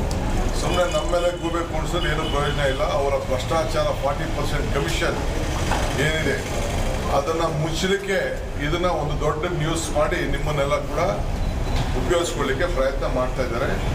ನಿಮಗೆ ನಾವು ನಿಮ್ಮ ಹತ್ರ ಏನು ಅರಬಿಗೋ ನಿಮಗೆ ಮೆಕ್ಕಾಕೋ ಮದಿನಕ್ಕೋ ಇನ್ನೊಂದು ಬಂದು ನಾವು ನೆಲೆ ಕೇಳ್ಕೊಂಡು ಬಂದಿಲ್ಲ. ನೆಲೆ ಕೇಳ್ಕೊಂಡು ಬಂದಿರೋದು ನಿಮ್ಮ ಧರ್ಮ. ನೀವು ಇಲ್ಲಿಯವ್ರ ಜೊತೆ ನೀವು ಹೊಂದಾಣಿಕೆ ಮಾಡ್ಕೊಂಡಿರ್ಬೇಕು. ಆದರೆ ಭಾಳಷ್ಟು ಇಷ್ಟು ವರ್ಷನೂ ಕೂಡ ಹಿಂದೂಗಳೇ ಒಂದು ರೀತಿ ನಿಮ್ಮನ್ನು ಸಂತೈಸ್ಕೊಂಡು ಬದುಕೋಂಗಾಗೋಗ್ಬಿಟ್ಟಿದೆ. ಆದರೆ ಇಲ್ಲಿ ನೋಡೋಣ ಆಯ್ತು ಇಲ್ಲವ್ರಿಗೆ. ಈ ಹಿಂದೆ 75 ವರ್ಷದ ಹಿಂದೆ ದೇಶ ಒಂದ್ಸರಿ ಒಡೆದೋಯ್ತು. ಈಗ ಮನಸ್ಥಿತಿನ ನೋಡ್ರೆ ಇನ್ನೊಂದ್ಸರಿ ಒಡೆಯೋಂಥ ಮನಸ್ಥಿತಿ ಕಾಣಿಸ್ತಾ ಇದೆ ಅಂತ ಹೇಳಿ ಹಿಂದೂಗಳು ಪ್ರತಿರೋಧ ನೋಡ್ತಾ ಇದ್ದಾರೆ. ಕರ್ನಾಟಕದಲ್ಲಿ ಆಗ್ತಿರೋಂಥದ್ದು ಇಷ್ಟೇ. ಮುಸಲ್ಮಾನರು ತಮ್ಮ ಮನಸ್ಥಿತಿಯನ್ನು ತಮ್ಮ ಧೋರಣೆಯನ್ನು ಬದಲಾಯಿಸ್ಕೊಳ್ಬೇಕು.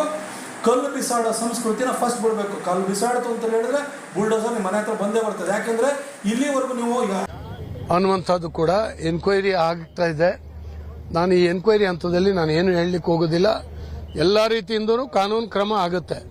ಅದು ಯಾವುದೇ ಮತ ಧರ್ಮದವರು ಇರಲಿ, ಕಾನೂನನ್ನ ಕೈಗೆ ತೊಗೊಳ್ಬಾರ್ದು. ಅವ್ರು ಕಂಪ್ಲೇಂಟ್ ಕೊಟ್ಟಿದ್ದಾರೆ, ಪೊಲೀಸ್ ಇದೆ, ಕಾಯ್ದೆ ಇದೆ.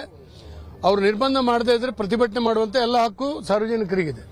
ಆದರೆ ಪೊಲೀಸ್ ಸ್ಟೇಷನ್ ಮುತ್ತಿಗೆ ಹಾಕುವಂತಹದ್ದು, ಸಾರ್ವಜನಿಕ ಆಸ್ತಿಗಳನ್ನ ಲೂಟಿ ಮಾಡುವಂತಹದ್ದು, ಪೊಲೀಸ್ ವಾಹನಗಳಿಗೆ ಜಖಂ ಮಾಡುವಂತಹದ್ದು, ಕಲ್ಲು ತೂರುವಂತಹದ್ದು ಅಕ್ಷಮ್ಯ ಅಪರಾಧ.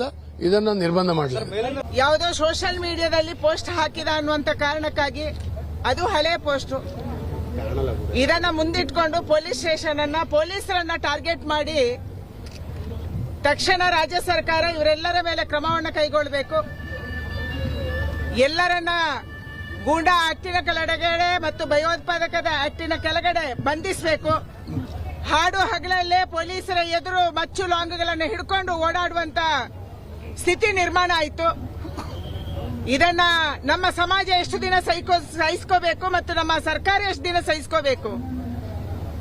ಯಾವುದನ್ನ ಕಾಶ್ಮೀರದಲ್ಲಿ ಮಾಡಿದ್ರು, ಯಾವುದನ್ನ ಕೇರಳದಲ್ಲಿ ಮಾಡ್ತಿದ್ದಾರೆ, ಅದೇ ರೀತಿ ಕರ್ನಾಟಕದಲ್ಲಿ ಮಾಡೋದಕ್ಕೆ ಆ ಸಮುದಾಯ ಹೊರಟಿದೆ.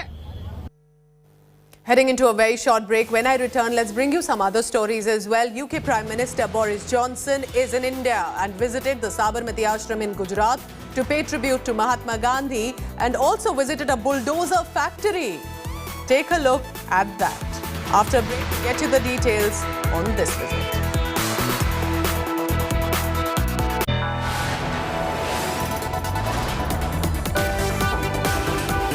You are watching India Today.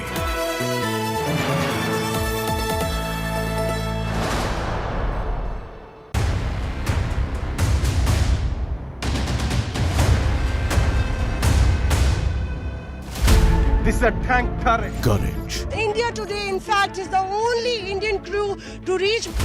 fearlessness, This is the third tank armored person carrier we have seen. putting our lives at risk. Massive operation over here in Ilianka. We are on the ground, bringing you the facts. a Ukrainian woman shares the horror of shelling. So that India is better informed. Tune into India Today TV, reporting from the front line.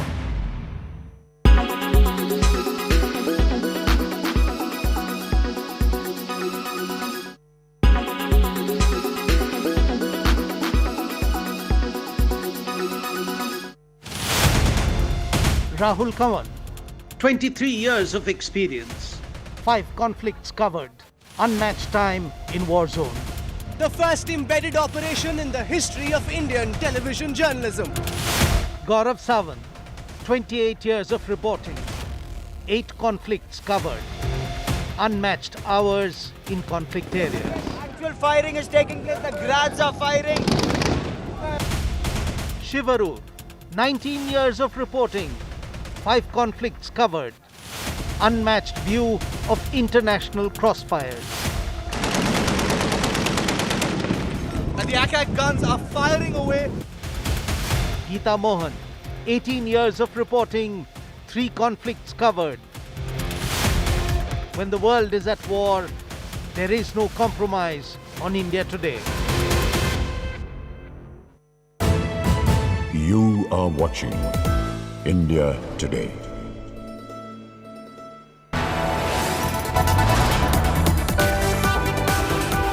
You are watching India Today.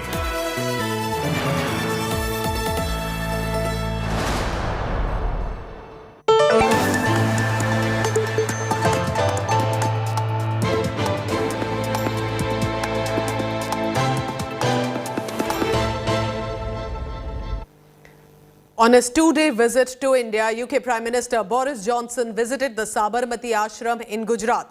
Remembering Mahatma Gandhi, he also tried his hands on the charkha. Take a look at this visit that has taken place. Very interesting because PM Johnson's visit comes at a crucial time when the war is underway in Ukraine. He will spend his first day on the tour in PM Modi's home state. He's the first British Prime Minister to visit Gujarat. In fact, he also met businessman Gautam Adani and announced a whopping £1 billion new commercial deals that could create more than 11,000 jobs. Not just that, he also did a visit to the Bulldozer factory there in Gujarat and will be, along with Gujarat Chief Minister Bhupendra Patel, made that visit at the Halol GIDC Panchmahal in the state. He was also seen climbing and trying his hand on the JCB. But after that visit, he is now likely to leave for the national capital tonight to meet Prime Minister Modi tomorrow. He will also be meeting Minister of External Affairs S. Jaishankar on the second day of his tour.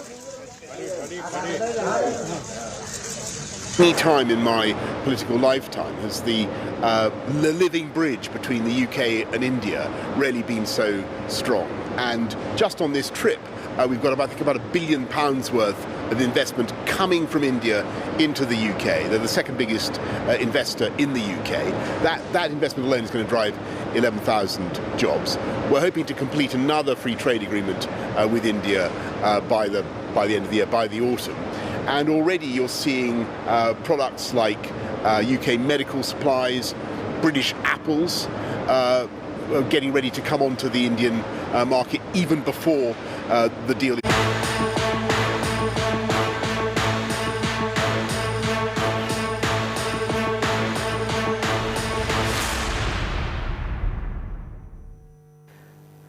India is witnessing a sharp spike in daily new COVID cases. Delhi is again hit with the new cases with a positivity rate over 5%. But the most important question right now is if this is the onset of the fourth wave at all. India Today brings you a panel of experts to help you understand what could be a massive surge in COVID cases and their meaning right now with vaccinations that have already been done and boosters are currently also being immunized. India Today's Sneha Murdani brings you this report on why the COVID surge cannot be and is not a major concern right now for you to panic but show caution. Take a look.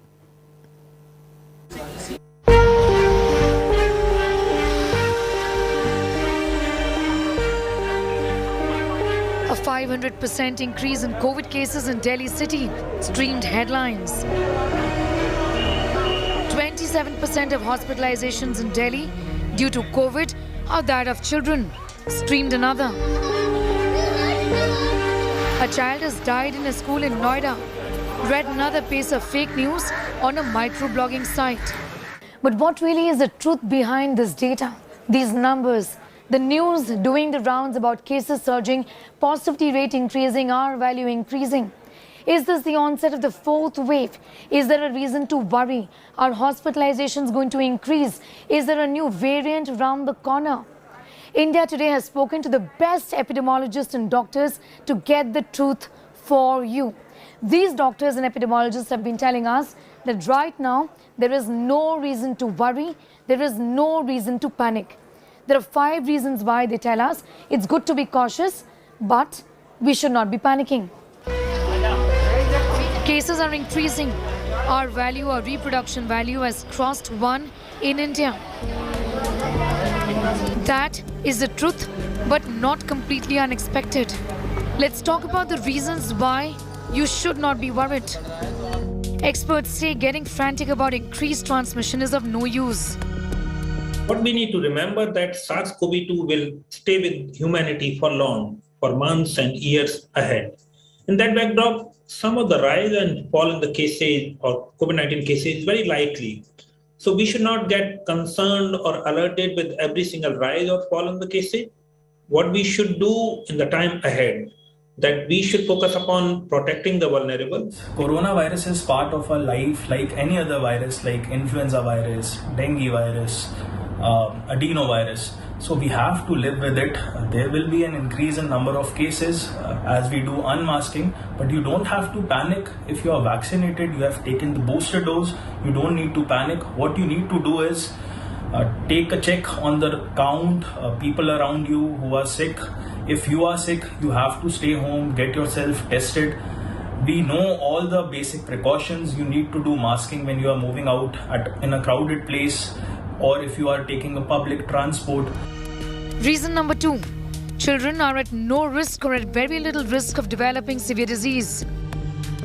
There is no evidence that virus is spreading due to school opening. So school should continue to be open for in-person classes.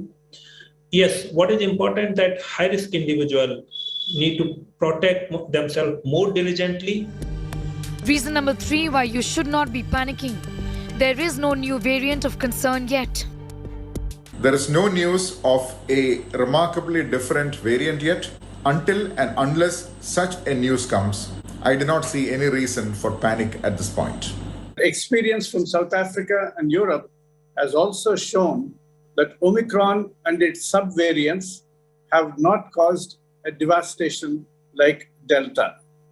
And therefore, our experience is also likely to be relatively milder than in the past. Reason number 4, there is no serious illness or deaths. We also have vaccines. It is becoming less invasive, not attacking the lungs, but sticking mainly in the throat and the nose, or even possibly having mutated to a less virulent form. Alternately, this could be our acquired immunity from prior infection or vaccines protecting us from serious illness. Either way, we are in a relatively safer zone than we were during the Delta wave of 2021. Our health systems are much better prepared now with equipment and facilities. We are geared up with home care facilities, also for emergency transport. Our hospitals are now better equipped with oxygen. Reason number 5 why you should not be worrying. Experts believe that unless there is a new variant of concern detected, this may actually not lead to a fourth wave. I believe that we need not panic at all, but we must still exercise caution. It is possible that the pandemic is now reaching a new phase of endemicity, but even then, we cannot take the virus for granted and adopt very reckless behaviors. From the experience in China and many other countries, we can confidently say that zero COVID is not a viable strategy anymore. With the virus being around, it is very likely that cases would rise and fall. So we should not be worried or concerned with the slight increase in cases in any setting. That is a natural process. Experts say prudence above panic, common sense above knee-jerk reactions is desirable. In New Delhi, Sneha Mordani for India Today. After a very short break, I'll get you the big news coming in from Ukraine. Vladimir Putin has now declared that Ukraine's Mariupol city has been successfully liberated. In other words, it means Mariupol in Ukraine has fallen to Russia completely. We'll get you the details after a very short break.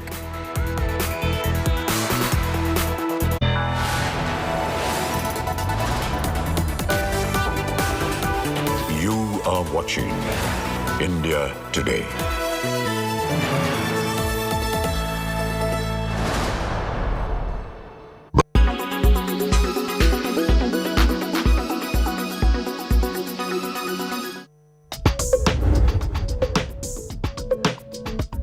Ransomware is a type of malicious software used by cyber criminals to extort money from internet users. The equivalent of a hold-up in cyberspace, ransomware takes the victim's computer hostage by encrypting data stored on the hard drive as well as any external drives and USB keys connected to the computer at the time of the attack. Hackers then demand a ransom in exchange for the encryption key. Without the key, the data is lost. Payment is generally made in bitcoins, an untraceable digital currency which allows the culprit to remain anonymous. In February 2016, a Los Angeles hospital paid $17,000 in bitcoins to hackers who took control of its computers for more than a week. Ransomware can enter a system when users open an infected email attachment, click on a link, or browse a website which has been hacked. There are several steps you can take to stay safe online. Be cautious when opening email attachments and clicking on links. Avoid suspicious websites. Don't give out personal or financial details unless you're on a secure site or trust the person. Use a firewall and updated antivirus software. Create strong passwords, which are long and difficult to guess, and back up important information on external drives which are not connected to the computer.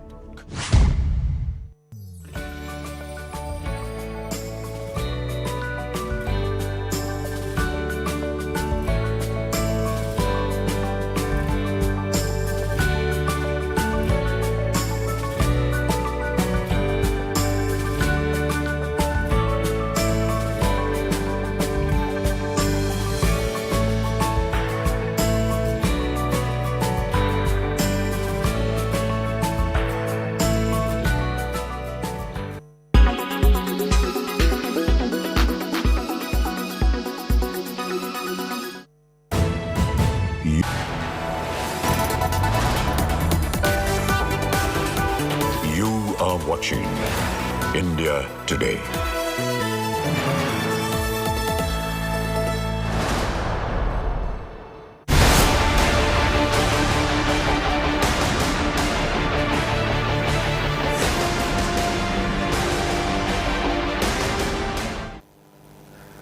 Russian President Vladimir Putin has declared that Ukraine's Mariupol, one of their significant cities, has been, and I quote Russia here, successfully liberated. However, Putin has asked his troops not to storm the Azovstal steel plant, which is the last remaining Ukrainian stronghold in the city, but to block it so nobody can escape.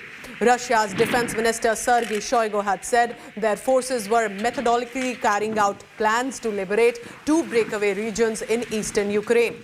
Without the steel plant, Russia cannot declare a complete victory in Mariupol. The city's capture has both strategic and symbolic importance. Now, this city, remember, has been the site of great suffering since the war began in February. Take a look at these visuals. The port city, seen as a gateway to the Sea of Azov, holds immense strategic significance for Russia, 50 kilometers from the border of Russia, and borders crucial rebel zones, which Kremlin will now aim to retain after snatching it from Ukraine. This is a very important part of the media campaign that's been surrounding the special operation.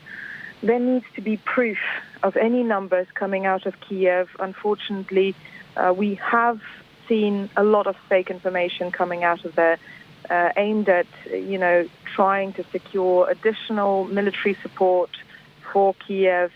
And this is sadly the truth of this, this combat that is ongoing, that we cannot rely on the numbers coming out of Kiev.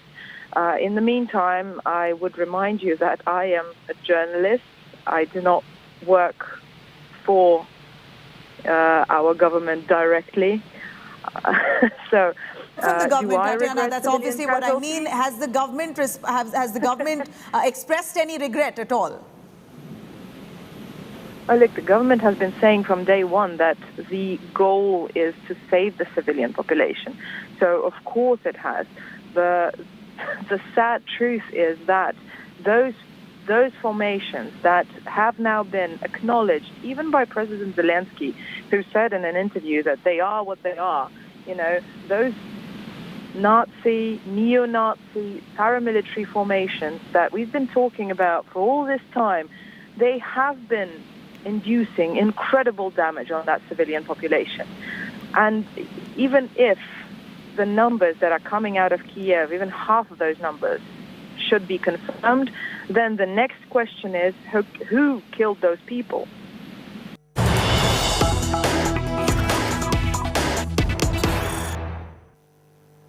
India today has now accessed a disturbing video coming in from Mariupol, which has been taken over by Russia, as it is claiming. This is just a 4-second video, but it shows clearly that there are bodies strewn across a street. Take a look at this. In the ravaged city, horrifying image. Bodies on the street where clearly the traffic is also plying. According to reports coming in, these dead bodies have been lying on the street possibly for days now.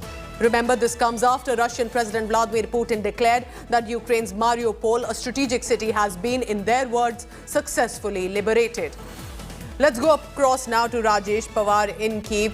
Rajesh, because you have been traveling across Mariupol as well, did you see this incident and these bodies in any area lying like that when you had visited, or clearly this has happened in the past few days?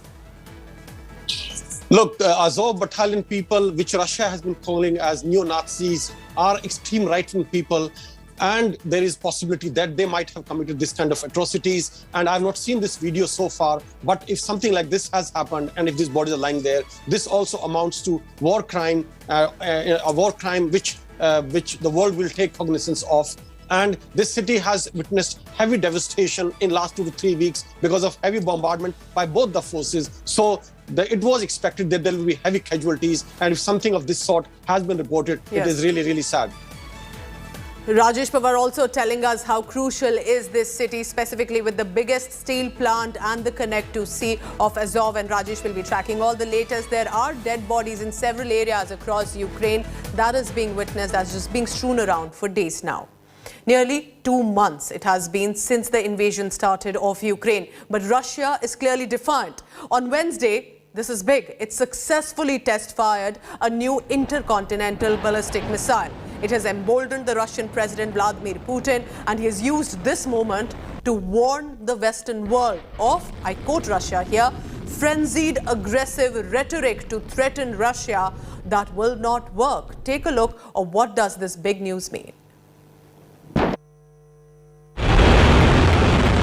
On 20th April, Russia test-launched its intercontinental ballistic missile, Sarmat, believed to be adding more power to its nuclear arsenal.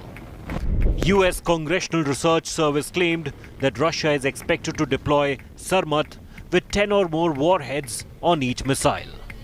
Dear comrades, I congratulate you on the successful test firing of the Sarmat intercontinental ballistic missile.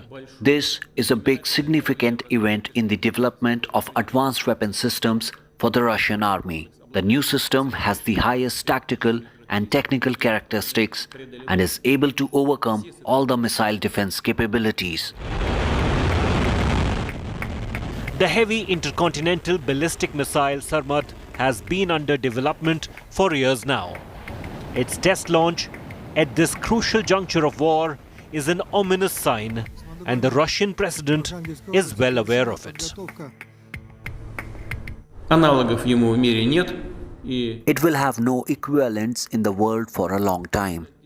This truly unique weapon will enhance the military potential of our armed forces and will reliably provide security for Russia from external threats and will make others who, in the heat of frantic, aggressive rhetoric, try to threaten our country, think twice.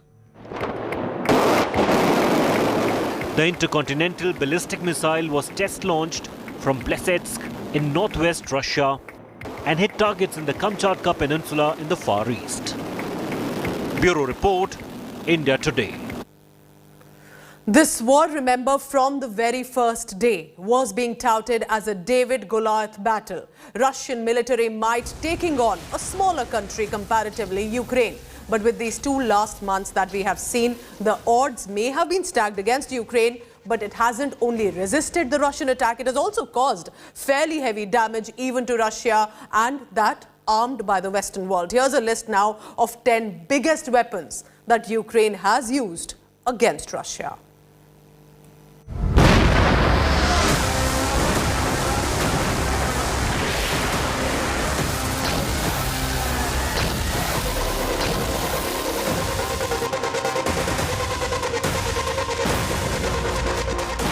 Their country invaded, hundreds of square kilometers taken over or destroyed.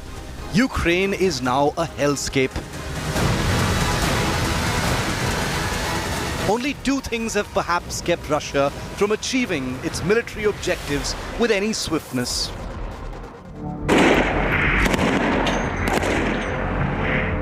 One, the amazing Ukrainian spirit, the indomitable courage of its people and soldiers. And 2, the sudden access to huge consignments of highly advanced weapons and military hardware, courtesy NATO.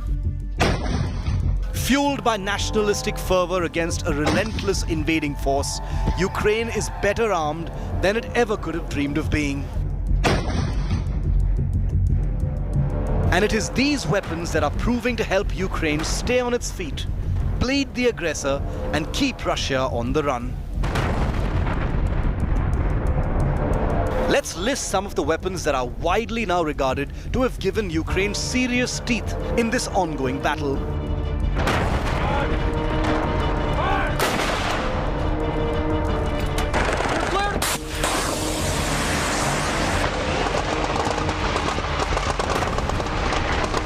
The Javelin is a new generation fire and forget missile that uses automatic infrared guidance that allows the user to seek cover immediately after launch, hugely improving survivability of infantry troops in anti-tank operations.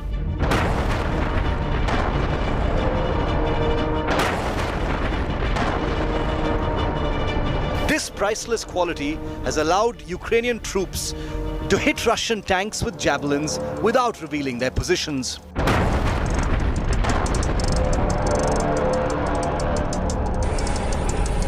Another anti-tank weapon that's allowing the Ukrainians to give Russian armor sleepless nights is the one you see in this clip, shot from a window in besieged Mariupol.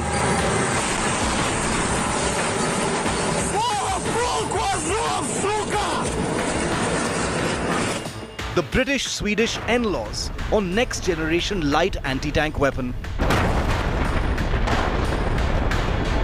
The NLAWs is also in Ukrainian hands in large numbers. It's a fire-and-forget lightweight, shoulder-fired, disposable single-use missile system designed for use by infantry troops.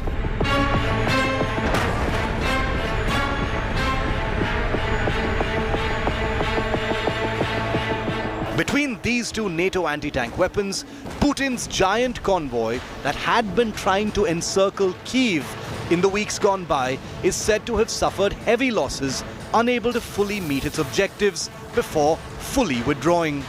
The 2 missiles have also heaped misery on the Russian supply lines attempting to serve frontline armor units.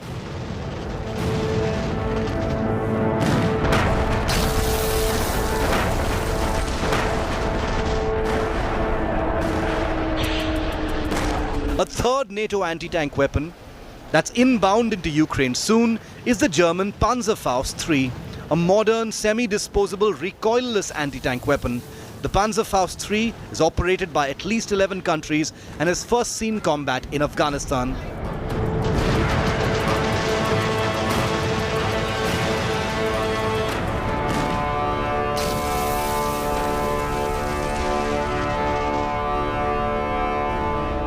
This trio of the Javelin, NLAWs and Panzerfaust III makes it clear just how large Ukraine's anti-tank weaponry requirements really are, with NATO regularly feeding that hunger.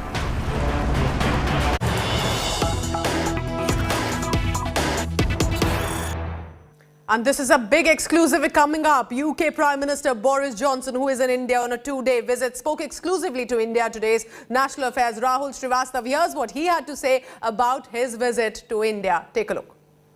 Mr. Prime Minister, sir, we know the heat is oppressive and your schedule crunching, but one word on your first trip to the land of Gandhi. It's been a wonderful trip so far, absolutely fantastic, and it's great to be here in Gujarat. Gujarat is an extraordinary place, and as you know, we have a huge Gujarati community in the UK, which incarnates the living bridge between India and the Ukraine. And UK. About building bridges with Prime Minister Modi tomorrow? Yes, well, I'm looking forward very much to our conversation, and we'll talk about trade, about security, about all the issues that we share. Thank you very much. Thank you. Mr. Prime Minister, sir, we know the heat is oppressive and your schedule crunching, but one word on your first trip to the land of Gandhi. It's been a wonderful trip so far, absolutely fantastic, and it's great to be here in Gujarat. Gujarat is an extraordinary place, and as you know, we have a huge Gujarati community in the UK, which incarnates the living bridge between India and the Ukraine. And UK. About building bridges with Prime Minister Modi tomorrow? Yes, well, I'm looking forward very much to our conversation, and we'll talk about trade, about security, about all the issues that we share. Thank you very much. Thank you. Mr. Prime Minister, sir, we know the heat is oppressive and your schedule crunching, but one word on your first trip to the land of Gandhi.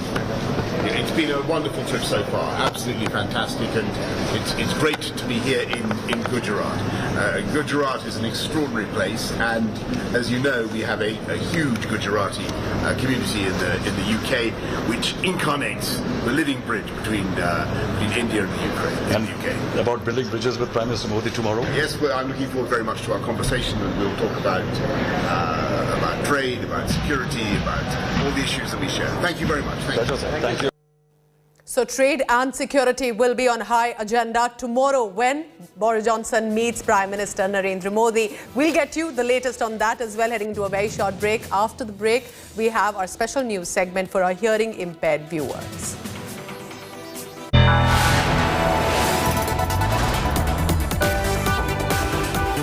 You are watching India Today.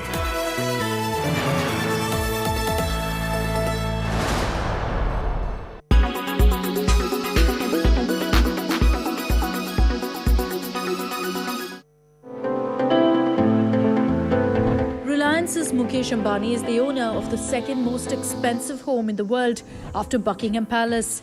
Here are the inside pictures of Antilia.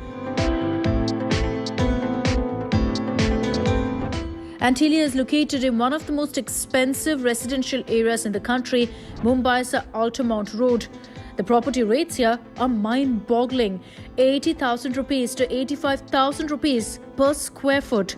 A 600-member staff is employed to keep the 27-storied building in order.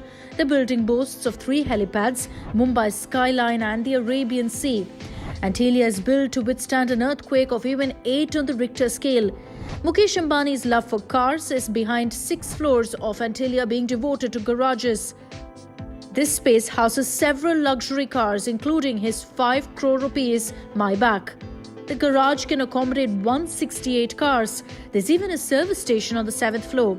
The recreation center spread across 2 floors has a yoga center, dance studio, jacuzzi, a health spa and several swimming pools. Antilia is equipped with its own ice cream parlor, a mega temple, a private theatre that can accommodate 50 people and a salon. The Ambani residence has 9 elevators designed to take the residents to specific floors. All of this makes Antilia worth a whopping $2 billion. In Indian currency, it's about 14,000 crore rupees.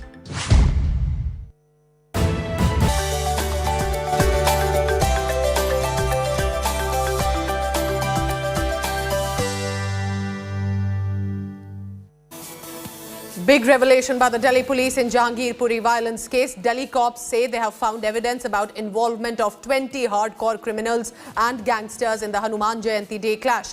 Dozens of Delhi police teams deployed to nab these criminals, many of whom have already served a prison term in Tihar. A big respite for Delhi's communal cordon in Jahangirpuri. The Supreme Court extended the break on MCD bulldozers for 2 more weeks. Hearing a deeply passionate hearing, the top court asked Centre, Delhi government and MCD and police and petitioners to file an affidavit. Lawyers for the petitioner called the drive as vendetta against Muslims and a war on poor. On his 2-day visit to India, UK Prime Minister Boris Johnson visited the Sabarmati Ashram in Gujarat. Remembering Mahatma Gandhi, he also tried his hand on the charkha, and all this visit comes at a time when there is a war underway in Ukraine. He also met businessman Gautam Adani and announced a whopping £1 billion new commercial deal to create further jobs, 11,000 in the country. Delhi witnesses an alarming rise in COVID cases. In Delhi, 1,009 cases and 1 death has been logged in 24 hours. The positivity rate, though, stands at 5.7%. Amid an uptick in the cases, Delhi government has made mask wearing mandatory once again. Violating the rule will be now fined for Rs 500.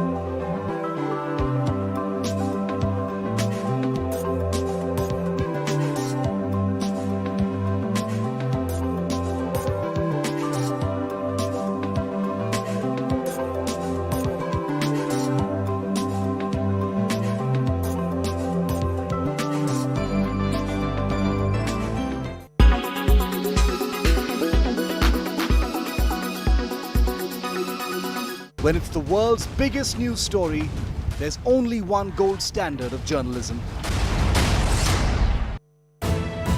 You are watching India Today. In breadth of Ukraine, we are in Oryhov. So here you can see that the attack is happening. We will have to move, and the Russian troops are very close. We must leave there. Oh my gosh. Oh my God. We must go. We have to go very fast. There is a lot of bombardment that is happening. India Today here reporting 1,000 attacks, missile attacks happened in this village, and that's why it is important to cover this story, getting you all the reports as they unfold. India Today TV, reporting from the front line.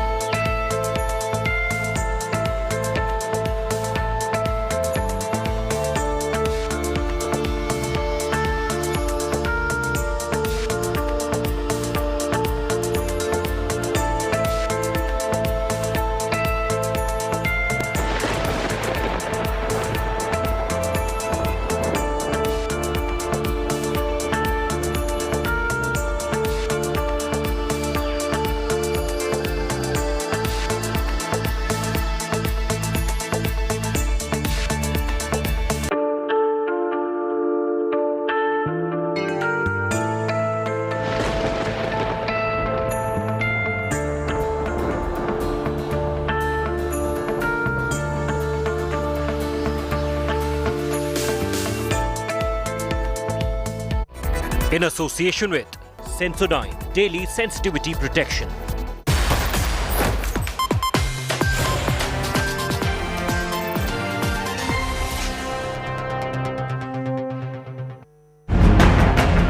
Putin's biggest win in Ukraine war. Russia claims Mariupol liberated. Strategic port city and bridge to Crimea. Ukraine army takes shelter in a steel unit. Putin's army blockades Azovstal plant. Russia takes Mariupol.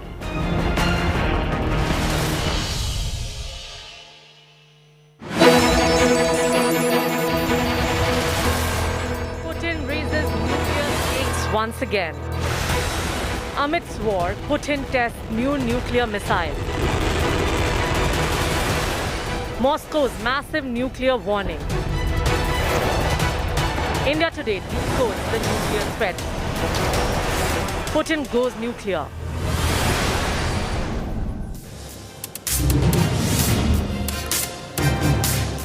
Putin going nuclear is a familiar theme during the 2 months of his invasion of Ukraine. But Russia has just tested what it calls its most significant nuclear-capable missile. And we're going to show you a video of that launch right now. The point is, nuclear temperatures have been raised exponentially on the back of this particular weapon test. You're about to start a special 1-hour broadcast with me here on 5 Live on Putin going nuclear. We're going to decode it for you without any exaggerations and tell you precisely what it means for the nuclear world. I'm Shiv Arur. These are the headlines. Political showdown over Jahangirpuri bulldozer demolition saga. Congress netas make a beeline to the site. Question why Kejriwal has not visited the riot zone. BJP calls it the opposition's political tourism. Supreme Court respite to Jahangirpuri residents to continue. Status quo on demolition till next hearing after 2 weeks. Top court issues notice to all parties. British Prime Minister Boris Johnson visits the Sabarmati Ashram in Ahmedabad to pay tribute to Mahatma Gandhi. Series of high-profile business deals. He even visits a bulldozer factory. Mega meeting with Prime Minister Narendra Modi tomorrow. Meanwhile, Prime Minister Modi's mega Sikh outreach. He will address the nation tonight from the Red Fort at 9:15 p.m. to mark the 400th birth anniversary of the 9th Guru, Guru Tegh Bahadur. Russian President Putin's chilling threat to the West. Like I told you, Moscow successfully tests its most capable nuclear-capable missile, Sarmat. Putin says the missile will make enemies think twice.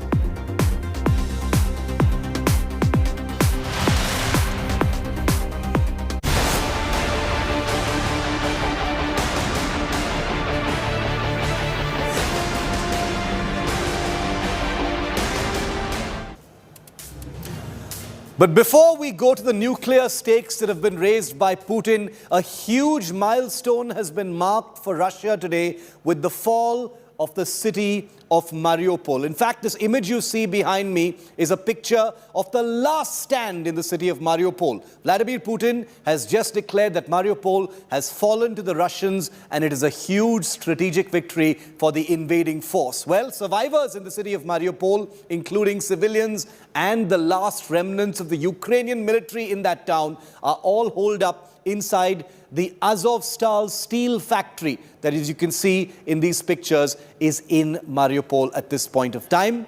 Let's take you straight down to the ground to tell you how it fell to the Russians. Once a sprawling port city and gateway to Sea of Azov, strategic city of Mariupol has fallen to Russian troops. Putin's invasion army scoring a major win almost 2 months into the war. Ukraine losing its major stronghold after weeks of fierce war. Human suffering and allegations of unimaginable war crimes. Russian President Vladimir Putin hailed what he called the successful liberation of the city.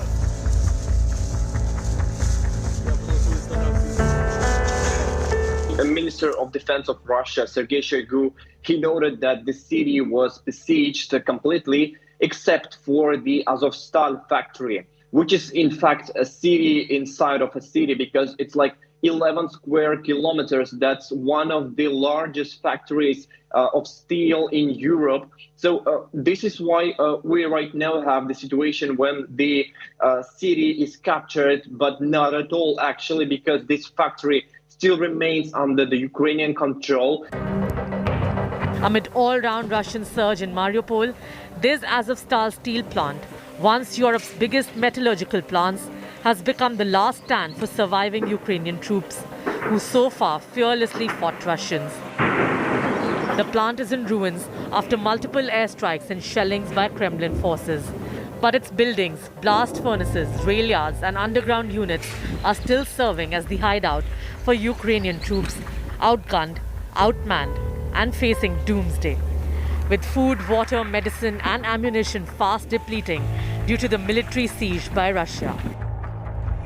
Ramzan Kadyrov, the leader of Russia's Chechnya region, whose forces have been fighting in Mariupol, has claimed that Azovstal plant will be completely under control of Russian troops very soon.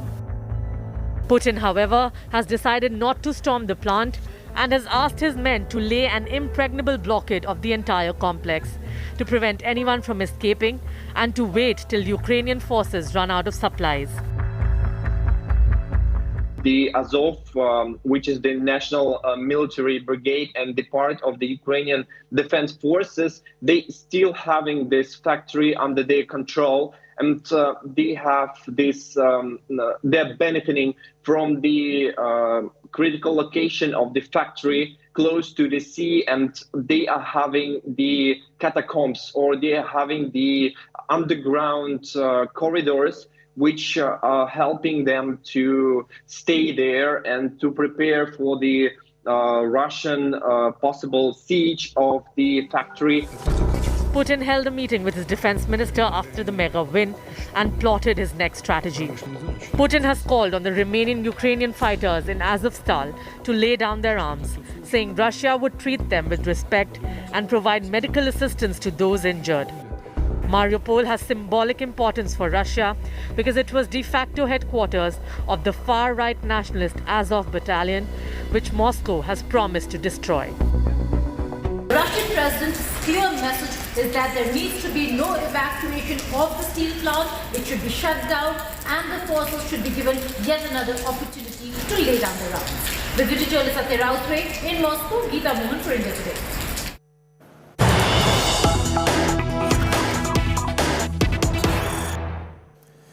And just as Mariupol has fallen, we've got a new video emerging from the town that is now fully in Russian control. A 4-second video shows bodies strewn on the roads in the fallen city of Mariupol. According to reports, dead bodies have been lying in the street for days now.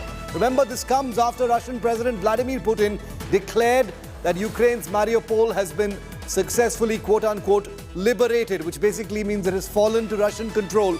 Now this 4-second video from Mariupol, which is said to be recent, shows bodies lying on the road inside Mariupol. Reminiscent of what we saw in the city of Bucha near Kyiv just a few days ago.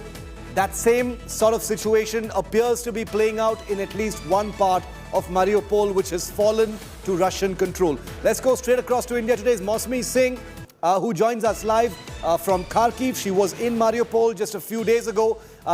Mosme, horrifying scenes in one part of Mariupol at least, but the confirmation coming in that the city is now completely fallen to Russian control. The Ukrainian government has also acknowledged that.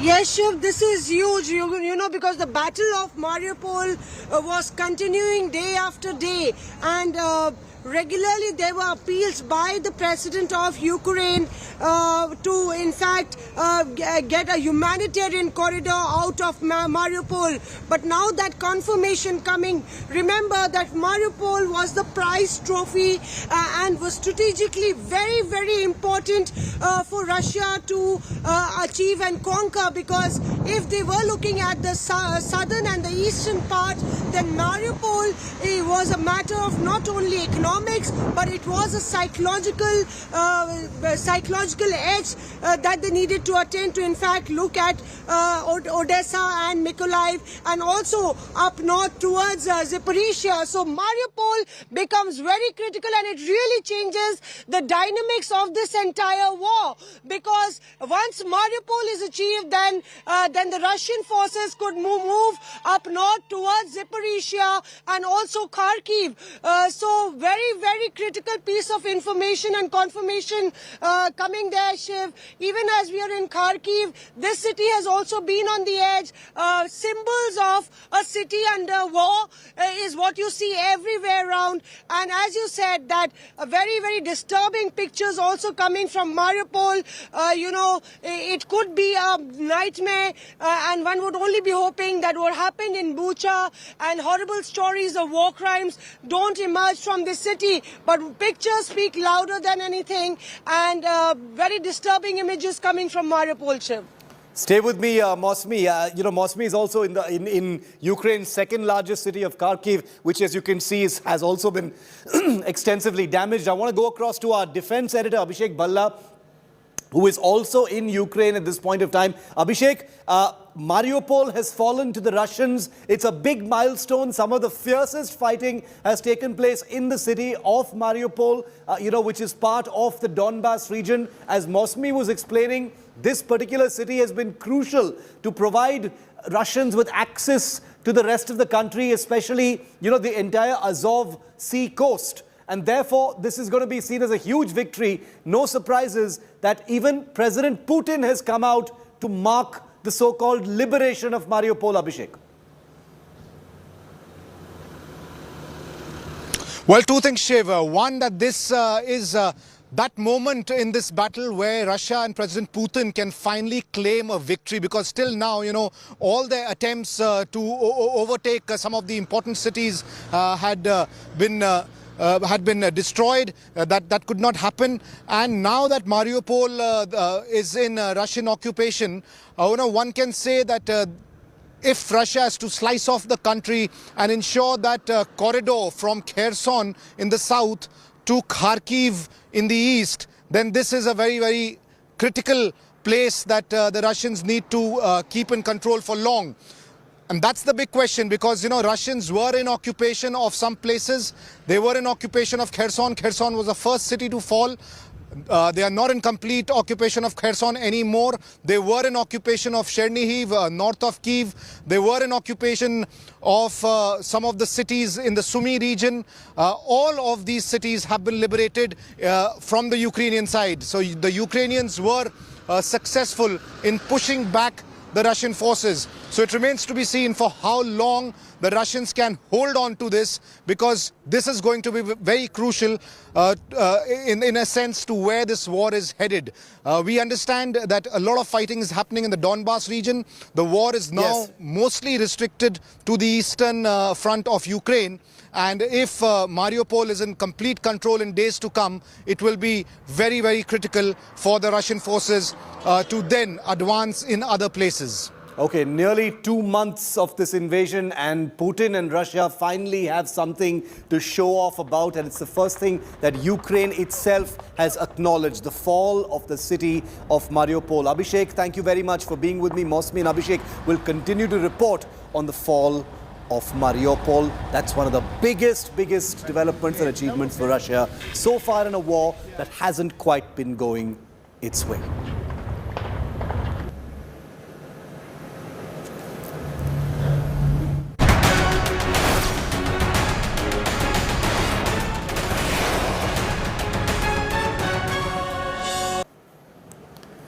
Right in the middle of this entire crisis, when the levels of combat and violence have been increasing, the destruction is huge, global tensions are at an all-time high, this is what President Putin has basically tested. It's called the Sarmat. It's one of Russia's most capable and highly anticipated nuclear long-range missiles. It's a ballistic intercontinental range missile. But why has he done it now, when it has all the potency to ratchet up nuclear temperatures and tensions once again? What is the signal going out? Take a look at this report. On 20th April, Russia test-launched its intercontinental ballistic missile, Sarmat, believed to be adding more power to its nuclear arsenal. US Congressional Research Service claimed that Russia is expected to deploy Sarmat with 10 or more warheads on each missile. Dear comrades, I congratulate you on the successful test firing of the Sarmat intercontinental ballistic missile. This is a big significant event in the development of advanced weapon systems for the Russian army. The new system has the highest tactical and technical characteristics and is able to overcome all the missile defense capabilities. The heavy intercontinental ballistic missile Sarmat has been under development for years now.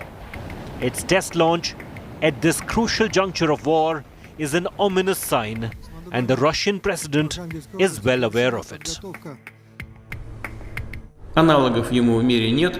It will have no equivalents in the world for a long time. This truly unique weapon will enhance the military potential of our armed forces and will reliably provide security for Russia from external threats and will make others who, in the heat of frantic, aggressive rhetoric, try to threaten our country, think twice. The intercontinental ballistic missile was test-launched from Plesetsk in northwest Russia and hit targets in the Kamchatka Peninsula in the Far East. Bureau Report, India Today.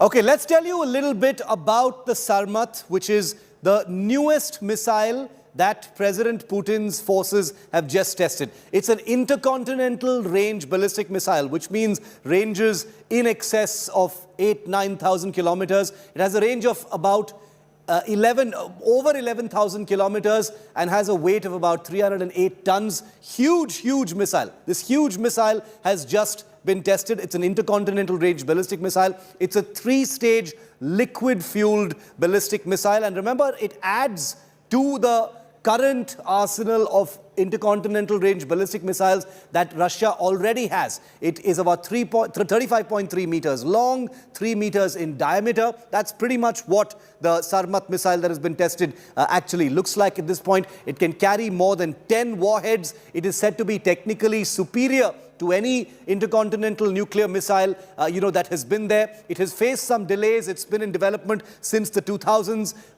This test was expected, but for it to happen at this point of time is what has raised a lot of nuclear eyebrows all around the world. And most importantly, while testing this missile, the Kremlin has said this is not only our most technologically advanced nuclear weapon, it's also something that will give our enemies food for thought. So dangerous, provocative language being used along with a test of a weapon system at a time when tensions are at an all-time high. A great deal of messaging taken place. But remember, is nuclear war possible or is it too far-fetched? One of the world's most respected Russia watchers, a Harvard professor named Dr. Ravi Abdalal, has spoken exclusively to India Today's Rahul Kanwal, and he had this very ominous prediction to make.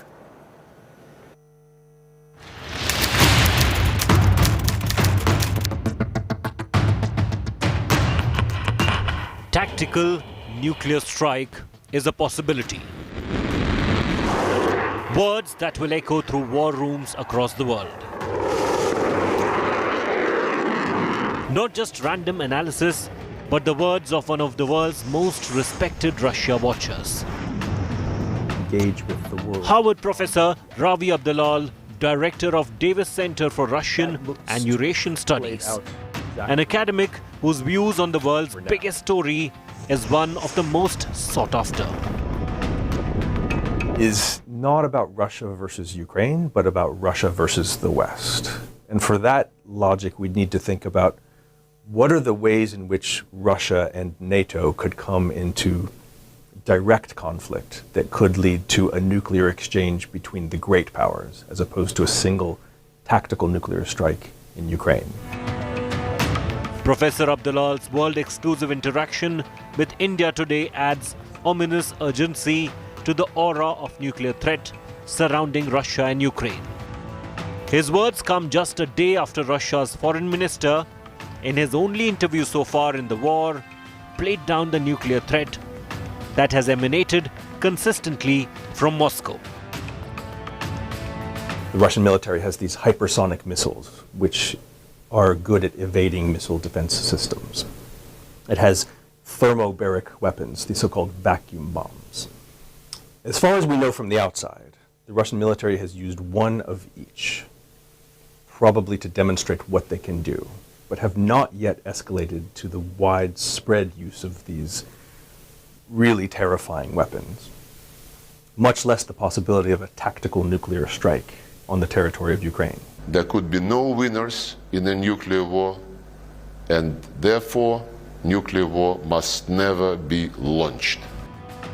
Obviously, Professor Abdulal is the second top-tier American academic to highlight the nuclear threat emerging from Russia. Last month, Princeton University's Dr. Zia Mia echoed the fear. This is part of the script of the nuclear age. So nuclear weapon states say this because they can, because they have nuclear weapons.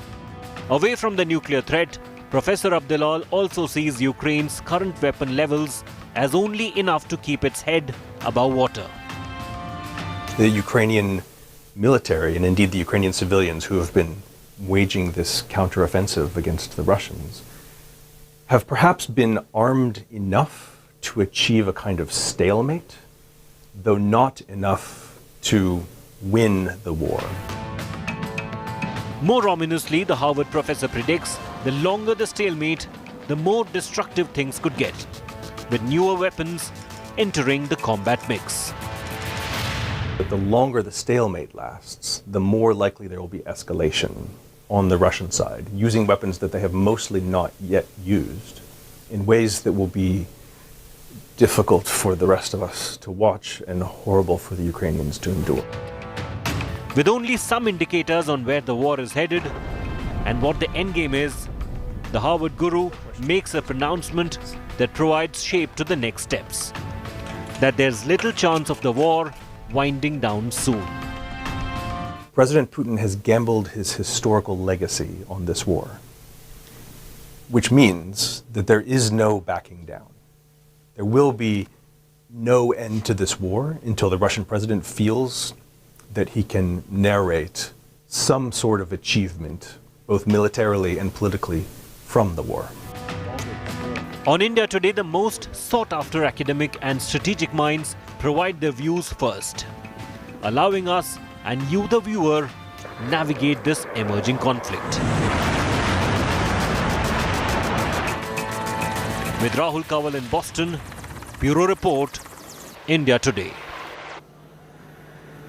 Now, after back-to-back nuclear dares from Russia, a kind of rollback saying nuclear war is off the table, and now this sudden testing of the most capable Russian nuclear missile amidst the highest levels of tension in Ukraine. Here's a report telling you why the world is actually not very sure about what comes next and why it has reason to be worried.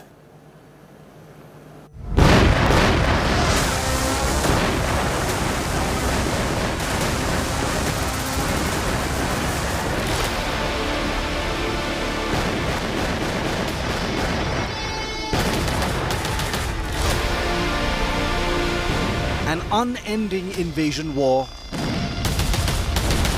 weeks of savage battle, countless deaths, cities in complete ruin. But no massive win to show on the ground for Russian President Vladimir Putin. Amidst the fierce fight back by Ukraine and biting Western sanctions, ominous signs for the world have emerged. Putin has resorted to the Brahmastra in his arsenal, the massive Russian stockpile of nuclear weapons, openly threatening a no-holds-barred nuclear war, refusing to rule out the use of nuclear weapons if there is an existential threat to Russia. Russia's foreign minister Sergei Lavrov had earlier warned that any third world war would be nuclear and destructive. A threat repeated by the Kremlin with chilling resonance. The outcome of the operation, of course, is not a reason for usage of a nuclear weapon. We have a security concept that very clearly states that only when there is a threat for existence of the state in our country, we can use, and we will actually use, nuclear weapons to eliminate the threat for the existence of our country. Let me assure you, a responsible member of the international community committed to its obligations to non-proliferation of weapons of mass destruction. Russia is taking every possible measure to prevent Ukraine from getting nuclear weapons and respective technologies. The nuclear saber rattling is one of many that Russia has openly indulged in. Just days into the Ukraine invasion, Vladimir Putin had put nuclear deterrent forces on high alert as a chilling warning to NATO and the West. Dear colleagues, as you can see, not only Western countries take unfriendly measures against our country. In the economic dimension, I mean the illegal sanctions that everyone knows about very well. But the top officials of leading NATO countries allow themselves to make aggressive statements with regard to our country. That is why I ordered Defense Minister and Chief of General Staff to put Russian Army deterrence forces on high alert.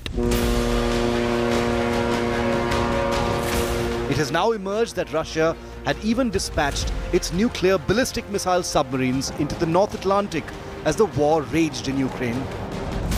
After their deterrent patrol, the submarines were quietly pulled back by the Kremlin. The West fears that Russia, suffering massive reverses in Ukraine's war theatre, could resort to using tactical nuclear weapons, which are of a small yield but can devastate an entire city. In a bid to escalate the war and force Ukraine to agree to its terms on the negotiations table. Allies agreed to supply equipment to help Ukraine protect against chemical, biological, radiological and nuclear threats. This could include detection equipment, protection and medical support, as well as training for decontamination and crisis management. We are also enhancing allies' preparedness and readiness for chemical and biological and nuclear threats. A calculated nuclear gambit or plain brinkmanship to turn the tide in a war that has simply not gone Russia's way as expected. Whatever it may be, the Ukraine war triggering nuclear moves comes as a massive alarm bell for the entire world. Most analysts believe that Russia's saber-rattling with nuclear weapons is precisely that. It's muscle flexing, it's signaling, it's posturing, and nobody really means to actually use nuclear weapons. But the fact is that the nuclear weapons available in the world today are more than enough to destroy the only planet we have. And Russia is currently sitting on the largest stockpile of nuclear weapons of any country in the world. Take a look at how many nuclear weapons there are in the world, who has them, how they can deliver them, and what that impact would be.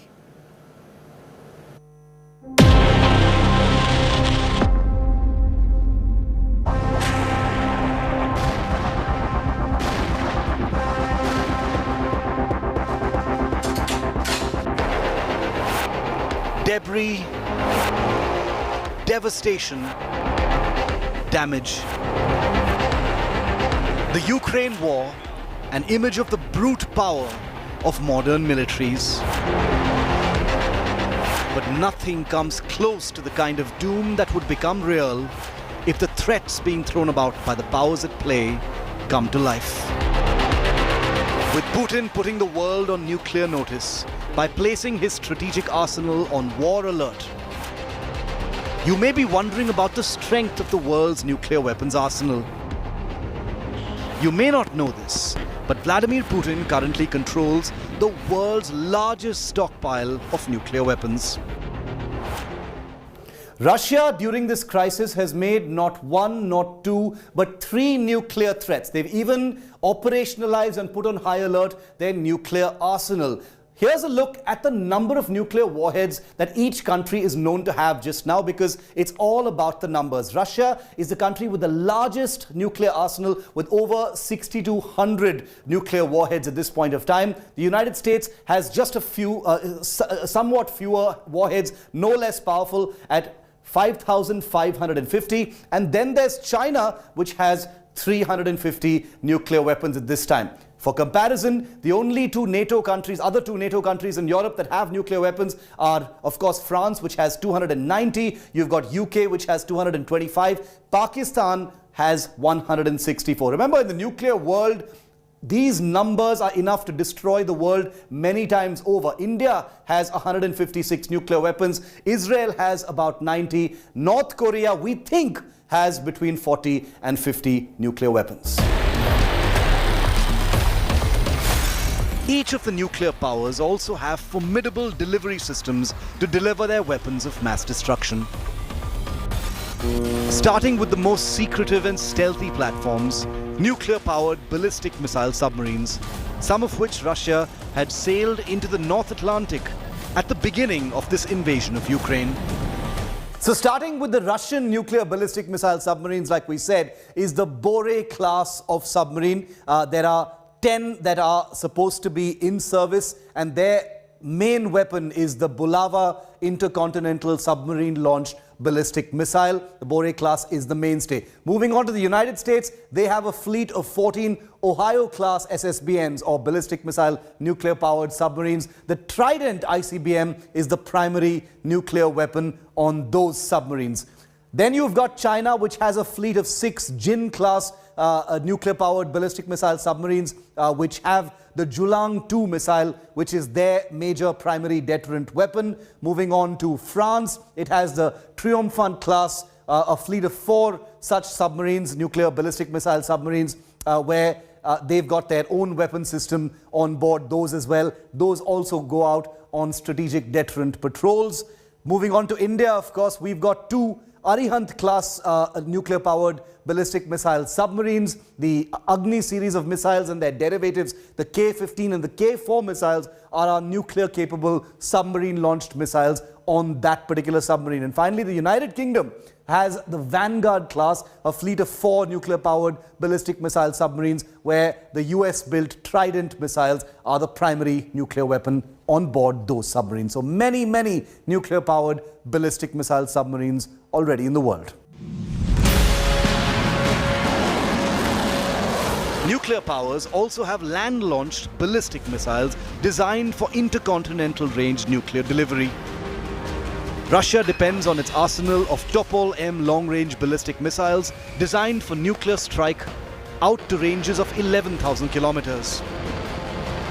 The US has Minuteman III ballistic missiles capable of delivering nuclear warheads out to 13,000 kilometers.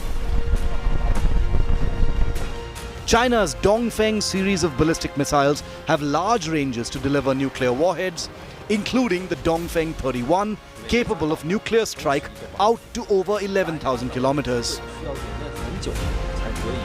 And remember, the land leg of India's own nuclear command has the Agni 5 missile, capable of carrying out a nuclear attack out to 5,500 kilometers or more.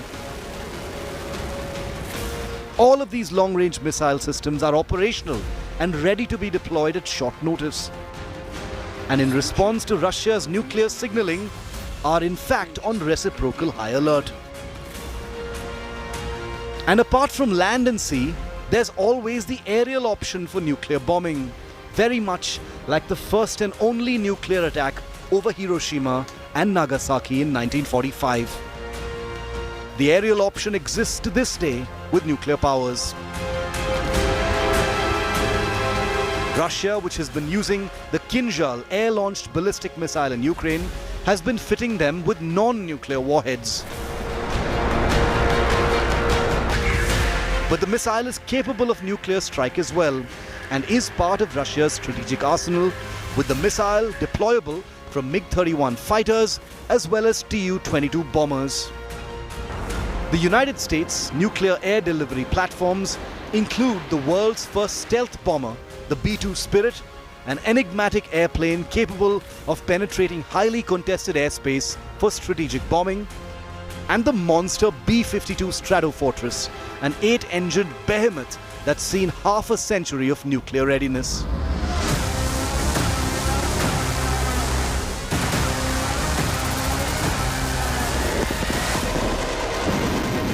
What we're telling you is that the world has enough nuclear weapons and delivery systems to doom us into non-existence in a flash of a second.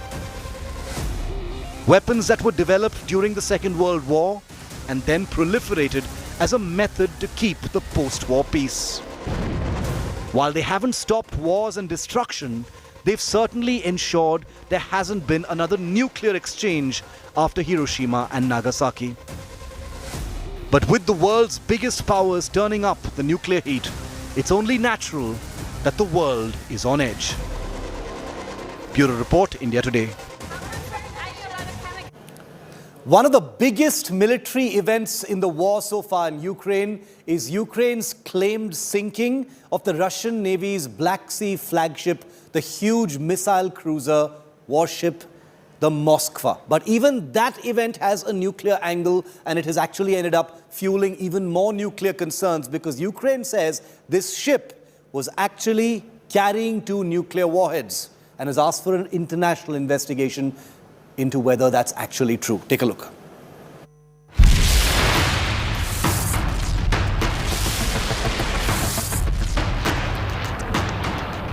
The threat of Moscow using nukes in the raging Russia-Ukraine war has just got bigger.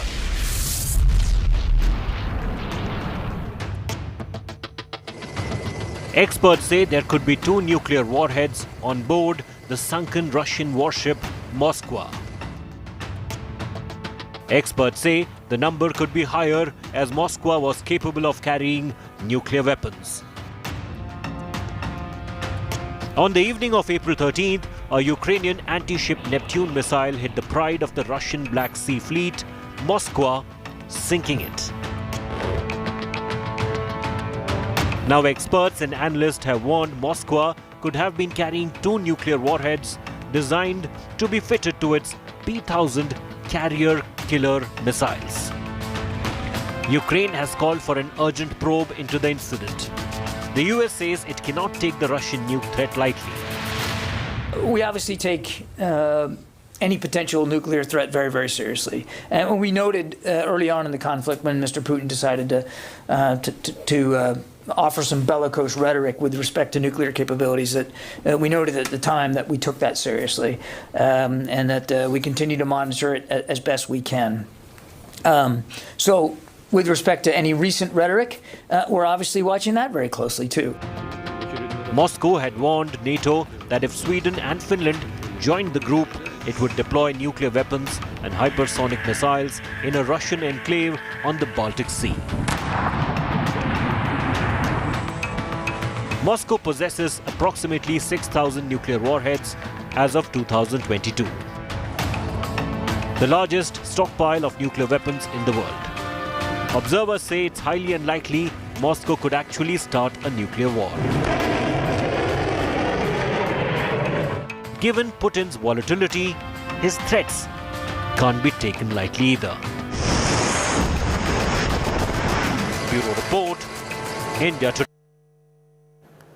Russia has consistently said that nuclear weapon use is unthinkable and there are no winners in a nuclear war, but has said it will not rule out the use of nuclear weapons in defense. And that means if it is struck first and if its existence comes under threat.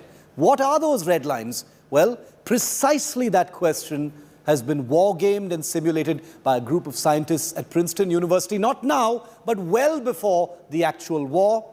And that picture has become terrifyingly familiar with everything that we're seeing.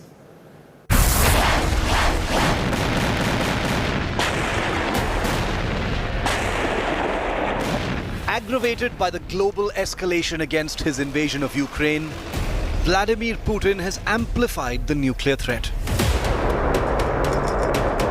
placing the world's biggest nuclear weapons arsenal on operational alert and putting the world on notice. But what would happen if Putin decided to push the nuclear button? What would happen to the world? It's an unthinkable question.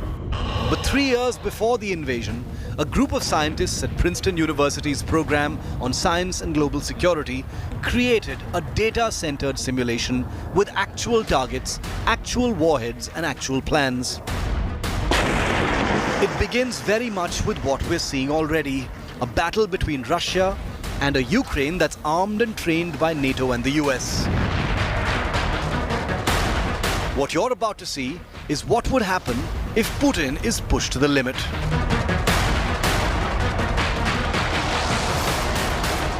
First, Putin fires a tactical nuclear warhead as a warning shot to jolt NATO into the fact that he means nuclear business. Rattled by the crossing of that nuclear threshold, NATO immediately fires back a nuclear tactical missile to destroy the Russian launch site. This triggers a big tactical nuclear war in Europe. Russia dramatically escalates by launching 300 nuclear warheads via aircraft and short-range ballistic missile to hit NATO bases and military units around Europe. NATO returns fire, firing back with 180 nuclear warheads at Russian targets. The crossfire and impact of the nuclear attack engulfs all of Europe, practically destroying the continent, with an initial casualty figure of 2.6 million in just 3 hours.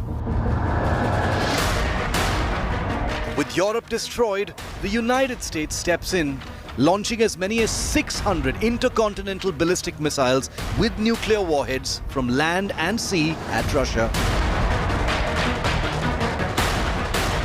With the US nuclear missiles still in the air, Russia launches all available intercontinental ballistic missiles with nuclear warheads at the United States before its own launch sites are destroyed. This phase will create as many as 3.4 million casualties. And in the final phase, with the aim of inhibiting each other's recovery, Russia and NATO target each other's most populous cities and economic centers with 5 to 10 nuclear warheads each, depending on their population. This phase could cause as many as 85.3 million casualties. So in less than 5 hours, with the use of over 2,500 nuclear weapons, this nuclear war could cause 34.1 million fatalities and injure over 57.4 million. And that's just in the immediate part of the war. It is clear that nuclear conflict will destroy the world, and this simulation, juxtaposed with what's happening between Russia and NATO, reminds the world how close the end could be. Bureau Report, India Today. There are many different ways of delivering nuclear weapons by the world's nuclear powers. There are air-launched weapons, there are land-launched weapons, and there are sea-launched weapons, well, actually under the sea. Nuclear ballistic missile submarines happen to be some of the most protected nuclear delivery platforms. These are platforms that roam the world's oceans, never coming to the surface for long periods of time, and with crews that simply sit in wait of that terrifying order from their home country. What's life like inside such a nuclear submarine? We try and put it together in this report. The winch.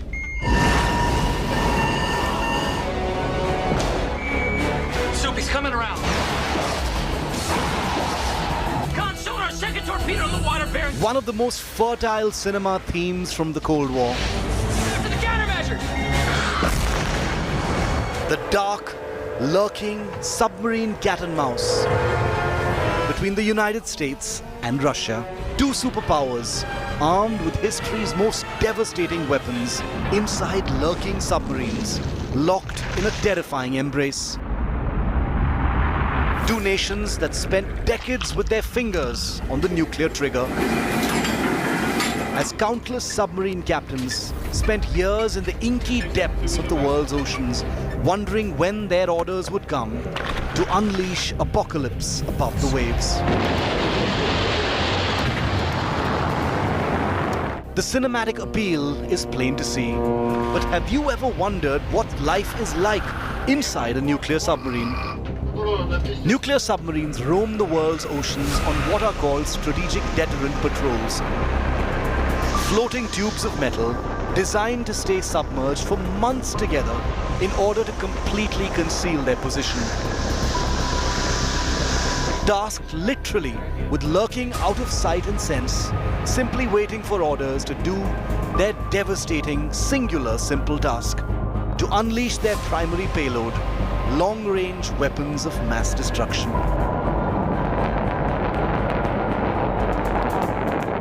The American nuclear submarine USS Pennsylvania holds the record for the longest submerged patrol by a ballistic missile submarine at 140 days. So what's life like on board? For starters, remember, submarines have no windows. So nuclear submariners have to be prepared for no sun, no outside communication or worldly distractions, literally for months together. So no cell phones, nothing that transmits or makes an unauthorized sound. In such a controlled and confined existence, you can imagine how much submariners look forward to their meals. Nuclear submarines have special culinary specialists capable of churning out 3 delicious meals a day, every single day, for over 100 crew. With the challenge to keep things fresh and exciting, food is sometimes the only real morale booster on board. Modern nuclear submarines like the US Ohio class and Russian Bore class have made comforts a priority for sailors, knowing that everything else on board is going to be a struggle and a fight for their mental peace. Aside from the usual operational readiness duties that take place, life on board submarines is an endless cycle of routine. While there's no shortage of company on board a nuclear submarine, the deadening sameness of each passing day can mean depression, feelings of separation, and other health issues. But as any nuclear ballistic missile submariner will tell you, a day without excitement is simply another day of existence for the world.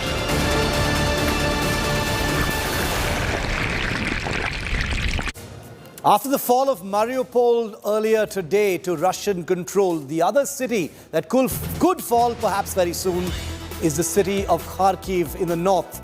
India Today's Mosme Singh is there on the ground, the only Indian crew filming in that devastated metropolitan city. Listen to her report next.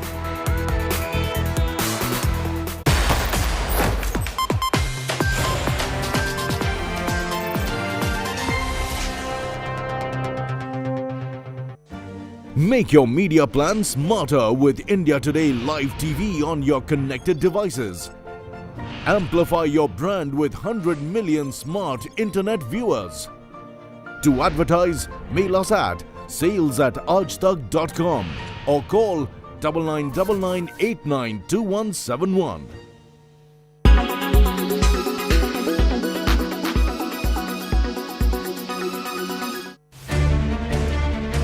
India has been witnessing a rise in inflation rate. From oil to vegetables, the price hike has us worried. But how to deal with such a blanket rise in price? There is a steep rise in the cost of living, and that's due to wholesale inflation, which has surged to a record high of 14.5% in March. So with inflation, your immediate concern would be managing your monthly cash flow. It would seem easier to cut back on your savings, but hold on, because that could actually derail your long-term financial goals. Sit back, map your financial resources and prepare a tight budget. Of course, sticking to it might seem difficult, But you can do so by reducing discretionary expenses like buying an expensive watch or taking a trip. An expert said that savings and investments should continue at the same pace, even if that means you have to give up on a trip or two. Another way to cut down on your discretionary budget is by reducing your eating out budget. Changing to public transport or working from home could also keep you away from overshooting the budget massively. If you have not paid much attention to your expenses, now would be a good time to start. Look at your grocery list and regular expenses and check what impacted you the most. Inflation will remain a recurring issue even when you retire. And to quote an expert, it's time to invest and invest well. The real rate of interest in your fixed deposit has probably turned negative. A 5.5% annual interest on your FD against the inflation rate of 7% means that your weather is eroding. So what other ways are there? Maybe you should look into investing in stock markets, with expert advice, of course. It might seem risky, but equities tend to give higher returns in the long run, but do consult an expert. So experts are saying that to beat inflation, earn higher returns through investment in stocks. So are you ready to look in the eye of inflation and beat it?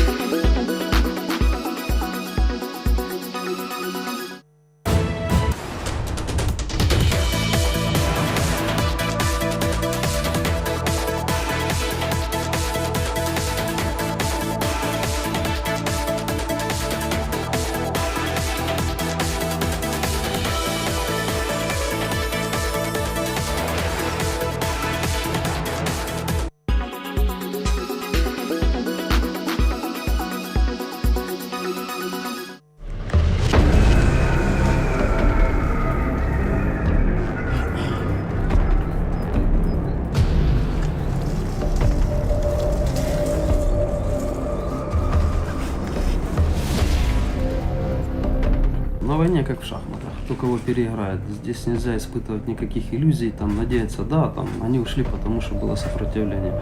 Один из возможных сценариев, что они отвели войска просто демонстративно и с новыми силами могут вторгнуться опять. Эмоций и лишних надежд по этому поводу не испытываем. Наша задача отодвинуть врага к границе, защищая нашу территорию.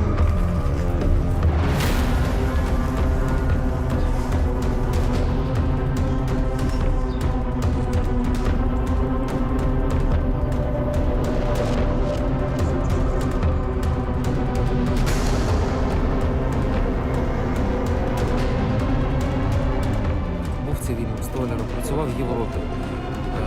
Дуже люблю Європу, дуже подобається. Вважаю, що якщо хочеш щось зробити добре в Україні, то потрібно мати європейський досвід. В тому числі і праці, і життя в тих країнах. Повернувся, ще раз кажу, рік тому, і після закінчення війни служити далі бажання немає. Маю бажання перемогти і далі займатися мирним життям. Мої хлопці так само. У мене дуже багато, величезна кількість мобілізованих хлопців, і вони всі хочуть повернутися додому. Перемогти і повернутися додому.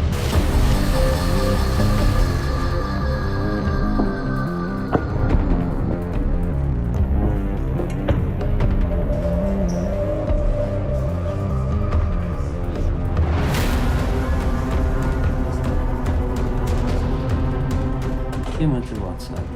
Наш дом, наша родина. Не можем сделать ни шага назад, мы должны отступать, мы не должны вставать. Вот и весь секрет нашей работы. You are watching India.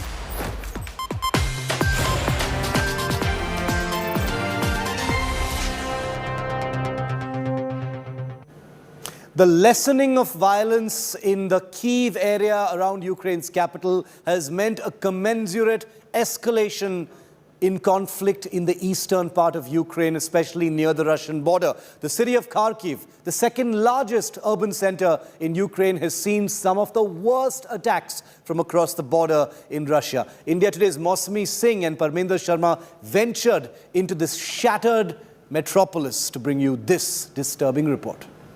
Amongst the iconic buildings targeted in Kharkiv is this National Sports Complex. That's the state of this complex after being bombarded by not 1, 2 or 3 or 4 or 5. 5 bombs, bombarded by 5 bombs, completely. You can see that this is the gym room, the basketball room, the gymnastics room, several machines, and the entire building is been tremendously damaged. Perhaps the people of this city feel that the Russians are trying to bombard anything that is representing the spirit of Ukraine, and sports is connected to the prosperity and progress of a country, and that's the condition of the sports facility in this complex, which was one of the main sporting facilities. All the machines have been damaged, the entire building actually damaged very heavily, and anything that is national, anything that is the spirit of Ukraine is actually being targeted in an assault that is continuing relentlessly. With video journalist Parminder Sharma, this is Mosmi Singh in Kharkiv for India Today. Keep watching India Today. Coming up next, Pooja has the lowdown on the big bulldozer politics that has positively exploded between the government and also between the opposition parties after what happened yesterday in the capital's Jahangirpuri area. Pooja puts the spotlight on that big exploding story next.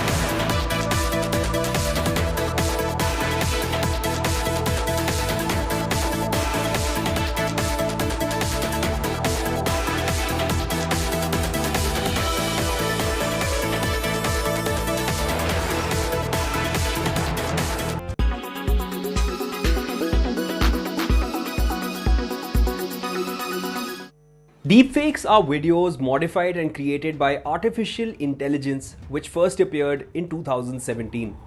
The first method to create a deepfake involves a face swap, where the face of one person is put on the body of another. This method is relatively simple and can be done using applications that use short videos such as Snapchat, Reface or FaceMagic. The second and more complex method involves a face reenactment. An actor in a studio uses an original video of a victim's face to mimic their gestures and movements, changing their posture or facial expression. The third method uses lip syncing.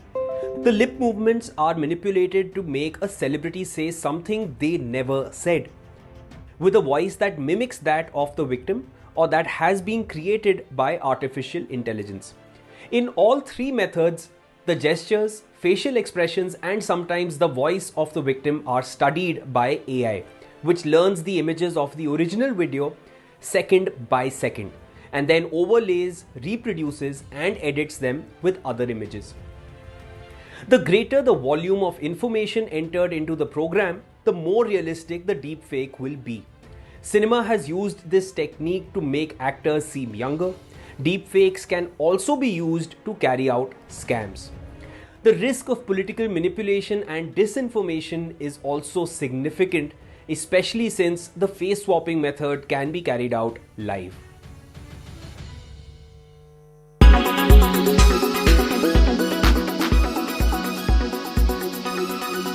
When it's the world's biggest news story, there's only one gold standard of journalism. When it's the world's biggest news story, there's only one gold standard of journalism. Co-presented by PolicyBazaar.com in association with LIC हर पल आपके साथ, Castrol Magnatech, Oh So Smooth,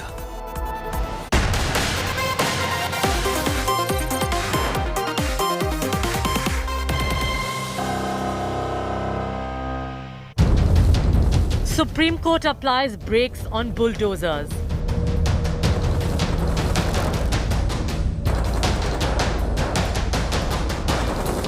But no brakes on bulldozer politics.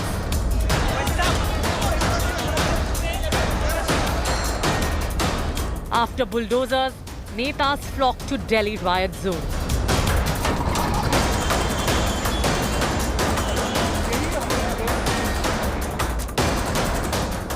Politics over Rohingyas.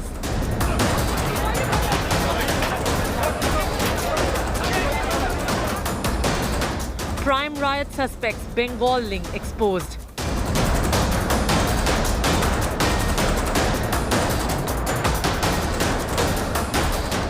Capital communal cauldron simmers.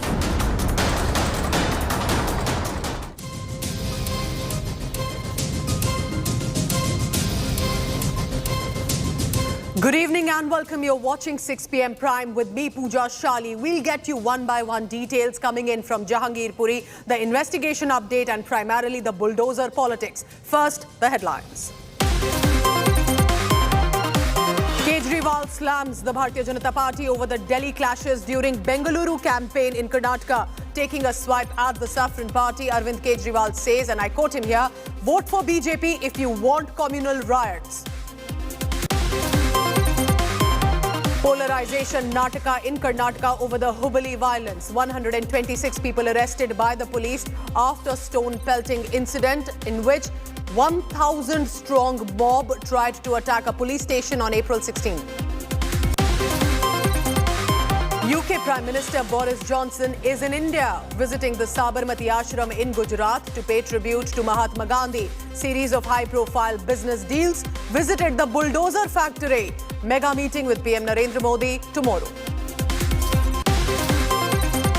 Prime Minister Modi's mega Sikh outreach. He will address tonight the nation from Red Fort at 9:15 p.m. sharp to mark the 400th birth anniversary of Guru Tegh Bahadur. India reports over 2,000 COVID cases for the second day in a row. Hospitalization remains low. Positivity rate climbs to 0.53%. Russian President Vladimir Putin's chilling threat to the West. Moscow successfully test fires a nuclear-capable Sarmat missile. Putin says this missile will make enemies think twice.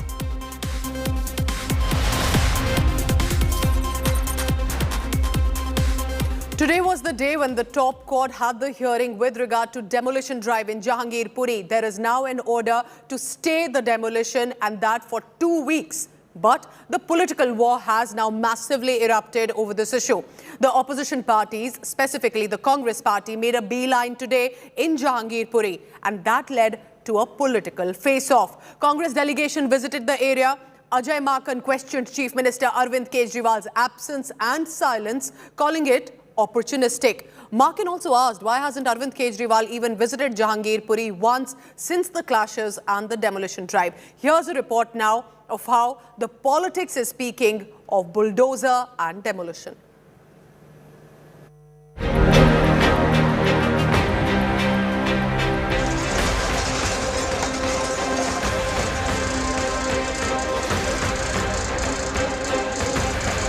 Day after massive bulldozer duel on its streets, Delhi's Jahangirpuri witnessed another major influx. After bulldozers, Netas started rolling into the riot zone, sparking a full-fledged political showdown.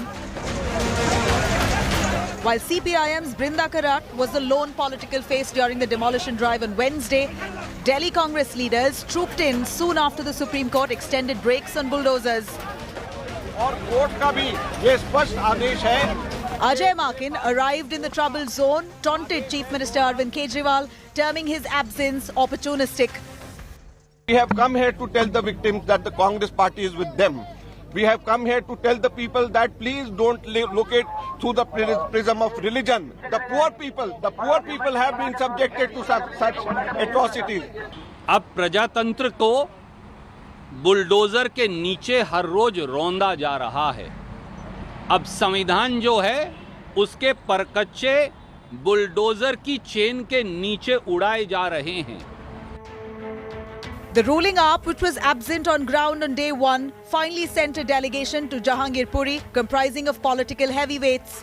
AAP had earlier raised eyebrows after blaming what it called Rohingyas settled by the BJP across India for the riots.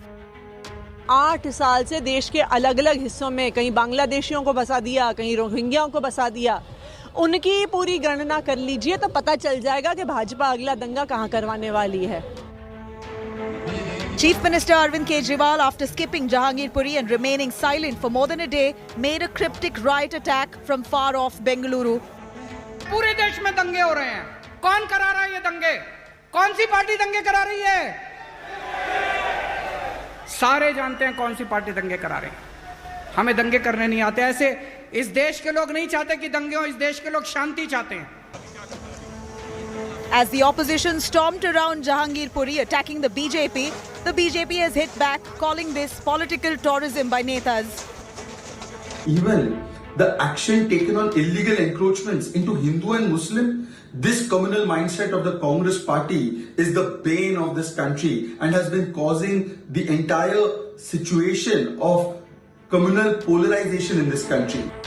BJP MP Pratap Simha even served a dire warning to Muslims indulging in stone pelting. ಕರ್ನಾಟಕದಲ್ಲಿ ಆಗ್ತಿರೋದು ಇಷ್ಟೇನೆ ಮುಸಲ್ಮಾನರು ತಮ್ಮ ಮನಸ್ಥಿತಿಯನ್ನು ತಮ್ಮ ಧೋರಣೆಯನ್ನು ಬದಲಾಯಿಸಿಕೊಳ್ಳಬೇಕು ಕಲ್ಲು ಬಿಸಾಡೋ ಸಂಸ್ಕೃತಿನ first ಬಿಡಬೇಕು ಕಲ್ಲು ಬಿಸಾಡ್ತು ಅಂತ ಹೇಳಿದ್ರೆ ಬುಲ್ಡೋಸರ್ ನಿಮ್ಮ ಮನೆ ಹತ್ರ ಬಂದೇ ಬರ್ತದೆ ಯಾಕಂದ್ರೆ With national faces of the opposition largely choosing to avoid Jahangirpuri, is it advantage BJP in the national capital?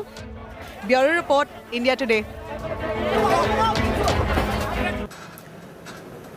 Let's go across directly on the ground in Jahangirpuri. My colleague Milan Sharma has been reporting exactly from the location near C Block where the violence took place on April 16th and then also just about yesterday the demolition drive also was conducted.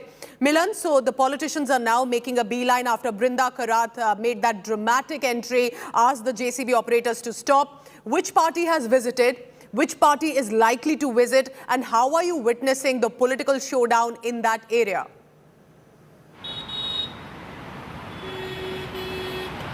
Well, Pooja, we have been seeing a stream of politicians who are now making a beeline to come towards Jahangirpuri, although the police has been very contained and they say that they're not allowing many people to walk into Jahangirpuri because the security has been tightened and beefed up. But the problem there seems to be that how politics has taken over the entire issue, because right after Brinda Karat as well as Asaduddin Owaisi, we saw a Congress delegation that came here and the Aam Aadmi Party 3-member delegation that also came here. The issue seems to be that Aam Aadmi Party being the party ruling government in Delhi, still we have not seen a big neta or a big leader from the political party visit the people.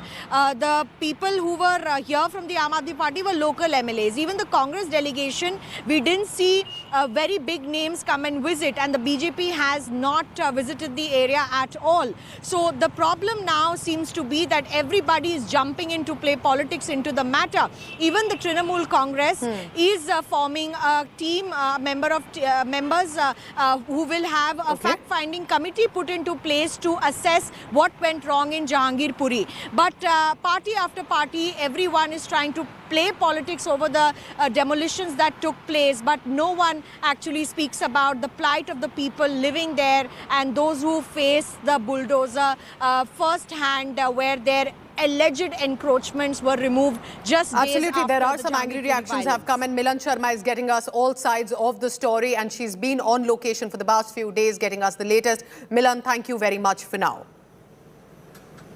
So politics, while it has erupted over the demolition drive, it has also got very specific. In eye of the storm are the Rohingyas settled in the national capital, Delhi. Aam Aadmi Party and the AIMIM, Congress and the BJP slamming each other over the demolition drive, and specifically with regard to the populations settled in that area. Take a look at this political reaction. पिछले 8 सालों में Bharatiya Janata party ने जगह जगह पूरे देश में सबसे ज़्यादा तादाद में बांग्लादेशी और रोहिंग्यास को बसाया है। इसलिए बसाया है भाजपा ने कि उनका इस्तेमाल कर कर दंगे कराए जाएं। अगर आपको ये जानना है कि भाजपा अगला दंगा कहां प्लान करने जा रही है, किस स्तर का प्लान करने जा रही है, तो आप भाजपा को बोलें कि कहां कहां इन्होंने बांग्लादेशी और रोहिंग्यास को बसाया है, उसकी सूची दे दें। ये कौन सी बात आप पार्टी कर रही है? उनके लोग कह रहे हैं कि वहां पर बांग्लादेशी और रोहिंग्या हैं। इनको क्या गरीबी नजर नहीं आ रही? भारत के नागरिक हैं पूरे के पूरे वो। Now, specifically caught in the violence is one C block area of northwest area of Jahangirpuri in Delhi. It is also commonly called as the Bangladeshi colony, in many ways the Dharavi of Delhi. To help you understand the location, its geography and demography, take a look at this. In the area, these are primarily large slum clusters of rag-picking families in the colony in the area. The population is of about more than 5 lakhs in the Jahangirpuri of northwest Delhi. Now, the Hindu population comprises of about 30% there in Jahangirpuri, and specifically around the C block area. Most residents, and specifically in that colony in C block, are Bengali Muslim migrants. These migrants are primarily from states like Bengal, Bihar and Bangladesh. It is a resettlement colony and has been divided into 12 blocks. This is some of the information to help you understand what that area is. So what is this Bengal connection that has now been brought in to the Delhi clashes? Ansar Sheikh, the prime accused flaunting gold jewelry, remember, has now been slapped with the National Security Act, a very stringent act. He's a resident of West Bengal. Salim Sheikh, also called Salim Chikna, he also has been booked under the NSA. He's also a resident of Bengal. Imam Sheikh Aka Sonu, booked under the NSA again, a resident of Bengal. One Dilshad, again has been booked under the NSA. He's again the resident from Bengal. We have tracked down all these addresses to the state. Ahid has also been booked under the NSA and is a Bengal resident. That's not all. The other 5, Zahid has been arrested, a Bengal resident. Mukhtiar Ali, arrested, resident of West Bengal. Zakir, arrested, resident of West Bengal. Aksar, arrested, resident of West Bengal. Just few more. Aslam, arrested, resident of Bengal. 10 accused that you have right now seen on your screens of some identities are visible. They also, remember, have several other names. While they've been arrested, 5 of them at least have NSA slapped, but all of them, for now, these prime accused are from the state of Bengal. Milan Sharma now joins me from the location. More on this. Milan, this has become now, of course, a political showdown as well. But the fact that prime accused Ansar and many others are actually from Bengal, it's going to, of course, escalate the matter of why did they flee? They're gangsters, and many of them are criminals with the known background. Many of them have been known to serve prison term already, have criminal background. All of this, do you think, is also now going to come into the play here? Well, Pooja, as you just pointed out, everyone and all of the accused that you have named, including the 5 who have been slapped with the NSA, belong to West Bengal. But what does that say about the immigration, the migrant population that has been living there within Jahangirpuri? We see that Delhi is a cosmopolitan city. So certainly there are people from various states who come and live inside Delhi and in borders of the Delhi NCR region. Now politics is being played on the fact that majority of the population over there, that includes both Hindus as well as Muslims, are belonging to West Bengal. On this, Mamata Banerjee has also given a statement saying that we do not divide but we unite. The fact of the matter remains that these were the people who have been arrested as accused in this case according to the Delhi police investigation. But certainly with the Aam Aadmi Party statement saying that they are Rohingyas and they are Bangladeshis has not really gone down well with the citizens living there, because even though they belong to West Bengal, they are ultimately citizens of India. Meanwhile, the Delhi police is carrying out its investigation and the accused have been nabbed. Now all angles of this probe is being looked into by the Delhi police, but the matter has now been escalated to the point, as you mentioned, that yes, it's going to be an issue because all these people belong to Bengal, but the fact remains that they are citizens of this country who live here, and the MCD bulldozer that was removing illegal encroachment had nothing to do as such with them being Bengali, because we showed how Ganesh Gupta's shop was razed down, and there were other people, Dilip Saxena's shop was razed down. They are citizens of Delhi as well, Pooja. So because of these accused and some of them criminals, there are many other local residents who are also suffering and have had their commercial establishments also demolished, and which many are calling it unfair. And Milan Sharma gets us those voices as well. Milan, thank you so much for now. So this is clearly becoming a multi-state political showdown as well. But for now, what is the status of the investigation 3 to 4 days on? A big revelation comes in from the Delhi police. They are claiming that in the Jahangirpuri violence case, Delhi cops have found evidence about involvement of as many as 20 hardcore criminals and gangsters in the clashes that broke out on the Hanuman Jayanti day. Dozens of Delhi police teams have been deployed to nab these criminals, many of whom have, listen to this, served a prison term previously in the Tihar prison in Delhi. Cops are now probing if any of these criminals were in touch with the prime accused Ansar, who's already under custody. Now, during the police questioning, one of the accused, Ghulam Rasool alias Gulli, has revealed that he provided weapons to even children on the day of the incident. He also sold a pistol to shooter Sonu. Remember the man in blue kurta who was seen firing in the air? Pistol sold for 10,000 rupees. So the Delhi police are now starting to investigate 30 phone numbers linked to several of those accused in the Jahangirpuri violence, including Ansar and Sonu Sheikh Chikna. On basis of videos that are emerging, photographs, CCTV footage, local inputs, eyewitness accounts, the crime branch will try to identify about 300 miscreants on their list. Raids are also now being conducted to arrest most of them. I'll quickly go back to Milan for an update. Now, Milan, of course, the police is investigating, but the fact is the Delhi police cannot get away from their responsibility. They knew the area well. They knew that if there are criminals or miscreants there, the procession still went on. Then the procession gets pelted on. There's a scuffle, face-off, violence, all sorts of versions coming in. What is the investigation update right now, and how is the police ensuring that the culprits are caught? Well, as you just pointed out, Pooja, all these investigation details are being closely monitored by the Delhi police. We did see videos of children in that Hanuman Shobha Yatra having weapons in their hands, swords in their hands, and we also saw how stone pelting happened when the violence there erupted. So certainly there have been videos, as you just mentioned, that arms were also supplied, and we have seen that visual of Sonu there taking out a pistol. The police has also corroborated the fact that there was a call that was made from the masjid to Sonu, and that is when he sprung into action. And these kind of call records are being investigated. More than 30 numbers are now being looked at by the Delhi police, and certainly the clinching evidence would perhaps be what the Imam of the masjid has been saying and what the Delhi police has been denying since day one, that there was no attempt by anybody to go inside the masjid and unfurl the saffron flag. That seems to be the flashpoint for now, but the Delhi police has denied this, and more details will surely emerge once all the CCTV cameras in the area are checked out by the Delhi police.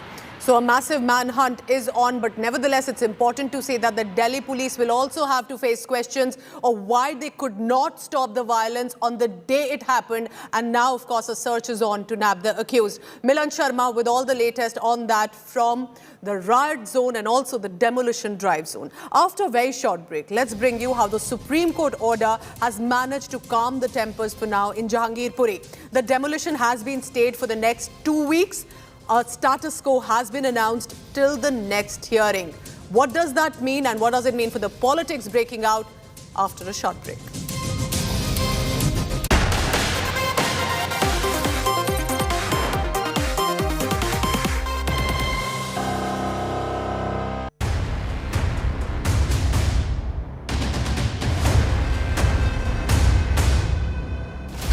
This is a tank turret. Courage. India today, in fact, is the only Indian crew to reach. Fearlessness. This is the third tank armored person carrier we have seen. Putting our lives at risk. Massive operation over here in Ilianka. We are on the ground, bringing you the facts. A Ukrainian woman shares the horror of shelling. So that India is better informed. Tune into India Today TV, reporting from the front line.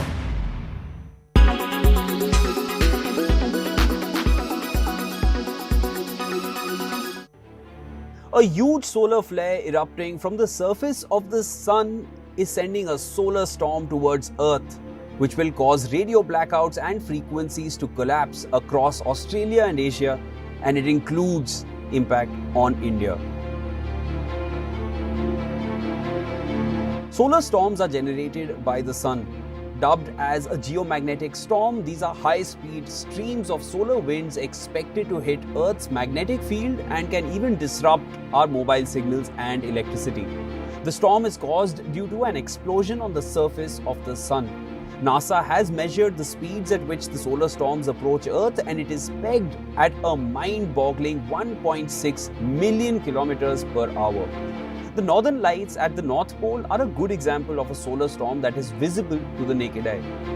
Whenever a solar storm takes place, radiation is emitted towards planets in the solar system.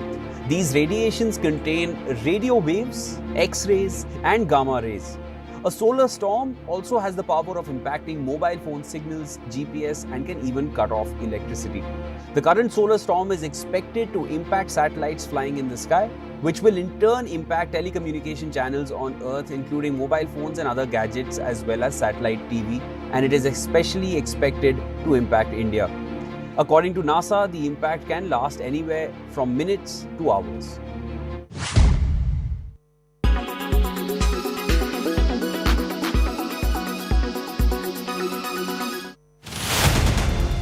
Rahul Kanwar, 23 years of experience, 5 conflicts covered, unmatched time in war zone. The first embedded operation in the history of Indian television journalism. Gaurav Sawant, 28 years of reporting, 8 conflicts covered, unmatched hours in conflict areas. Actual firing is taking place, the grads are firing. Shivarur, 19 years of reporting, 5 conflicts covered, unmatched view of international crossfires. And the attack guns are firing away. Geeta Mohan, 18 years of reporting, 3 conflicts covered. When the world is at war, there is no compromise on India Today. You are watching India Today.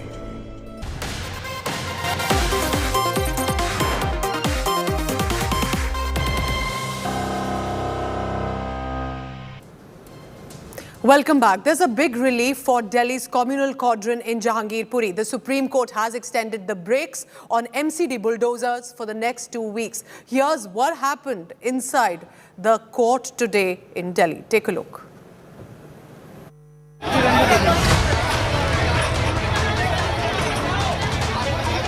Rolling bulldozers, demolition drive, frayed nerves. followed by Supreme Court break on Bulldozer. This was the high drama on Wednesday, and a day later, Delhi's communal cauldron, Jahangirpuri, saw more respite from Supreme Court, with break on bulldozers being extended by 2 more weeks, and the status quo imposed by Supreme Court remaining in place. A bench of Justices L. Nageshwar Rao and B.R. Gavai issued notice to the centre, state government, Delhi Police, MCD on the plea filed by the Jamiyat Ulama-e-Hind. The apex court also said that it will take a serious view of the demolition on Wednesday, which was carried out even after its orders, though the NDMC mayor was informed. The SC order came after a series of passionate arguments by both sides. The petitioners claim that the demolition drive is nothing but vendetta against poor Muslims after riots, adding that the police is being used as a state tool by the BJP to settle scores. But the government lawyer stoutly rejected the charges, saying the demolition drive was on since January. He also denied charges that only Muslims were targeted and pointed to Hindu residents hit by demolition drive. वहाँ पर उस मौके पर status को maintain रखें, कोई demolition नहीं होगा 2 हफ्ते तक, और उसमें जवाब आएगा अलग अलग पार्टीज का। जो हमारी पिटीशन है उसमें भी हम एडिशनल एफिडेविट फाइल करेंगे और फिर उसके बाद कोर्ट उस पर सुनवाई करेगी, लेकिन 2 हफ्ते तक कोई डेमोलिशन नहीं होगा। 14 दिनों का स्टे लग चुका है, लेकिन हमारा तो एमसीडी ने पूरा नाजायज तरीके से नुकसान कर दिया। इसको कोई नोटिस नहीं दिया गया, कोई कुछ नहीं दिया गया, और ये बिल्कुल लीगल दुकान है। मेरे पास सारे पेपर हैं। नुकसान 7-8 लाख रुपए का मेरा हो गया है। 2.5 फुट अलाउड होता है कोर्ट की तरफ से। हर मकान का देख लीजिए आप, 3 फुट 4 फुट सज्जा निकला हुआ है, तो मेरा 1.5 फुट क्यों तोड़ दिया गया? जो भी माननीय सुप्रीम कोर्ट का आदेश होगा उस पर पूर्ण तौर पर हम उसका पालन करेंगे। Bulldozers had torn down several concrete and temporary structures close to a mosque in Jahangirpuri on Wednesday, under an anti-encroachment drive by Delhi civic body MCD. The crackdown had come just 4 days after clashes during a Hanuman Jayanti rally taken out without police nod. With Anisha Mathur and Nalini Sharma in Delhi, Bureau Report, India Today.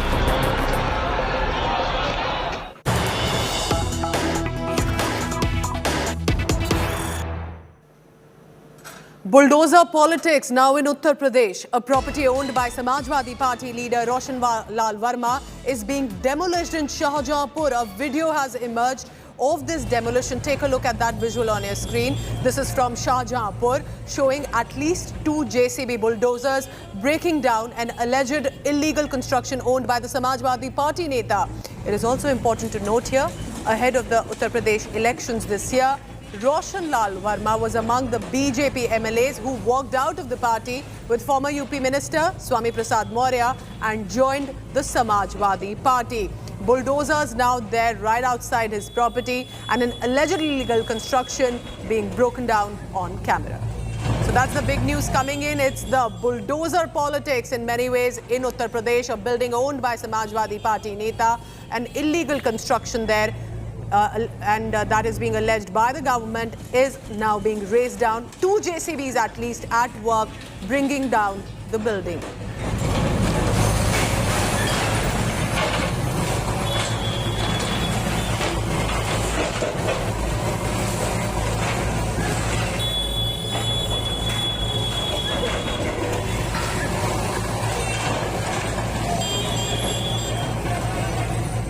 Time now for a quick commercial break, but when I return, I take you to Karnataka. 126 people have been taken into arrest by the Karnataka police in the Hubballi stone pelting incident. People arrested, according to the police, have been trying to incite communal riots. We bring you the latest on the polarization Nataka in Karnataka.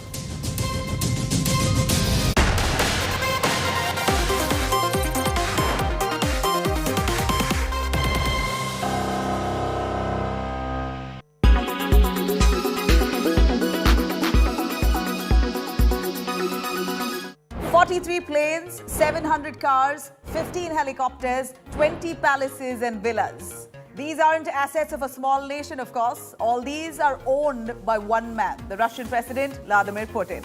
It is not a secret that Russian President Vladimir Putin hoards tremendous wealth with an exotic and luxurious lifestyle that he lives. Putin is always grabbing headlines owing to his luxurious lifestyle. His lavish super yacht tops that list. According to reports, the president of Russia has a super yacht named Graceful, worth a whopping 750 crore rupees.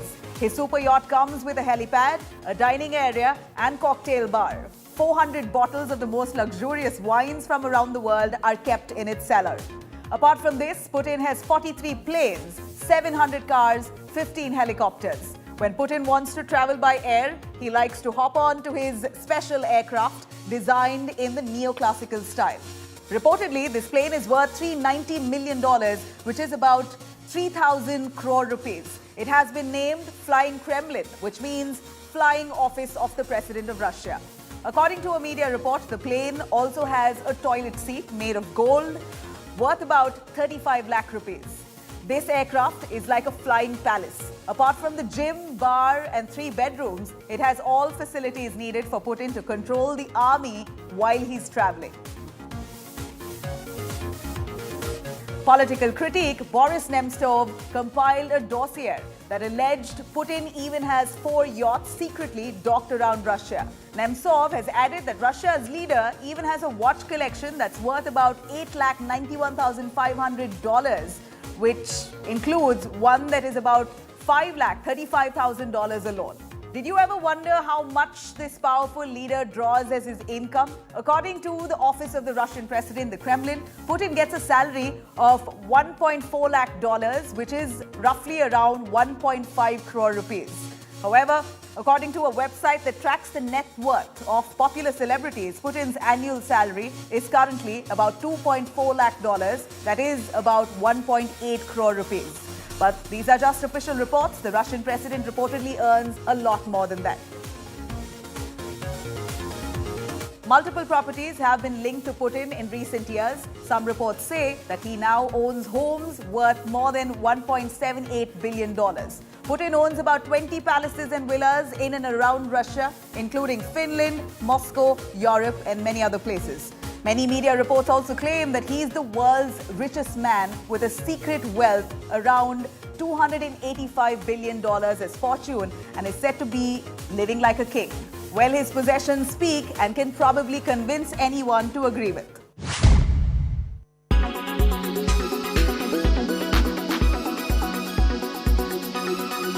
When it's the world's biggest news story, there's only one gold standard of journalism.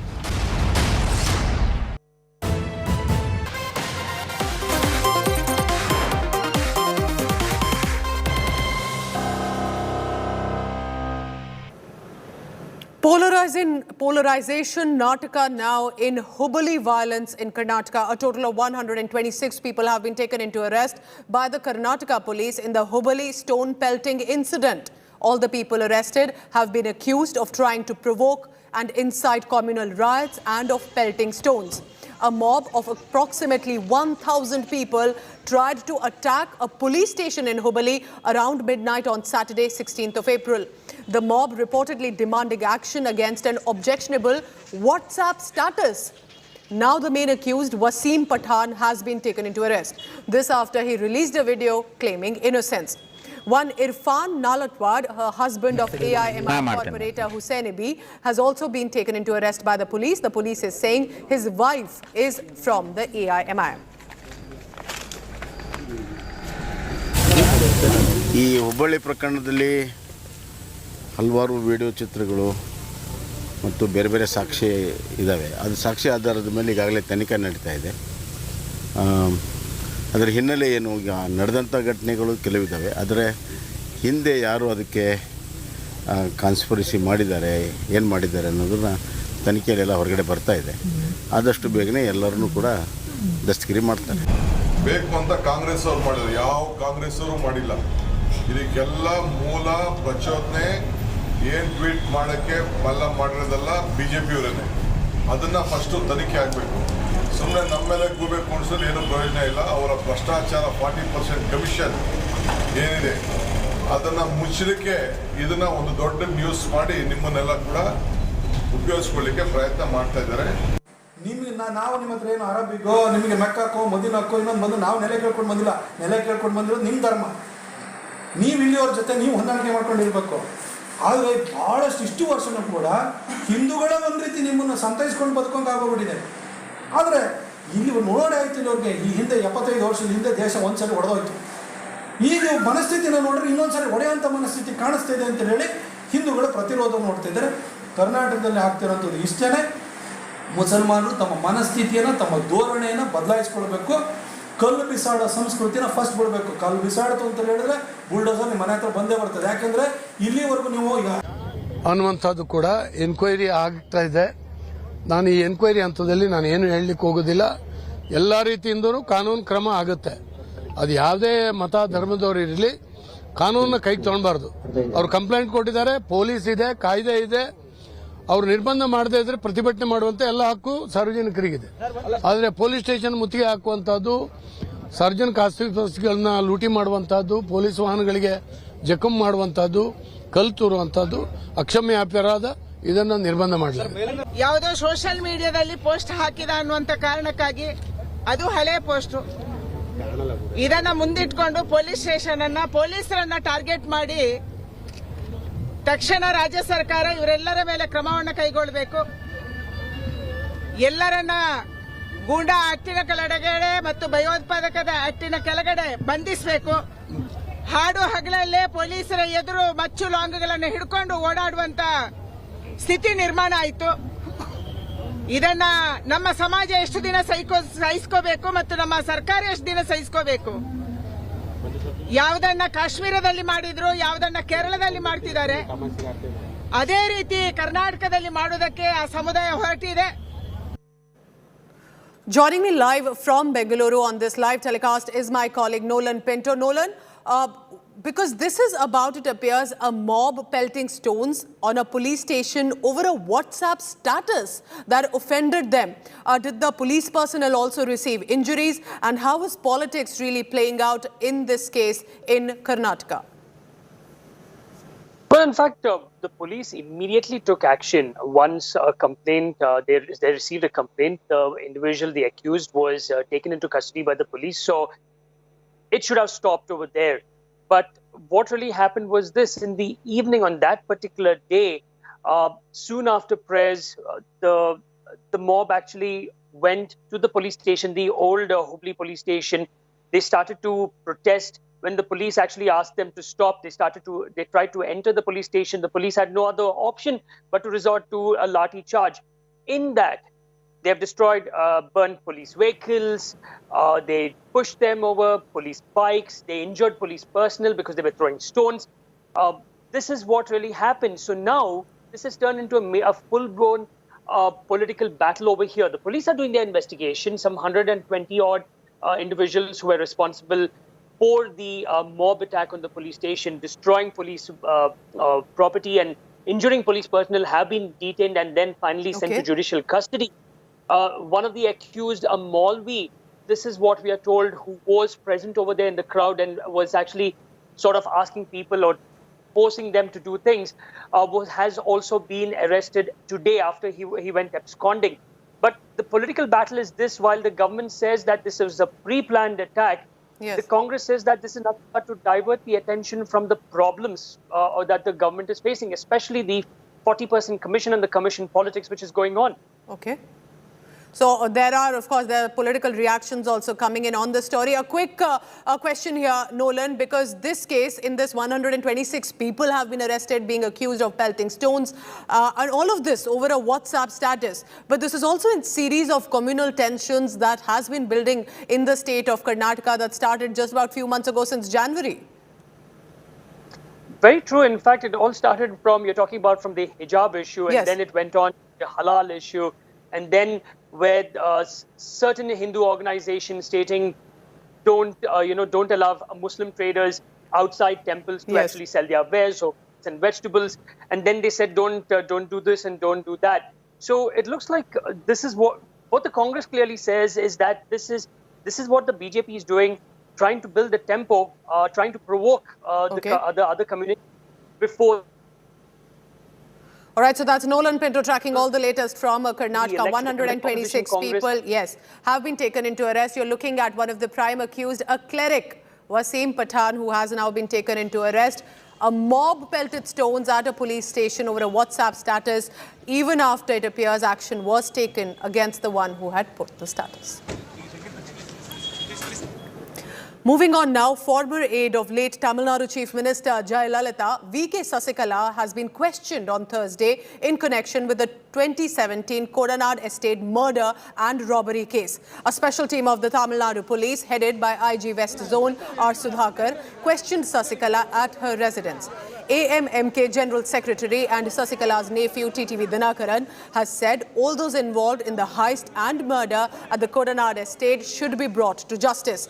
Sasikala was serving her sentence in a corruption case in a Bengaluru prison when a security guard was murdered at the estate and the palatial bungalow was broken into. Police had said a few expensive items were stolen from the bungalow. However, 4 other mysterious deaths made the case more complex. The murders were linked by some to the political churning in the state after Jayalalitha's demise. அம்மா அவர்கள் விரும்பி சென்று வந்த இடம் அது கொடநாடு. அங்கு கொள்ளை நடந்திருக்கு. அதை காவல்துறை அந்த கொலையாளிகளை, உண்மையான குற்றவாளிகளை கண்டுபிடிக்க வேண்டும் என்பதுதான் எல்லோருடைய விருப்பம். அதை நிறைவேற்றுவார்கள் என்ற நம்பிக்கை எனக்கு இருக்கிறது. I'm heading into a very short break, but when I return, let's bring you some international news that connects to India as well. India has objected to controversial US Congresswoman Ilhan Omar's visit to Pakistan-occupied Kashmir and meeting Imran Khan and many other netas in our neighboring nation. Why was that visit important? Let's bring you that details after the break.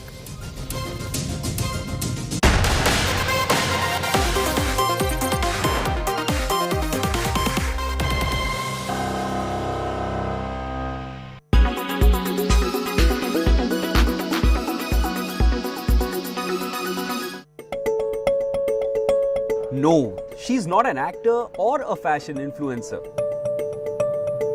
She is Pakistan's new foreign minister, Hina Rabbani. Hina Rabbani Khar is the latest addition to Pakistan's newly elected Shahbaz Sharif cabinet. She was sworn in as the Minister of State for Foreign Affairs of Pakistan. She is famous for her classy style and is one of the only 5 women on board Shahbaz's cabinet. Hina Rabbani is often spotted wearing subtle shades of blue, beige and white. Her wardrobe has full-sleeve kurtas paired with chudidars and chiffon dupattas and lovely chikankari kurtas. She is not short of a beauty queen and has elegant jewelry. Her outfits are paired with pearl necklaces and studs apart from a few bangles and a watch. Her designer sunglasses and bags worth at least $9,000 have also been the talk of the town. On top of that, she complements her looks with subtle makeup, flaunting her natural complexion and jet black eyeliner. But enough about her style and fashion sense. Now that we have your attention, let us tell you about her take on foreign issues. This isn't the first for Hina Rabbani to be elected to the cabinet. She was the youngest and first ever woman to serve in Pakistan's cabinet. She was the 21st Foreign Minister of Pakistan from February 2011 to March 2013. In 2011, she came to India for peace dialogue and visited the shrine of Muslim Sufi saint Hazrat Nizamuddin Auliya in New Delhi. In the past, she also stressed the need to have a great relationship with Kabul as well as Delhi. She has advocated reducing dependence on the US, which made her quite popular. In the past, she has been described as the scion of a wealthy, land-owning family from southern Punjab. She quit active politics after serving as a foreign minister for 2 years. Then she rejoined politics in 2018 on a reserved seat for women in the National Assembly. She has also pointed out that Pakistan cannot conquer Kashmir through war, and the dispute can be resolved only through an environment of mutual trust with India.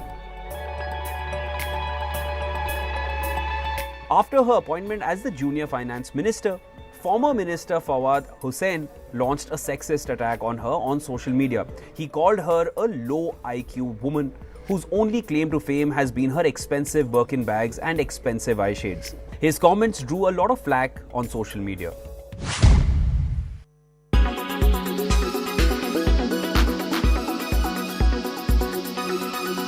When it's the world's biggest news story, there's only one gold standard of journalism.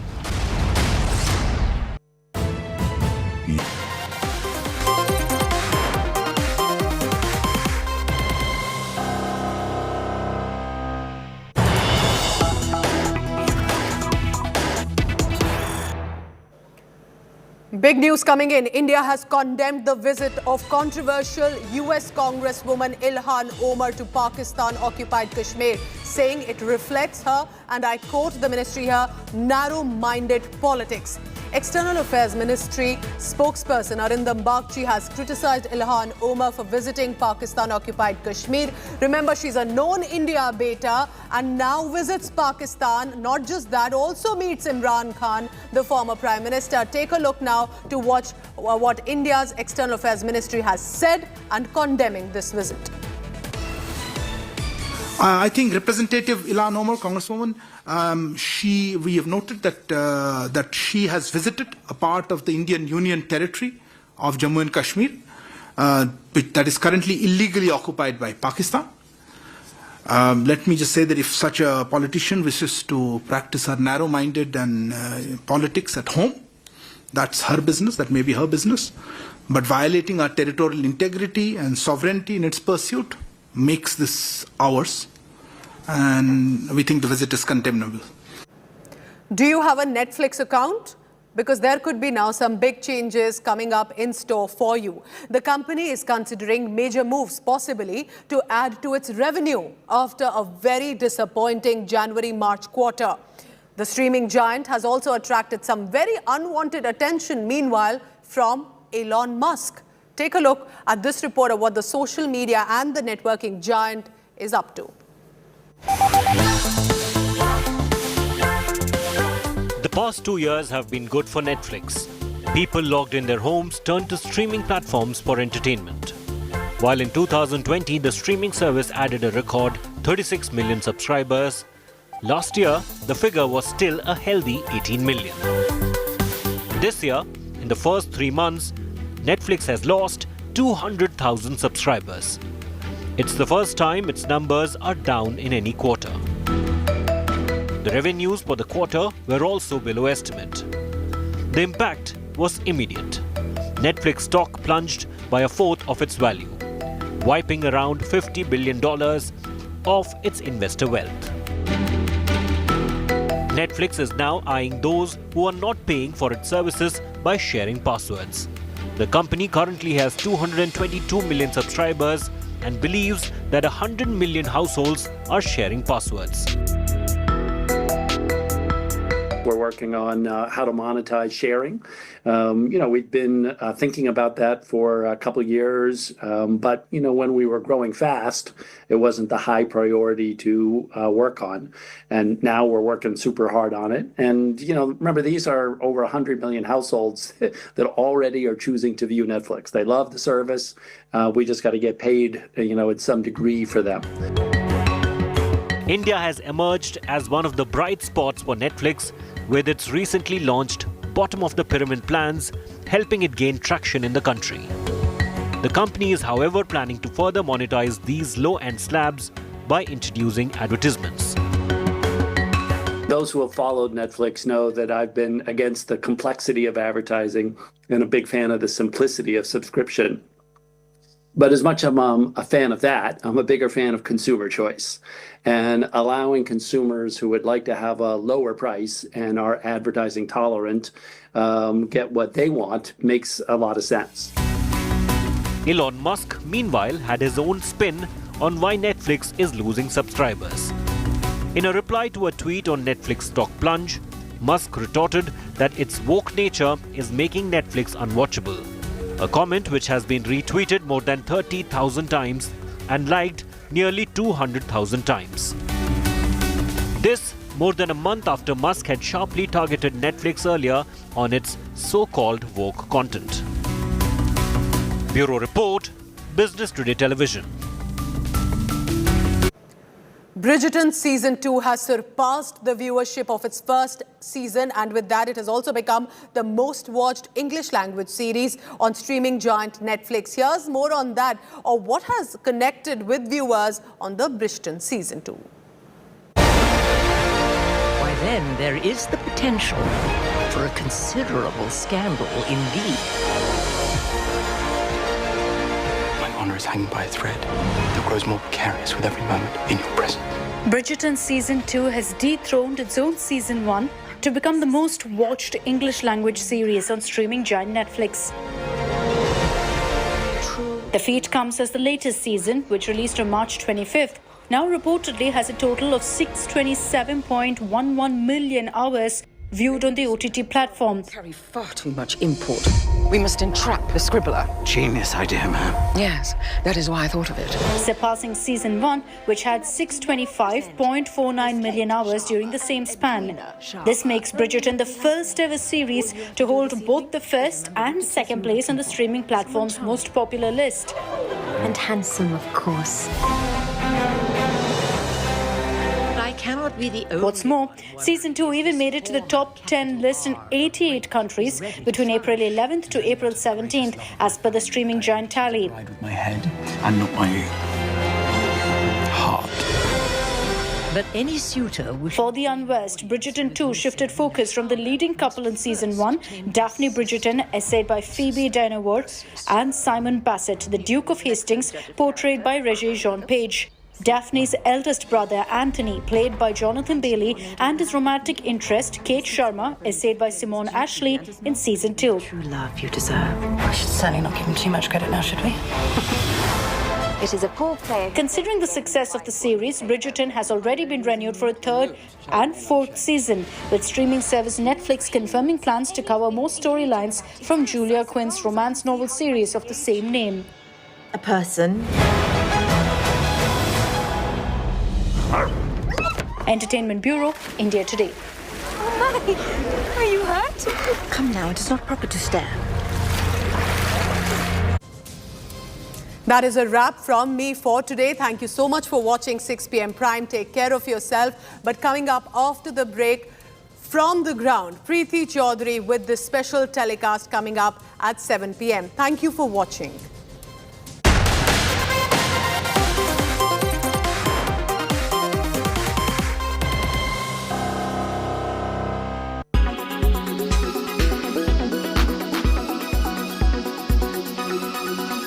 Do they seem alike to you? Legendary musician Ilayaraja compared Prime Minister Modi and Dr. Ambedkar. And what followed, as expected, was endless backlash on Twitter. Before we get you details of the kind of reactions to the brutal takedown of the legendary music composer, let's first tell you exactly what Ilayaraja said. Ilayaraja wrote in the foreword of the book Ambedkar and Modi, and here's what he said. I'm quoting an excerpt from that. Both these striking personalities succeeded against odds that people from socially disempowered sections of the society face. Both saw poverty and stifling social structures from close quarters and worked to dismantle them, but both are also practical men who believe in action rather than mere thought exercises. And he added to that, saying that the legislation to ban triple talaq or the campaign of Beti Bachao, Beti Padhao are all steps taken by Prime Minister Modi which would have made Dr. Ambedkar proud. Ilayaraja earned a lot of criticism on the internet for his comment. Here's what Congress MP Karthi Chidambaram had said. In another tweet, he wrote that social reforms that were mooted by Ambedkar are in sharp contrast to, in fact, what he called as the poisonous venom injected by Modi. But you also had some supporting Ilayaraja. Telangana's governor, Dr. Tamilisai Soundararajan, also spoke out on this, backing the legendary music composer and said that he's an iconic legend, and his expression from the bottom of the heart, saying Modi is fulfilling Ambedkar's ambitions, is most welcome. Interestingly, BJP President JP Nadda, who had written an open letter to citizens just a few days ago, has also spoken about this. Here's what he said. Elements aligned to the ruling party in the state, referring to Tamil Nadu, have left no stone unturned in verbally lynching, smearing and humiliating one of India's tallest music maestros just because he has views not palatable to one political party and their allies. Now, the BJP coming out to back Ilayaraja has led to a lot of speculation that the music composer could just be given a Rajya Sabha nomination on behalf of the Saffron Party. Also remember here that Ilayaraja's younger brother had joined the Bharatiya Janata Party back in 2017. But Ilayaraja's son, Yuvan Shankar Raja, who's also a renowned music composer and singer in Tamil Nadu, put up a post clearly saying that his stand was contrary to his father's. In his Instagram post, he put up a picture with the caption, "Dark Dravidian, Proud Tamilan," which is being looked at as a message against the right wing.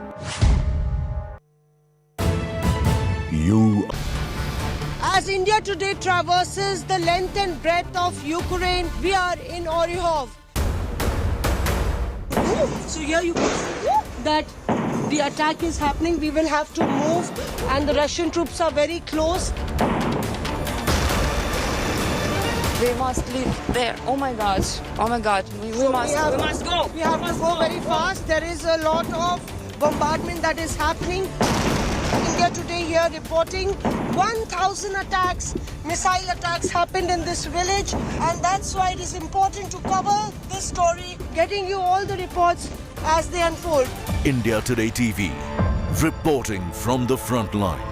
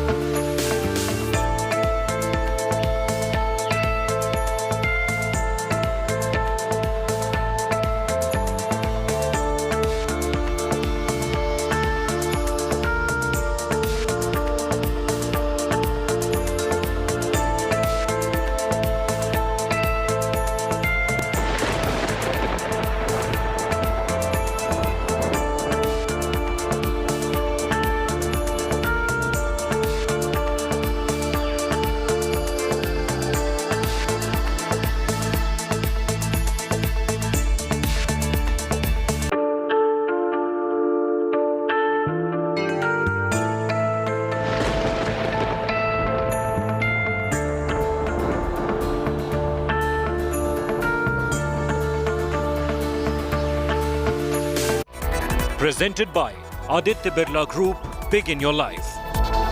Co-powered by Panasonic Smart AC, AC for healthier homes. In association with Tata Altroz DCA.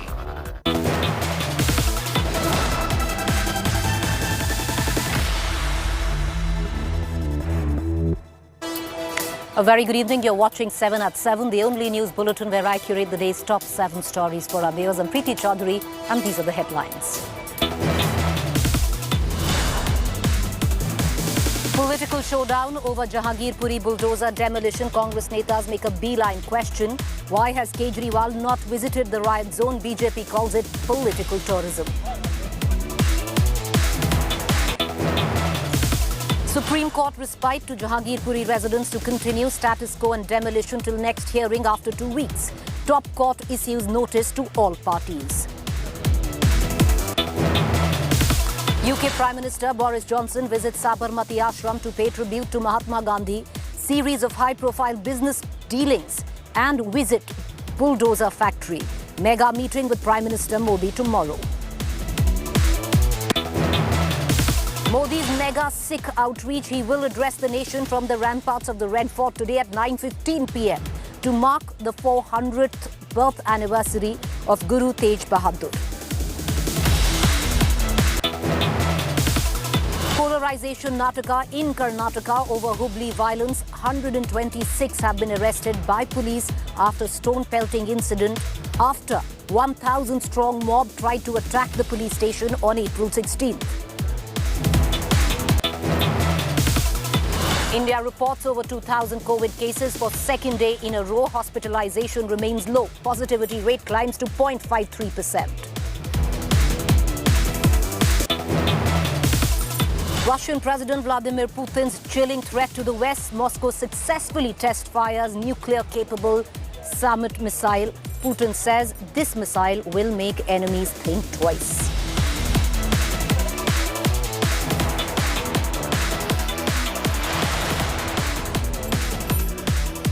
Because we have a high-profile visitor in the country. The Prime Minister of the United Kingdom, Boris Johnson, is in India, and his first visit was scheduled for the state of Gujarat. And the first place that the British Prime Minister went to was the Sabarmati Ashram. Remembering Mahatma Gandhi, he tried his hand at the Charkha. Prime Minister Johnson's visit comes at a crucial juncture when a war is underway between Ukraine and Russia. Boris Johnson is spending his first day of the tour in Prime Minister Modi's home state. He's the first British Prime Minister to visit Gujarat. The UK Prime Minister jumped on a bulldozer at a new JCB bulldozer factory he inaugurated today in Panchmahal. He also met businessman Gautam Adani and announced a whopping 1 billion new commercial deals that would create more than 11,000 jobs in the country. After his visit to Gujarat, Prime Minister Boris Johnson will leave for Delhi tonight to meet the Prime Minister of India tomorrow in a formal meeting. UK Prime Minister will also be meeting Ministers of External Affairs S. Jaishankar on the second day of his tour.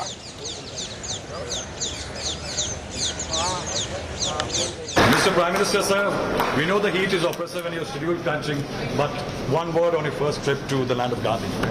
It's been a wonderful trip so far, absolutely fantastic, and it's great to be here in Gujarat. Gujarat is an extraordinary place, and as you know, we have a huge Gujarati community in the UK, which incarnates the living bridge between India and the Ukraine. And the UK. About building bridges with Prime Minister Modi tomorrow? Yes, well, I'm looking forward very much to our conversation, and we'll talk about trade, about security, about all the issues that we share. Thank you very much. Pleasure, sir. Thank you. Mr. Prime Minister, sir, we know the heat is oppressive and your schedule crunching, but one word on your first trip to the land of Gandhi. It's been a wonderful trip so far, absolutely fantastic, and it's great to be here in Gujarat. Gujarat is an extraordinary place, and as you know, we have a huge Gujarati community in the UK, which incarnates the living bridge between India and the Ukraine. And the UK. About building bridges with Prime Minister Modi tomorrow? Yes, well, I'm looking forward very much to our conversation, and we'll talk about trade, about security, about all the issues that we share. Thank you very much. Pleasure, sir. Thank you. All right, the British Prime Minister would be meeting his Indian counterpart tomorrow in a formal meeting, but the Prime Minister before that will be addressing, address to the nation today from the ramparts of the Red Fort at 9:45 p.m. And there's one thing that everybody has their eyes and ears clearly perked up on, is whether he will address the current communal strife that the country is going through. What's also interesting, viewers, is that what you saw, the British Prime Minister, Boris Johnson, inaugurating a factory of a JCB, the bulldozer, in the national capital. The Supreme Court today halted the march of the bulldozer a little longer. Status quo remains on the demolition drive where Jahangirpuri is concerned.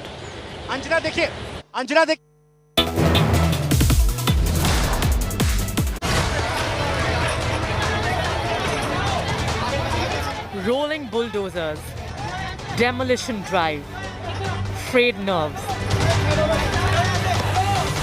followed by Supreme Court break on bulldozer.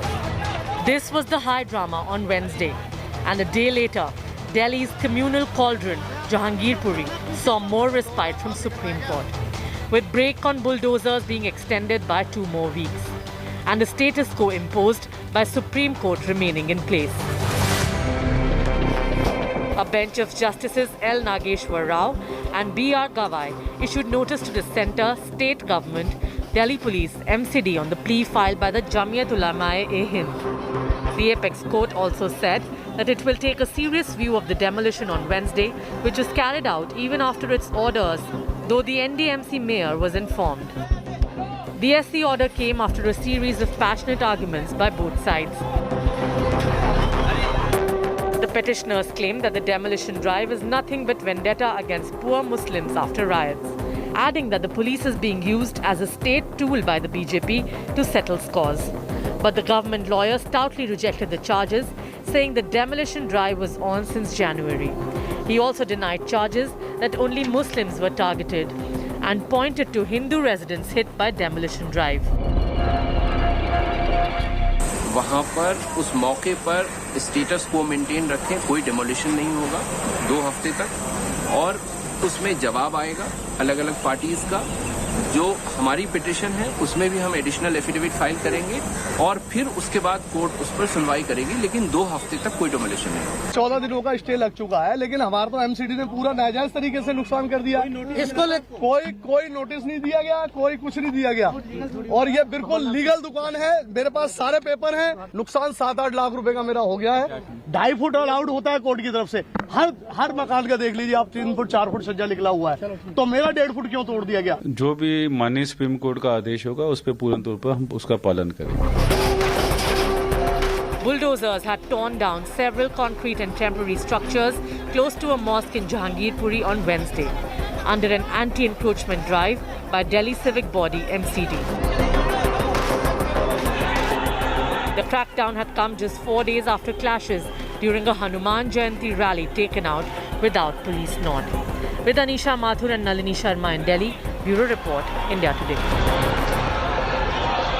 All right, viewers, so the Supreme Court has extended status quo. That means the bulldozers, at least for now, will not run through Jahangirpuri, which is already strife-torn where communal tension is concerned. I want to cut across, though, to my colleague Anisha Mathur, who's been reporting through what went down in court today when the petition came up for hearing. Anisha, you know, we know that the Supreme Court has stalled, or at least till now, halted the bulldozers and the demolition drive. But would you give us, perspective on what went down in court? What were the arguments like? Well, the Supreme Court today, while hearing this matter, has asked for a couple of explanations, not just from the petitioners. They've asked the petitioners to explain what their documentation is, what kind of notice, whether if any notice was given to them. More importantly, the court has asked the government, that notice has been issued to the government of the Municipal Corporation of Delhi, to the Delhi Police, as well as the Delhi government, as well as the governments of the other states which were mentioned in the petition, regarding what the petitioners have alleged as deliberate targeting and deliberate demolition politics. Now, the court has said one thing that is very clear, that first of all, the court has asked what was the process followed, was any notice issued, what are the legal provisions required. Remember, the government of India, the government through the Solicitor General had argued that this demolition drive is not, as has been alleged, a political vendetta. It is in fact a regular demolition drive which is being carried out by the municipality. In fact, the Solicitor General said that this is the 4th or 5th demolition drive in that area alone, because it was being done on the orders of the High Court. So the Supreme Court has asked the government to file a detailed affidavit. In addition, the court has also asked the affidavits from the petitioners regarding what is the timeline by which the mayor of the MCD was informed about the court orders, and has said clearly that it will take it very seriously if such violation of the order was actually done. Back to you. All right, interesting points there, Anisha. We're going to keep coming back to you, but I'm going to quickly shift focus on what went down in court and where the incident happened. Every time there is a news event, because, as journalists, you look at it as a news event. Communal strife, riots in Jahangirpuri. But after the riot has gone, after the bulldozers have run, there are those who are left to pick up the pieces. My colleague, Milan Sharma, spoke to a few of them.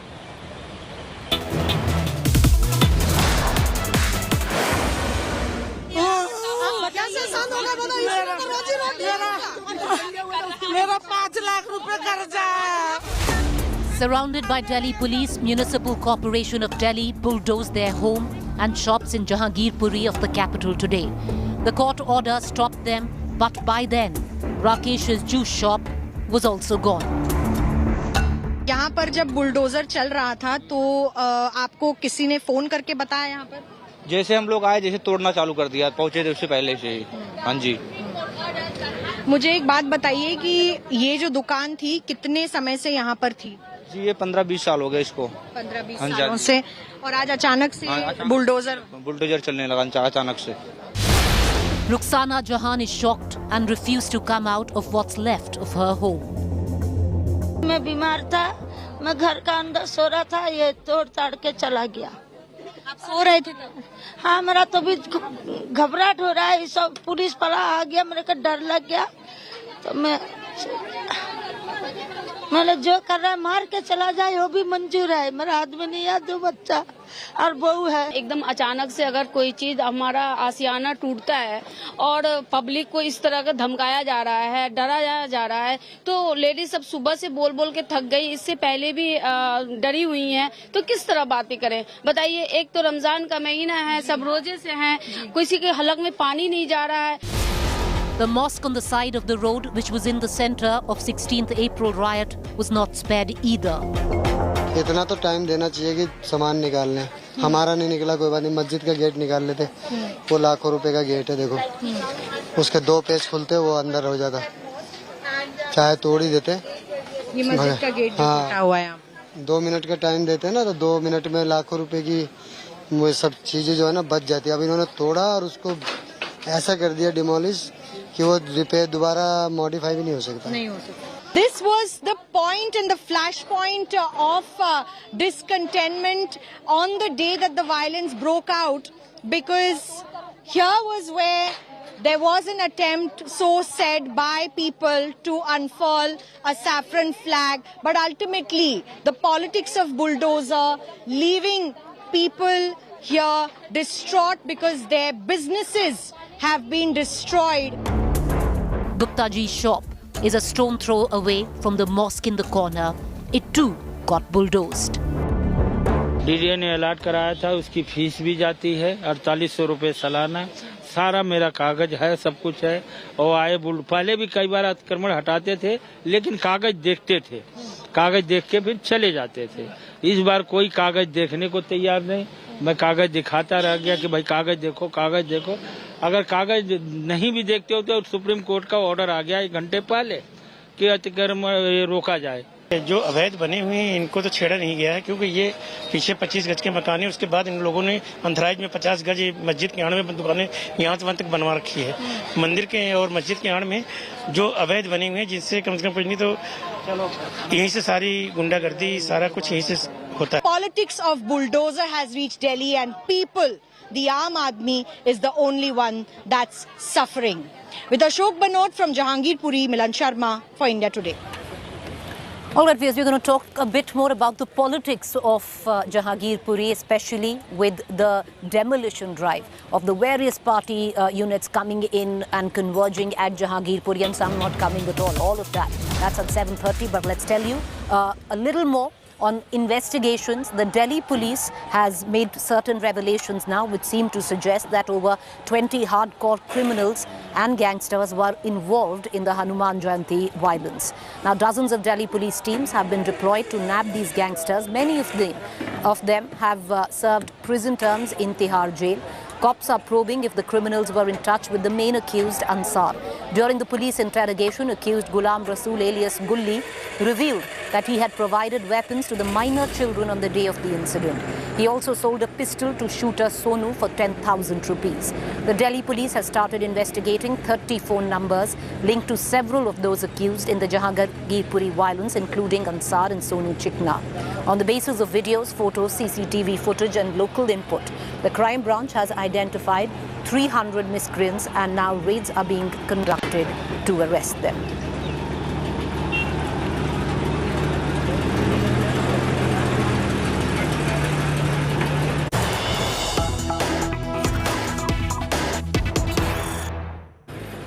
You know, the latest news that we are breaking is rather, you know, it's quite interesting because at first pictures of Ansar, the main accused, the culprit, emerged with the Aam Aadmi Party leaders. Then the Aam Aadmi Party took out and, you know, sent pictures which seemed to suggest he was standing with the Bharatiya Janata Party. The latest, viewers, is Ansar's picture, which has now surfaced with a TMC neta. In the photograph, Ansar is seen with a TMC councillor in charge of the Haldia municipality, Azizul Rahman. This comes after the BJP and the Aam Aadmi Party had released Ansar's pictures at respective party events. So what is the big question in all of this? Which political party is the main culprit of the riots, or the main culprit of what the Delhi police suggests of the Jahangirpuri riots belong to? Is it the BJP Is it the Aam Aadmi Party, or the latest now, is it the Trinamool Congress, the TMC? All right, so that's the latest news break that we're getting in. The prime accused in the Delhi clashes, Ansar's picture has surfaced with a TMC neta. You can see the photograph. Ansar is seen with a TMC councillor in charge of the Haldia municipality. Now, Haldia municipality is where Ansar traces his roots to in West Bengal. And he's seen there standing besides Azizul Rahman. I want to cut across to Surya Agni, my colleague who's joining us with the very latest.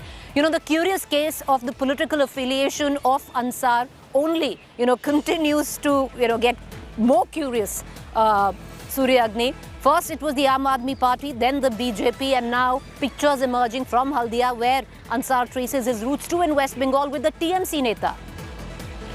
Well, absolutely, Preeti, as you rightly pointed out, it's a curious case of this political associations of the prime accused of the Delhi incident, that is Ansar. Now, he's been seen with this particular gentleman who is associated with the Trinamool Congress, and he's reported to be a Trinamool Congress councillor of the Haldia, municipality. Now, what cannot be confirmed is when this picture was taken. As you know, we have rightly been stating that Ansar used to come to Haldia to meet, his village folks in Haldia's Kumargaon area. So the question that you asked, that the curious case of his political affiliations seem to grow every day after Aam Aadmi Party, BJP. Now he's seen with the TMC councillor from Haldia itself, where he has, he's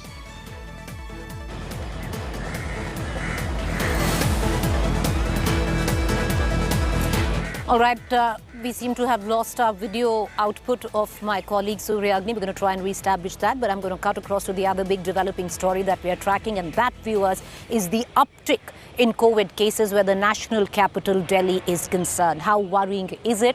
Well, till now, the Delhi government and experts related, who've been tracking COVID and the epidemic say not yet.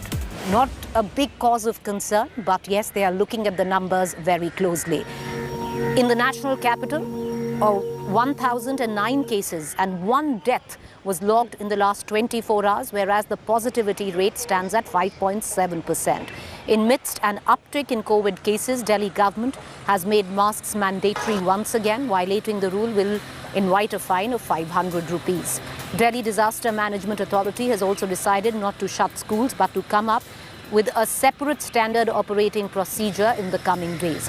The hospitalization trends will also be closely watched for the next fortnight. The decision comes after Lieutenant Governor Anil Baijal chaired a crucial meet on Wednesday to review the COVID situation in the national capital.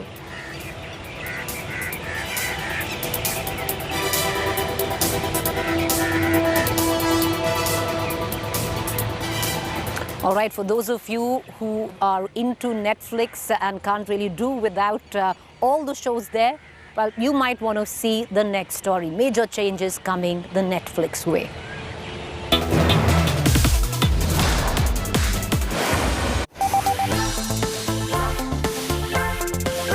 The past 2 years have been good for Netflix.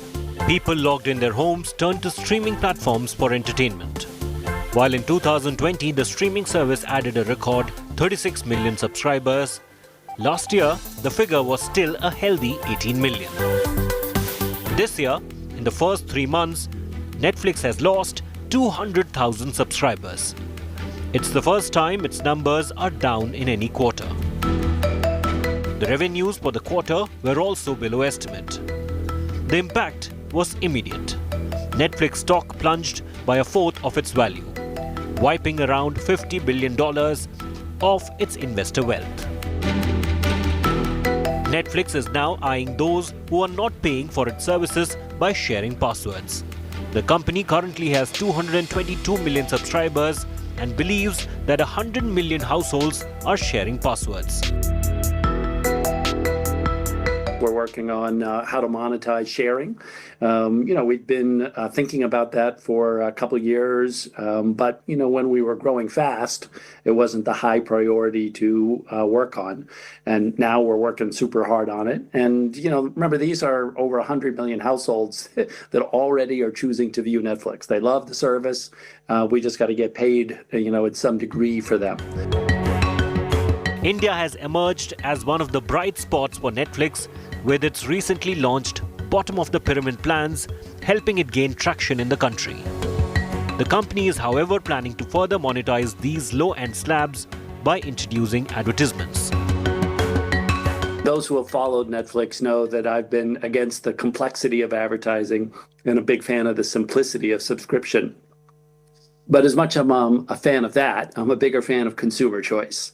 And allowing consumers who would like to have a lower price and are advertising tolerant get what they want makes a lot of sense.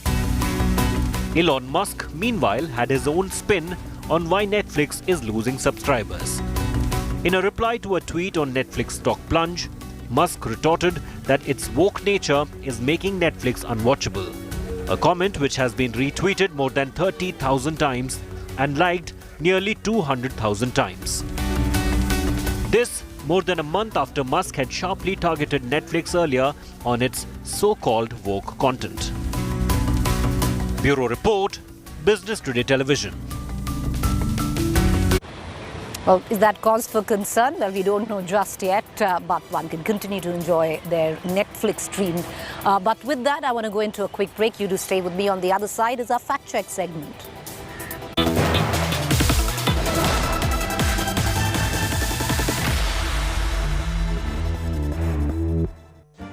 Make your media plan smarter with India Today Live TV on your connected devices. Amplify your brand with 100 million smart internet viewers. To advertise, mail us at sales@aajtak.com or call 9999892171.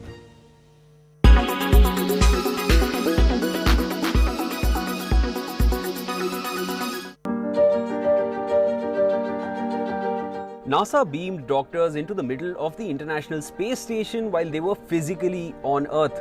This might seem like a scene from a sci-fi movie, but this technology now exists. NASA tried this new method to ensure medical help is provided to people in adverse situations. This is being called the first holoportation handshake from Earth in space. So what is holoportation and how does it work? According to NASA, it is a capture technology that allows high-quality 3D models of people to be reconstructed, compressed, and transmitted live anywhere in real time. When these images are combined with mixed reality displays such as HoloLens, it allows users to see, hear, and interact with remote participants in 3D. The technology gives a feeling as if the person is right in front of you. NASA says that the technology could be highly effective in deep space where communication lag is a major problem due to the immense distance between Earth and other objects. Using the Microsoft HoloLens Kinect camera with custom software, NASA flight surgeon Dr. Joseph Schmid and their teams were holoported. They interacted with astronaut Thomas Pesquet in a two-way conversation. Holoportation is not new. It has been in use since at least 2016 by Microsoft. But this was the first use in such an extreme and remote environment as space.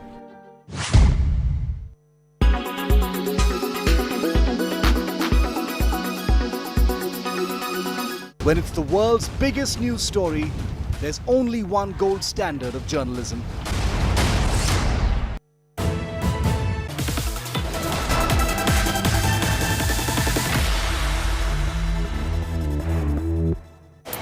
Welcome back, viewers. You're watching a fact check segment where we bust certain claims masquerading to be facts on social media platforms and WhatsApp groups. Now, there's a video which is floating about on WhatsApp groups suggesting that a rally with green flags was taken out in front of a temple in Khargone. Well, the fact check on that, this video is from 2018, has nothing to do, no links with Madhya Pradesh or Khargone. With that, it's a quick break. To stay with me. Up next is To the Point.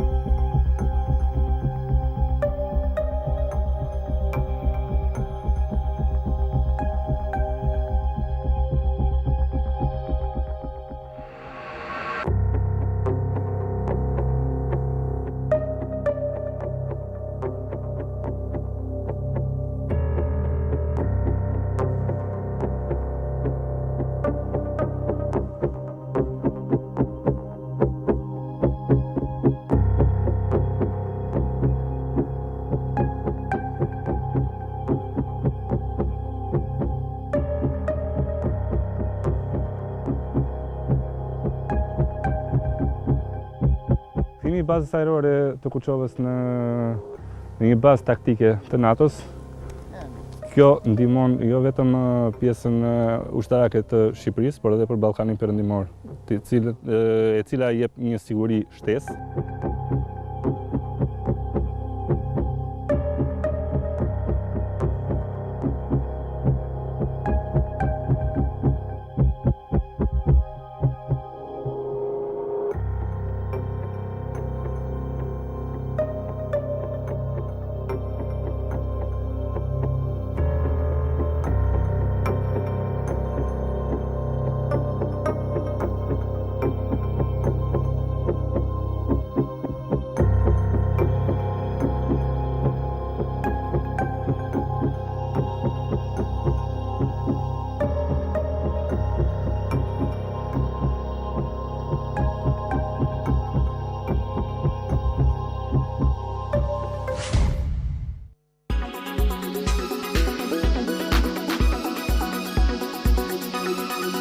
When it's the world's biggest news story, there's only one gold standard of journalism.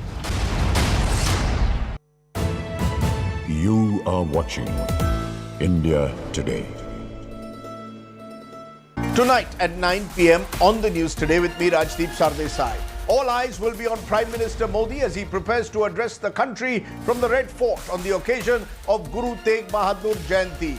Amidst the communal flare-ups that have taken place in different parts of the country, the big question, will the Prime Minister break his silence on the issue? That's going to be one of our big talking points on the News Today. News without the noise.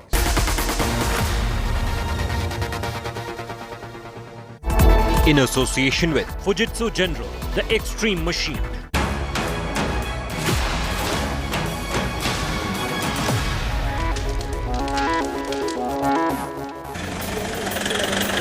Good evening, viewers. You're watching To The Point. I'm Preeti Chaudhary. Today, we're going to put the spotlight on all the political parties which are seeking maximum political dividends on what went down in Jahangirpuri. The Congress attacking the Aam Aadmi Party, the Aam Aadmi Party attacking the Bharatiya Janata Party, the Bharatiya Janata Party attacking both the Congress and the Aam Aadmi Party. In the midst of it, the TMC is also now sending a delegation to the strife-torn area where, till just about yesterday, bulldozers with a demolition drive were running through.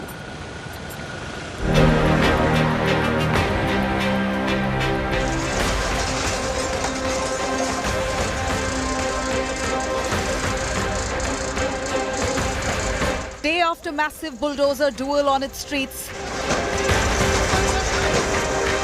Delhi's Jahangirpuri witnessed another major influx. After bulldozers, Netas started rolling into the riot zone, sparking a full-fledged political showdown. While CPIM's Brinda Karat was the lone political face during the demolition drive on Wednesday, Delhi Congress leaders trooped in soon after the Supreme Court extended brakes on bulldozers. और court का भी ये स्पष्ट आदेश है. Ajay Makin arrived in the troubled zone, taunted Chief Minister Arvind Kejriwal, terming his absence opportunistic. We have come here to tell the victims that the Congress party is with them. We have come here to tell the people that please don't look it through the prism of religion. The poor people have been subjected to such atrocities. अब प्रजातंत्र को bulldozer के नीचे हर रोज रौंदा जा रहा है. अब संविधान जो है उसके परकच्चे बुलडोजर की चेन के नीचे उड़ाए जा रहे हैं. The ruling AAP, which was absent on ground on day one, finally sent a delegation to Jahangirpuri comprising of political heavyweights. AAP had earlier raised eyebrows after blaming what it called Rohingyas settled by the BJP across India for the riots. 8 साल से देश के अलग-अलग हिस्सों में कहीं बांग्लादेशियों को बसा दिया, कहीं रोहिंग्याओं को बसा दिया. उनकी पूरी गणना कर लीजिए तो पता चल जाएगा कि भाजपा अगला दंगा कहां करवाने वाली है. Chief Minister Arvind Kejriwal, after skipping Jahangirpuri and remaining silent for more than a day, made a cryptic riot attack from far off Bengaluru. पूरे देश में दंगे हो रहे हैं. कौन करा रहा है ये दंगे? कौन सी पार्टी दंगे करा रही है? सारे जानते हैं कौन सी पार्टी दंगे करा रही है. हमें दंगे करने नहीं आते. ऐसे इस देश के लोग नहीं चाहते कि दंगे हो. इस देश के लोग शांति चाहते हैं. As the opposition stormed around Jahangirpuri attacking the BJP has hit back, calling this political tourism by netas. Even the action taken on illegal encroachments into Hindu and Muslim, this communal mindset of the Congress party is the bane of this country and has been causing the entire situation of communal polarization in this country. BJP MP Pratap Simha even served a dire warning to Muslims indulging in stone pelting. ಕರ್ನಾಟಕದಲ್ಲಿ ಆಗ್ತಿರೋದು ಇಷ್ಟೇನೆ ಮುಸಲ್ಮಾನರು ತಮ್ಮ ಮನಸ್ಥಿತಿಯನ್ನು ತಮ್ಮ ಧೋರಣೆಯನ್ನು ಬದಲಾಯಿಸಿಕೊಳ್ಳಬೇಕು ಕಲ್ಲು ಬಿಸಾಡೋ ಸಂಸ್ಕೃತಿನ first ಬಿಡಬೇಕು ಕಲ್ಲು ಬಿಸಾಡ್ತು ಅಂತ ಹೇಳಿದ್ರೆ ಬುಲ್ಡೋಸರ್ ನಿಮ್ಮ ಮನೆ ಹತ್ರ ಬಂದೇ ಬರ್ತದೆ ಯಾಕಂದ್ರೆ With national faces of the opposition largely choosing to avoid Jahangirpuri, is it advantage BJP in the national capital? Bureau Report, India Today. Political cynicism, or rather social fabric cynicism of this country would suggest that this is a story which is going as per script. A riot has taken place and then the politics has peaked as usual, with each political party blaming the other. Let's cut across to the three political parties which seem to have the maximum dibs in what went down in Jahangirpuri. Joining me from the Congress is Gurdeep Suppal, spokesperson. I have with me Tuhin Sinha, spokesperson, Bharatiya Janata Party. In just about a short while, we'll also be joined by the Aam Aadmi Party spokesperson, Akshay Marathe. Gurdeep Suppal, today your party stands accused of indulging what the Bharatiya Janata Party calls political tourism. Riti, number one, standing with people who are under distress, against whom injustice has been done, is the duty of a political party. That is what democracy is all about. To call it political tourism is condemnable. What is what is tourism? I'll tell you. Political tourism. When attack was happening on Taj Hotel in Mumbai, and Chief Minister of Gujarat, the then Chief Minister of Gujarat, went there and gave bites. When the operation was going on, that is called tourism. Standing with people against whom you have used bulldozers to demolish their houses, to demolish their shops, is not political tourism. It is standing with people. Gurdeep Suppal, as I bring in Tuhin Sinha, I want to ask you, it's not political tourism, it's standing with people, but where was Congress yesterday, where the only political personality who was there at the time when the bulldozers were rolling was Brinda Karat? Did the Congress sit back, gauge the situation, and as usual as a knee-jerk reaction said, okay, we must send our 16-member delegation now? It's already been 48 hours with what has gone down. No, not at all. Let us understand what happened yesterday. Congress party took a clear-cut, it was the only party which took the clear-cut position in social media and in news media yesterday. But yesterday evening, the Delhi police was not allowing anybody to go there.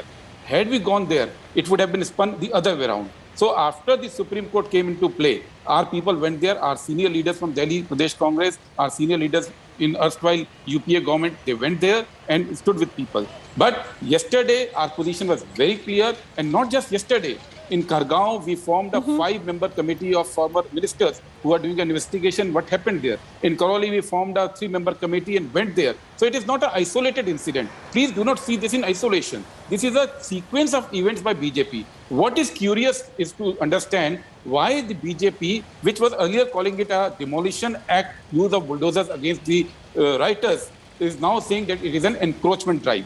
Clearance drive. Why this change has happened in the position of BJP? And I will tell you, because in Khargaon, when they demolished the houses and shops of people there, after that, suddenly they realized that there's no law to permit them to do so. So first they said that Private Property Demolition Act is there, under which they did it. And then later, the collector of Khargaon, in an RTI reply, has made it very clear that he never gave any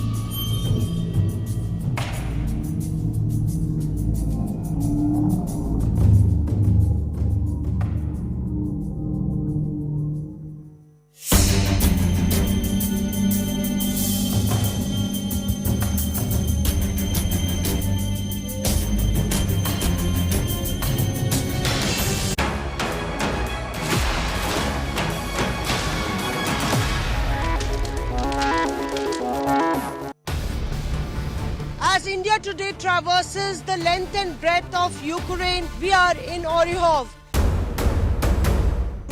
So here you can see that the attack is happening. We will have to move and the Russian troops are very close.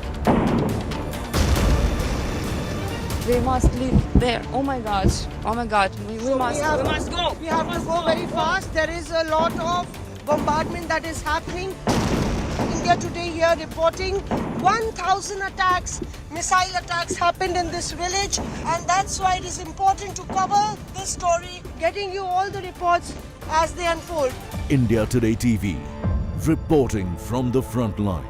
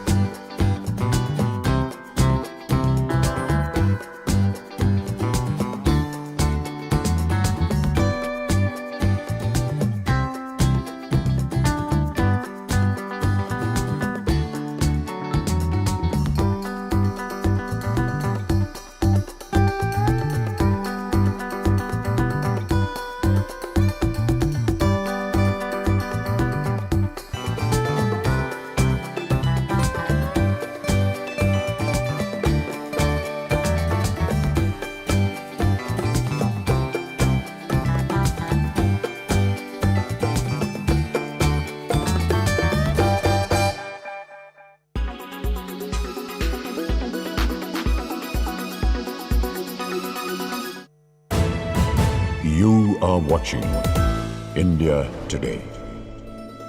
At 9 p.m. on the news today with me, Rajdeep Sardesai. All eyes will be on Prime Minister Modi as he prepares to address the country from the Red Fort on the occasion of Guru Tegh Bahadur Jayanti.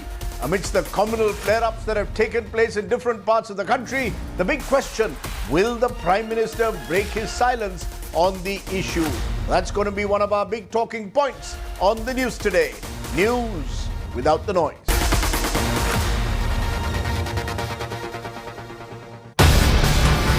As India Today traverses the length and breadth of Ukraine, we are in Oryhov. So here you can see that the attack is happening. We will have to move and the Russian troops are very close.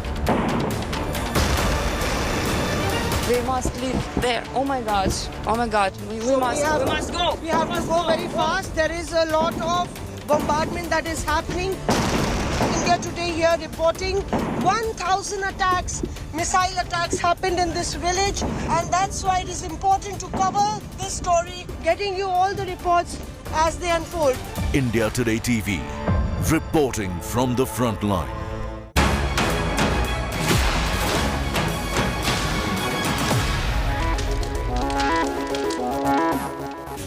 All right, viewers, we apologize for that small technical glitch. Once again, I'll quickly introduce our panelists. I have Gurdeep Sappal, Congress spokesperson, Akshay Marathe, Aam Aadmi Party spokesperson, Tuhin Sinha, spokesperson, Bharatiya Janata Party. With where we left off, Mr. Sappal, I want to bring in Tuhin Sinha into this conversation now. That solidarity, like you said, that on social media, the Congress made its position clear.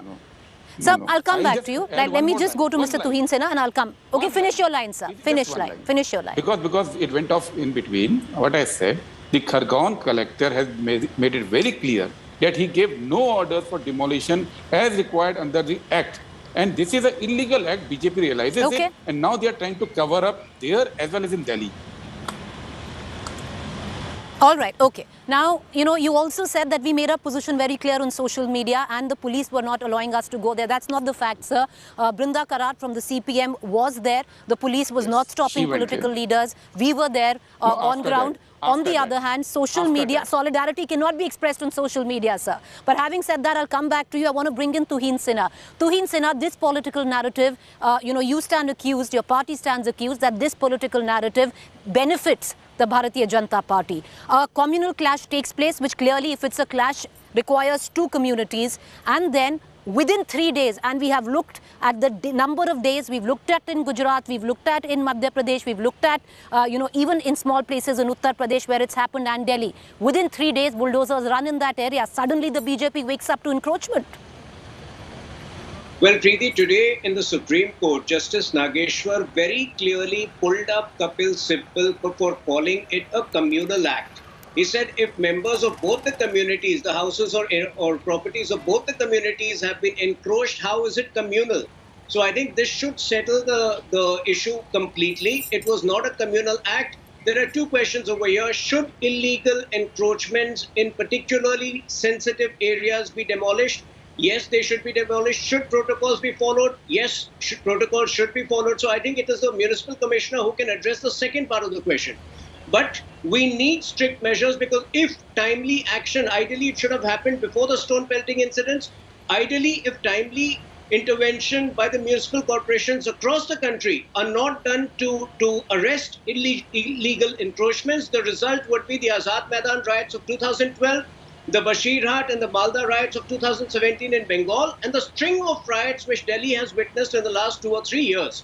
So I think it's a wake-up call for municipal corporations across the country. This is the time to really target illegal encroachments. And 2 quick points over here. We are particularly saddened by the political reaction of both the Congress and the Aam Aadmi Party. The Aam Aadmi Party has obviously gone one step ahead with its anarchist motive, calling for the demolition of Honorable Home Minister's house and the BJP head office, which, suits their politics. But the Congress should grow out of selective disaster tourism.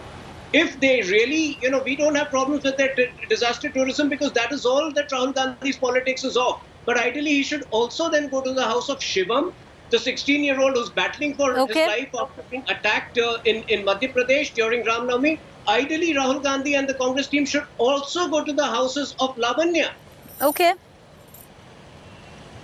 All right, okay. Tuhin Sinha, I know Mr. Sapal wants to come in. I want to bring in Akshay Marathe, but I would reckon as a journalist, the follow-up question will be, Tuhin Sinha, you're quoting one context of what went down in court. Also, the learned bench, which was hearing the petition, told the Solicitor General very clearly that what went down was illegal. And you have shifted the blame to the mayor and the NDMC and the MCD. It comes from your own party, sir, run by the Bharatiya Janata Party. Want to bring in, just stay with me and we will, we'll come back to that question. Want to bring in Akshay Marathe. Akshay Marathe, in all of this, it's the curious case of the Aam Aadmi Party. Where does the Aam Aadmi Party stand? You run the government in Delhi today. Why wasn't there a representation in Jahangirpuri, especially, with the citizens who have voted for you? This is an area which is represented by your own political party. At this point of time, when they need you most, forget about anyone saying anything from the top leadership. You don't even have representation from the Aam Aadmi Party who are meeting the people. Where does the Aam Aadmi Party stand on what went down yesterday? Are you with the people, or you also think they are Bangladeshis, Rohingyas who are criminals? There are 2 or 3 separate issues here. Point number 1 is about where was the Aam Aadmi Party. Today, 3 of our MLAs led by Sanjeev Jha visited the place, spoke to people, checked what their needs are, and we will try to help anyone in need of any kind of assistance. Number 2 is the question of illegal encroachments and what should be done with them. In the last 15 years, you know better than anyone else, the BJP has been running the municipal corporations in Delhi, and it is the municipal corporations in any part of the country, not just in Delhi, who are responsible for ensuring that no illegal encroachments come up.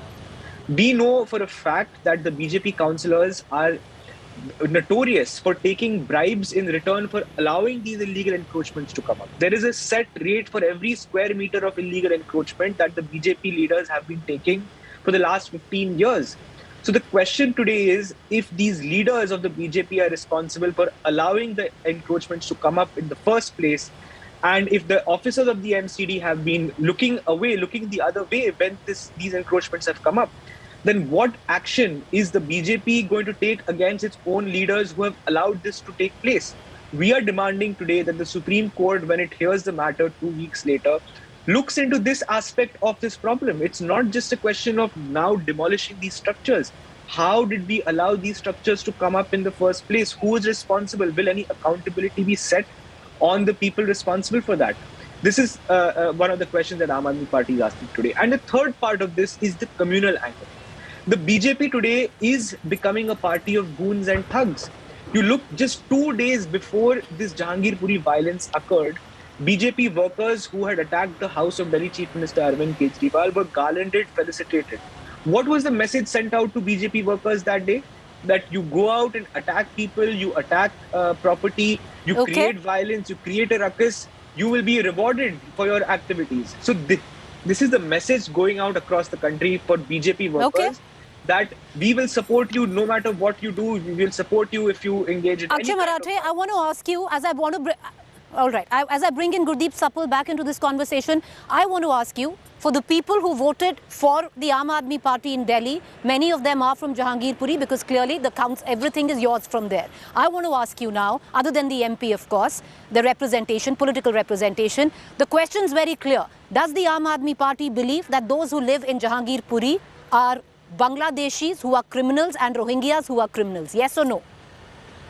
Of course not. Look, all of Delhi has people who are Indians. We believe that all of them are Indian people. But the BJP has allowed some Rohingyas and some Bangladeshi immigrants to come into the country. And this is not something that we are saying. This is a fact that the Home Ministry has admitted. They have said that they have let some Rohingyas and Bangladeshis come into the country. And we are today alleging that the BJP lets this happen because it uses them as pawns in their conspiracy to foment violence. The BJP wants to throw this country into I want to bring in Gurdeep Suppal. So the Aam Aadmi Party... Okay, so Akshay Marathe, the Aam Aadmi Party doesn't believe that Jahangirpuri is infested by Rohingyas and Bangladeshis. Does the Aam Aadmi Party believe these are people who voted for you and you stand by them? The people of Delhi, the people of Jahangirpuri are all our people. They're all Indians. The question is not about the people of Jahangirpuri. The question is that the BJP today is trying to paint a picture that Rohingyas and Bangladeshis are responsible for this. We are counter-questioning them. Who allowed them to come into the country? Who is allowing them to settle in India? Who is responsible for letting India's national security to be compromised? It is the Bharatiya Janata Party. They have been responsible for internal security and border security for the last 8 years. Today, suddenly, they have woken up and said, oh, there are Bangladeshis and Rohingyas. Let me answer that.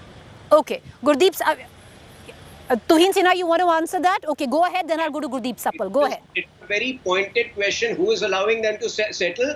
People like Tahir Hussain, Amanatullah Khan, who enjoy direct patronage of Aam Aadmi Party, and allowing them to settle. Tahir Hussain, the person... No, can we just go one by one? Okay, Akshay Marathe, you put your point forward. Tuhin Sinha.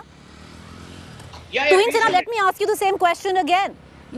Let me ask you the same question which I asked. I'm not going to interrupt. I'm going to just... And Akshay Marathe, hold your peace. I'll come back to you. The same question I want to put forth to you. Your MP represents Jahangirpuri. People from Jahangirpuri voted for your MP.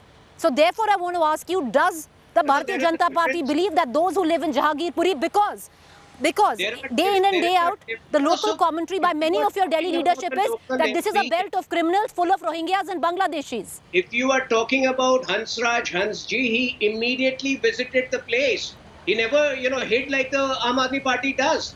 But there is a difference between him and, the people like Amanatullah Khan. Yesterday, one of my colleagues directly gave multiple instances of how Amanatullah Khan had come to the protection of Rohingyas when they were thrown out of Uttar Pradesh, when he had spoken in favor of them. And not just Aam Aadmi Party, there are several opposition parties who are directly patronizing them. Today there is a video doing the rounds where some Bangladeshis are thanking KCR and Asaduddin Owaisi. Tuhin Sinha, if the BJP and Hansraj Hans has so much affection for the people of Jahangirpuri, the MCD, the NDMC, the mayor is all BJP. Why run a... Sir, I'll come to you. Why run a bulldozer when a communal riot has taken place 2 days ago? There's tension, there's communal strife, and you get a bulldozer in the mix of things. Get your facts right. This was the sixth instance of a demolition drive in this year itself. That area has been problem prone. That is an area which has had five previous demolition drives this year itself.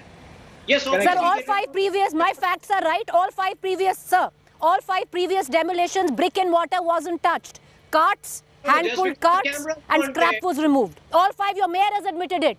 Your mayor has admitted it. I don't have to admit it. Pradeep Sapal, you wanted to come in because what you are being accused right now. Yes. You are being accused right now of is watching from the sidelines and trying to draw political mileage. Preeti, first I'll react to what Mr. Tuhin Sinha said. He's playing full loyalty to the communal philosophy of his party.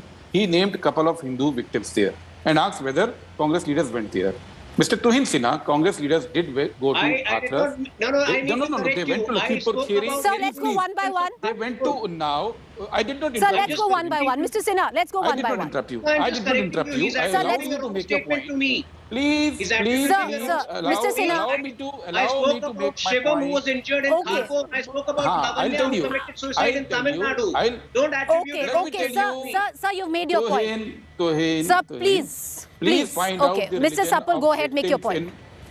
Please find out the religion of victims in Unnao or Hathras or Lakhimpur Kheri. Please find out whether the Congress investigation team did go to all the victims of all religion in Khargone and Karoli. Then you'll have the answer that for Congress party, it is victims. It is citizens of India. But I'm surprised how Tuhin Sinha can forget and desert his own Prime Minister's planning and scheme.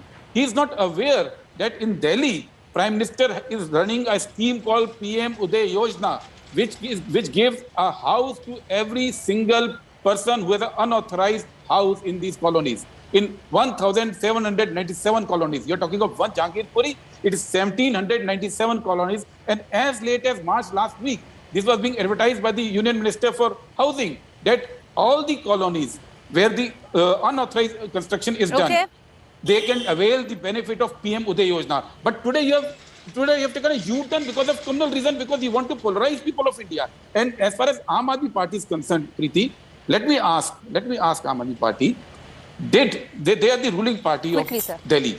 They are the ruling party. Did you, and PWD was given the notice for this demolition. Why did you not go to Supreme Court today and tell that this demolition is illegal? Why are you fighting cases on TV media instead of fighting out in Supreme Court? I'm going to cut you off, Mr. Sapal. You made your point. 30 seconds each to Tuhin Sinha and Akshay Marathe. Akshay Marathe, closing comments. Go ahead, sir.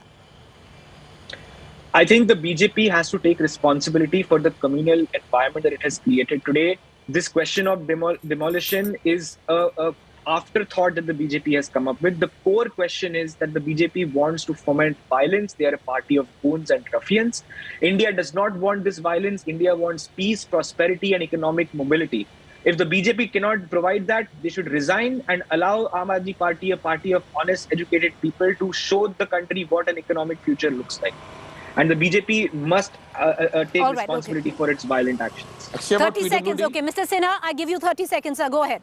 You know, while I'm tempted to respond to the Aam Aadmi Party in the language they use, I would rather refrain and make my point over here. It is not us who communalize it. Who was the first? Which was the first organization which went to Supreme Court with a petition? Jamaati Ulama Hind, the same organization which came to the defense of 2008 riots, terror accused. So it is the guilty feeling of these people, it is the guilty consciousness which, they bring out to the fore. So there are multiple petitions. That's one of the petitions, Mr. Sinha. That's one of the petitions. Some information which we are not. No. Sir, there are multiple petitions. Sir, that's being selective. Support case of jihadis jump in. Is he privy to some illegal settlement? That is the question. We don't communalize. It is people like Asaduddin Owaisi, Aam Aadmi Party and the Congress which communalizes such incidents. Okay, Let me put a question to you. Let me put a question to you. Yeah, just a small question. Mr. Tuhin Sinha, who criminalizes, I'll tell you. There was a procession there with swords in their hand. You know, as per the arms rule, so nobody can buy sword, nobody can store we are going terribly over. I'm going to cut you, sir. I'm sorry because this can keep going on.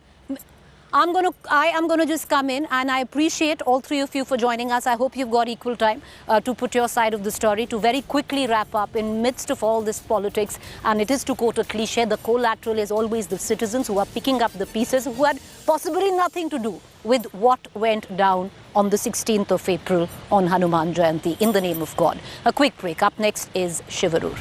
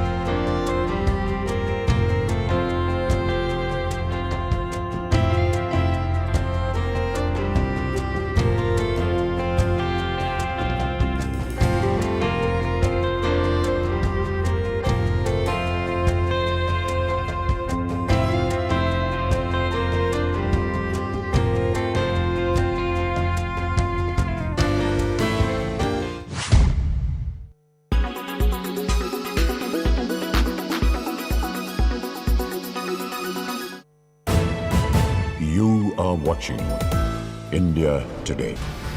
As India today traverses the length and breadth of Ukraine, we are in Oryhov. So here you can see that the attack is happening. We will have to move, and the Russian troops are very close. We must leave there. Oh my God. Oh my God. We must go. We have to go very fast. There is a lot of bombardment that is happening. India Today here reporting 1,000 attacks, missile attacks happened in this village, and that's why it is important to cover this story, getting you all the reports as they unfold. India Today TV, reporting from the front line. Tonight at 9 p.m. on the news today with me, Rajdeep Sardesai. All eyes will be on Prime Minister Modi as he prepares to address the country from the Red Fort on the occasion of Guru Tegh Bahadur Jayanti. Amidst the communal flare-ups that have taken place in different parts of the country, the big question, will the Prime Minister break his silence on the issue? That's going to be one of our big talking points on the news today. News without the noise.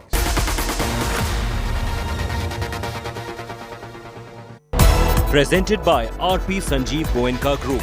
Growing Legacies. Co-presented by Sensodyne.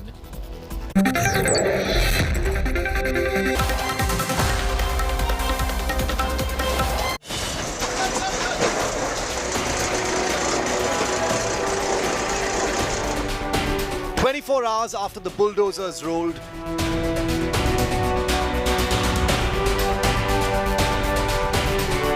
opposition netas finally wake up to head to the political hotspot.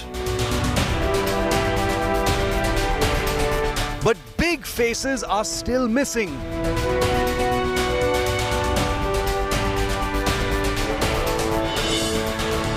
The BJP slams political tourism.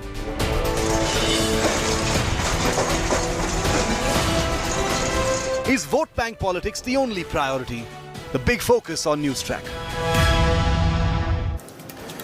It's incredible. There's this huge meltdown, not so much between the opposition and the government, but between the opposition parties on a day of political tourism in Delhi's Jahangirpuri. 36 hours after what happened over there with the bulldozers rolling, finally it looks like the opposition parties woke up, realize they need to be there, realize that they need to do a little bit more than tweet internet memes, realize they need to put their money where their mouth is as far as ideology is concerned, and at least get there on the ground.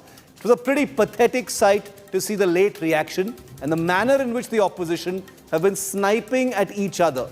Total confusion in the opposition ranks as usual, and we're going to put the spotlight on that right here on Newstrack. These are the headlines first. Supreme Court extends brakes on bulldozers in Delhi. Status quo of demolition till hearing resumes 2 weeks from now. British Prime Minister Boris Johnson speaks exclusively to India Today. Gets on top of a JCP bulldozer. Visits Gandhi Ashram and Akshardham Temple in Gujarat.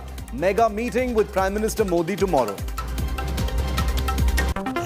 Prime Minister's mega Sikh outreach. He will address the nation from the Red Fort in just a couple of hours from now to mark the 400th birth anniversary of Guru Tegh Bahadur. Polarization Nataka in Karnataka over Hubli violence. 126 persons arrested by police after stone pelting incident. 1,000 strong mob tried to attack police station on April the 16th. Prashant Kishore gives a 7-year Mission 2029 revival plan to the Congress leadership. A draft accessed by India Today suggests that Rahul Gandhi is not being pitched as party president, but chairman of the Congress Parliamentary Board. We've got a big political scoop coming up at 8:30 p.m. Russia claims it has liberated the Ukrainian port city of Mariupol. Putin tells his forces not to storm the giant steelworks holdout where civilians and Ukrainian military have mounted a last stand.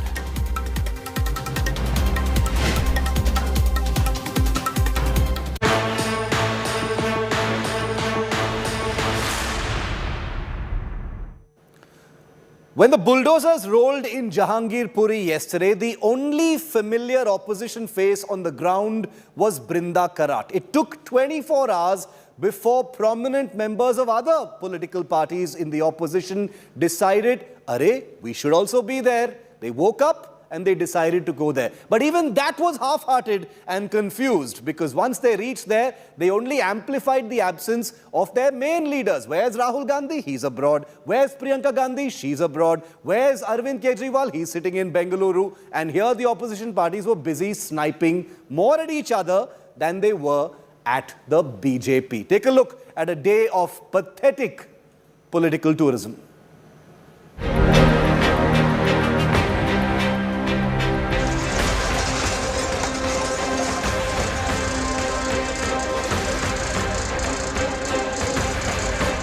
24 hours after bulldozers rolled out onto the streets of Jahangirpuri in Delhi, netas started rolling into the demolition hotspot. A day after the massive sparking a full-fledged political showdown.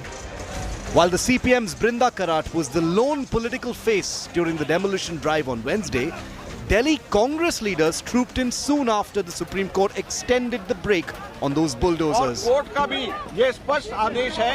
Ajay Makanu arrived in the trouble zone and taunted Chief Minister of Delhi Arvind Kejriwal, terming his absence opportunistic. We have come here to tell the victims that the Congress party is with them. We have come here to tell the people that please don't look it through the prism of religion. The poor people have been subjected to such atrocities. अब प्रजातंत्र को bulldozer के नीचे हर रोज रौंदा जा रहा है। अब संविधान जो है उसके परकच्चे बुलडोजर की चेन के नीचे उड़ाए जा रहे हैं। The ruling Aam Aadmi Party, which was absent on ground on day one, finally sent a delegation to Jahangirpuri comprising political lightweights. The Aam Aadmi Party had earlier raised eyebrows after blaming what it called Rohingyas, settled by the BJP across India for the riots. 8 साल से देश के अलग-अलग हिस्सों में कहीं बांग्लादेशियों को बसा दिया, कहीं रोहिंग्याओं को बसा दिया। उनकी पूरी गणना कर लीजिए तो पता चल जाएगा कि भाजपा अगला दंगा कहां करवाने वाली है। Chief Minister Arvind Kejriwal, after skipping Jahangirpuri and remaining silent for more than a day, made a cryptic riot attack from far off Bengaluru. पूरे देश में दंगे हो रहे हैं। कौन करा रहा है ये दंगे? कौन सी पार्टी दंगे करा रही है? सारे जानते हैं कौन सी पार्टी दंगे करा रही है। हमें दंगे करने नहीं आते। ऐसे इस देश के लोग नहीं चाहते कि दंगे हो, इस देश के लोग शांति चाहते हैं। As the opposition continued pussyfooting around Jahangirpuri, the BJP hit back, alleging political tourism by netas. Even the action taken on illegal encroachments into Hindu and Muslim, this communal mindset of the Congress party is the bane of this country and has been causing the entire situation of communal polarization in this country. BJP Member of Parliament Pratap Simha even served a dire warning to Muslims indulging in stone pelting. ಕರ್ನಾಟಕದಲ್ಲಿ ಆಗ್ತಿರೋದು ಇಷ್ಟೇನೆ. ಮುಸಲ್ಮಾನರು ತಮ್ಮ ಮನಸ್ಥಿತಿಯನ್ನು ತಮ್ಮ ಧೋರಣೆಯನ್ನು ಬದಲಾಯಿಸಿಕೊಳ್ಳಬೇಕು. ಕಲ್ಲು ಬಿಸಾಡೋ ಸಂಸ್ಕೃತಿನ first ಬಿಡಬೇಕು. ಕಲ್ಲು ಬಿಸಾಡ್ತು ಅಂತ ಹೇಳಿದ್ರೆ ಬುಲ್ಡೋಸರ್ ನಿಮ್ಮ ಮನೆ ಹತ್ರ ಬಂದೇ ಬರ್ತದೆ. ಯಾಕೆಂದ್ರೆ With national faces of the opposition largely choosing to avoid Jahangirpuri, is it advantage BJP in the capital? Bureau Report, India Today. Now remember, here on India Today, we've been asking the questions as far as the illegality/legality of what's going on. We've debated and asked questions extensively on the propriety or impropriety of what is going on. We've asked all the big questions about the propriety of sending in bulldozers in an area that is tense. All of those questions, remember, are being asked here on India Today. But on News Track, we are asking the political question. And joining me this evening, we have Shehzad Poonawalla of the BJP. He's with me here in the studio. Shehzad, good to see you. Also live with us is Dr. Ajay Kumar, spokesperson of the Congress Party, and Anjali Rai, spokesperson of the Aam Aadmi Party. Dr. Ajay and Anjali, thank you very much. Good to see the both of you and welcome to this discussion. Dr. Ajay Kumar, I'd like to start this off with you, sir. all this talk about ideology and stop the hate and, all the, very intense emotional comments that have been made by the Congress, it took your party, over 24 hours to react, to wake up to this issue, to actually get there down onto the ground. I mean, your main leader is sitting and posting internet memes from abroad. Why did it take so long for your party to get down there on the ground? I mean, your allies, the people who usually support you, they're all making fun of your party and saying, why haven't you put your money where your mouth is? Why wake up 24 hours later? No, look, should we have been there yesterday? Yes.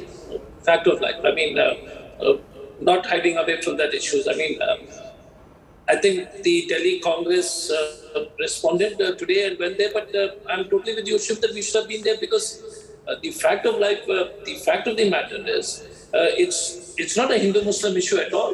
It's an issue of targeted demolishing of poor people. Because 23% of Delhi are only in planned areas. I don't know which part of Delhi you would be sure, but only 23% of Delhi is planned. The rest of it is illegal. But Dr. Ajay Kumar, I'm not going to interrupt my guest. I'm not one of those anchors, but I just want to keep this on track. See, we have discussed the legality and illegality of what's going on. It's in court. We've done it at 7 p.m., 6 p.m. We have an extensive number of coverages on that particular issue. I am talking about the opposition parties right now and the BJP, because politically speaking, it's like the BJP has a free run. I'm not commenting on the legality or illegality of what's happening, but to provide some kind of opposition, it looks like the Congress is in sleep mode. Rahul Gandhi, for God's sake, is tweeting memes from abroad.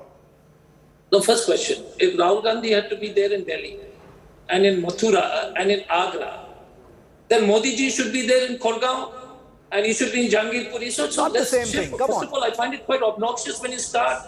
It's a Congress party. It has got state presidents. It's got leaders. So let's know. And what is the perennial? Why don't you ask Mr. Modi why is he not in the Jahangirpuri? We do. We have. One second. We actually have. That's what I'm saying. Are you asking that question? No. So this question, please. Sir, here on India Today, we here on India Today have asked why the Prime Minister hasn't made any comments so far on this spate of communal issues. You call me on a TV show and you want to speak, you speak. I am saying, Dr. Ajay Kumar, you're making a wrong assertion. BJP spokesperson, yeah. Why you don't just calm down. We have a BJP spokesperson here. I'm not one. Question is, you call me on a TV show, give me a chance to speak, or you speak. No, sir, and don't become a spokesperson for the BJP. Why are you not asking? Where's the Prime Minister? I can't. Where is Amit Shah? Where is Amit Shah? No, one second. I can't. There is a riot in Delhi and where is the Home Minister? Are you asking those questions? Sir, I have a very noble, decent job. I don't have to become a spokesperson of the BJP, sir. I respect you. I'm not going to get into a tutu meme with you because you're riled up on an issue that is sensitive. Sir, we have asked all those questions. Dr. Ajay Kumar, you're getting unnecessarily rattled because I'm touching a raw nerve. This is a real question. I'm not getting rattled. Either you let me speak, you call me on a show. Speak. Don't make personal comments about journalists. Speak, please. Okay, so you are making personal comments on Mr. Gandhi? It's totally personal. I mean, you are supposed to be the opposition, for God's sake. It's totally personal for every Indian citizen. No, one second. First question, Shiv, is, let me complete my statement. Yes, please. If you are not asking the question... Please complete your sentence, then I'll go to Shehzad and Anjali. Please. Yeah, okay. The fact is, the Home Minister and the capital of India doesn't see it. We are not asking those questions. The Congress party has got the state president, has got the state leaders. We've got different times. Different leaders are engaged at different times. And first of all, the political issue in this riot, which India Today should have been asking, was that 70, and it is a political question, not a legality. 73% of Delhi is unplanned. Why don't you start with Sanic Farm? Why don't you start with we have asked that question? BJP will not do it because it has got the communal and it wants to create to the behave like a dog whistle. So the first question is... Dr. Ajay Kumar, we asked those questions. That's what I'm trying to say. Okay, quickly finish your point because you're not answering my question. The Sainik Farm, golf links, questions are questions we have asked here, sir. Which channel are you watching? You're not watching India's #1 channel. Come on. We have asked this question. I am not only watching you, I'm hearing you, and I'm attending your TV show. What does he want? Okay. So the question is, one side, opposition, no, one side, the question on opposition, we went to Hathras during the raid, and you guys kept saying, where is the Lakhimpur Keri, we were there. No, the not question us, not is us. very convenient when the opposition is, Brinda Karat is, I respect Brinda Karat ji for being there. And I told you in the beginning, we should have been there yesterday. Yes, we should have been there yesterday. Okay. But the fact is the Home Minister should have been during the riots. That is Where is the Home Minister of India? It is totally gracious of you to accept that you should have been there yesterday. Shehzad, you want to answer that? Then I'll go to Anjali. Points raised by Dr. Ajay Kumar. Absolutely. I have great regard for Dr. Ajay Kumar, and particularly even more now because he exposed Rahul Gandhi in his first sentence. He said that this is not about Muslim or Hindu, but Rahul Gandhi's tweet, and I quote, "This is state-sponsored targeting of poor and minorities." And today Kapil Sibal made the same argument, and he said that Muslims were being targeted, only to be rebuffed by the judge to say that whose illegal encroachments were demolished. The first one, incidentally, as shown by India Today and Aaj Tak, was Gupta Juice Center. The second one was Jha Pan Shop. Therefore, this was not a targeted thing against minorities. In fact, even in Khargone, 88 demolitions that took place were of Hindu establishments. But the problem with the Congress party and with the entire ecosystem is, Shiv, there is a Tushtikरण ka competition. So MIM made a statement. Competition to appease, you're saying? Competition to appease. कि कौन दंगाइयों का बड़ा भाईजान बन सकता है. So Mr. Asaduddin Owaisi was leading in the race. So Congress woke up suddenly and said, even though we never went to Karoli, where Mr. Ajay Makan is the in charge of Rajasthan and Matloob Ahmed is still on the run, we have to reach Jahangirpuri for vote bank politics. And then the Aam Aadmi Party said that how can we stay behind? Because Ansar hai to वैसे हमारा ही बंदा है. Ansar is our man. So we have to come in his defense, like they came in defense of Tahir Hussain. You remember Amanullah Khan said that he was a Muslim, therefore he was targeted. By the way, on the Rohingya point, my dear friend Anjali will speak now. You know, in 20... Shehzad, I want to get to the Rohingya point in part 2. Yes, I want to make that point. I'll get you back to that point. I'll get Anjali in. Quick response first from Dr. Ajay Kumar on Shehzad saying this is an appeasement competition. It's like an appeasement sweepstakes. Dr. Ajay Kumar, respond to that. Says it's nothing else. That's why you've woken up late. Asaduddin Owaisi kind of galvanized you guys into getting down there. No. The question is, isn't it getting sick that we continue to rub the most? But I want to... I'm coming to you, Anjali. Coming to you, 30 seconds. Yeah, you asked me to answer the question. Please. Why people interfere? Nobody's... Shehzad, I'm not going to interrupt you. Please, he's not. Nobody's interrupting, sir. Nobody's interrupting. Okay, please complete your point quickly. Sir. Thank you very much, sir. First question is, which India are we looking at? It's not a question of minority appeasement. It's not a question of going in their defense. What is demolishing without legal process? If it was a Hindu shop or a Muslim shop or a Parsi shop is the question first. Second issue is, since the majority of the people who are being victim of this bulldozing happen to be people who belong to the poor and the minority communities, not appeasement. The third is that when we continuously go in religious procession with their children shouting abuses, getting into mosque and putting flags, that's not the Hinduism I know. Okay. It is the RSS. You're making a bigger point, sir. And the danger for this country, for the Hindus, is the RSS. Okay. The RSS Hinduism is what is threatening. 15 seconds. 15 seconds. Anjali is waiting. We don't use box she has to wait patiently. She is in one. Okay. We don't quick reply. Now, Mr. Ajay Kumar, you can't bulldoze my time and you can't encroach upon my time. Don't be a goosepetti on my time. No, wait, 1 second. Go ahead, Shehzad. Sorry, Thank you, sir. I appreciate it. Thank you. Apology taken. Now, sir, you have exposed Rahul Gandhi again by saying it's not about Hindu-Muslim. So first, tell Rahul Gandhi to delete that minorities tweet. Point number 2, you tell me no law process was followed. Okay? Sir, on Khargone happened on 11th of April. None of your worthy lawyers approached the Madhya Pradesh High Court till 21st. I ask you that there is a Delhi Municipal Corporation Act and there's a 2010 judgment which says, Justice Dhingra says that on public land, when there's an encroachment, no notice is required. Even though in this case, notices were given. But I ask you, Ajay Kumar, tomorrow you decide I want to open a mutton shop in front of, on AIMS flyover. You think they will go to court to remove your encroachment of the mutton shop? That's not how it works. The law works on its own way. There is a provision in the Corporation Act, Section 130, 163, 348, 368, 1, 2, 3, 4, Redwick 2010 judgment. This is the law. I don't want... Okay, 1 second. I just want to... Dr. Ajay Kumar, with your permission, sir. Lies on a TV channel. Let me. What lies have I said? Your Rahul Gandhi has tweeted about minorities. Kapil Sibal said Muslim ke khilaf hua. Have I lied? You tell Rahul Gandhi stop lying. Tell Rahul Gandhi to stop lying. You have Mr. Rahul Gandhi's ghost. Talk to Amit Shah if you have any courage. Why is he not there at the riot? Why should Amit Shah has not communalized between Hindus and Muslims? Rahul Gandhi said it's a targeting of poor and minorities. You just said it's not about Hindus and Muslims. Didn't he just say that? Well, he did, and Rahul Gandhi had tweeted. Okay, I'll show you the tweet, sir. You don't read his tweets, I do. And there hasn't been any tweet after that. Okay, I want to. There is a discrepancy. Okay, Dr. Ajay Kumar, Anjali Rai of the Aam Aadmi Party is also here. I don't want to make it just about between the BJP and the Congress. The Aam Aadmi Party is the party that rules Delhi. Anjali, your party, the Congress is calling your party opportunistic. Let's just start with that. You know, in the middle of this entire political crossfire, there's also a very intense crossfire between your party and the Congress, where they are saying that you guys are the biggest opportunists. Your biggest faces have not come there. You've made comments about Bangladeshis and Rohingyas. Arvind Kejriwal is busy in Bengaluru. Some second, third rung leaders have finally showed up, you know, after an afterthought. How would you respond to that? Then we'll get the BJP also. I would like to answer all the questions. Yes. First of all, Shehzad said that Ansar is our man.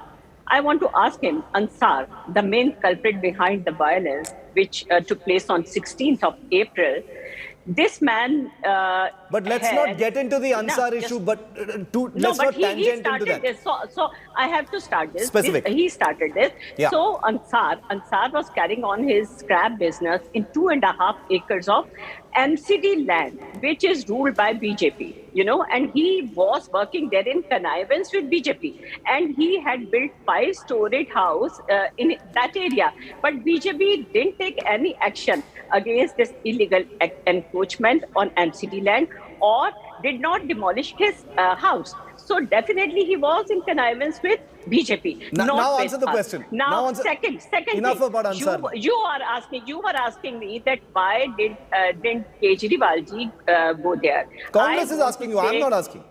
Okay, I want to say that you should ask BJP people and the BJP state president that instead of appeasing scared and hurt people of Jahangirpuri, why did he write a letter to the mayor ordering him to start the demolition drive in Jahangirpuri?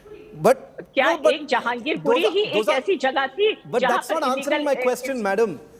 I'm sorry, that's not answering my question. Your party is in power in Delhi. The question I am asking you is, why does the opposition seem so half-hearted? Why does it seem so half-hearted? It seems like you're not going all out. We are not half-hearted. Your biggest leaders are not there. They were not there on the day this thing was happening. They seem to be they seem to be a little skittish about identifying what's going on. Atishi and Raghav Chadda says Bangladeshis and Rohingyas are the reason for what's going on.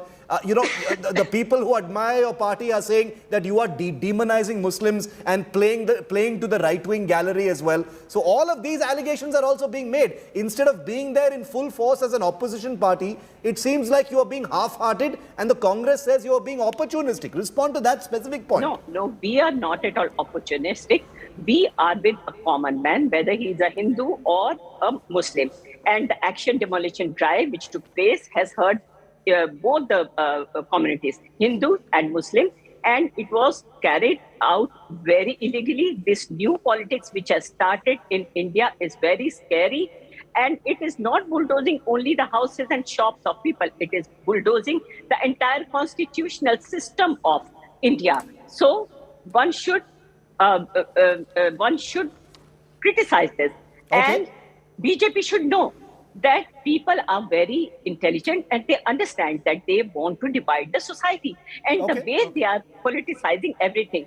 Few days back, BJP hooligans, they went into CM's house. They attacked his house and breached the security. And the same Mr. Adesh Gupta, when these people came back from the jail, he called them in the BJP office and honored him. What is this happening? They want to give a message, they want to instill fear in hearts of people and give this message that just as a caveat, before I get Shehzad to answer, we had a show here in India Today, I'll send it to all of you, about where we collated all these incidents, polarizing incidents from across the country.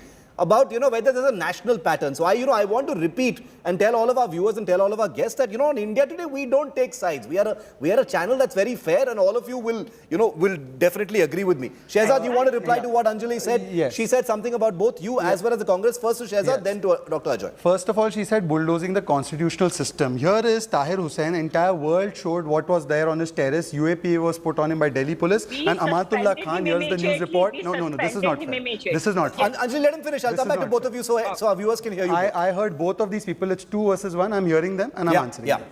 Amatullah Khan said that because Tahir Hussain is a Muslim, he is being punished. I hope that those who respect the constitution will tell me right now by the end of the show what action they will take on Amatullah Khan. Point number 2, they have pulled out the Garib card. When Shaheen Bagh happened and the Supreme Court said Shaheen Bagh was completely illegal, you know how many thousands of people, mostly Garib people, lost their livelihoods? But these people both supported it. Anyways, third, they said it's achanak. Your channel showed that 200 demolitions took place from January to April. Koi gaya nahi wahan pe khade rehne ke liye, because they all knew it was as per law. But just when there was a time that after the danga, there was a demolition drive, and because somebody has taken part in danga, should we let him go because of vote bank politics? Then they started going because they have to play the vote bank card. And last point, on Rohingya point, very important.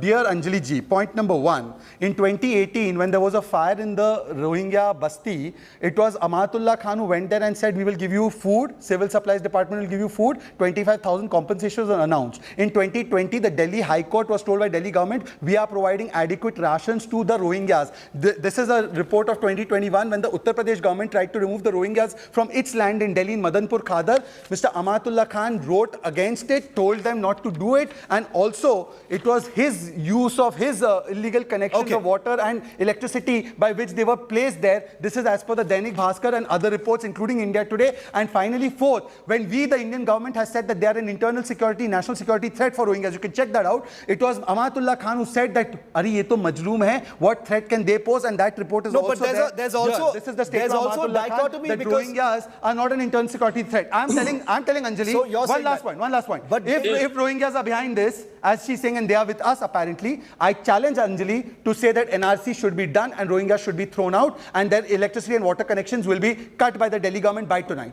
Tell me, Anjali. Quick response from Anjali, then I'll go to Dr. Ajay. Both the questions, Tahir Hussain and Rohingyas. The reason for this, Anjali, is because your senior leaders, 2 MLAs, 2 senior leaders, Raghav Chadha, Atishi, have come out and made this about Rohingyas and Bangladeshis. And many people who traditionally support the Aam Aadmi Party in civil society have said this is a terrible thing to do. They say that you are demonizing Muslims, you are making this a Bangladeshi issue, and this is a cop-out by the Aam Aadmi Party. See, according to my opinion, criminal is a criminal, whether he is a Rohingya or whether he is a Muslim or a Hindu. He should be punished. And talking about deportation of Rohingyas, the matter is pending in the court. Everybody knows. We can't do that. No. Nobody's spoken about deportation. Your MLA did not allow them to be removed from Uttar Pradesh government land in Delhi. You do know that in Madanpur Khadar, Uttar Pradesh government has 5.2 acres land of the irrigation department. When 53 families were removed from that because they're illegally occupying it, Amatullah Khan stood there and said, we will give you tenements, we will give you food, we will give you accommodation. Please tell me you will cut the water and power connections of these illegal Rohingyas by tonight, and what action will you take on Amatullah Khan who defended Tahir Hussain? Specific question, Shalini. Don't prevaricate like Mr. Kejriwal. Don't prevaricate. Let Anjali answer. Answer the question. Yeah. See, humanity is an essential attribute of all the human beings. If somebody is living in Delhi, your leader said that Rohingyas are doing riots, and you are saying we should be humanitarian. No, they are an internal security threat. Point blank, Indian government says so. Do you believe they are an internal security threat? Yes or no? Do you believe Rohingyas are an internal security threat? Yes or no? Okay. Yes or no? Point blank. You can't give generalized statements. All Rohingyas can't you be should bad. play Aam Aadmi Party's Raghav Chadha statement. We have Atishi and Raghav's comments. We'll just pull those out for a moment. I'll get you to answer that. Atishi said Dr. Ajay is waiting. They said that Dr. Ajay, wait, I'm coming to you. Just Anjali, 10 seconds, finish your point. Anjali, that's not what your leaders are saying. Here, then we are here in this Are Atishi and Raghav wrong? No, ma'am. Are Atishi and Raghav wrong? I'm going to ask for when the Atishi and Raghav bites are ready. I'm going to play them out. If Rohingyas are responsible, then if Rohingyas are responsible, then BJP government should be blamed. if Rohingyas are responsible, but Atishi and Raghav said they are. I'll play this out. I'll play this out in a moment. Dr. Ajay Kumar, what do you think about the Aam Aadmi Party making this about Bangladeshis and Rohingyas? Because that is the headline that has come out from the Aam Aadmi Party. Your party has called the Aam Aadmi Party opportunistic. You've attacked them quite a bit in the last 36 hours. What do you say about this chief comment that has been made? There are a couple of things which Anjali ji should recognize. That the Arvind Kejriwal ji and the whole Aam Aadmi Party has miserably failed the people of Delhi, not once, twice, thrice, many times, and especially during the riots. Forget communities. The chief minister not being available for relief measures and all this natak of being a nationalist and all is a fraud. Second issue is, if I come on the TV channel and say Shahzada is a Rohingya, you just, suppose I say this, there will be so much of disruption, Shahzada will abuse me, people on the TV channel, but that's what we are doing in India. I can stand up and say, you're a Bangladeshi Shahzada just because you're a Muslim. Isn't there a process in this country to recognize, identify? And whether it's the Aam Aadmi Party, I want to come on the national television and say, Mr. Shahzada is a Rohingya now, will you do anything? Just because he's got a Muslim, he's a Muslim. So but you're commenting on what the Aam Aadmi Party says. No, one side. You continue to target the people of this country by using dog whistles. But that's what the Aam Aadmi Party has said, sir. I saw Mr. Sanjay Singh's interview. And Anjali ji, please tell that, I have never seen a government which doesn't put bombs on the people. Forget BJP, forget Congress. You are the government in Delhi. And you want to behave like a dog whistle because you think it is politically useful. Where is your spine? Where is the leadership? And where is the integrity which you guys keep tom-tomming? I want to tell Mr. Punewala, it's very easy to say Rohingyas. I will come on TV and say every Muslim and make allegations. That is what you guys are doing. I want to play out that bite first. Sure, please. You have and Amit Shah is responsible. There's a home minister who doesn't do his job and continues to call every Muslim in this country, Rohingya and Bangladesh. As far as government action is concerned, where has the Home Minister of India, where has the Home Minister of India called every Muslim a Rohingya and a Bangladeshi? That statement should be struck off the record and he should be asked to publicly apologize or prove his point. I challenge him to prove that the Home Minister of India, one of the greatest leaders that this country has seen as a Home Minister, said that every Muslim in this country is a Rohingya or a Bangladeshi. If the Congress Party is going to use your platform to spread lies, I am not going to accept it. No, Ajay Kumar, you prove that statement, or you will apologize for it. You will apologize for it if you don't prove that statement. You bring that statement out. Bring that statement out. You will not get away with this. You will not get away by lying blatantly. Your leader lies, your lawyers in court lie.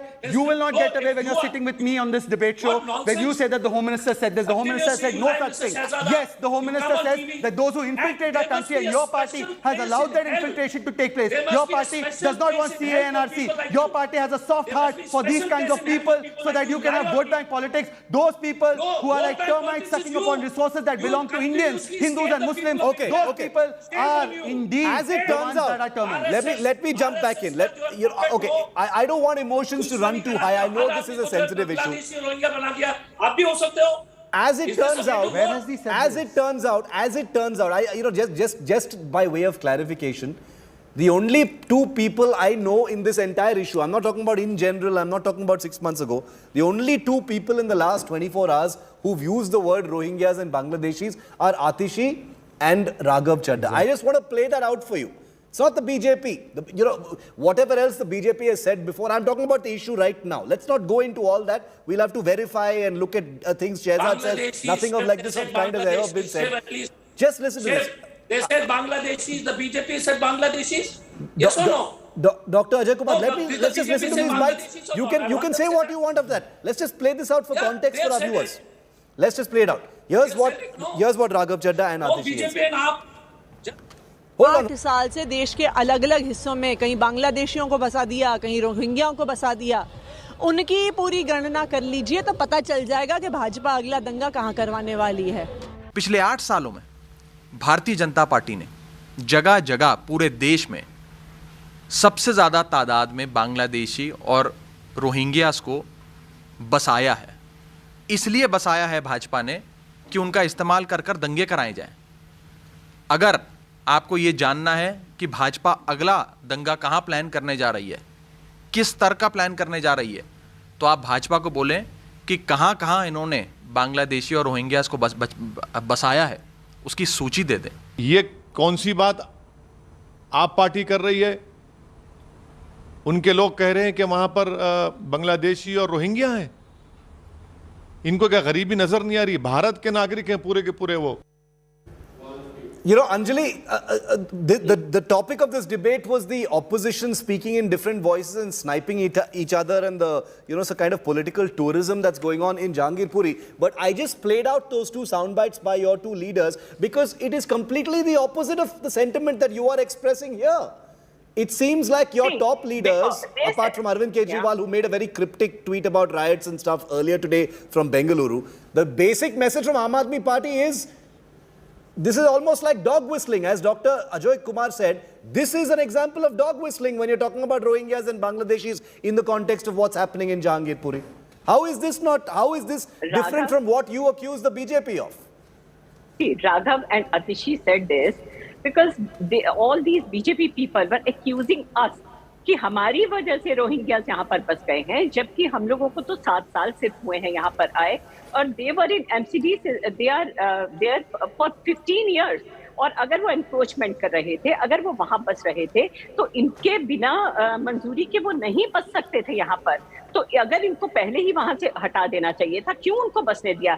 अगर इनको ये लगता है कि यही लोग दंगा करते हैं, यही सब गलत काम करते हैं, But how is that the issue here? I mean, it's bizarre how has that become the frontal issue? Shehzad, you want to answer that? You just heard the Aam Aadmi Party official spokesperson say we should be humane towards Rohingyas, and you heard Raghav say a completely different thing. And by the way, Congress Party spokesperson, before lecturing me about rights of Muslims, Ahmedabad 1969, Jalgaon 70, Moradabad 1980, Delhi 83, Bhiwandi 84, Delhi 84, Ahmedabad 85, Delhi, Bhagalpur 89, Mumbai 1993. By the way, the Shiv Sena was involved in those riots. 10,000 people, including a lot of Muslims, 3,500 Sikhs died. You were the ones in power then, and today you come and say that Muslims are being called something by the Home Minister of India. Okay, so see your own track record. Okay, please tell me who did these riots. Don't have some sense. लगातार झूठ बोलते रहते हो यार. लगातार झूठ बोल रहा हूं. Mumbai riot 1993, Shiv Sena was accused by you, sir. Rajdeep is in the studio, you can ask him. We are almost out of time. Ajay Kumar, I want to ask you one last question, and this is a Gujarat के दंगे के बारे में बात कीजिए. Slightly bigger question. आ गए गुजरात पे. At a time like this, you know, last couple of questions. हिम्मत है बोलो. Last couple of questions. Dr. Ajay Kumar, everyone calm down, please.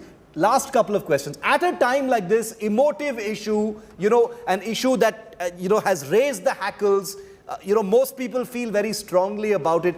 Why is there no opposition unity on this one issue as well? Even in this issue, Dr. Ajay Kumar, you and the Aam Aadmi Party are spending so much political energy sniping at each other, attacking each other on an issue where one would imagine that you feel the same way.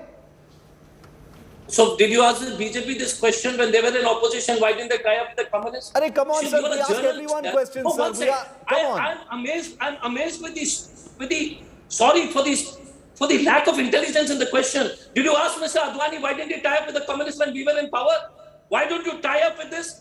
They are a political opponent. What kind of silly theoretical answer is that, sir? Why don't you just answer the question I'm asking you? BJP's BT. We're talking about the present. We're talking about the opposition's potency right now. BJP now, the country is seeing it. How does it matter what Advani did? How does that matter to this debate?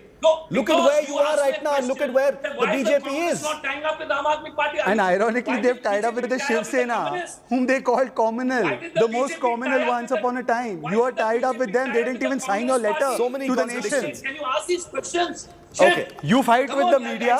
Aam Aadmi fights with the Rohingyas. We are fighting for the nation. That's the truth of this matter. I'm going to end this. Mr. Shehzada Poonawalla on this show continues to deal in untruths. I want to ask him a question. That if we come on a TV channel and say that he's a Rohingya or Bangladeshi, that's what you continue. Sir, when we call Yaqub a terrorist, you feel it's an attack on Muslims. That's your problem. APJ Abdul Kalam is a Muslim that you should be proud of. Not Yaqub Memon and Afzal Guru. That's your problem, sir. You don't get it. You don't get it. This debate has gone into a completely separate, unsavory orbit, which I want to drag it back from. And our time is up. Our time is up. The time for this is over.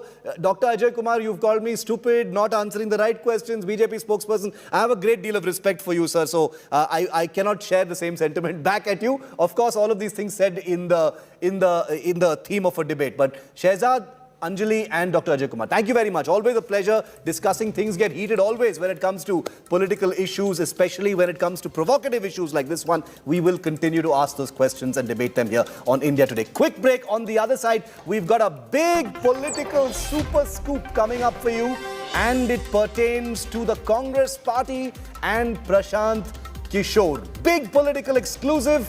You don't want to miss it. It's coming up.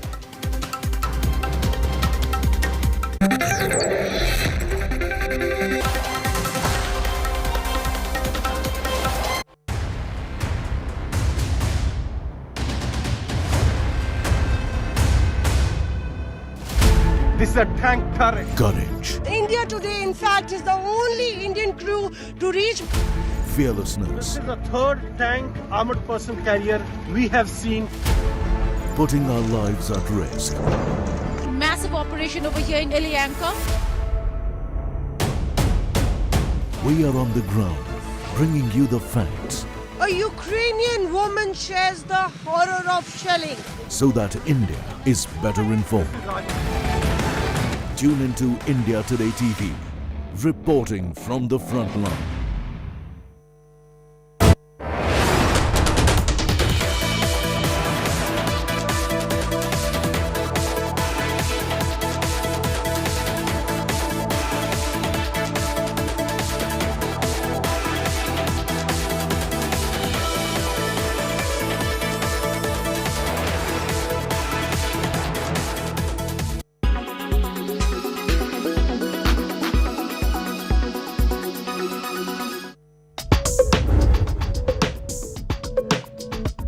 Ransomware is a type of malicious software used by cyber criminals to extort money from internet users.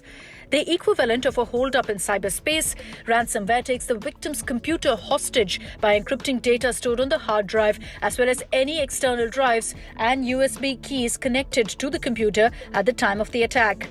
Hackers then demand a ransom in exchange for the encryption key. Without the key, the data is lost. Payment is generally made in bitcoins, an untraceable digital currency which allows the culprit to remain anonymous. In February 2016, a Los Angeles hospital paid $17,000 in bitcoins to hackers who took control of its computers for more than a week. Ransomware can enter a system when users open an infected email attachment, click on a link, or browse a website which has been hacked. There are several steps you can take to stay safe online. Be cautious when opening email attachments and clicking on links. Avoid suspicious websites. Don't give out personal or financial details unless you're on a secure site or trust the person. Use a firewall and updated antivirus software. Create strong passwords, which are long and difficult to guess, and back up important information on external drives which are not connected to the computer.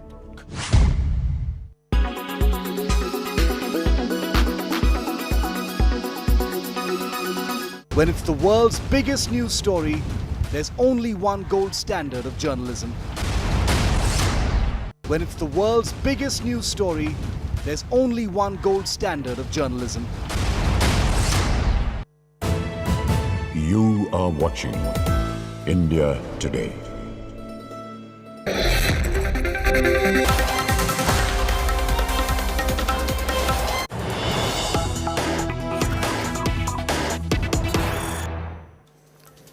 And we've got lined up for you now India Today's big political super scoop on prime time from the political landscape.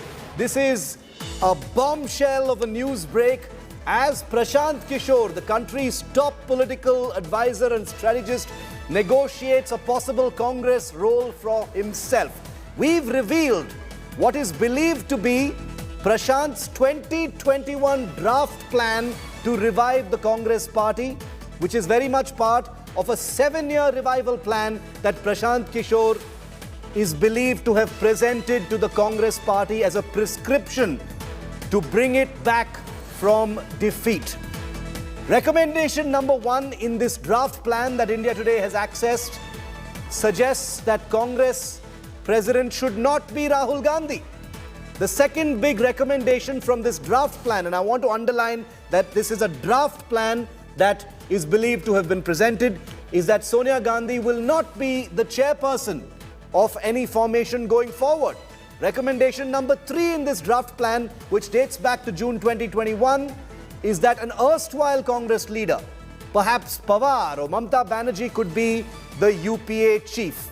Now remember, like I said, this is all a dynamic political situation. Prashant Kishore has been holding multiple meetings with the Congress leadership for a possible role for himself within the Congress party. The Congress has said no such presentations, have come before us. So this is a situation that is developing very, very rapidly. So the usual disclaimers apply. But the fact of the matter is Prashant Kishore is very much in talks with the Congress party for a possible role. The question now is, has Prashant Kishore's stand on the Gandhis changed from this draft presentation that India Today has accessed, where it appears that Prashant Kishore does not want Rahul Gandhi as the president in any formation that he shapes, and that Sonia Gandhi should not be the UPA chairperson. Consulting editor Rajdeep Sardesai, who's gotten us access to this draft plan from June 2021, is with us live on this. Rajdeep, we're treading very carefully because this is a dynamic, developing story. We do know that multiple meetings have taken place, but I can't help but jump straight onto that big point because this is a draft presentation. Is this still Prashant Kishore's prescription and mantra that he's presenting right now before the Congress party? And just to be very clear, the Congress party has said these are things that are being presented. None of this that is being reported now has ever come before us. Look, what we do know at the moment is that this was one of the drafts that was put forward when Prashant Kishore's team had initially begun in the middle of last year, post the Bengal elections, talks with the Congress party.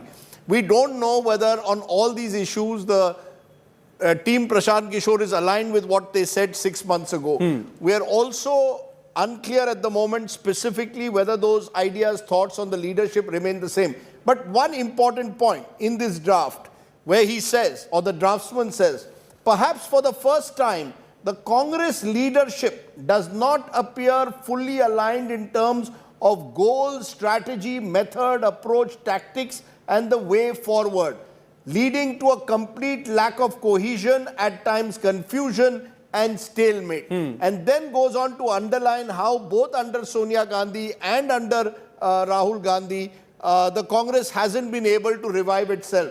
And then puts the preferred roles, which include a non-Gandhi either as the working president or as the president of the party, which we don't know whether he continues with the same prescription, but this was one thought process being expressed. As a result, there are clearly, Prashant Kishore in a sense is underlining what most congressmen say in private, but are unwilling to say in public, that we need to find a way in which our leadership is not just confined to the Gandhis. Have a role for the Gandhis. It's not that Prashant Kishore is saying don't have a role for the Gandhis. Which is why he's prescribed a role for Rahul Gandhi as the head of the Congress Parliamentary Board. Effectively suggesting Rahul Gandhi needs to play a greater role in Parliament. Is suggesting that Sonia Gandhi could continue to play some kind of a role as either as a sort of more as a mascot for the party in some form. So it's not about discounting the Gandhis, but it's about a recognition that the Congress, A, needs organizational strength, it needs a leadership change, because the 5 strategic decisions that he says to kickstart the process, first, fix the leadership issue, solve the alliance conundrum, speaks about a Congress plus alliance system, not necessarily UPA, but do strategic alliances in specific states where the Congress is weak and be willing to concede space to regional parties. Number 3, reclaim the party's founding tenets, and I'll come to that in a moment. Create an army of grassroots leaders and foot soldiers, an ecosystem of supportive media and digital propagation. What are those foundational principles? Create a new Congress that is a political platform of choice for the masses, protect legacy values and core principles, liberate from inertia, mediocrity and status quo, destroy a sense of entitlement, lack of accountability and sycophancy, and importantly, conceal the immutable baggage of nepotism and corruption, connect with the masses, become their voice and capture their aspirations. And very interestingly, Shiv, there is a Nataraja which he has put as the inspiration. So the symbol, the inspirational symbol that he talks about of the Congress is creating Nataraja, creation, protection, liberation, destruction, concealment, connect. So, you would normally see a Nataraj symbol possibly on a BJP manifesto, but here is a... And Rahul Gandhi being a Shiv Bhakt will probably appreciate And this. he's calling it a reincarnation of the Congress. Yeah. Preserve the soul, create a new body. The journalist in me is wondering, Rajdeep, like you rightly said, all the caveats apply, the draftsman who made this presentation on behalf of Prashant Kishore, etc. But, I'm wondering, since the time this presentation was authored in June 2021, things have significantly worsened for the Congress. So I'm wondering whether anything would have substantively changed from these pretty drastic, strong recommendations by Prashant Kishore. The only thing that has changed is the Congress's position has weakened even further. Yeah. Because what changed between when this draft was circulated and today is the Congress went in for elections earlier this year and lost in all the states.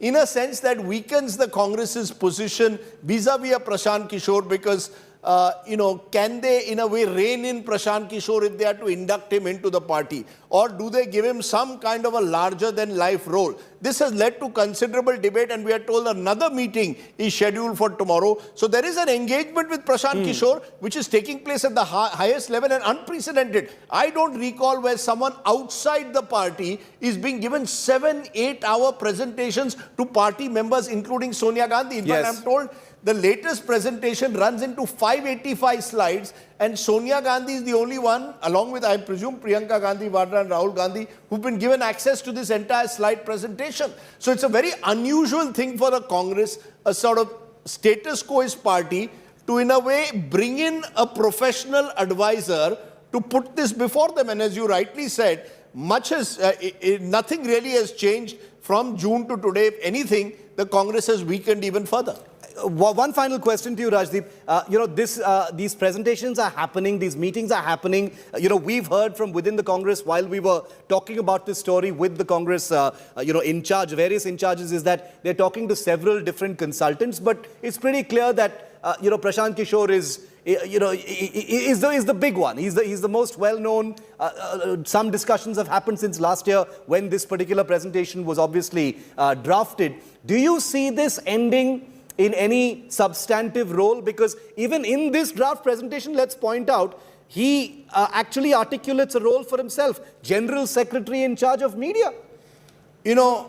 When we've asked Prashant Kishore in recent times, and Rahul Kanwal and I did an interview with him, he insisted he was coming without any... This was a negotiation which he was doing without any preconditions. He's not asking for any post or any specific post. He wants to get involved in a sense, in politics rather than as a political consultant, rather than as an outsider. He wants to be an insider for the next couple of years. So he says he's coming without any conditions.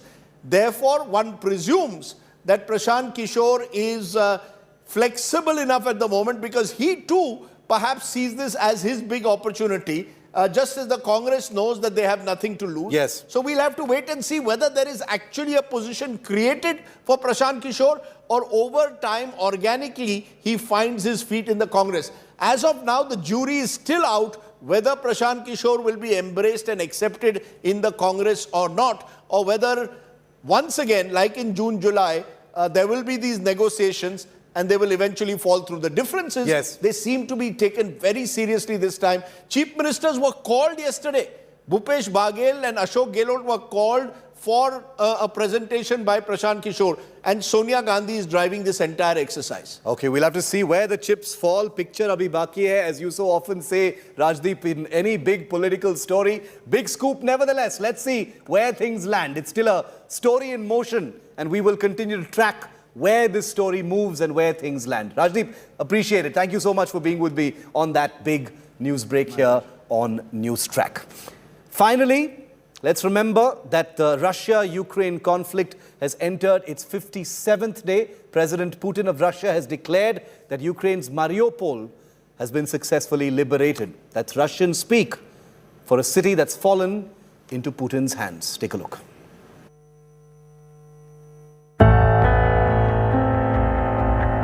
Once a sprawling port city, and gateway to Sea of Azov. Strategic city of Mariupol has fallen to Russian troops. Putin's invasion army scoring a major win almost 2 months into the war. Ukraine losing its major stronghold after weeks of fierce war. Human suffering and allegations of unimaginable war crimes. Russian President Vladimir Putin hailed what he called the successful liberation of the city.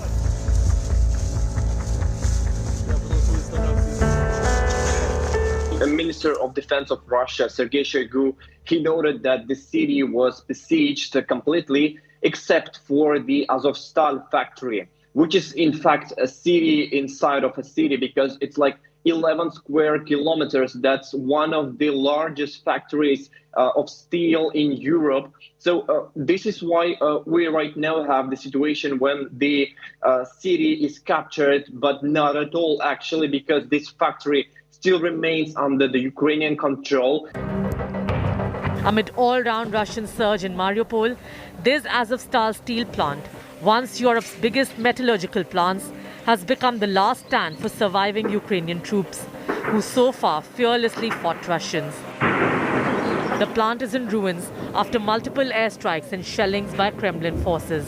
But its buildings, blast furnaces, rail yards and underground units are still serving as the hideout for Ukrainian troops, outgunned, outmanned and facing doomsday.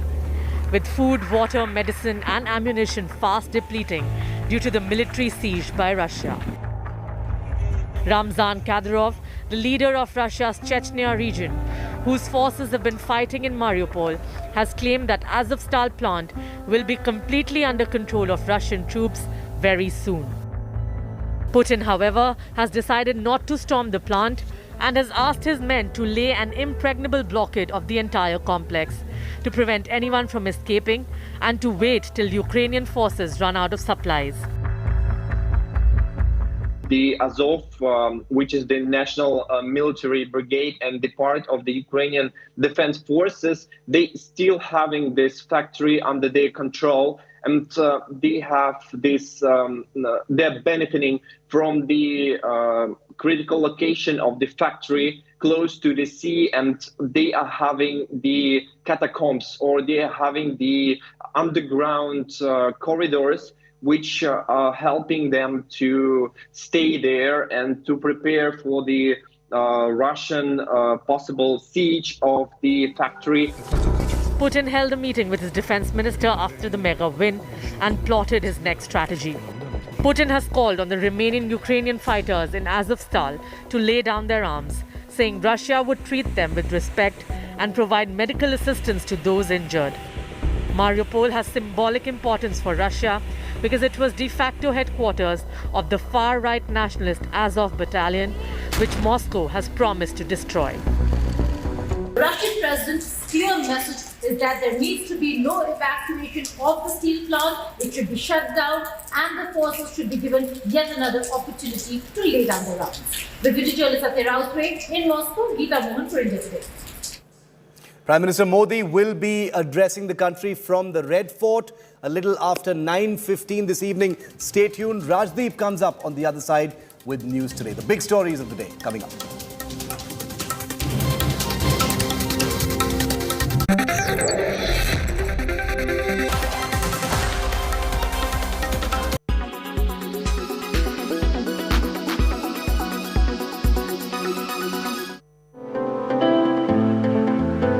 Reliance's Mukesh Ambani is the owner of the second most expensive home in the world after Buckingham Palace.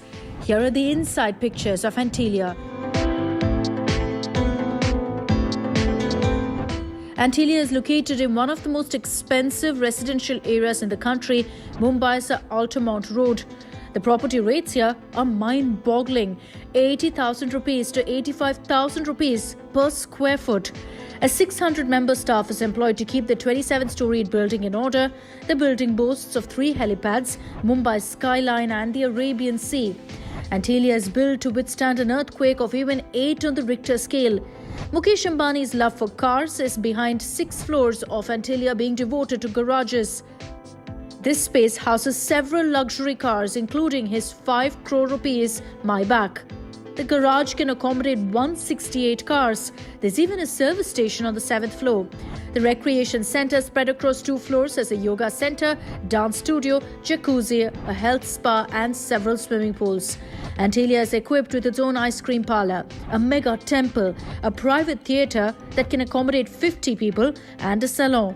The Ambani residence has 9 elevators designed to take the residents to specific floors. All of this makes Antalya worth a whopping $2 billion. In Indian currency, it's about 14,000 crore rupees.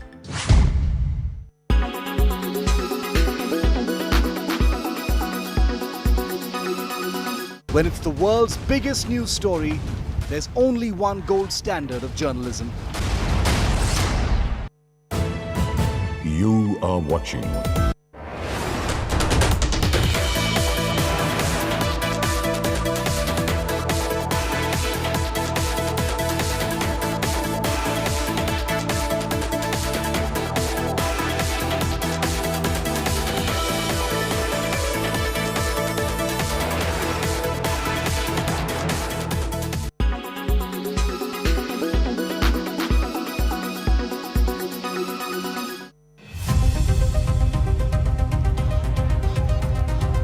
High inflation, shortage of basic essentials and riots are spreading rapidly across the entire country. Yes, we're talking about Sri Lanka. Sri Lanka is facing the worst economic crisis in its history. Their government is running out of foreign reserves. But how did Sri Lanka's economy collapse? What role did China have to play in Sri Lankan crisis? Let's find out.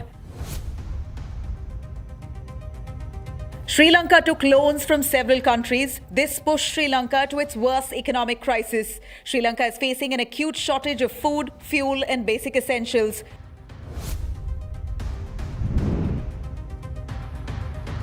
After the rebel war of 2009, Sri Lanka sought China's financial help.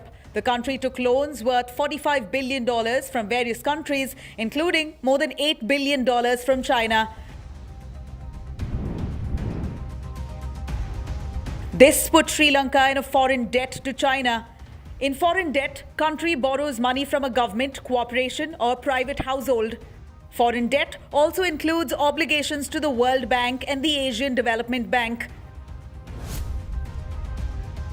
Later in 2010, Sri Lanka borrowed $1.2 billion from China to build the Humabantota port. The island country was unable to run the port and repay the debt. The result, China and Sri Lanka negotiated and Sri Lanka had to hand over the crucial and critical port to China on lease for 99 years. Shashi Dhanatunga, an economist, has said the loans taken from China triggered the misery in Sri Lanka. Sri Lanka handed over its crucial port to China in 2017. Soon after, COVID-19 added more debts to their economy. Sri Lanka's repayment target for this year is $7 billion. The Sri Lankan government sought aid from both India and China and approached the IMF for a debt relief package. It's now struggling to finalize a USD 1 billion credit line with India.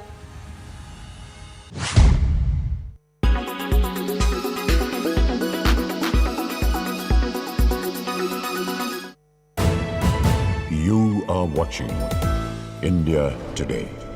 Presented by Aditya Birla Group, Big in Your Life. Co-presented by Star Health Insurance, the health insurance specialist. Co-presented by JK Panchargad Tire, Ab Hawa Nahi Niklegi. Co-presented by Fujitsu General, the extreme machine.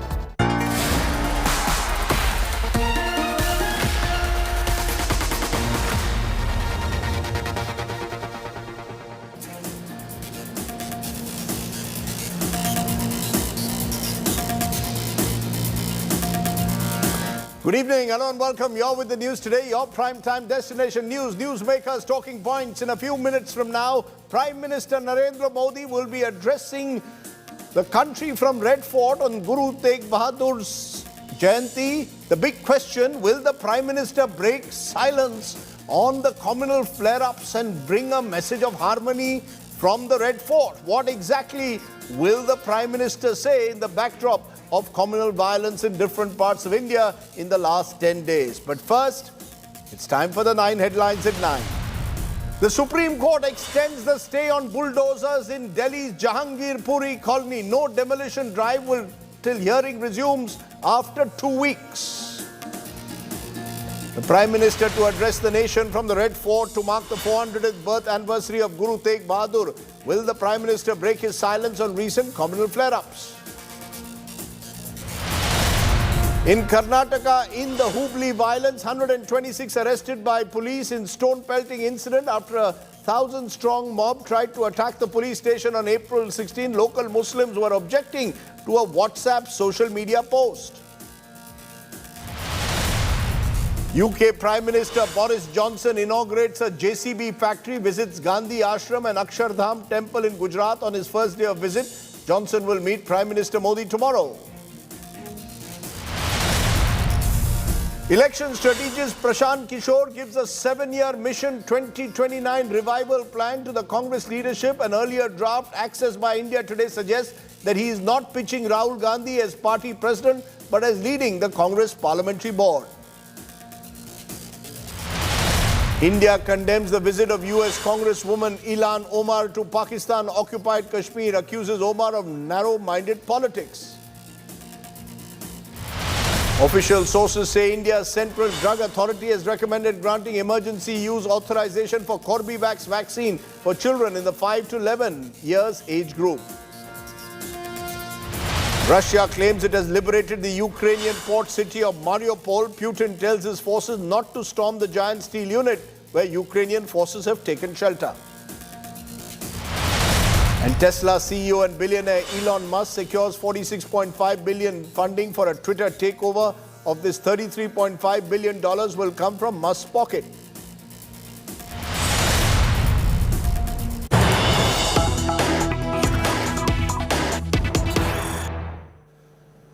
But the big story that we are headlining, Prime Minister Narendra Modi is set to address the nation shortly from Red Fort. The Prime Minister address will be to mark Guru Tegh Bahadur's 400th birth anniversary. It comes against the backdrop of several communal flare-ups in the country and has left the question, will the Prime Minister break silence on communal tension? Will he have a powerful message of harmony at a time when we've seen hate and hate speech on the streets result in violence in different parts of India? So all eyes will be on Prime Minister Modi, who arrives at Red Fort in a few minutes from now. Now, while we await to hear what the Prime Minister has to say, remember this address is coming just days after a series of communal clashes have taken place across several states, including the national capital. In Jahangirpuri, in the national capital, bulldozers had come out yesterday, just days after the violence on Hanuman Jayanti. Today, the residents got relief from the Supreme Court with the stay on the demolition drive now continuing for 2 more weeks. What exactly has the court said on these demolitions and bulldozer politics? It's our top focus.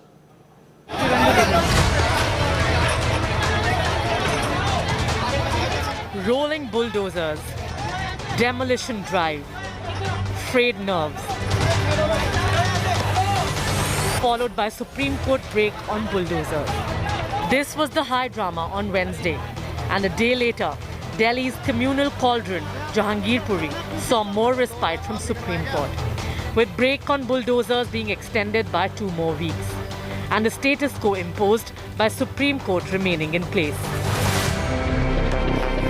A bench of Justices L. Nageshwar Rao and B.R. Gavai issued notice to the centre, state government, Delhi Police, MCD on the plea filed by the Jamiyat Ulama-e-Hind. The apex court also said that it will take a serious view of the demolition on Wednesday, which was carried out even after its orders, though the NDMC mayor was informed.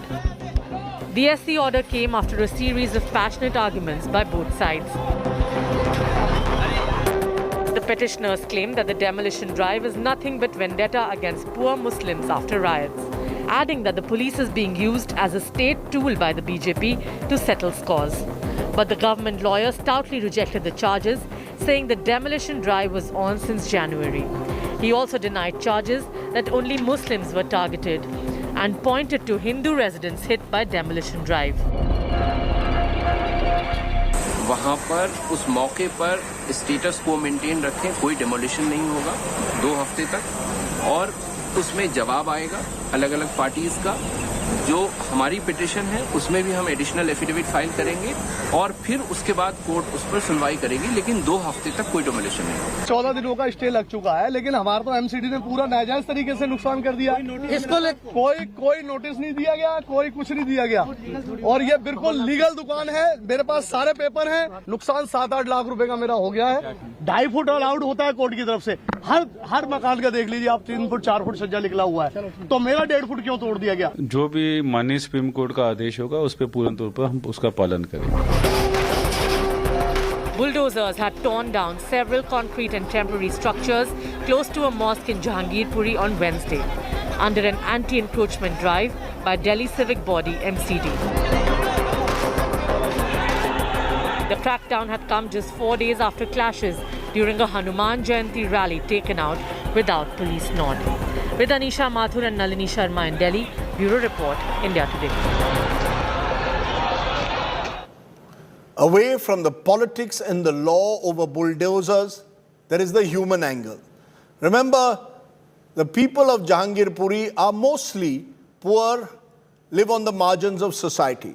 These are the very people who woke up yesterday to find the MCD bulldozers reach their houses in a neighborhood, demolishing unauthorized constructions. Many of them pleaded and begged because they claimed that they had put their life savings into these constructions.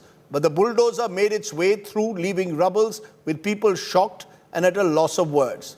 Tonight's Get Real India story is of the people who've lost their homes. Not all of them can be called rioters, as many would think. Milan Sharma has tonight's story.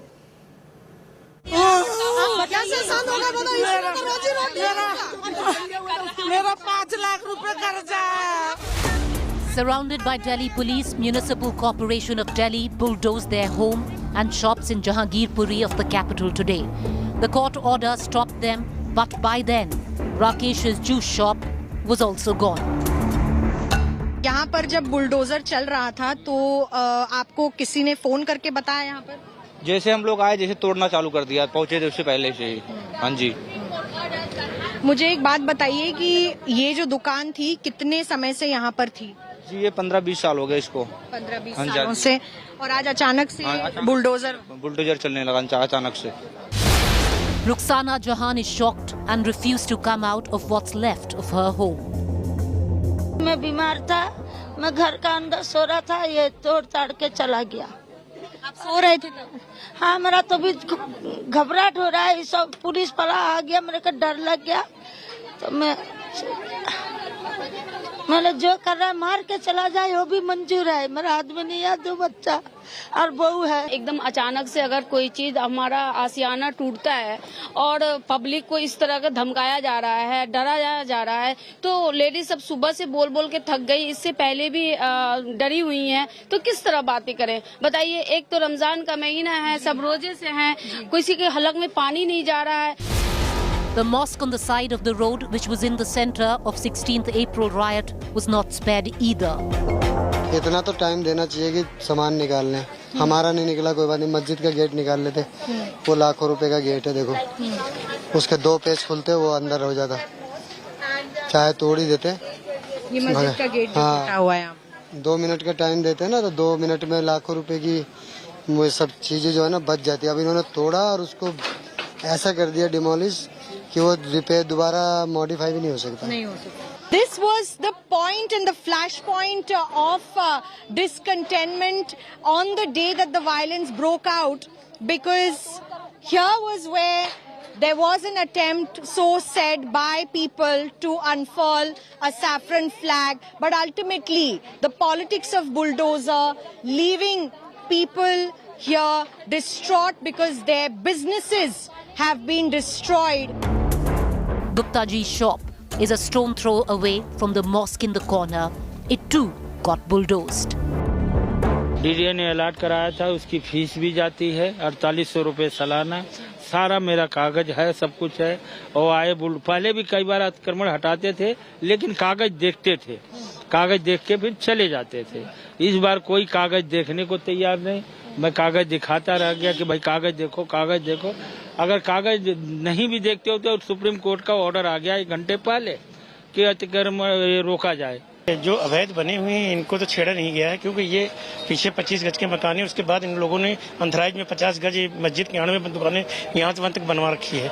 मंदिर के और मस्जिद के आड़ में जो अवैध बने हुए हैं, जिससे कम से कम कुछ नहीं तो यहीं से सारी गुंडागर्दी सारा कुछ यहीं से होता है। Politics of bulldozer has reached Delhi and people, the Aam Aadmi, is the only one that's suffering.